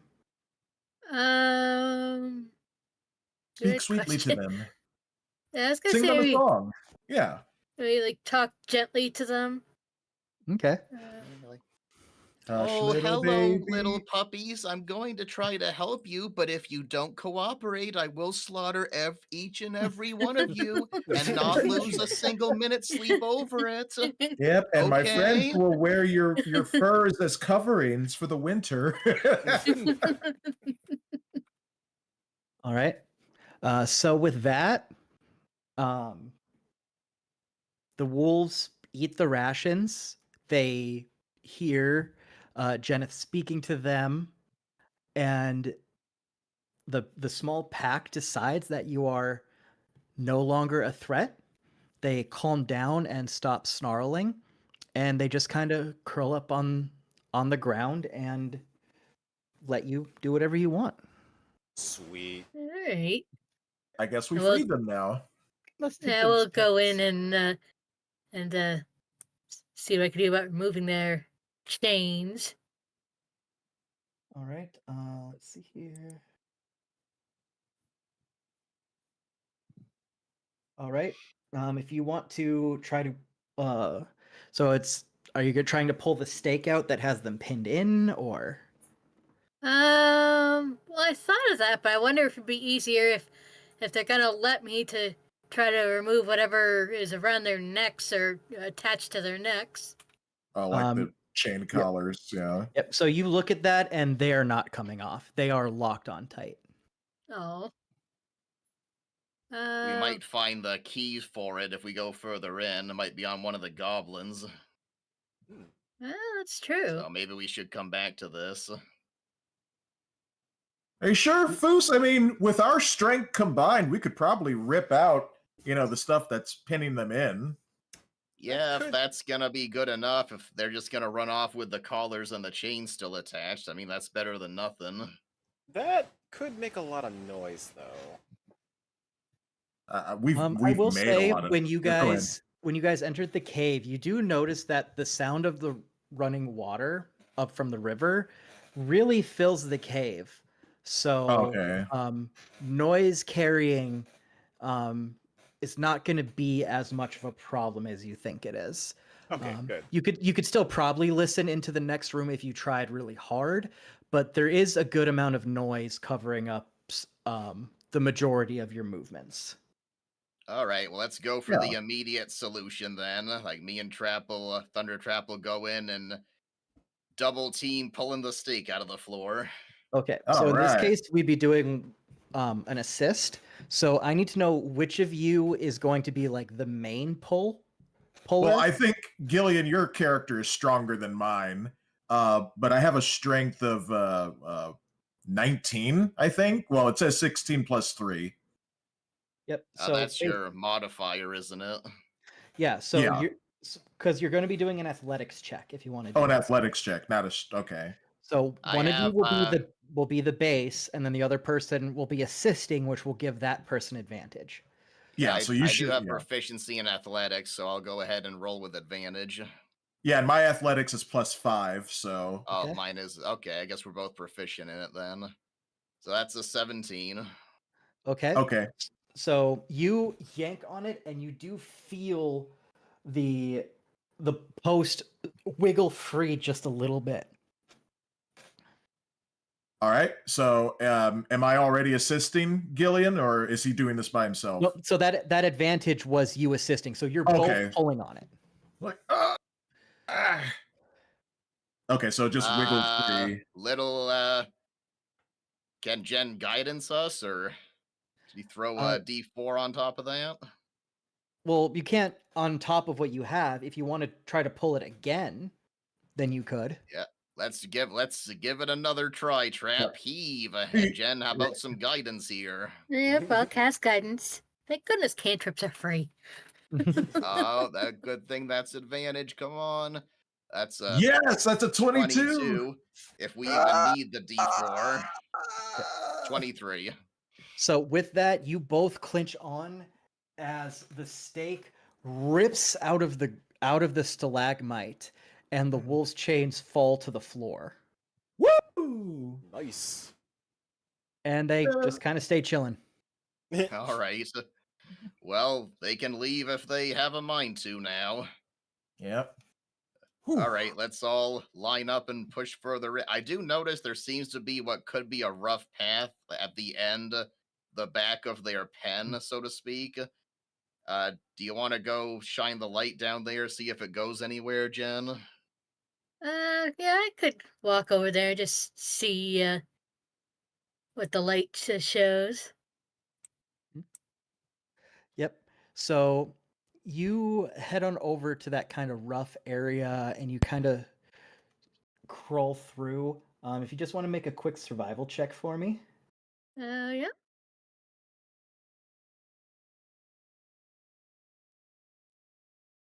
$13.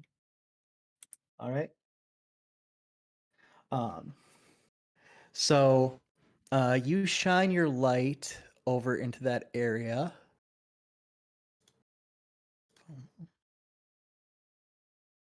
Oh, no. Give me the eraser. The eraser.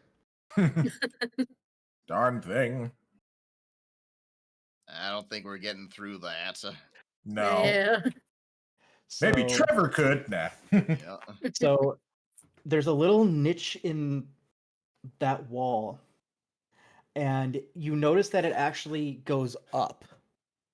It goes up about 30 feet. Oh. Oh, that's a S compartment or whatever it's called. I don't even know what that means. The only way you can kind of best describe it is it's almost like a natural chimney. You notice that it is just big enough for one person to squeeze through. but it's not going to be an easy path if that's what they choose to take. No, I think we should keep going around. I think we so don't too. we don't need to split off, split up the group like that. Yeah. So Foos comes back down here and he gestures for Eternos and Trevor to join them, and then he's gonna start lining up right here. All right, Okay. come over here. All right. So I will say that Jen's light is behind the wall here, and you guys are about to go deep into a cave. Yeah. Okay, better well then we swap better. places with Jen there, Sean. Yeah. Go ahead, Jen. Yeah. And I'll move out of the way too. I'm gonna Yeah, pet the yeah, dog well, or pet the wolf. All right. Trap, roll your animal handling then. Okay, sure. 0. Okay, I bet I get another high roll. Nope, that's just a 3. I'm getting a bite. So you come in what you think is calm, but the wolf recognizes you're not the person who fed me. Oh. And makes a small bite at you. Oh. It's okay, friend. I understand. I ain't mad at you. Huh? It misses as it snarls at you. Yeah. And you can tell that the other wolves may start getting riled up the longer you stay. Okay, well then I Give them shall. food. Oh yeah, let me throw a ration at them. Okay.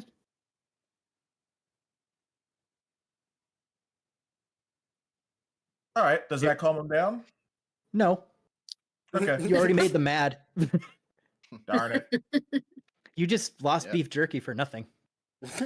I'll get some more. All right. Yeah, get out of there, man. Well, okay, this is far, because, Sean, do you want to go ahead of me?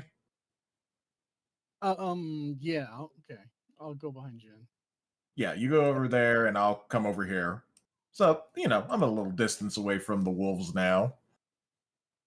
All right, well, we're gonna start filing forward, so you can have a chance to get straight.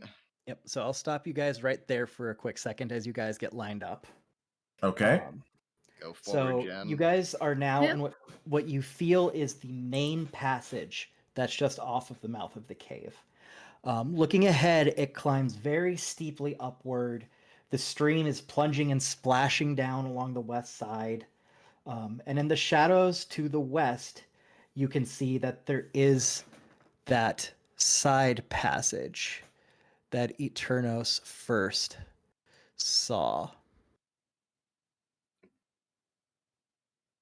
Ooh, that looks rough. Yep, that's rough, buddy. Yep, so left or right? Oh, 1 second, I'm just double checking something here. All right.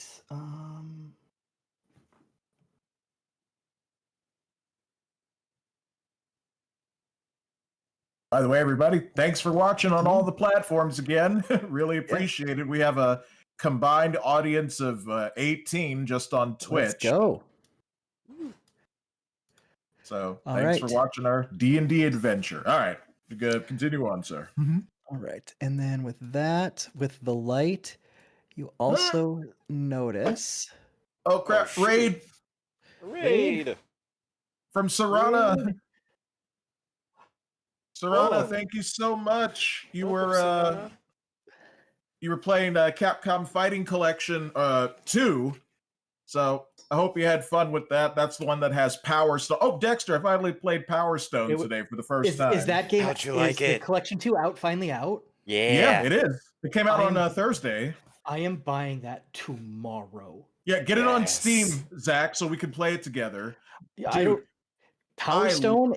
I have yeah. been wanting a Power Stone re-release since the original Dreamcast. I have my original Dreamcast and copy of Power Stone in my closet behind me. I've never played Power Stone until today, and I loved it. Did you play 2 or 1? We played 1 and then we played 2. Yeah.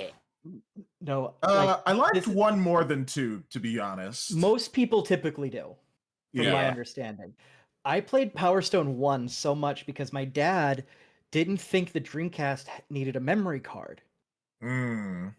So I beat the game in single sittings in its entirety multiple times in my childhood. Amazing. That's what I used to do with a lot of games I had. Oh, Supersonic says, "Hey, I'm still here." Well, you got to speak up. Damn, 30 viewers. I've never seen viewers that high since Steven Universe. Oh god, I'm getting flashbacks. Yeah, you cheater.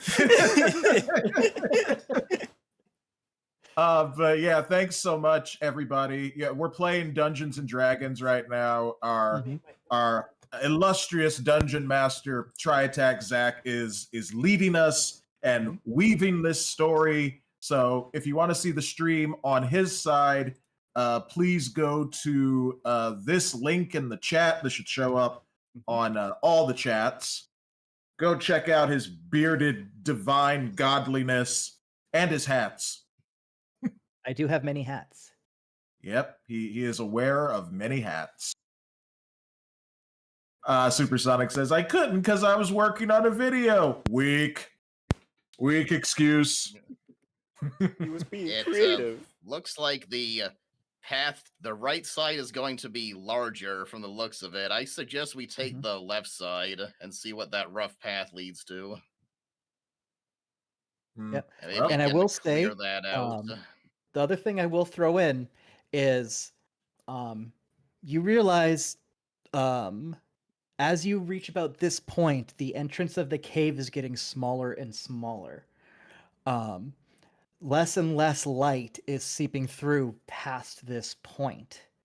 So you are going to be more reliant on Genus light to see what's happening. Unless your name is specifically Eternals von Stackhouse and you have dark vision, you're like, what's everyone's problem? Yeah. In that It's no case, big deal. Stay close, Jen. In that Okay. case, I suggest, even though it might be a bit of a bad idea, I suggest that we split into two teams. One team that has Geneth with the light, and one team that has Eternos with his dark vision. Well, you're right. That's a bad idea. You also you guys also do have torches as like standard equipment. So if someone wanted to do that split, you could still have a light source for the people who don't have dark vision. Yeah, if you guys want to do that, you can. I would suggest if you're going to do that, then try to stay stealthy. Try to have Eternos just take a look and not try to engage. Yeah, I don't think I have dark vision. Nope. 'Cause I'm Eternos just- is the only one here who has it. Yeah. No, I think we should stick together, honestly. I mean, it may be slower going, but if we get ambushed and we're cut off from each other, then yeah. What do you think? Sure, if you want, you can go off on your own way and see what happens. Do you think that would I'm advise you tempted. incorrectly, I'm about to Jack? hell dive this. And you're gonna end up with more than arrows in your body. Look, man, I've lost enough. Like, what more could I lose? Your life? But what's a life but a measly existence? I mean, it's your choice if you want to re-roll a character later. Trevor Trickster Jr. Oh yeah. I will You come avenge over my here, father. Jen. No. Okay, All so you two are trying to climb that? Okay. Yeah, we'll try this this offshoot over here. Okay, give me 1 second here. And yes, if anyone follows us, thank you so much. We appreciate it. We stream a lot between all. Well, how many of us are here? 6. So, Let's see here. Where's the? I literally just clicked on the thing. Where did it go? It should be here. but yeah, thank you, Serana. Let's see. I think I can give you a shout out on Dexter's live stream. I'm a mod over there. I have those powers. I believe so. Powers beyond mortal men.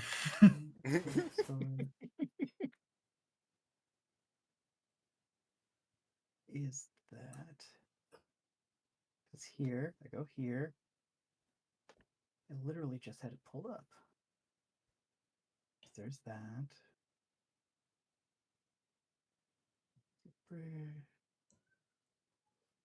Go down. Well, here we go.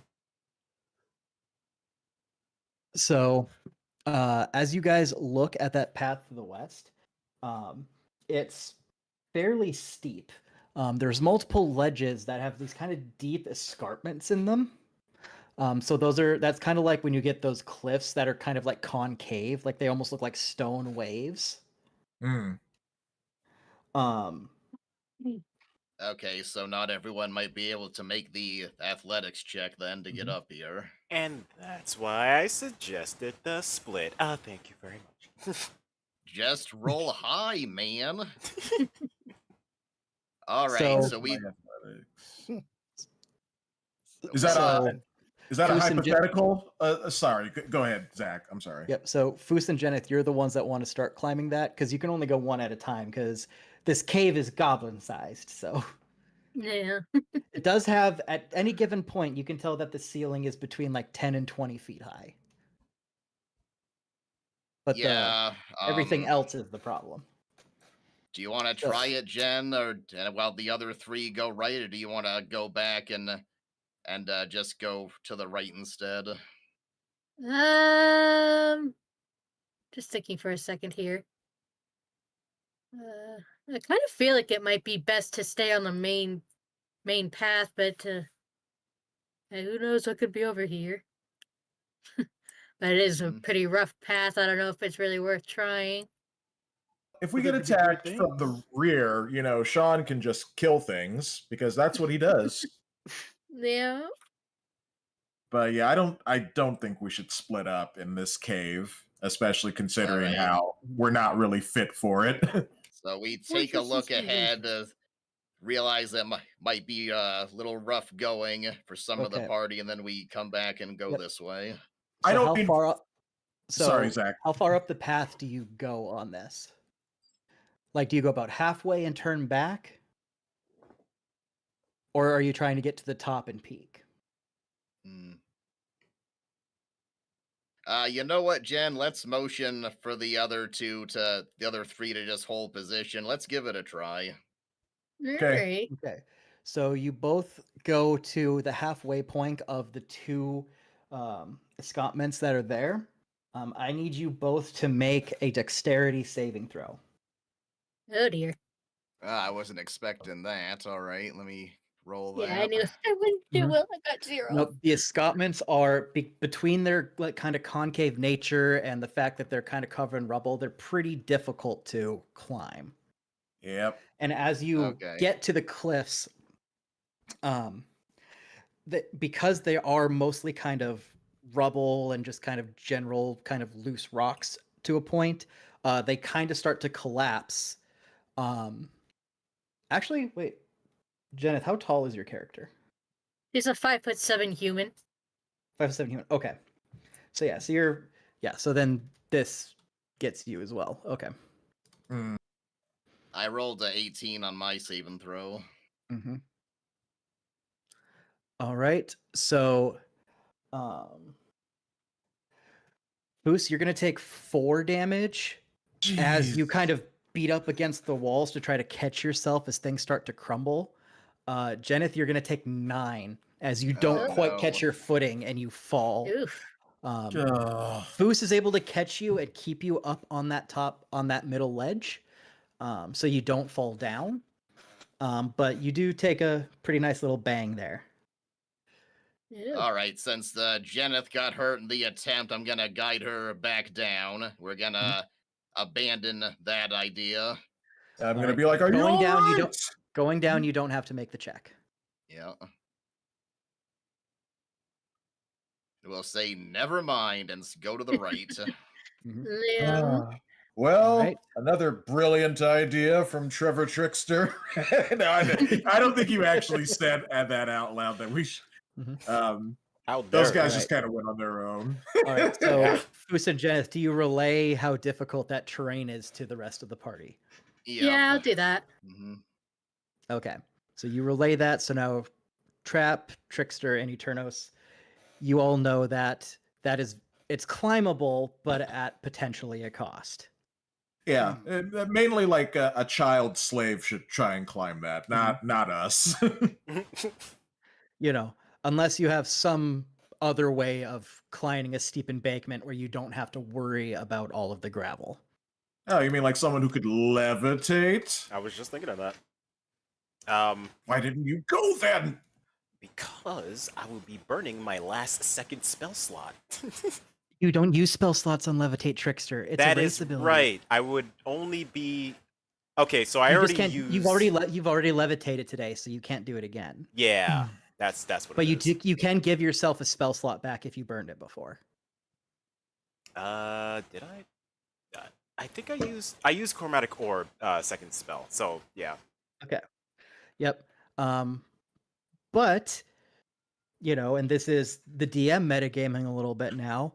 Theoretically, if there was a magical item that you guys found in a dungeon that somehow helps with climbing. God, I completely forgot. That was actually part of my stupid bit with the whole hat thing.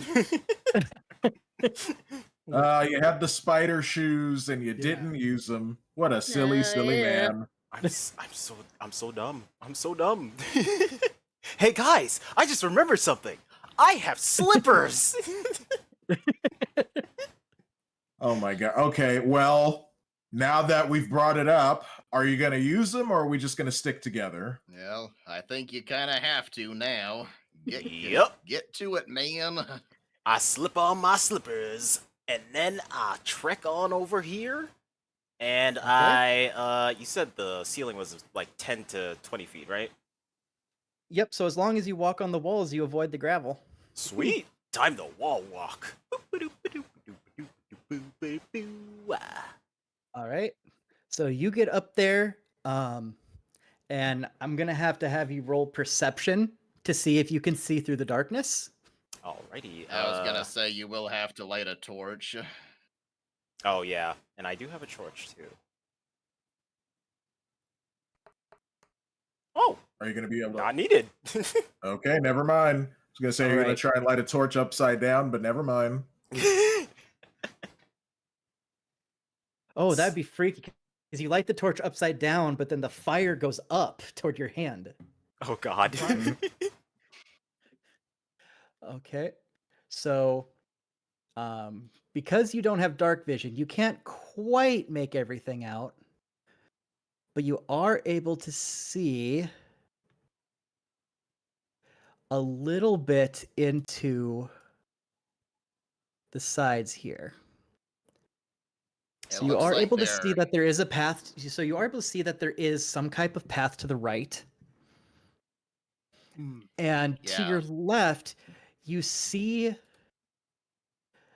the shadow of what you assume to be a goblin. Ooh. Interesting. And you also notice what looks to be like a sleeping bag or bedding of some kind. Oh, so this is where they sleep. I'm thinking there's an alternate path. Yeah, I think we could probably get there if we take the bridge. Yep. Yeah. So just in case this map isn't clear enough, so you can't without trying to like climb the walls to get to the bridge, you have to go under the bridge. Yeah, and then come back. And then you have to come back. Yeah. Yeah. You're on the level below the bridge. It connects to the ground in front of you, so you can attempt to climb the walls or the wood to get to the top of the bridge. But obviously, it's going to be more difficult because it's about a 20-foot high bridge. Yeah. Yeah, we'll follow the path in front of us. Okay. If you want to come relay that information, Trickster. Before I do that, question. And this is a stupid question. My favorite kind. If I were to walk on the ceiling, I guess the more proper question is, how soft is like the ceiling? Because I kind of want to attempt to, if I wanted to, put a bean in the ceiling. So the ceiling is total stone. You're deep in a cave. There's stalactites hanging from it.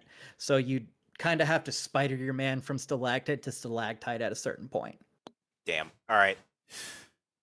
That is good to know. In that case, I shall head on back and relay to everyone.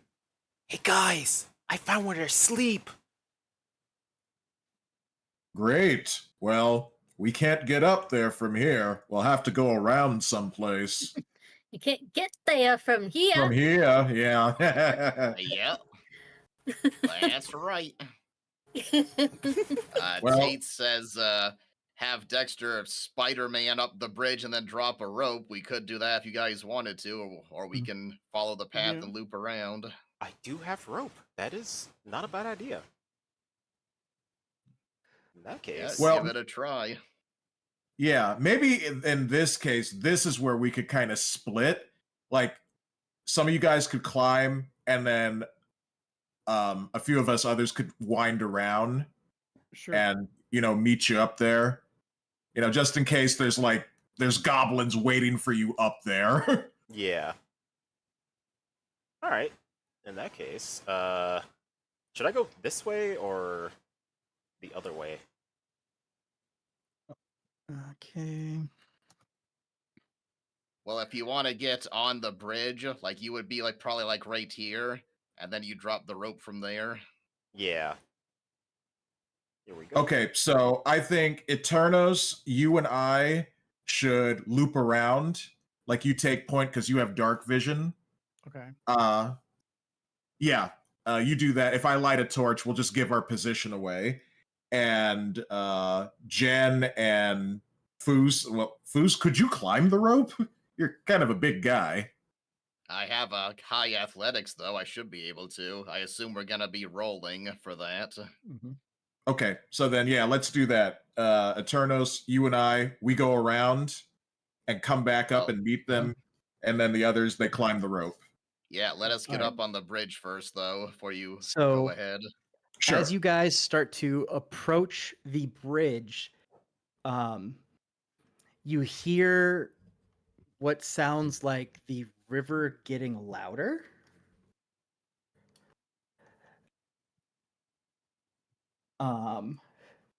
And then you just hear the water rushing harder and harder and faster until... Oh, crap! As a surge of water starts pouring down the river. Oh boy. So, first off, I need all of you, since you're all nice and clumped together, I need you all to make a dexterity saving throw to avoid being swept away by the river. All right, so this is the Oh my saving God. throw. Mm-hmm. Oh no. I rolled a 19. I rolled a 19. I have no dexterity 17. modifier or anything. Yep. I'm fucked. Yeah. Well, you're Well, on Sean, the just bridge, so you know, at you did a least. dex check, not a dex save, but Oh. you pass anyway. Okay. Saving throw is a separate thing. I think your saving throw would have given you like a +2 or +3 with your dex, so. Oh, I think it's plus Yep. 5. So everyone who rolled above a 10, you're able to get out of the way fast enough, cling to the walls, hold on somewhere you can hold on to fast enough. Anybody who got below a 10, Me. pause for effect. I need you to make a strength saving throw to hold on and not get flooded away. Oh god. Weren't you up on the wall though? No, he came down. Oh, Yeah, I was on the bridge about to prepare the rope I was for you gonna guys. say, did he still get hit while on the bridge? Yeah, though it's like a 10-foot high wall. All right. All right, you said strength saving throw. Yep. Oh boy, here we go. Okay, thank God. Whew. Okay, well that's not bad. All right. And with that,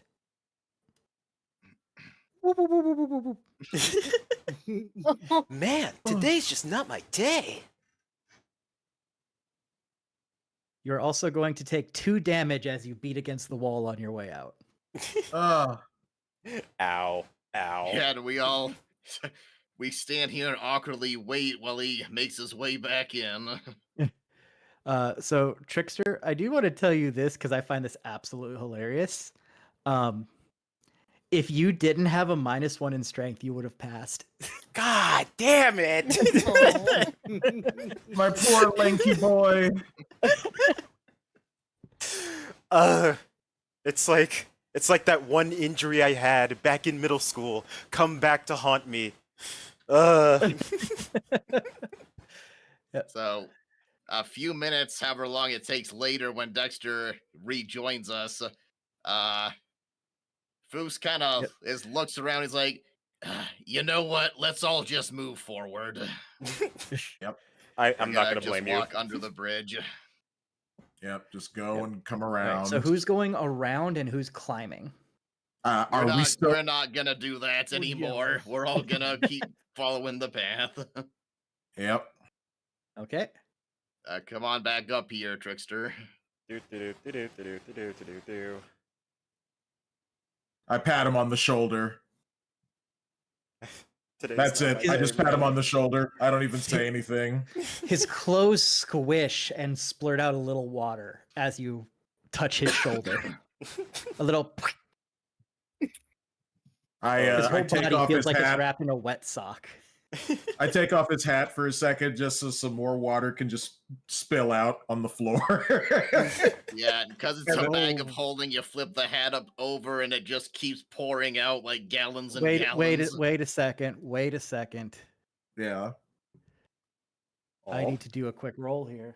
Oh. Thundertrap, you smell like barbecued goblin. You're standing too close. All right. Well, maybe this could be my shower. All right. I set the number and I rolled it. So Trickster, in the time that you got swept away, your hat actually fell off for a short amount of time before it washed up on shore next to you. Upon looking into your hat, you realize your hat now has the equivalent of a small torrent of water inside of it. Oh. Ooh. So now at any point, if you reach into your bag of holding to grab the water, you can essentially do a miniature version of what just happened to you. Okay, that was worth it. All right. Well, I'm gonna hand him that right back because I don't want to I don't want to wash him away. So. Yep. And to be clear, how the bag of holding works is you think of what you're going to grab, and then it will bring that to you. So until someone reaches in looking for specifically like that type of water, it won't just come falling out. Okay. That's useful. All right. Well, No, you know, as I soon was as you trying to, touch his hat, I'm like, oh shit, he's wearing a bag of holding. Yeah. And I just hand him it right because I was gonna try to like, you know, sort of like dust it off for him and just put it back on his head. But then I see what it is, and I'm like, no, you have this back. I don't want to mess this up. I wonder if this is just me being curious, because I'm not sure how in depth D&D is. If you were to get doused in water from, say, a water attack, and then someone else, or if you do like an electric attack, does it do like more damage since they're soaked in water, or is that not a thing? It doesn't. It's not an inbuilt mechanic for a lot of things, but that is up to DM's discretion. Okay. So if it's very obvious that's what you're doing, and I think it meets the requirements for it, I may allow it. Sweet. Alrighty. You want to come forward, Jen? Yeah, you still have to be our light. Yeah. I'll take up point behind you, so. Yeah, we just start moving forward in formation. All right. So let's see here. So as you guys inch forward, you do start to see the entrance of the path on the other side of the bridge.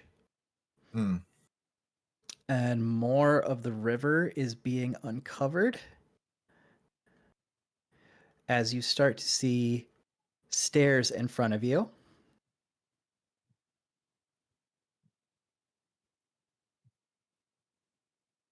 All right. Going through the mines of Moria. Okay, not really. All right. So there's that. Okay. So this eraser. Let's see, that is here.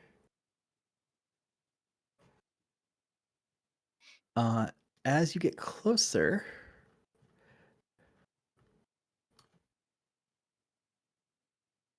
there we go. This will make it easier.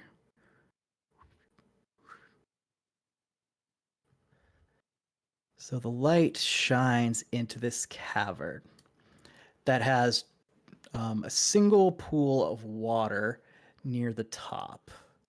Interesting. And you can see kind of an empty pool here where everything is draining. As you get closer, your light shines brightly on. Where is that? There it is. No, let me do the thing. Still not listening. Shines brightly on 4 goblins who have been waiting for you because they've seen your light shining for the past few minutes. Yeah, I had a feeling that could be a problem, but it's like, I think I'll do it anyway. Before you have a chance to even gauge what happens, this goblin runs up to the stone dam that is holding back the water, and he pulls a stake out. Oh no. As you start to hear, Here we go again. No! No. Boo, since you are far enough in front, you avoid it, but everyone else, I need you to make a dexterity saving throw. Here we go again. As the second pool rushes toward you. Well, once we deal with this, I do notice a path to that hidden chamber at the far side. 25. All right, let me see here. All right. So whether it is sheer luck or the fact that you were ready for it this time, you all make the save and avoid being swept away. Oh, good. Surprise, mother truckers. Before we roll initiative, I just need to check one other thing here. God, this cave adventure has been just BS after BS.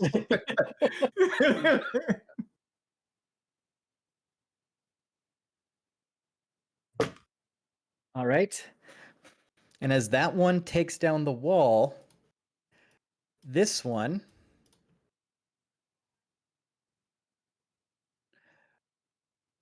runs up a set of stairs.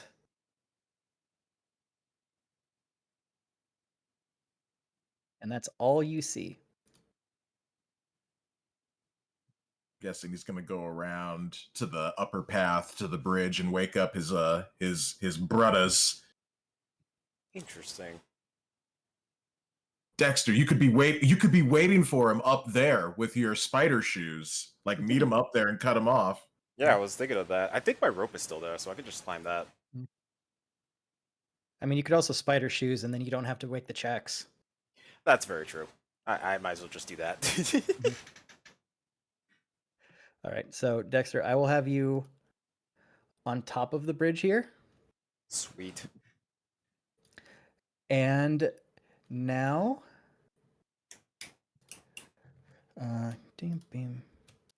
let's see, select. Select. No. Oh, All right, now roll initiative. All right, I'm at Dexter just moonwalked up the wall and met the goblin there. And he's like, Oh, Jen I got nat a 20. nat 20. I got a 17. God dang. Okay, here we go with my initiative. Let's see what I get this time.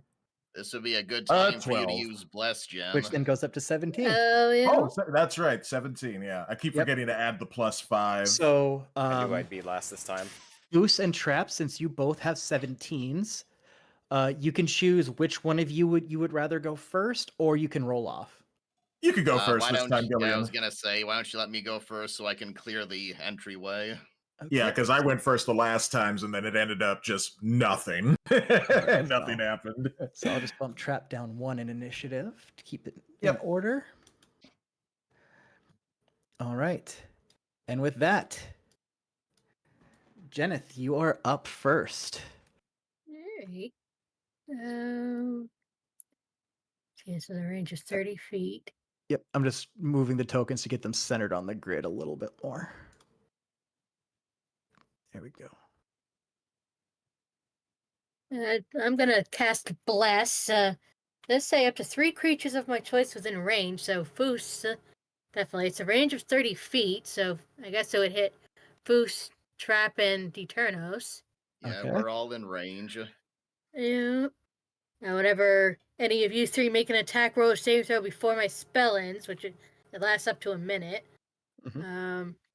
you can roll a d4 and add the number to your attack roll or saving throw. All right, sounds great. Yeah. You have bonus and movement. Yep. Although you can't cast another spell, so you can't use your heal, so I guess no bonus then. Yeah. Just a second. I gotta mark off come on, clear that. The first level spell slot. I don't forget. Yeah, I don't really have a bonus action to use. Anything to use. I don't know if I really want to move just yet. Yep. That's fair. Well, maybe. Actually, no. Everyone can pass through me. I'm not in the way. Really. So yeah, I'll just kind of stay. All right. So you conjure up Bless, and you fire out the magical energy as Eternos, Thunder Trap, and Foos now have a faint white shimmer around them. All right. And Dexter's looking like, oh, I want one. Well, when she gets a 3rd level spell slot, she can do the whole party. Nice. Yep. All right. So now we move to Eternos. So that little ledge or that little area right to the right of Foos, can I stand on that? No. That is a solid wall going straight up. Okay. So I guess you'll have to go past him. Yep. But because the water now is no longer being dammed, the water is easier to move in now. So you can move through the river mostly unimpeded, except for, like I said, the few kind of more rapid spots that are marked. Okay. All right, I guess you could go around. Well, so I could do 5, 10, 15, 20, 25, and I could fire on Goblin A. Yep, you could do that. Okay. Let me roll my. Yep. Does him being there remove the fog of war there that's on the left of him? Yep, let me grab that real quick.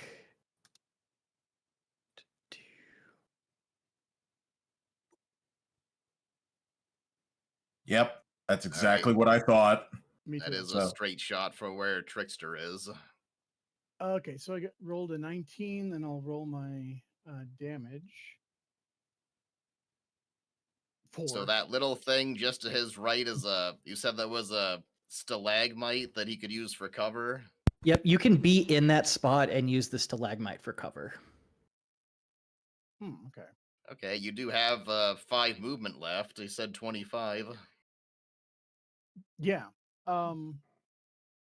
Okay, so I rolled a 19, then I rolled a 4 damage, and so I will come back over. Yep.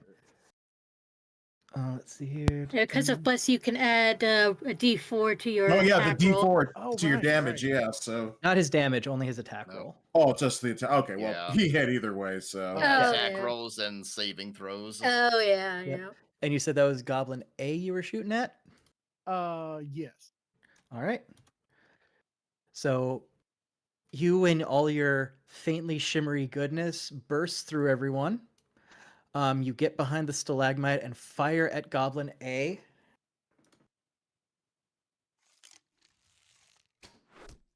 As it launches and it gets him right in the chest. Didn't quite hit his heart, so he is still up. And Eternos, since you're the first one to like really enter this cavern, you notice how insanely loud it is in here from the waterfall on the back. Okay. So you realize it's going to be very difficult to hear things in here. Good to know. All right, and with that, we move to Goblin A, who is mad. Yeah. Oh boy. So he's going to run up, and he is going to take a swing at you.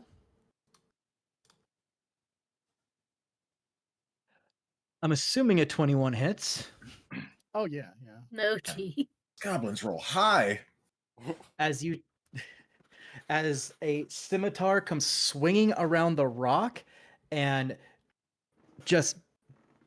grazes against your back as you take 5 damage. Okay. Gonna need some stitches after that. Yeah. And then he is going to use his bonus action to disengage and try to hide around the corner. Big mistake. Goblin C sees this going on as well. So he is going to make an attack at you. Wait, is it Goblin C's turn? No, sorry, it's Goblin B's turn. Goblin B is going to head over here by the stalagmite. Gotta get it right. Yeah, because it's on the ground. Yep. And he is going to try to take a shot at you with his short bow. Okay. He will roll with disadvantage because you're behind cover.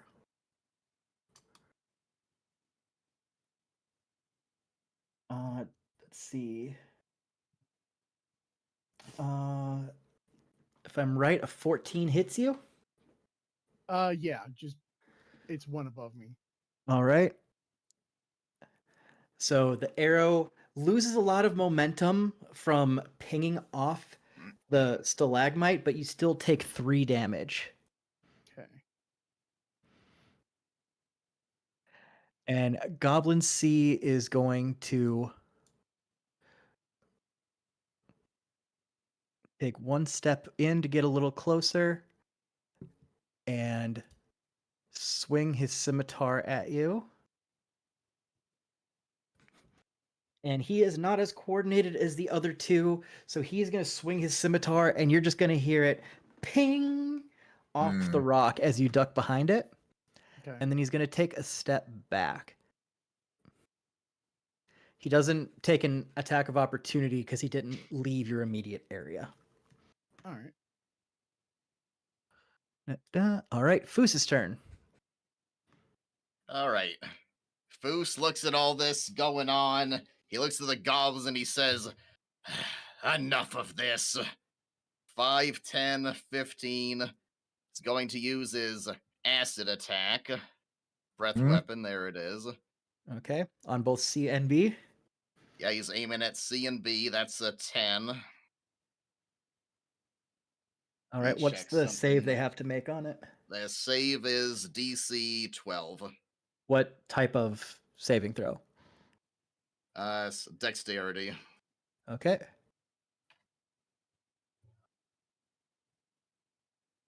All right. All right, so Goblin B fails. Nope. And Goblin C passes, so it's half damage. Yep. So he takes 5, B takes 10.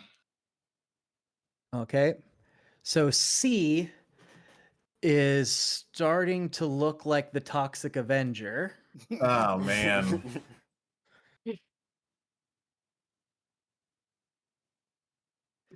And C now looks like the ooze that made the Ninja Turtles. Nice. Nice. Okay. No. I will save my action surge because we're not doing that badly. Yeah. So let me see. That was 5, 10, 15. What I'll do is 20, 30, and end it there. Okay. So next we go to Thunder Trap. Okay. I wonder if I can make it to Goblin B in time. Let's see, 5, 10, 15, 20. You can get 25 right next to it. Okay, cool. So that's what I'll do. And Oh, I'm one gonna back. One back. Oh, one back. Yep, right there.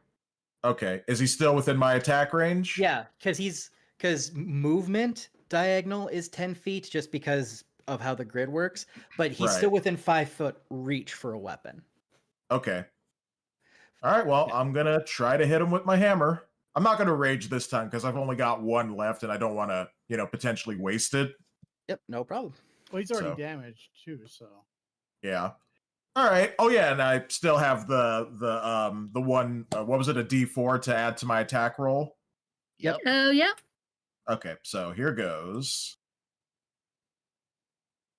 Well, I guess I don't need it because that's a 24. Nice.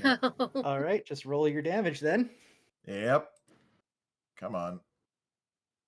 Come on. There we go. 10. All right. Trap, are you familiar with Gallagher? Yes. Yes, I am. I know where this is going. All right. Because he was half melted from the acid to begin with, that's what he does. Mm-hmm. Splat.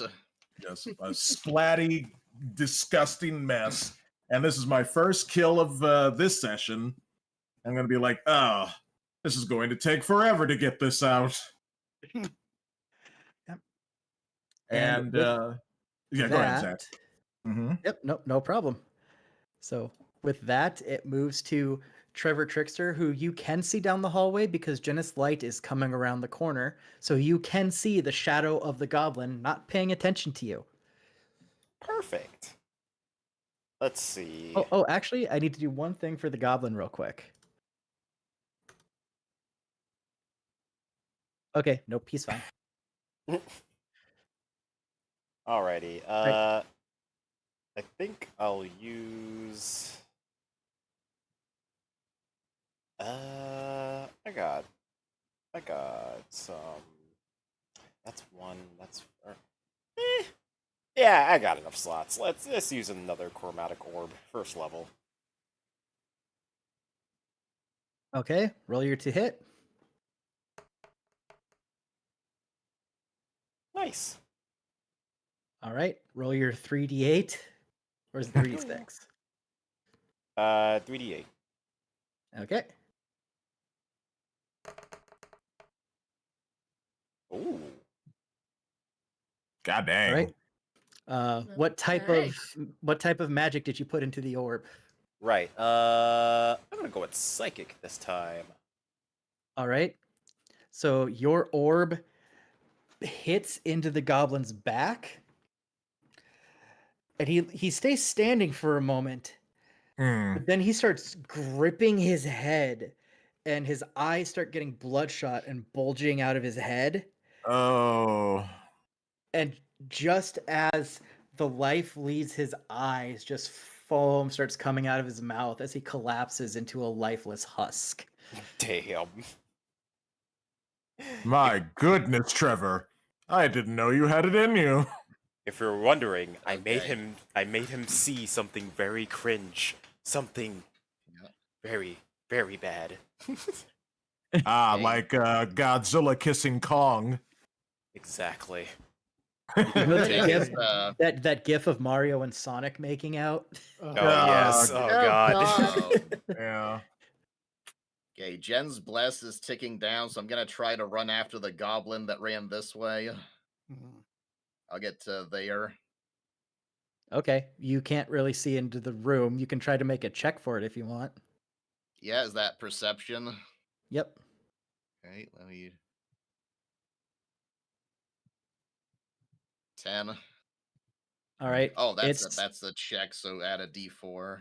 Oh no, saving throw. Never mind. Yep. Never mind.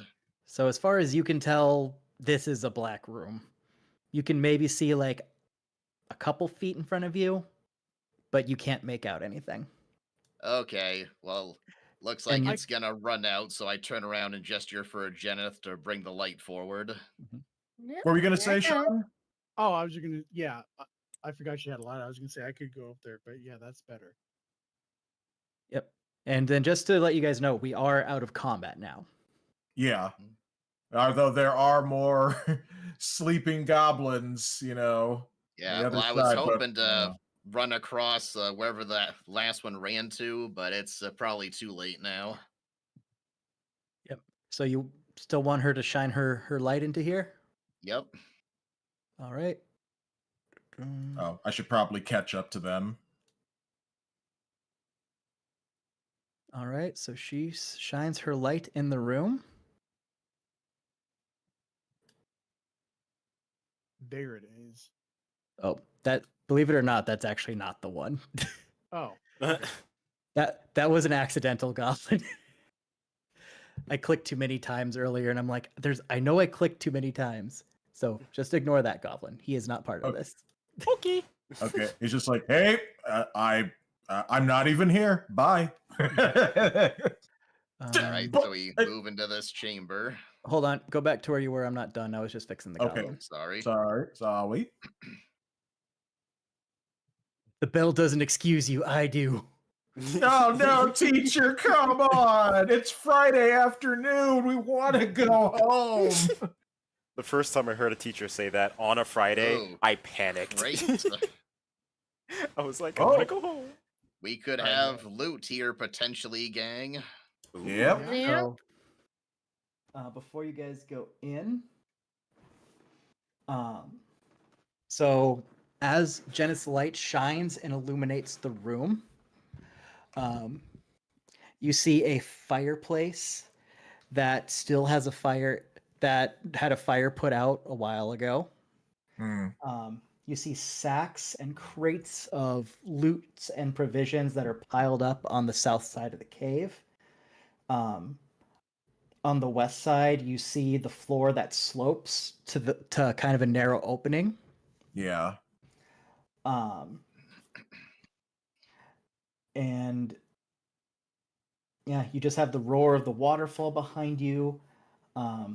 And you can see that the fire is still like smoldering as if it was freshly put out.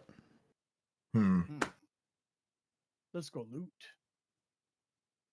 Yeah. That goblin was an extra one. That wasn't the one that went running here at the start of the encounter, though, right?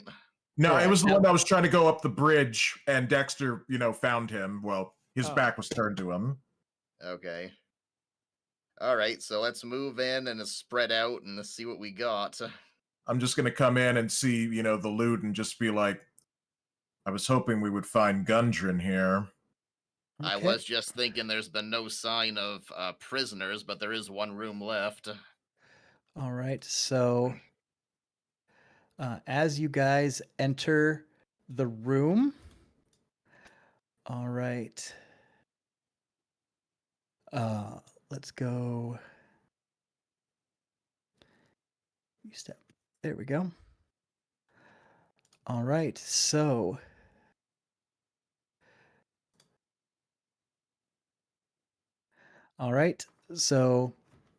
Eternos, as you approach the goods on the south side of the room, A scimitar comes from behind one of the boxes. Oh my god.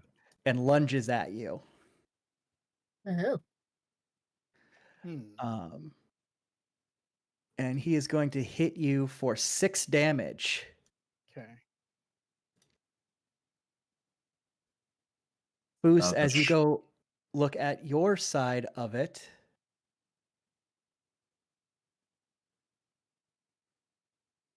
Okay, that's one. All right. You have one scimitar that pops out from inside of a barrel to strike at you, and you're able to avoid it just narrowly before another one gets you from where you weren't paying attention. Oh man.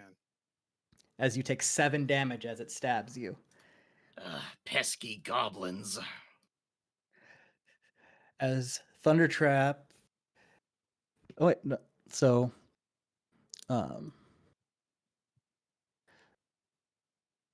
so then Oh boy. Oh no. you hear Oh god. Oh. Yep. As you all yell and focus on the action going south, a larger than average wolf runs from behind one of the stalagmites in the room. Oh boy. And goes to bite Trickster in the entryway. Trickster, does a 13 hit you? No. All right. So he goes to bite you and he gets mostly clothes. My clothes. All right. And then from there, you hear a shout from behind the stalagmite. Clark will build a throne from your bones, puny ones. No one dare defy Clark. Oh god. As he Oh, Scotland. will run around the stalagmite. Oh, as God. a bugbear appears. Bugbear. All you, tramp. And he is going to make another swing at Trickster. Oh no. I need a Well, potion. good thing I saved my rage. All right. And so he pulls out a Morning Star and starts winding it up. And a 19 hits. Yeah. That was almost a crit. All right. So you're going to take 7 damage as the Morning Star catches you in the chest. And then he rolls a surprise attack as he swings it back around for a second hit and hits you for another 10. Oh, I think he's down. I've got 7 health left. Oh, okay. Oh. I got 10. All right. Somebody play the Pokemon low health music. Oh, hold on. I missed one thing.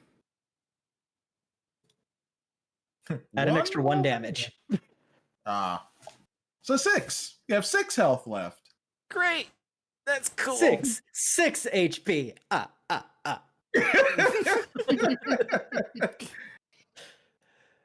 And with that, roll initiative. Well, you did say it was going to get serious. So Please, here for we the go. love of God, roll higher than the enemies. All right. 19 plus 5, so 24. I rolled a 4.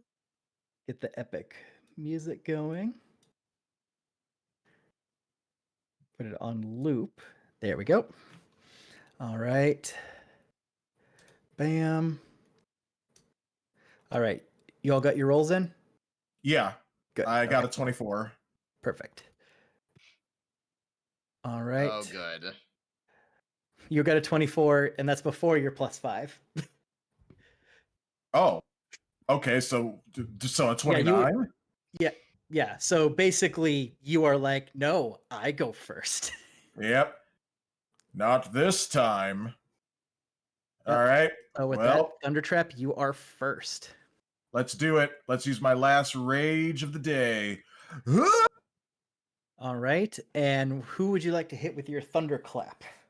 The bugbear. The Bugbear? Okay. Mhm. And it's a dex saving throw, correct? Yes.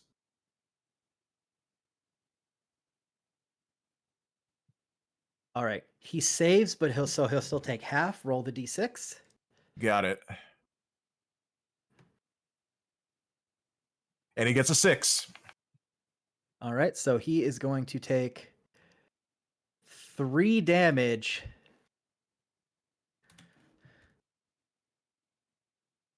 As he is struck with Thunder Trap's mighty Thunderclap. Heck yeah. And now it's time for a hammer of thunderbolts. Let's do this. And we should still have some of Jen's bless. I don't know how much. Oh yeah. Depends how much time was running.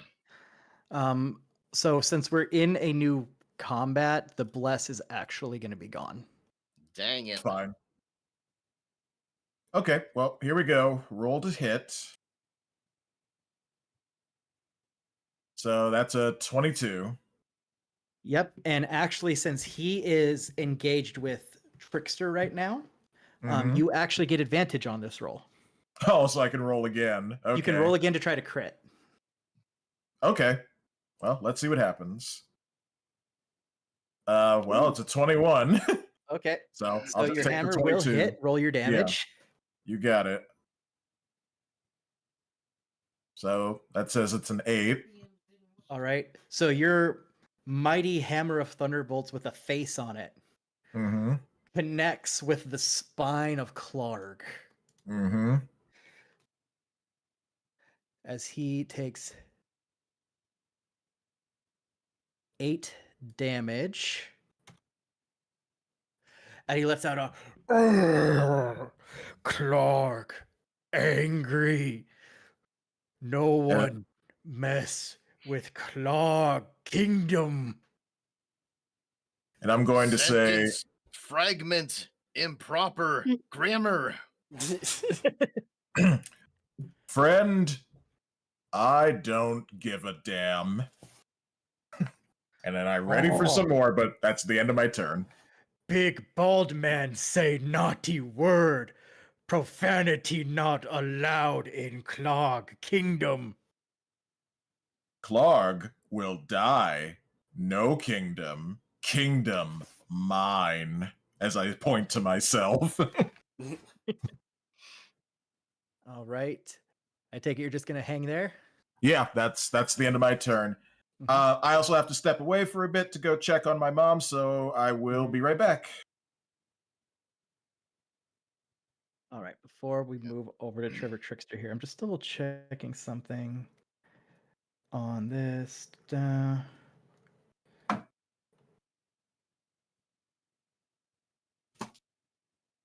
Oh, that actually... Trap should have actually done more damage. Oh. Because of his raging. So Clark actually takes an extra 2 damage. Oh. Okay. There we go. So now we move on to the person who has had just the best day. Yep. I Trickster's no think good, very bad day. I think you'll have to burn your action to disengage, man. I don't think you're getting out of that situation otherwise. Yeah, there's like 2. Jesus. Yeah, you got 2 in range with you. I can't exactly Drop creative all my the way. magic beans, blow up the whole room. I would do that, but I like my beans. I haven't even planted one. That and you would blow up your teammates in the process. Oh yeah, that too. You know, just good to know where your priorities are. Yep, exactly. You could disengage and run up to the ceiling. At least you'd be out of melee. Yeah, that's a good point. Yeah, I think that's my best option. I'm going to I'm gonna be like, to the Ripper, "Ha! You missed!" and then run away.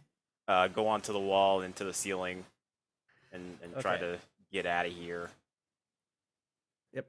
So, do you want to be in the ceiling in the room, Uh, or do you want to be just in a random ceiling in an area where you can't see because you only have a little bit of Genis light out here? that is true. Shoot. I mean, you could technically If see you- into the room a little bit. Yeah, That if you is go also to the true. right a little, you could probably shoot through the passageway. I was thinking of that. Yeah, I'll go over here. Okay. So there's not really like a big wall you can climb up there. I'm just trying to think. I'm just looking at your movement here. So 1, 2, 3, 4. So that's 25. And then what's your movement? 30? Yes. Okay, so you can get like 5 feet up the wall this turn, and you can get higher next turn if you wanted. Okay. I Yeah. was thinking about using my poison wand. Kind So of. that'd be your action, but you use your action to disengage. Oh, I see. I understand now. Yep, rogues can do it as a bonus action. I gotcha. All right. In that case, I'll hang like a bat over here. Hang like a bat 5 feet off the ground. Exactly. I'm just learning my training. Have my training wings on, you know. Yeah, kind of a shit bat. I'm trying my best. All right, Clark's turn, and Clark, angry.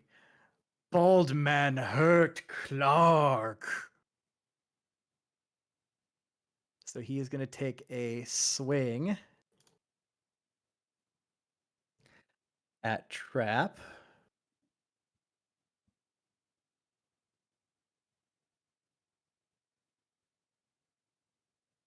And he is going to miss as he swings it, and it crashes into the ground as Trap sidesteps it. Wow. Nice.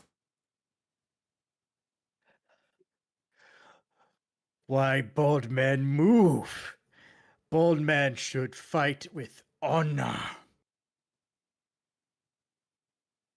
And with that, it moves to his pet wolf, who you guys don't know this in game, but his name is Ripper. Oh, wow.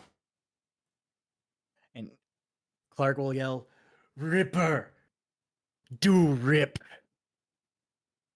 As Ripper runs around at Trap.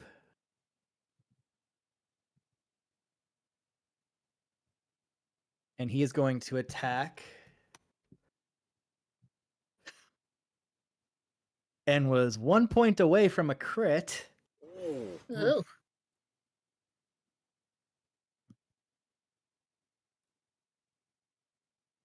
As he is going to hit Trap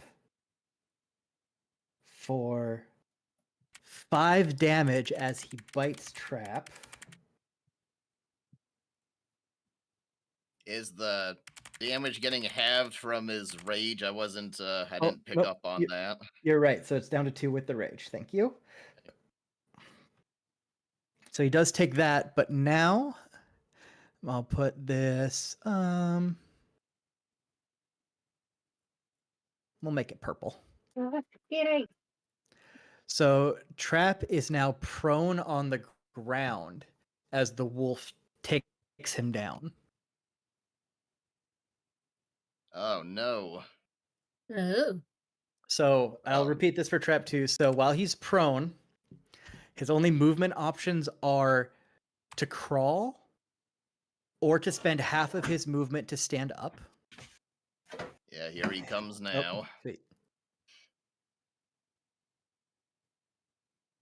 All right, I'm back. All right, Trap. So while you were gone, Clark swung his Morning Star at you and you sidestepped it. Nice. And then Ripper, his pet wolf, attacked you. Just did 2 damage. I already marked it off for you, so you might just have to refresh. Yeah, let me do that real quick. And yep, he also knocked you to the ground, so now you are prone on the ground. Curses! So while you're prone, your only movement options are to either crawl around or spend half of your movement to stand up. Yeah. And then you have the other half of your movement to move. Right. Also, if you try to attack while you're prone, you have disadvantage. Yeah. And any attack roll against you, if the attacker is standing next to you, has advantage. So yeah. Yeah, so Clark and Ripper both have full advantage on you right now. Okay. Yep, and Clark was mad that you moved out of the way because he thinks you don't fight with honor. As if a sneak attack is honorable. All right. With that, we move to Jenith. All right. Trent. No, go ahead. And I'm just looking at the turn order. Well, Trap needs help and Eternos needs help, so it's kind of tough. But Eternos probably needs help more than Trap. Yeah, I'm down to 10 health. Oh, yeah. Yep. Help our Stone Cold Killer. He'll come in clutch later. Yeah, he needs to survive potentially 3 attacks. We'll see. Yeah. Let's see, what do I got here? Well, I can use either one for first level. Which one does more again? 1d8, 1d4. I think the touch spell does more healing. Yeah, it does cure wounds, 1d8 plus my spell casting. So Someone in yeah, I'll chat move over. says Clark quadriplegic once Trap hit him again. Oh, Clark won't have to worry about that. He won't have a life. All right, so Jenith, what are you going for? Cure wounds on Eternos. Okay, so roll for how much he heals. Let's see, 1d8 plus my spell casting ability modifier. Sure, everyone in the stream can hear me. Yes, they can. Oh no. Oh. What's your Plus spellcasting modifier? One of these days I'll remember my spell casting ability modifier. Yep. What's your wisdom modifier? 4.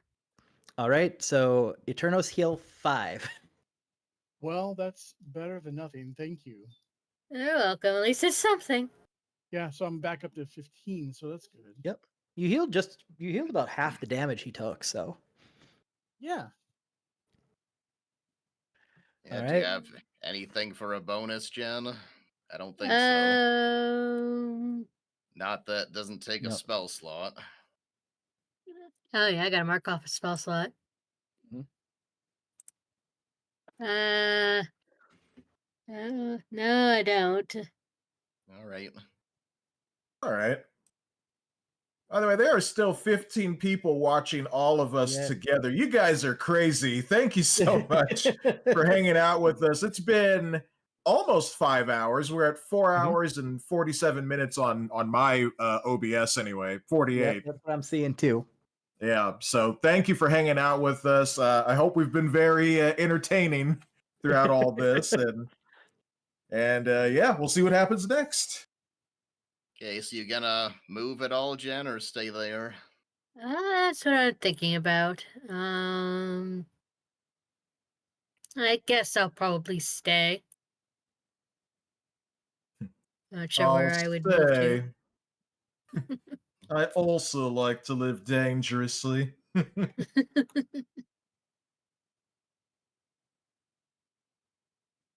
All right. So with that, we will move on to Foos.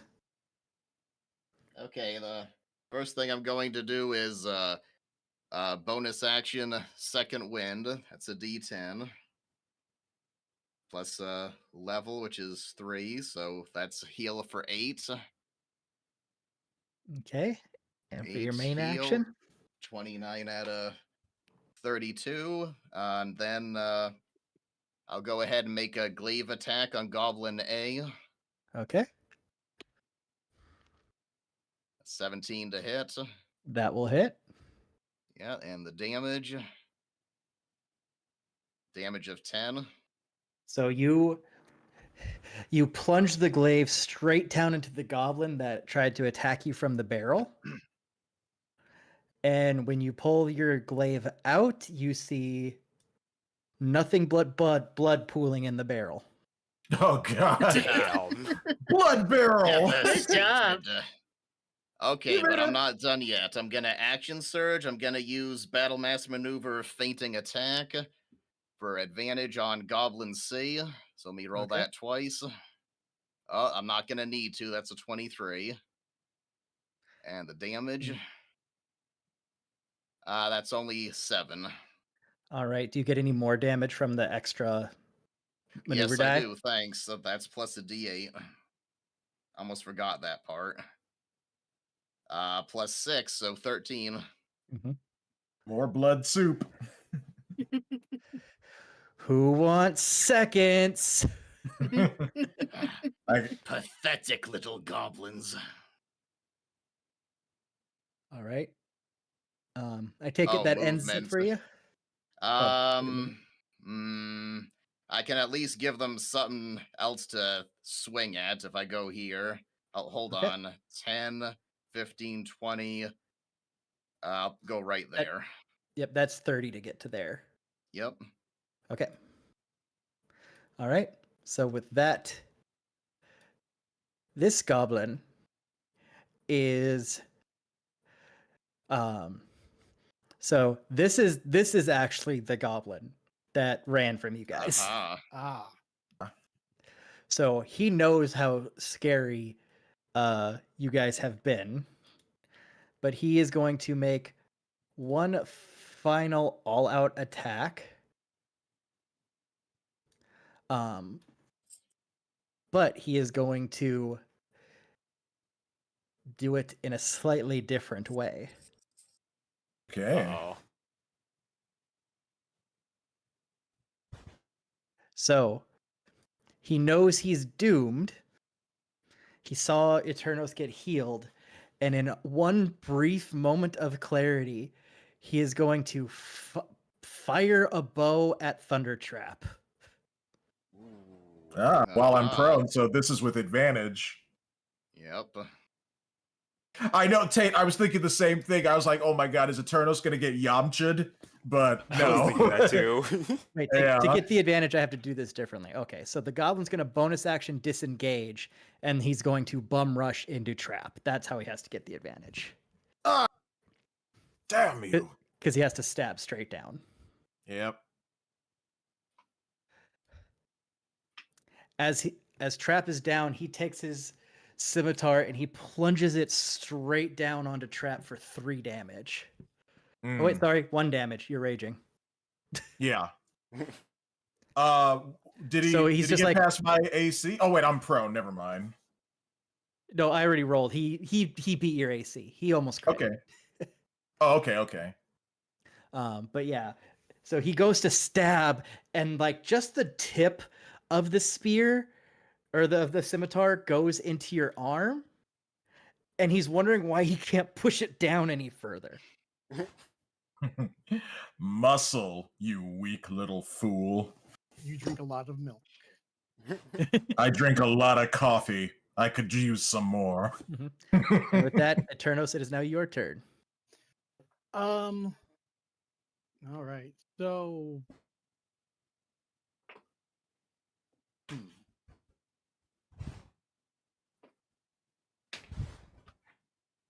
I'm gonna go right here, and I'm just going to fire on the goblin.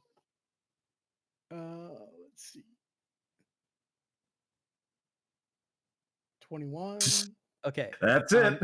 If you want to use your crossbow, you may want to stay where you are, because since you're within that 5-foot range, you would be firing with disadvantage because you're using a ranged weapon. Oh, okay, so I want to go back 1 then. Yeah, so just fire from where you are. Okay. And let's see. My And roll your 2 hit one more time for me, because you actually have advantage since the goblin is focused on trap. Oh, okay. So, you might crit.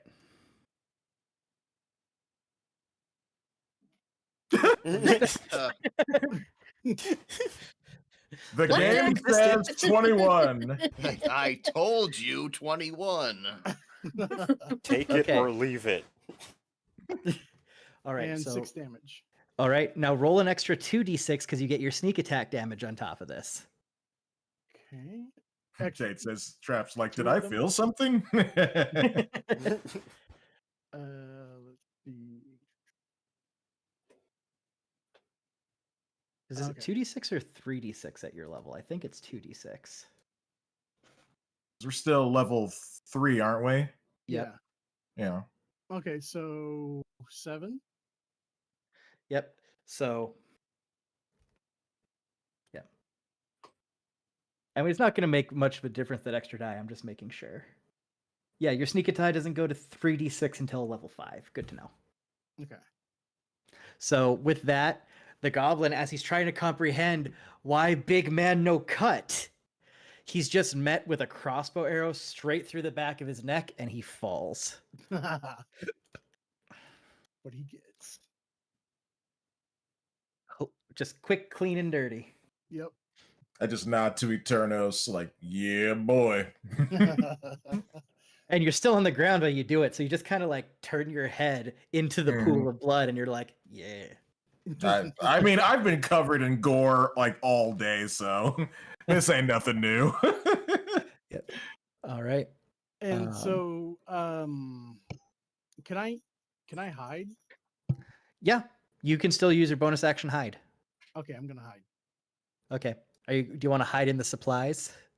Yeah. Ooh, don't get in the blood barrel. Yeah, you can stand there and hide because that's what you're doing. Okay. All right, roll your stealth. There it is. Oh, kitty cat. 15. All right. You are now hidden. Awesome.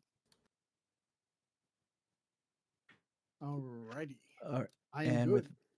with that, we go to Thunder Trap on the ground. All right, I will use half of my movement to stand up because I don't want to fight from the ground. Okay. And since I'm still raging, I get another storm aura attack, right? Yep, and you can do it in any order you want. You can attack, then Storm Aura, or you can Storm Aura, then attack. Yeah, I want to storm aura Ripper. Okay. Let me do his save here. All right, he fails the save. Roll 1d6 for me. All right. 4. All right. So as you let this guttural barbarian rage screech, the thunder energy radiates from you and slams into Ripper, and he lets out this guttural whine, just Like Saberwolf from Killer Instinct. All right. And now I want to attack Clark again. Okay. All right. So here we go. Dice, don't fail me now. Oh my god. That's a crit. Whoa. Crit. All right. So I need you to roll your damage for me. All right, here we go. 21. Wow. Damn. All right, Trap, how do you want to do this?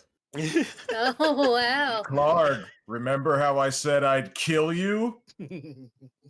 I was telling the truth.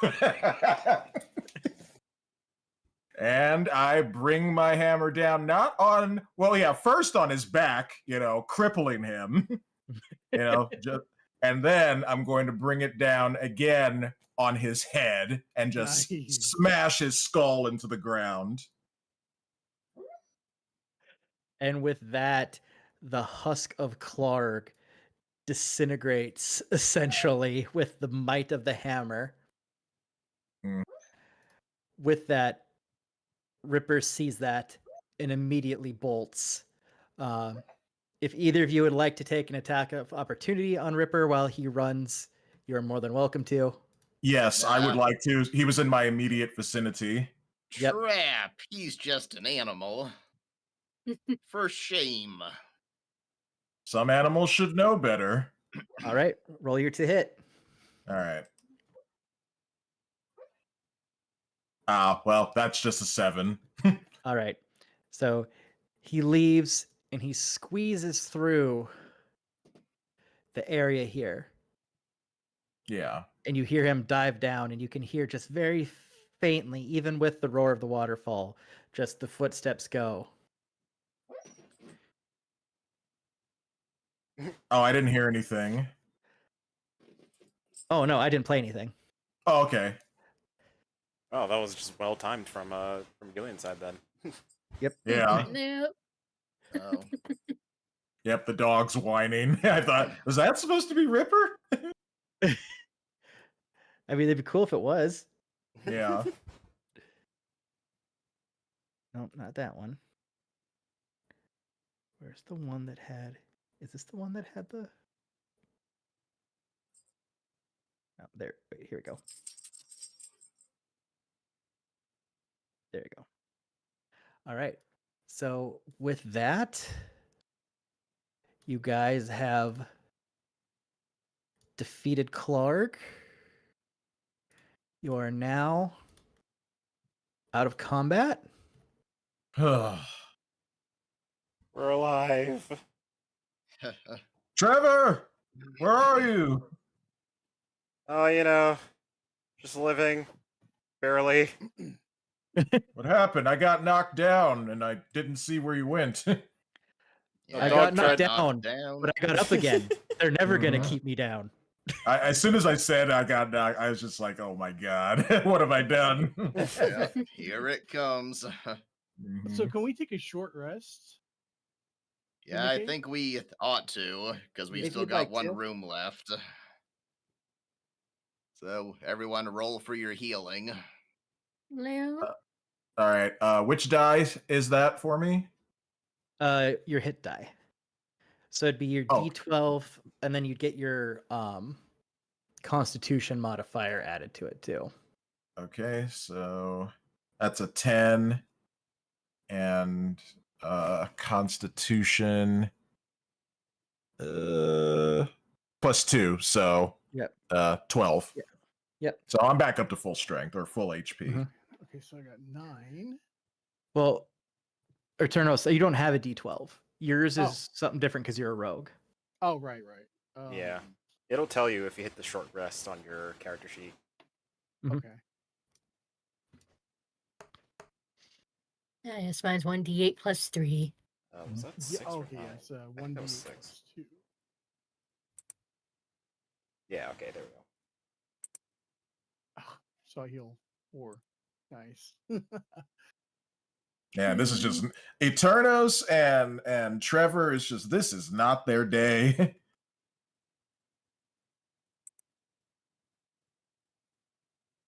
So at least the bugbear should be worth checking, see if he has anything. And we also need to check all the supplies skewed everywhere. So do we Yep. want to do it as another single check for the entire room? Yep, I'll save some time here. There's nothing worth looting on these bodies. They're goblins and bugbears. Yeah. Yeah, not even the boss had anything good. So much Nope, for they're not- Clark. They're not always going to. Yep. Yep, we came here to save someone, so let's do that. Yep. So you said you're gonna check out the room and look at the stuff that's Yeah. in there? Let's check these supplies anyway. Yep. So as you guys examine the room, you see that there's a lot of stores in here. You can see you're starting to piece together that this goblin group has been raiding this area for a while. Yeah. There's enough stores here that you'll probably need a wagon to transport them all.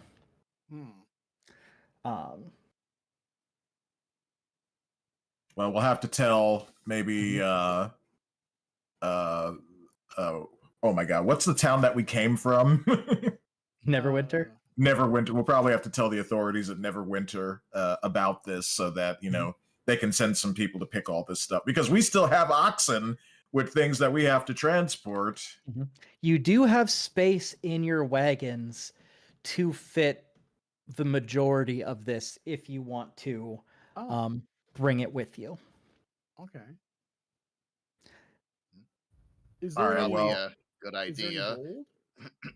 gold? So the other thing is, as you're searching, you guys find that Clark had a hidden treasure chest hidden amongst the supplies. As you open it, you find that in it there are 600 copper pieces. Oh. There are 11 silver pieces, 2 potions of healing. Oh, okay. You guys need that. And a jade statue of a frog with tiny golden orbs for eyes. The frog statue is small enough to fit in a pocket or pouch or satchel. Or a bag of holding. Cool. All right. Do you guys just want to split this all up evenly? Yep. What I'll do is I'll post that in the group chat so you guys can figure out how you want to split it up. Yeah. Okay.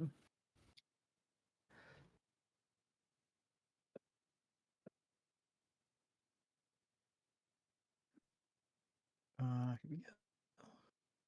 Let's see where. And what kind of what did the frog look like again? Like, what was it made of? Jade. It was made of jade. Jade. Okay. Well, at least it's not a red herring. Yeah. Oh, it's green this time. Jade is green. Yeah. Well, I'm sure you and Foos can have another adventure trying to sell that off. We're back. We So do know where to go to try anyway. So I just posted that for you guys to figure out later if you want, so we don't have to get that all divvied up right this second. Yeah. All right. So I now guess we'll, it's up to you guys if you want to, you took out Clark, so if you guys want to leave, you're more than welcome to. If you want to explore the last bit of the cave. Yeah, we should because check we wanted that to last room. Yeah, we wanted to see if we could find if anyone was alive, like Gundren, and so that's what we're doing. This is where we were trying to get to in the first place. Right. Yeah, there's at least one goblin in there. Kind of forgot about that. All right. So where's that fog of war? I will learn the hotkeys at some point. Nope. It's not getting darker. Yep. All right. So you guys find a path here.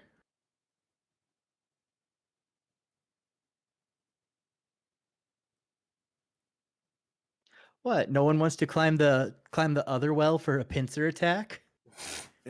Nope, not this time. We saw what happened with Foos and Jenna. So. You're all learning. All right. I am a slow learner. All right. So, No. Stop darkening things. All right. So as Foos and the rest of you start to approach down the narrow hallway, and the light shines in,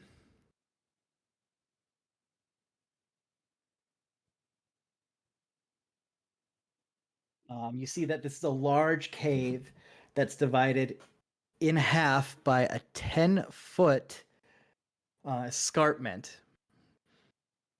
So it's, again, like one of those walls to climb. It's not as gravelly, so it's much more climbable. There's a steep natural staircase from the lower portion to the upper ledge. And the air is kind of hazy with the smoke of a cooking fire and the pungent smell of poorly cured hides and unwashed goblins. Ugh. As you get closer, you notice that there are Oh. 5 goblins huddled around a campfire. All right. Because they're around a campfire, they don't notice the extra light immediately. So maybe we So should just. Oh, sorry. Go ahead, Zach. Finish. Nope. So it's whatever you guys want to do. If you guys do decide to surprise attack from here, only Foos would get the first surprise attack. I think, Foos, you should lead with the fact that we killed Clarg. We killed their leader. So any attack would be useless against us. You know, that intimidation. Yeah. My only concern is that they're goblins, and if we give them a chance to escape, they'll probably end up doing it all again somewhere else and hurting more people. Okay, so just kill them all. I understand. Yeah, this is basically it's our civic. All right, I'll give them one chance. So Foos is gonna let out with a dragonborn roar right behind them, right behind their back, so that they jump 10 feet in the air and say, "Your leader is dead. Your brethren are dead. This is your one chance to escape. Leave now or die." Oh, Game intimidation. over. Yeah, of course I rolled low on that. No. I got surprise. Is that good for an advantage? Not for this. Ah, darn it. So you yell that out at them, and they turn. They're a little startled at first, but they laugh as if they're not afraid. On that point,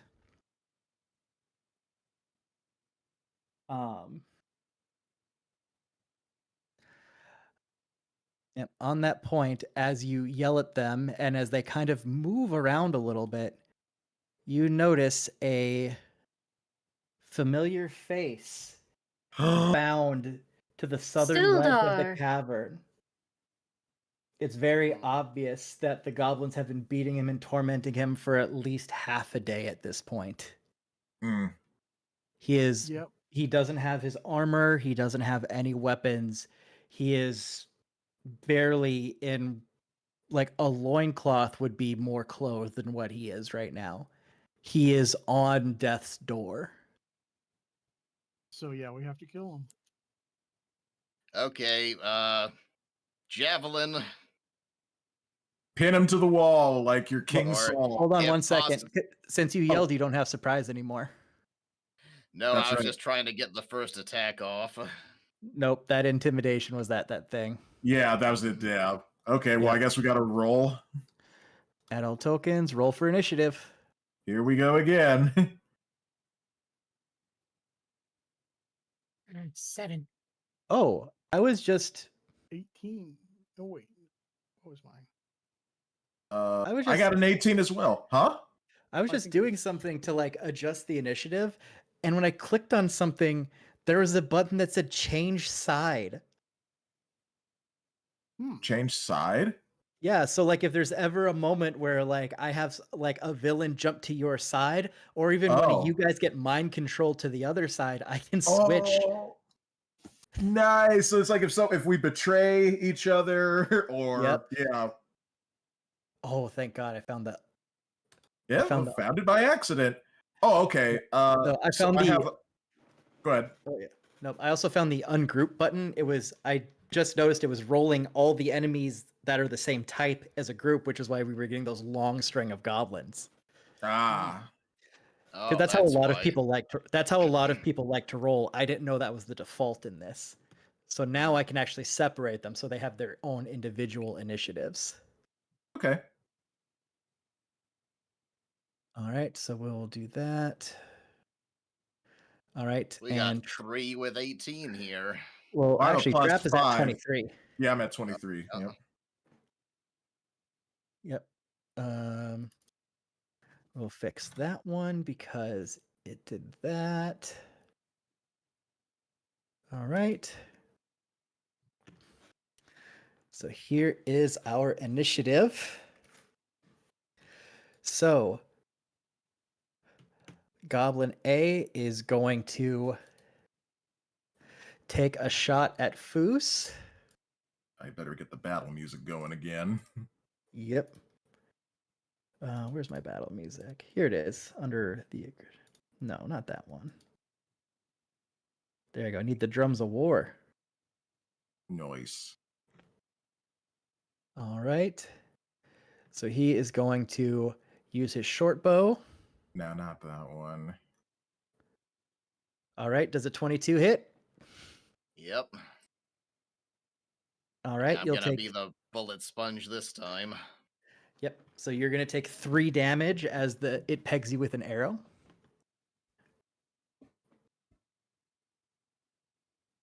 So much pegging. I'm sorry, I totally ruined all this stuff. Whoa. Oh my god. You see what the pegging has done? It's unraveling space and time. I mean, I'm not something I'm interested in, but if it's warping space and time, I might give it a try.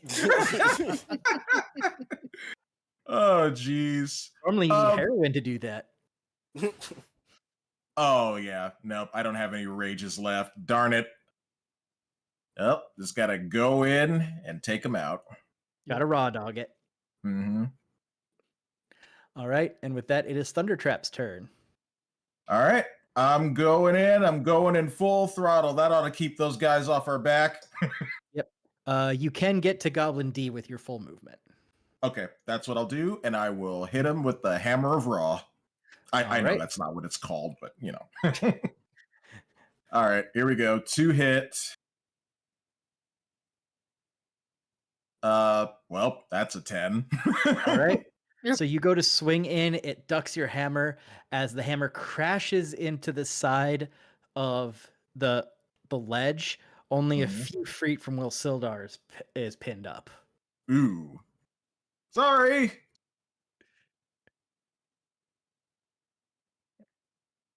Well, that's my turn. I don't have a rage, so I can't do the aura thing, so yeah. All right, Eternos. Okay. So what is this? 5.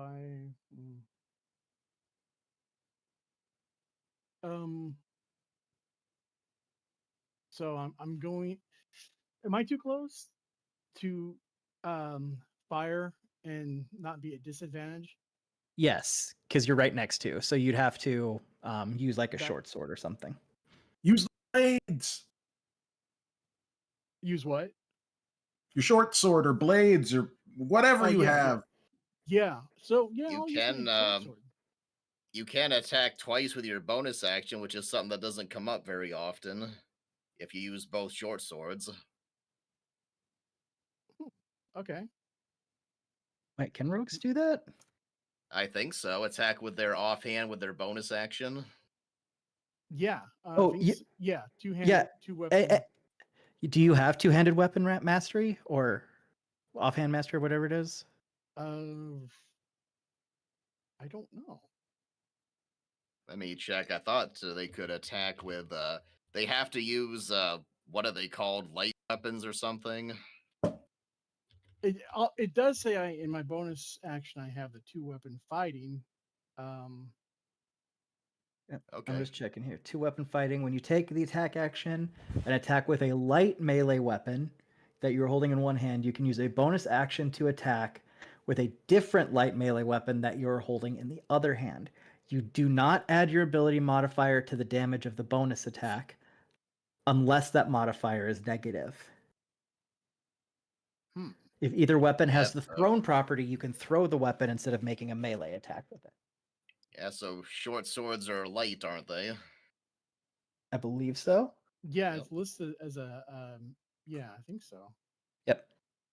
All right. So you could make the second attack, but it won't do as much damage. That's okay. So do I just want to do the hit on my short sword? Yeah, so you just roll the 2 hit for your short sword.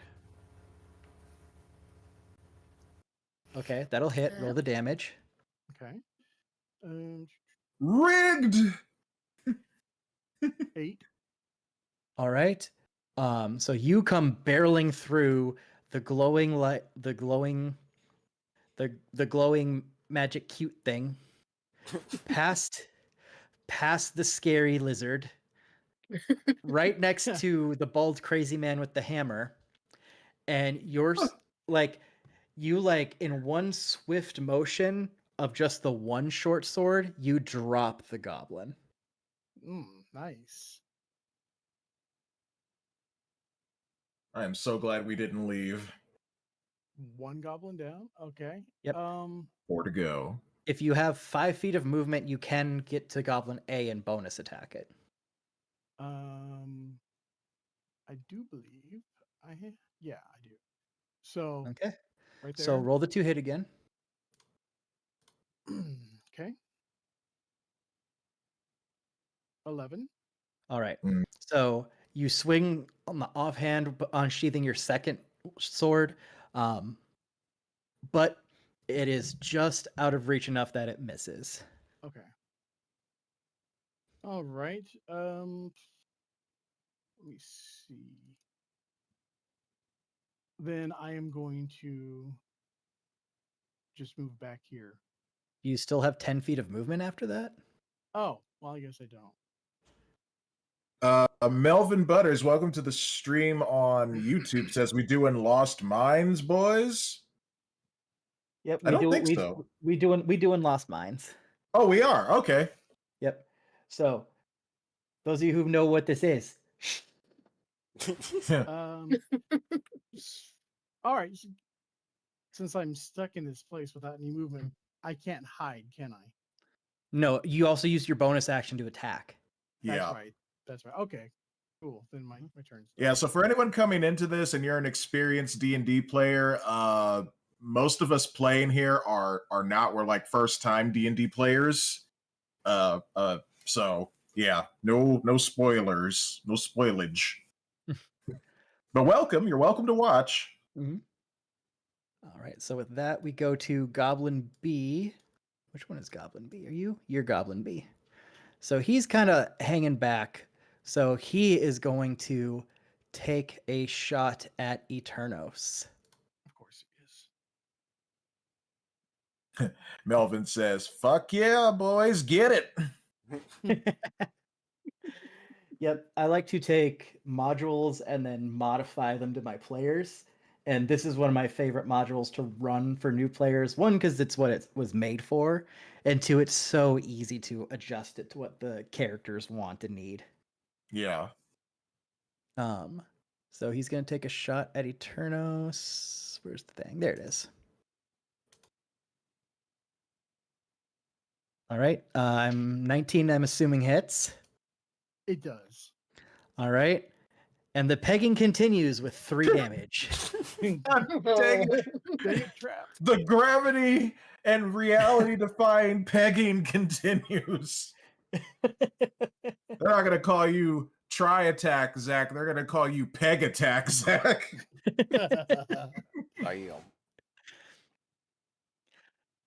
So many implications on that, but yep. Emphasis on the butt. Anyway, with that, Trickster, it is now your turn. What you got, man? Okay, so since it's like super late and I kind of made my mom wait for dinner, and I'm all the way over here, and my luck has been absolutely dog shit. I was proposing I would just have my character sit back here while I go eat dinner, and then I'll come back after you guys do some fighting. You guys can handle this without me, right? Do you want to like hang from the ceiling or something? That works too. Yep. I just hang from the ceiling and sleep like a bat. We can also have it that you're starting to take the supplies back to the wagon, so that way we don't have to do it at the end. Hey, that works. Yeah, that'll be good. Okay. Like, you do that. We checked out this last room to see if there was anything, and all right, so poof, there he goes. Yep. So He's doing the manual labor. Exactly. Probably doing some He magic. was probably so shell shocked from all the damage he took that when we said let's get that last room, he's like, guys, how about I start loading up the gear, the stuff. I've said it's been a long day, man. I just want to take out these arrows. Yep. Goodness. You Okay. go do your thing, and if we're still going when you get back, you can obviously hop back in, and if not, we'll just make sure we catch you up. Okie dokie. Yep. Good luck, guys. Hey. Later. All right. So remove from combat, which means it is Goblin C's turn. He's gonna take a pop shot.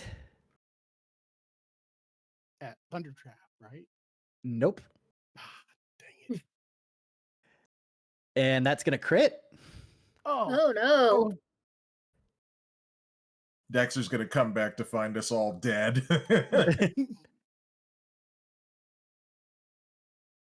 All right. So I need another 1d6 here.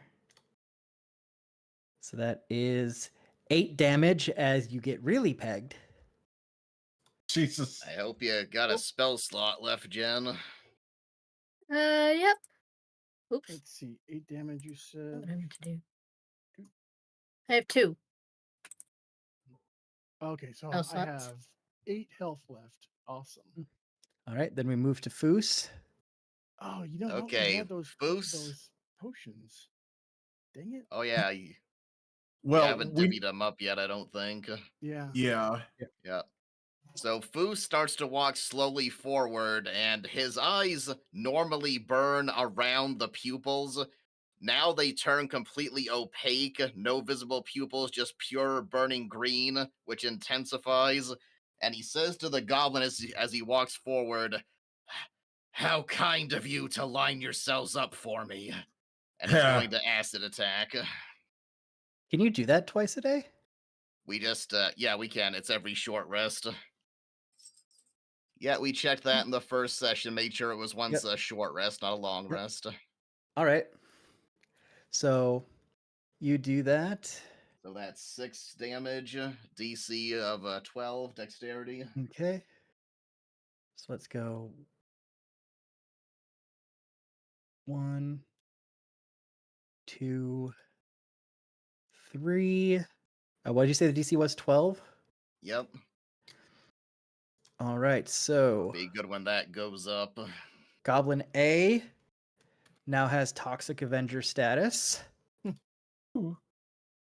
Goblin B, Toxic Avenger knockoff status. The China version. And Yeah, or he's a Toxic Crusader, the watered down cartoon version. Yeah. I like that cartoon, actually. Yep, and Goblin B is looking like Goblin A. Ooh. All right. Okay, now I'm gonna action surge and attack Goblin A with the glaive. Okay, And roll to I hit. will, just to make sure I hit, I'll use feigning attack, so I roll twice. Pin him to the wall. I think I got it on the first roll anyway, 16. Yeah, you did. All right. And damage is 6. All right, I believe the term I'm looking for here is hot knife through butter. Ooh. All right. They're wounded. I think I have movement left. I'll push forward one more. Okay. So then we Your go turn, on to Jen. Jenneth. Yeah. I guess I'm gonna come over this way so I can cast Cure Wounds on Eternos. All right. So 1d8 plus your modifier. Yeah. There's the D8. So 5 plus Wisdom, right? Yep. That's 4, so 9. 9. Cool, thank you. Yeah, you're welcome. Okay. That's another spell slot. I gotta remember to tick. There's that thing. We're going to need a long rest after this is over. Yep. Yeah. All right. And I think that's pretty much all I can do. I don't think maybe Can I'll. you... That was your action? Yeah, Okay, yeah, you're right. All right. maybe. Maybe I'll just step right there to be on the Okay. safe side. All right. Goblin E, the less toxic Avengery looking one, is going to take a swing at Foos.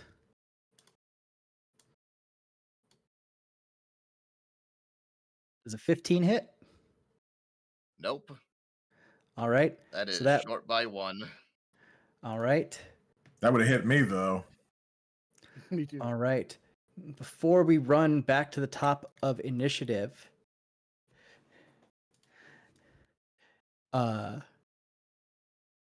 you hear yelling from the top of the 10-foot cliff where Sildar is being held.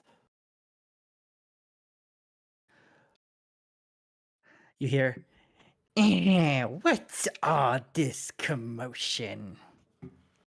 Oh god. My. Seems we have some intruders here.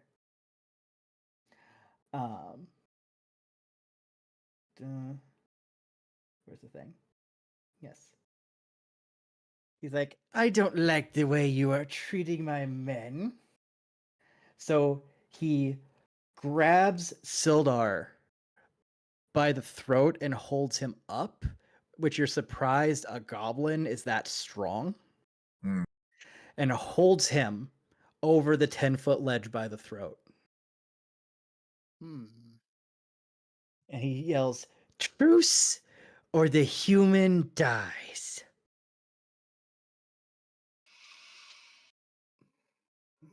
I feel like I can make a kill shot. I got 1 superiority die left to roll advantage on it. You kill him, he falls. So, all right. If we agree to a truce, will you hand Sildar over to us? And we leave.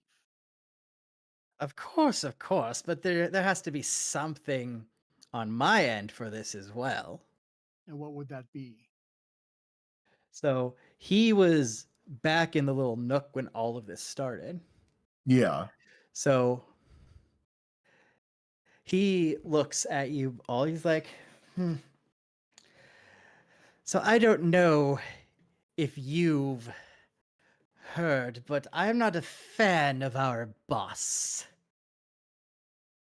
He's, ruining the goblin good name.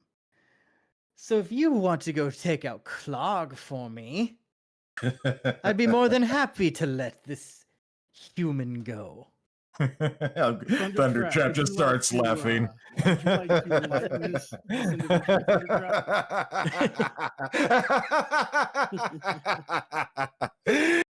Ah, my dear poor little goblin.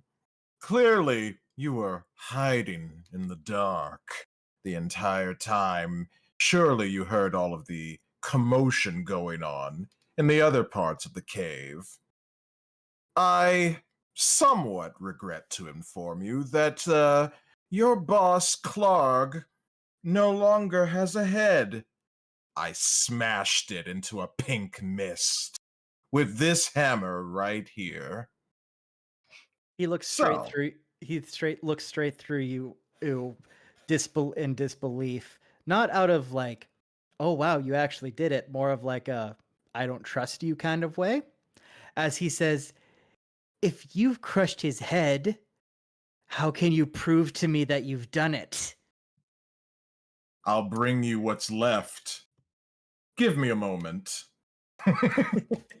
And I will walk all the way back to the other room and drag Clark's body by the foot and just toss it at Yemek's feet. And that's what I do. He looks and he gets this happy, gnarled grin on his face. He's like, I never thought this day would come. and he looks like he's about to lower Sildar. Mm-hmm. But then he pulls him back up. He's like, but you know, starting a new regime is very, very difficult. You know, it takes a lot of man hours and resources. But most of all, it takes, what do you humans call it? Capital. It's like, I can let this human... Go ahead. Yeah, let him finish. I can let this human go for 500 gold. Yeah, Foos has heard enough. He says, enough. Leave now or you all die. That is the deal. Or we'll do to you what we did to Clark.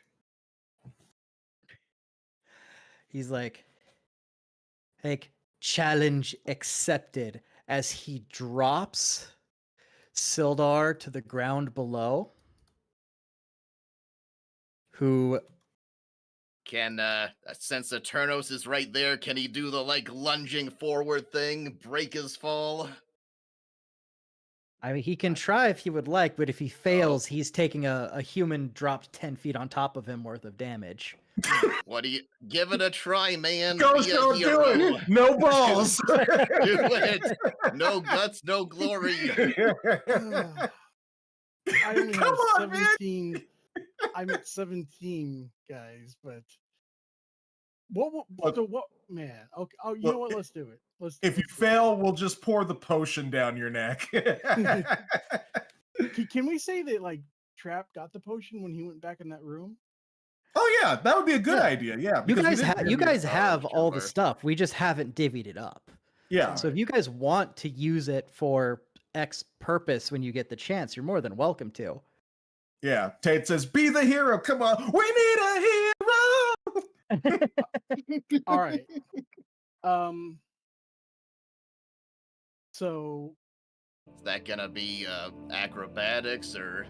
Yep. So that'll be acrobatics. Just started. Oh, did it actually work? It just kicked in. just in time. We're almost done. Perfect. So, can we say that I drink one of the healing potions? You don't have time. You got to do it or not. Right. You'll have to drink it after. All right, I'm gonna lunge forward. What do I need to roll for that?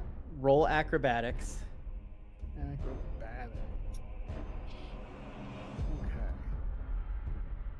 No. 6. No. Sorry. You dive forward to try to catch Sildar.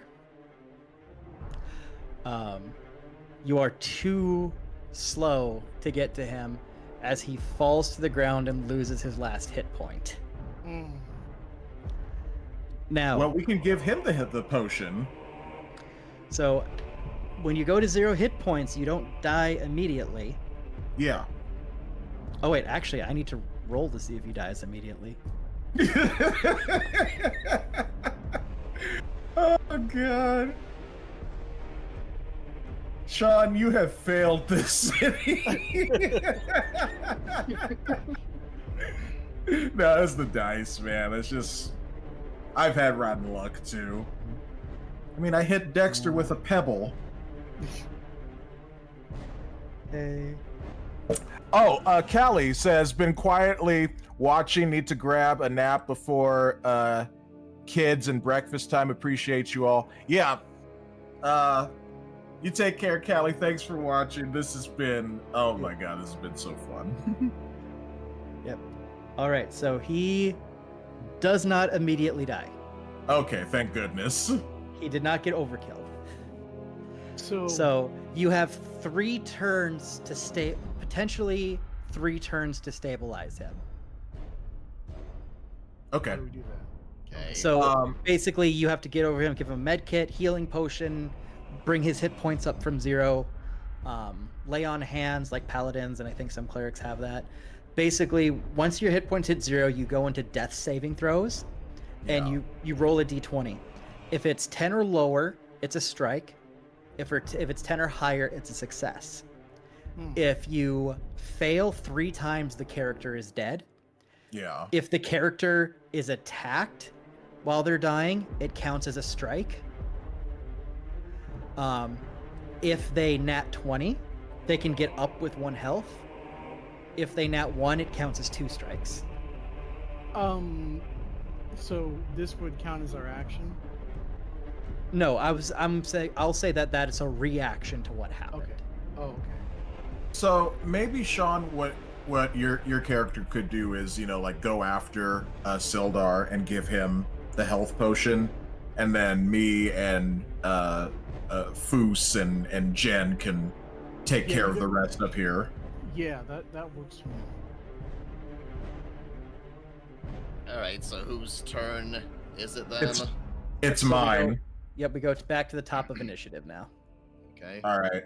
I'm going after Yemek, or Yemek, however his name is. Going after Yemek? Yeah. Okay. Hold on. I have to just change his token real quick. Okay. Yeah, make him a rat-faced goblin. Yep. And his initiative puts him at... Beam. There we go. Does this have everything? It does. Perfect. Okay, so I actually don't need to update the token. Okay, you go. All right, so I'm gonna run after him and take a swing with my hammer. How did you? Oh yeah. I just wanna double check. Yeah, that's a cliff. If you want to try to jump 10 feet high, you can. No, my character's too heavy for that. Can I go around? Yeah, there's stairs. Oh, okay. Sildar's so at the foot of the stairs. Okay, so I go... So that'd be 5, 10, 15, 20 gets you on the diagonal, 25 gets you next to him. Yeah, I don't mind being right there. I want to be next to him and hit him as hard as I can. Okay. So okay. Right there. All right, here we go. Come on, dice. Let's do this. Fuck.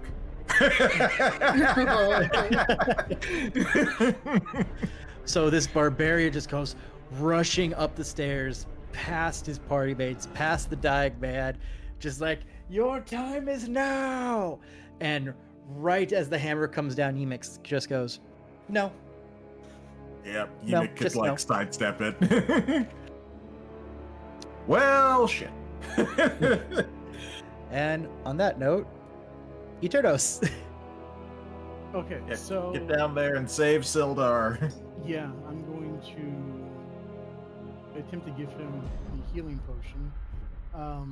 Yep. So it will use your interaction to pull out the potion, and it'll be your action to force the potion on him. Yep. Okay. Pour it down his throat, yo. All right. So, what do I need to roll for that? The D20.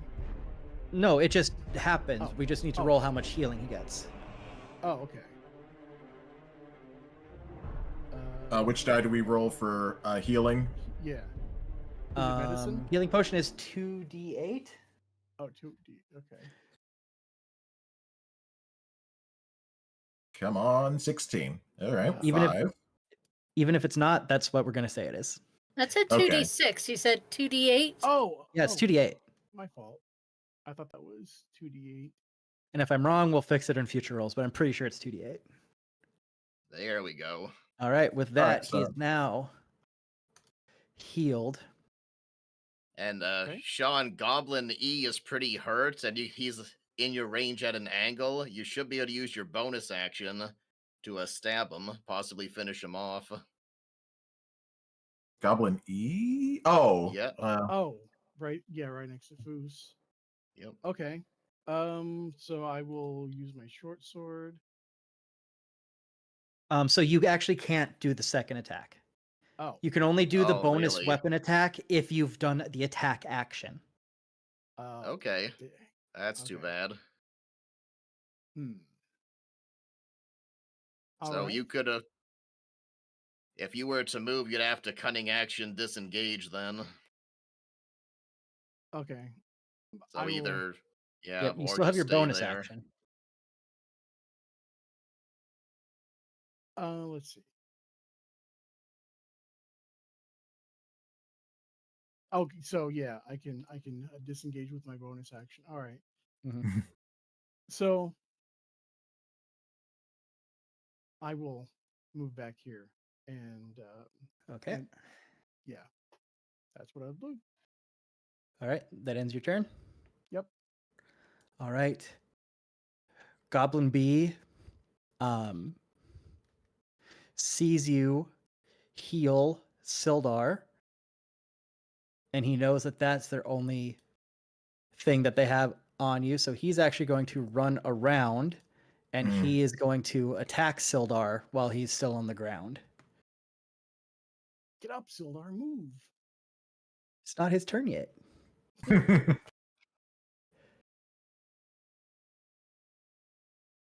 Actually, I never rolled his initiative. Yeah, I was like, there should be another. There Yeah. we go. Yep, there he is. Okay, so he'll be after Foos. Mm-hmm. So, Goblin B is going to roll to hit. He definitely hits. As he plunges the sword into Sildar's arm. Ooh, okay, just his arm. For 3 damage. And Sildar surprisingly doesn't scream as much as you wished he did. Oh no, he's dead. He's not dead, he's alive. It's just that he's been tortured so much that being slightly stabbed by a sword means nothing to him at this point. Ah, okay. All right. And with that, he will use his bonus action to disengage and hide back behind Goblin E. So now we go to Yimik, who is mad at Thundertrap. Of course. Does a 15 hit? Yes, that meets my AC, so yes. All right, so he steps aside from your hammer and he counters attack in one swift motion, pulling out his scimitar and just grazing you across the chest for 4 damage. Oh. You'll get a cool scar out of it. I'll be like Sagat in Street Fighter. Well, that hurt. Oh, well, I guess I better take the damage on my character. So, so how much? It was 4? Mhm. Okay, so I'm at 28. Mm-hmm. And with that, he is going to use his bonus to cunning action disengage. Oh no. Where he is going to run past you.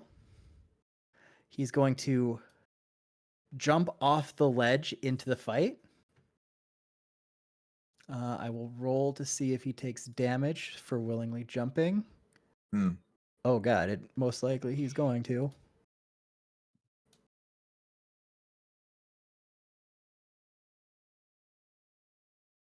Oh yeah, he definitely is.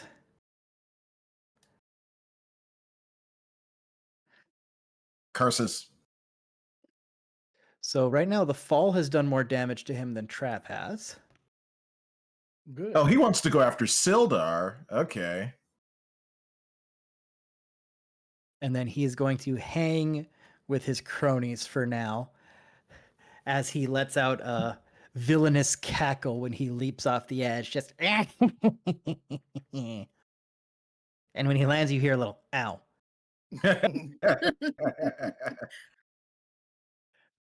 All right, on to Goblin C, who is going to take a stab at Sildar as well. Dang it, Eternos, why did you leave him? Because I have 17, man. And then advantage since he's still on the ground. All right, that will hit. Oh no. For another 6 damage. Oh god. We're gonna need to use the other health potion. Just so you know, he has 2 HP left. Oh. Oh boy. Yeah, it's his turn is coming up. Hopefully he can get out of there. Yeah. All right. So he is going to end his turn there, and it's now Foos's turn. Destroy them all. All right. I gotta take out one of them. I'm gonna burn my last superiority die to use feigning attack on Goblin E. Unfortunately, there's no way I can hit more than one. All right. That's 21 right there, so I'll roll the damage.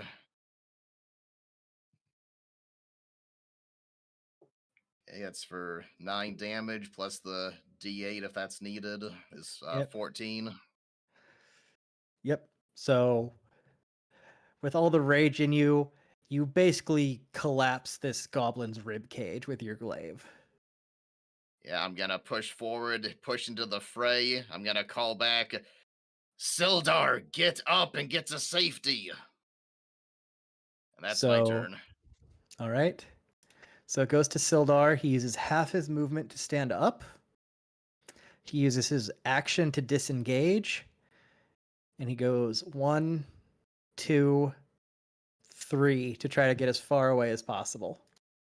Yeah, thankfully Jen's turn is next. Yep, he's beaten and battered. And he barely manages to prevent himself from collapsing when he gets away. All right, Jeneth. All right. See, I Said guess you using a had healing. one, yep. Yeah, using a healing spell on Sildar. Yeah, I have 1 slot left. I guess if you're next to me, I guess I'll do Cure Wounds. So my D8, 7 plus 4. Yeah, 7, 8, 9, 10, 11. All That right. should put a little pep in his step. Yep, a little bit. Yep, so that's a heal of 11. So his wounds start to close and the scars start to fade, and a little bit more life returns to his eyes. All right. Why don't you place yourself between them, Jen, at least. Yeah. Like there or? Yeah, probably right there. Yeah. All right, yeah, I'll move there. Yeah, I think that's all I can do now. All right, now end turn, and it goes back to Trap. Oh, come on. Let me hit this guy. Trap, what's your damage at right now? Like how much? I'm only at I'm at 28 hit points. I'm good. Cool. You should leap off the cliff after you make. Yeah, I'm going after him. Yeah. Yeah, you should jump on top of him and bring the hammer down as you're falling on him. That's what I was crush thinking, him. yeah. Can I do that, Zach? I'll allow it. Okay, I'm gonna try and do that. Just know if you miss, you might take a little more damage because you're jumping off. Hey, if Sean can be a hero, I can be a hero. Yeah, Sean wasn't a hero. That's exactly what I mean. In slow motion, Trap runs to the ledge and leaps, and I can be your hero, baby. No. It's there goes my hero. All right. Watch him as he goes. It could another option as you're leaping off. Yeah, I need a hero. Hero. All right. So do I just roll the 2 attack, or do I roll athletics? All right, let me see how I want this to go down because it's a little more tricky. Yeah, this is a tricky maneuver right here, and the trickster left. So all right. Okay. So I think in this specific scenario, I'm going to rule that this is just a straight 2 hit on the grounds that he is at the bottom of the ledge, and while he's technically not engaged with Foos, he is definitely not anticipating someone to jump off like he did. Right. So the advantage and disadvantage things would cancel out. So this is going to be a straight 2 hit. No advantage, no disadvantage. All right. What do I have to beat? You have to beat a 15. Oh boy. Well, here we go. Come on, Trap. You can do it. Yes. Yeah. Yes. All right. Very nice. Oh my goodness. All right, Trap. So I need you to roll the damage. Here we go. So that just says a 10. Yep. And you're dropping 10 feet, so add another d6. Okay, so I'll just regular d6. So here we go. 4, so 14. All right. I want you to roll athletics just to see if you stick the landing without breaking your legs. Okay, athletics. Oh, thank God, it's +5. 12. Okay. So here is what happens. Trap gets a running start to the ledge. Trap, which music have you decided you want to play? Oh, there goes my hero. I mean, if I All succeed right. or fail, it's funny either way. So there goes my hero as you leap, hammer glistening in the light of your glowing cleric. There goes my hero. You bring the hammer down. Yimik hears, "What's that music?" And he looks, and he does the mistake of looking up. Yeah, it's like Frieza looking up at Trunks as he's coming down, like. "Ah!" And I want you to remember, your hammer has a face on the front. Yep. So he makes eye contact with your hammer as they go nose to nose. And Yimik goes from Yimik to Yim to Yi to Y. to yeet. As he basically vaporizes and splatters all over the two goblins next to him and Foos. And you almost stick the landing, but you need to take that one extra step to catch yourself. So I stumble a bit forward. Yeah, you lose a point on the landing. Okay. So I lose 1 health point? You will lose 2. 2. Okay, so I'm down to 26. Yeah, you rolled your ankle a little bit. Oh, that's gonna leave a mark. Why do I sound like Foos? Worth it. You know what? I like to Foos imagine sound whenever cool. Trap is like irritated, he just does a poor imitation of Foos. Yep. Because it makes him happy. Oh yeah. Like, oh, that really hurt. But wouldn't you agree that was cool, Foos? Yeah, and the way you're talking right now is pretty cool too. Yeah, heavy bros for life. Fist bump. Yeah. Foos Alright. actually does put out the fist and bumps it because Trap earned it. Hell yeah, that's my hero moment right there, everybody. Tate said, super Andy. More or less. Hard on the knees. With that, the goblin that is borderline disintegrated, basically melting from the acid, he decides it's no longer worth it, and he takes out his scimitar as he slits his own throat. Wow. Harakiri. I come back to that. What the hell happened? Oh, you missed my hero moment, dude. So You'll have to go back and watch it. Yep, the brief rundown, Trickster, and you can watch this on any of our VODs once they're up. But the long and short of it is, Eternos got Sildar up, and then left him, so that he was getting attacked by all the other goblins. Oh Hey, I'm God. a rogue. I can only do so much good. He steals money and he gives it back. He heals someone and then runs away. Were you here when the leader showed up, Trickster? uh, the the big guy at the other room? No. No, the other I one don't here. think he was here. This is a for mini that. one. No, he missed the Yeah. whole Yimik thing. Yeah, so Oh. Yimik was here, and he was holding Sildar up by the throat, and he tried to say, "Hey, go kill Clark for me," and Trap's like, "Heh, already done." And he dropped Sildar off the cliff when they wouldn't fall for the extortion. Trap tried to hit him, failed. He tried to Yimik. Wait. Zach, you're forgetting about the part where Sean tried to catch Sildar as he was Oh falling. yeah, and failed. he tried to catch him and was like 6 feet short. Wow. And so Yimik runs and jumps off into the fray. He's like, haha, I've got away. And then Trap's like, I can do that too. And he turned Yimik into accordion by jumping technically over 10 feet since you jumped. So it's probably closer to 15 feet, brings the hammer down right on top of him, splatters him. And that was enough to have the one goblin take his life.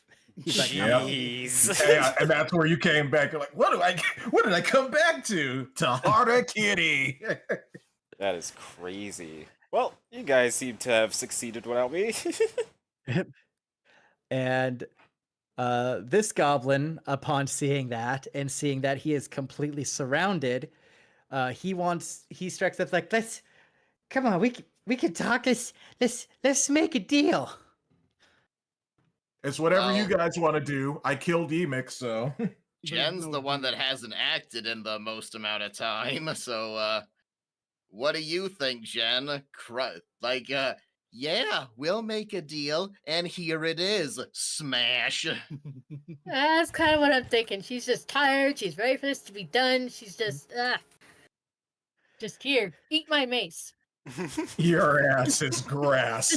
Whack. Since he is so terrified, this is how it's gonna work. Jedith, you get to attack with advantage. All right.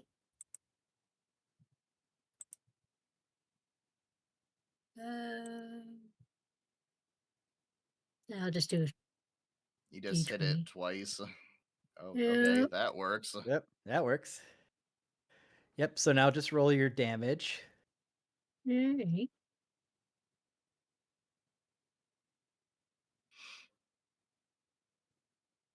Makes. And 8. All right. So he takes your mace to the face, and he's just barely standing. And from behind you, you hear footsteps. As Sildar walks next to you, reaches down to grab the scimitar of one of the fallen goblins, and stabs this goblin straight through. Damn. And he stares him in the face and he says, "Here's the deal. You are done." Nice. Yeah, Foos looks over and nods at him. And I nod at him as well. Sildar, we're so sorry. We only happened to come upon here by chance. And, well, you're the only one we found. Yeah, he is.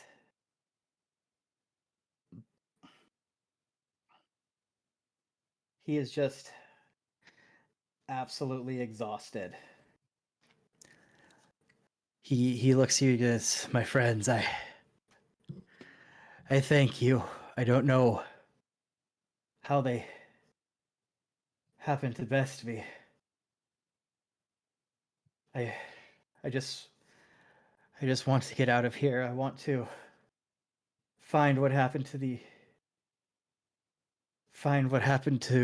others." All right. I'll put his arm around me so I can support him, and then we'll just start walking out. No more words need to be said. Yep. And with that, you all work your way out of the cave. Trickster has gotten pretty much everything out of the cave to make it very easy to get to the wagons. You're welcome. I just imagine because he's like, man, you have no idea how hard I had to work on this. As they're literally coming out covered in blood and gore. Mm-hmm. Wow. Oh yeah, and looks Tate like you guys says, had a party." give the man some pants. I would if I was wearing any. Yep. So, as you guys get him back to the wagons and get him set up and get him some pants. Don't know where you had pants, but you had them somehow. Well, we found him in the loot room. Or Trevor did. I just imagine it's just like, where'd you get the pants? Trap is standing there in his underwear. Don't worry about it. Don't worry about it.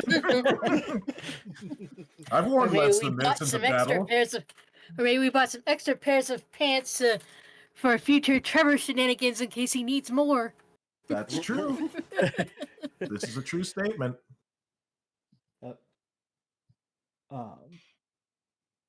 But yeah, so just to kind of move things on a little bit here, as you talk with him, he shares with you a few new pieces of information about the quest and what's going on. So he tells you that the three Rock Seeker brothers, so Gundren and his two brothers you haven't met, Tharden and Nundro, they've located an entrance to the long-lost Wave Echo Cave. Site of the mines of the Fandelver's Pack. I just need to click this thing here. Now, oh, actually, I need to go back one here. Let's see. Well, he doesn't need to share with you the information about who Clark is. Nope. Clark is very, very dead. But he does share, importantly, that Clark, who led the band, had orders to hold up Gundren and the rest of the convoy. Sildar heard from the goblins that the organization, the Black Spider, sent word that the dwarf was supposed to be brought to them. Sildar doesn't know who or what the Black Spider is specifically. Right.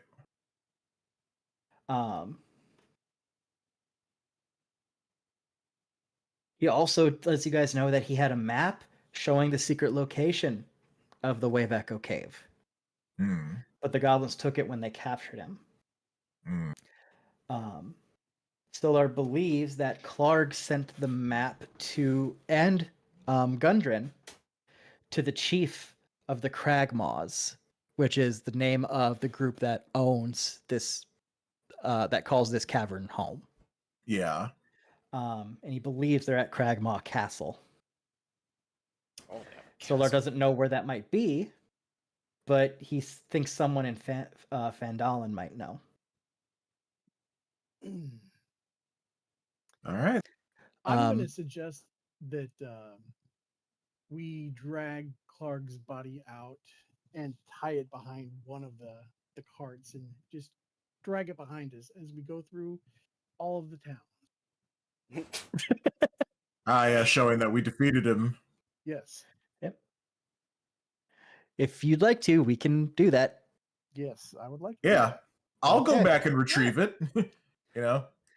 All right. So you go back, you grab it, and now you just have Clark's starting to decompose body hanging off the back of one of the carriages that you do not own and are set to deliver to someone else. That's right. Yeah, they might want to wash it down afterwards, but yeah. It's intimidation. I mean, as we roll through, it just shows how we took out Clark. Yep. Sildar also lets you know that he has a wizard contact in Phandalin called Iarno. He traveled to the town 2 months ago to kind of get things set up for them. Right. And part of the reason he wanted to go on this trip was because he hadn't heard from Iarno in a long time. So he wanted to go investigate. Right. Now, the last little bit I want to share before we end up is, so this specifically pertains to Trap. So you recognize the name Wave Echo Cave. Yes. Because you had heard about it when you were talking with your dwarf friends in the mines back in the day. Yeah.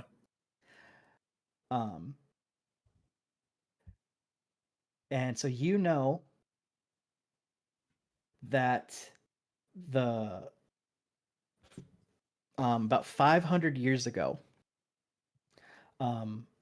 there was a bunch of dwarves and gnomes that made an agreement called the Fandelver's Pact. All right.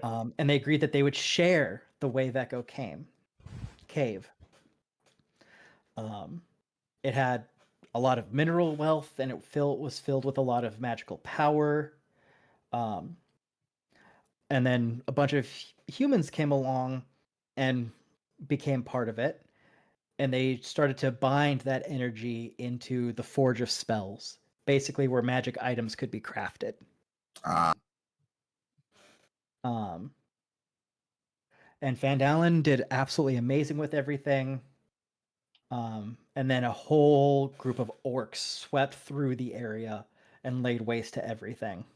Stupid orcs. Orcs. Yep. There were orcs and evil mercenaries that attacked the cave to steal all the riches and magic. You know, the humans, dwarves, and gnomes fought like crazy to defend it, and the ensuing battle destroyed most of the cavern. Very few people actually survived the cave-ins and the tremors, and people lost track of it. So you know all of that. Mm-hmm. But you also remember hearing that, and this is what really strikes you, is one of your friends you were talking about mentioned that one of their ancestors was one of the original names on that pact, and that's essentially his family's mine. Ooh. Interesting. And so you start to think that going there, you might be able to find more about what happened to the mines that you worked at that were raided. Yeah. Or at the very least, you might be able to find some closure. Yeah. Find the original bandits who did this and smash their skulls in. Just like I did to Yebik. So yeah, with that where it is, we'll pick back up next time with you guys escorting Sildar to Fandelver, assuming that's what you want to do. I mean, for all I know, you could just be like, screw it, joyride. We're going to Baldur's Gate. Now we got to get him back. We got to get him, proper medical attention and healing. Yeah. And we do need to get paid. Yeah. So we'll finish the job. Yep. Okay. I do have to run, but really great session, guys. Yeah. Yeah. Thank you, Zach. And the 6 hours. So we broke our record from last time. So yeah. Absolutely good stuff.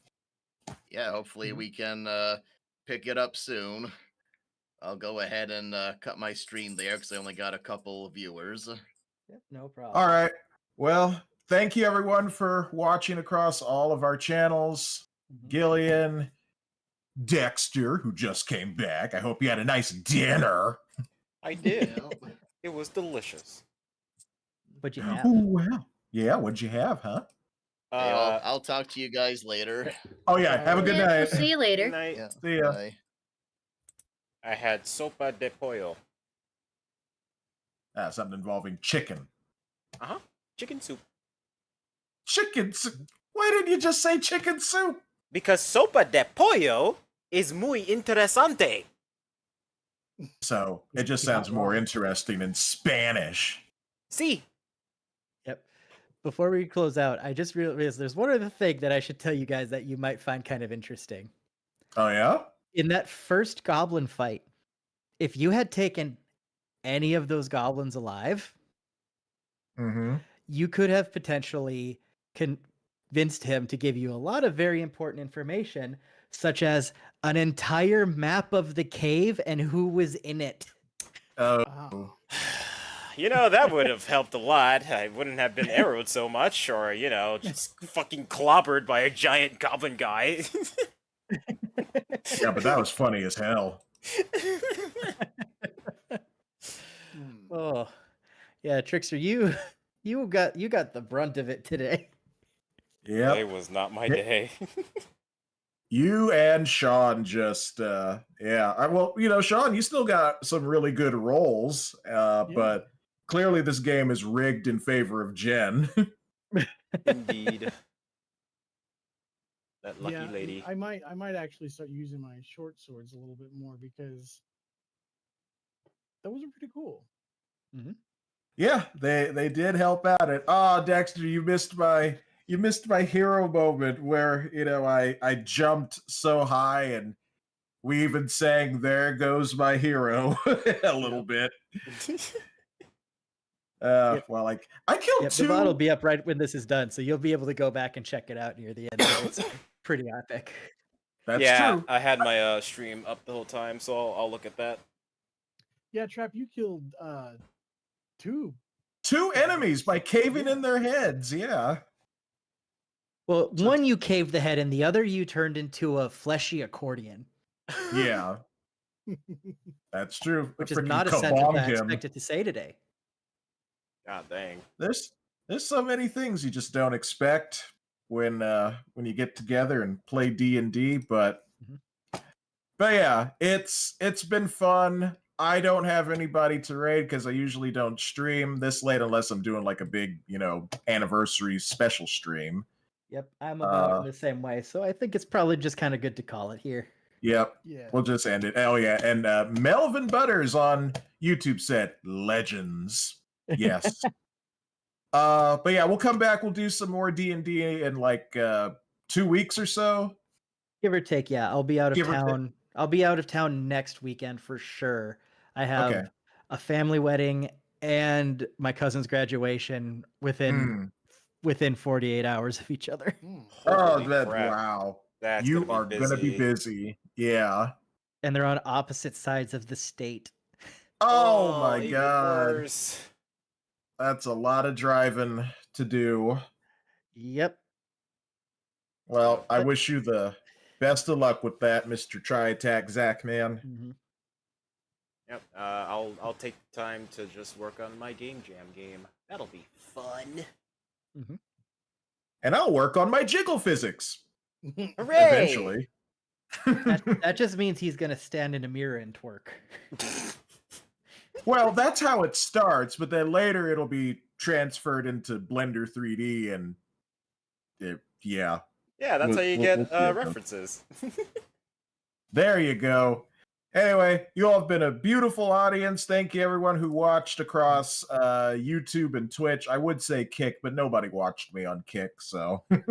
Nobody watches Kick. No, I don't even know why I still stream there, so I don't know. Anyways, you all have a good night.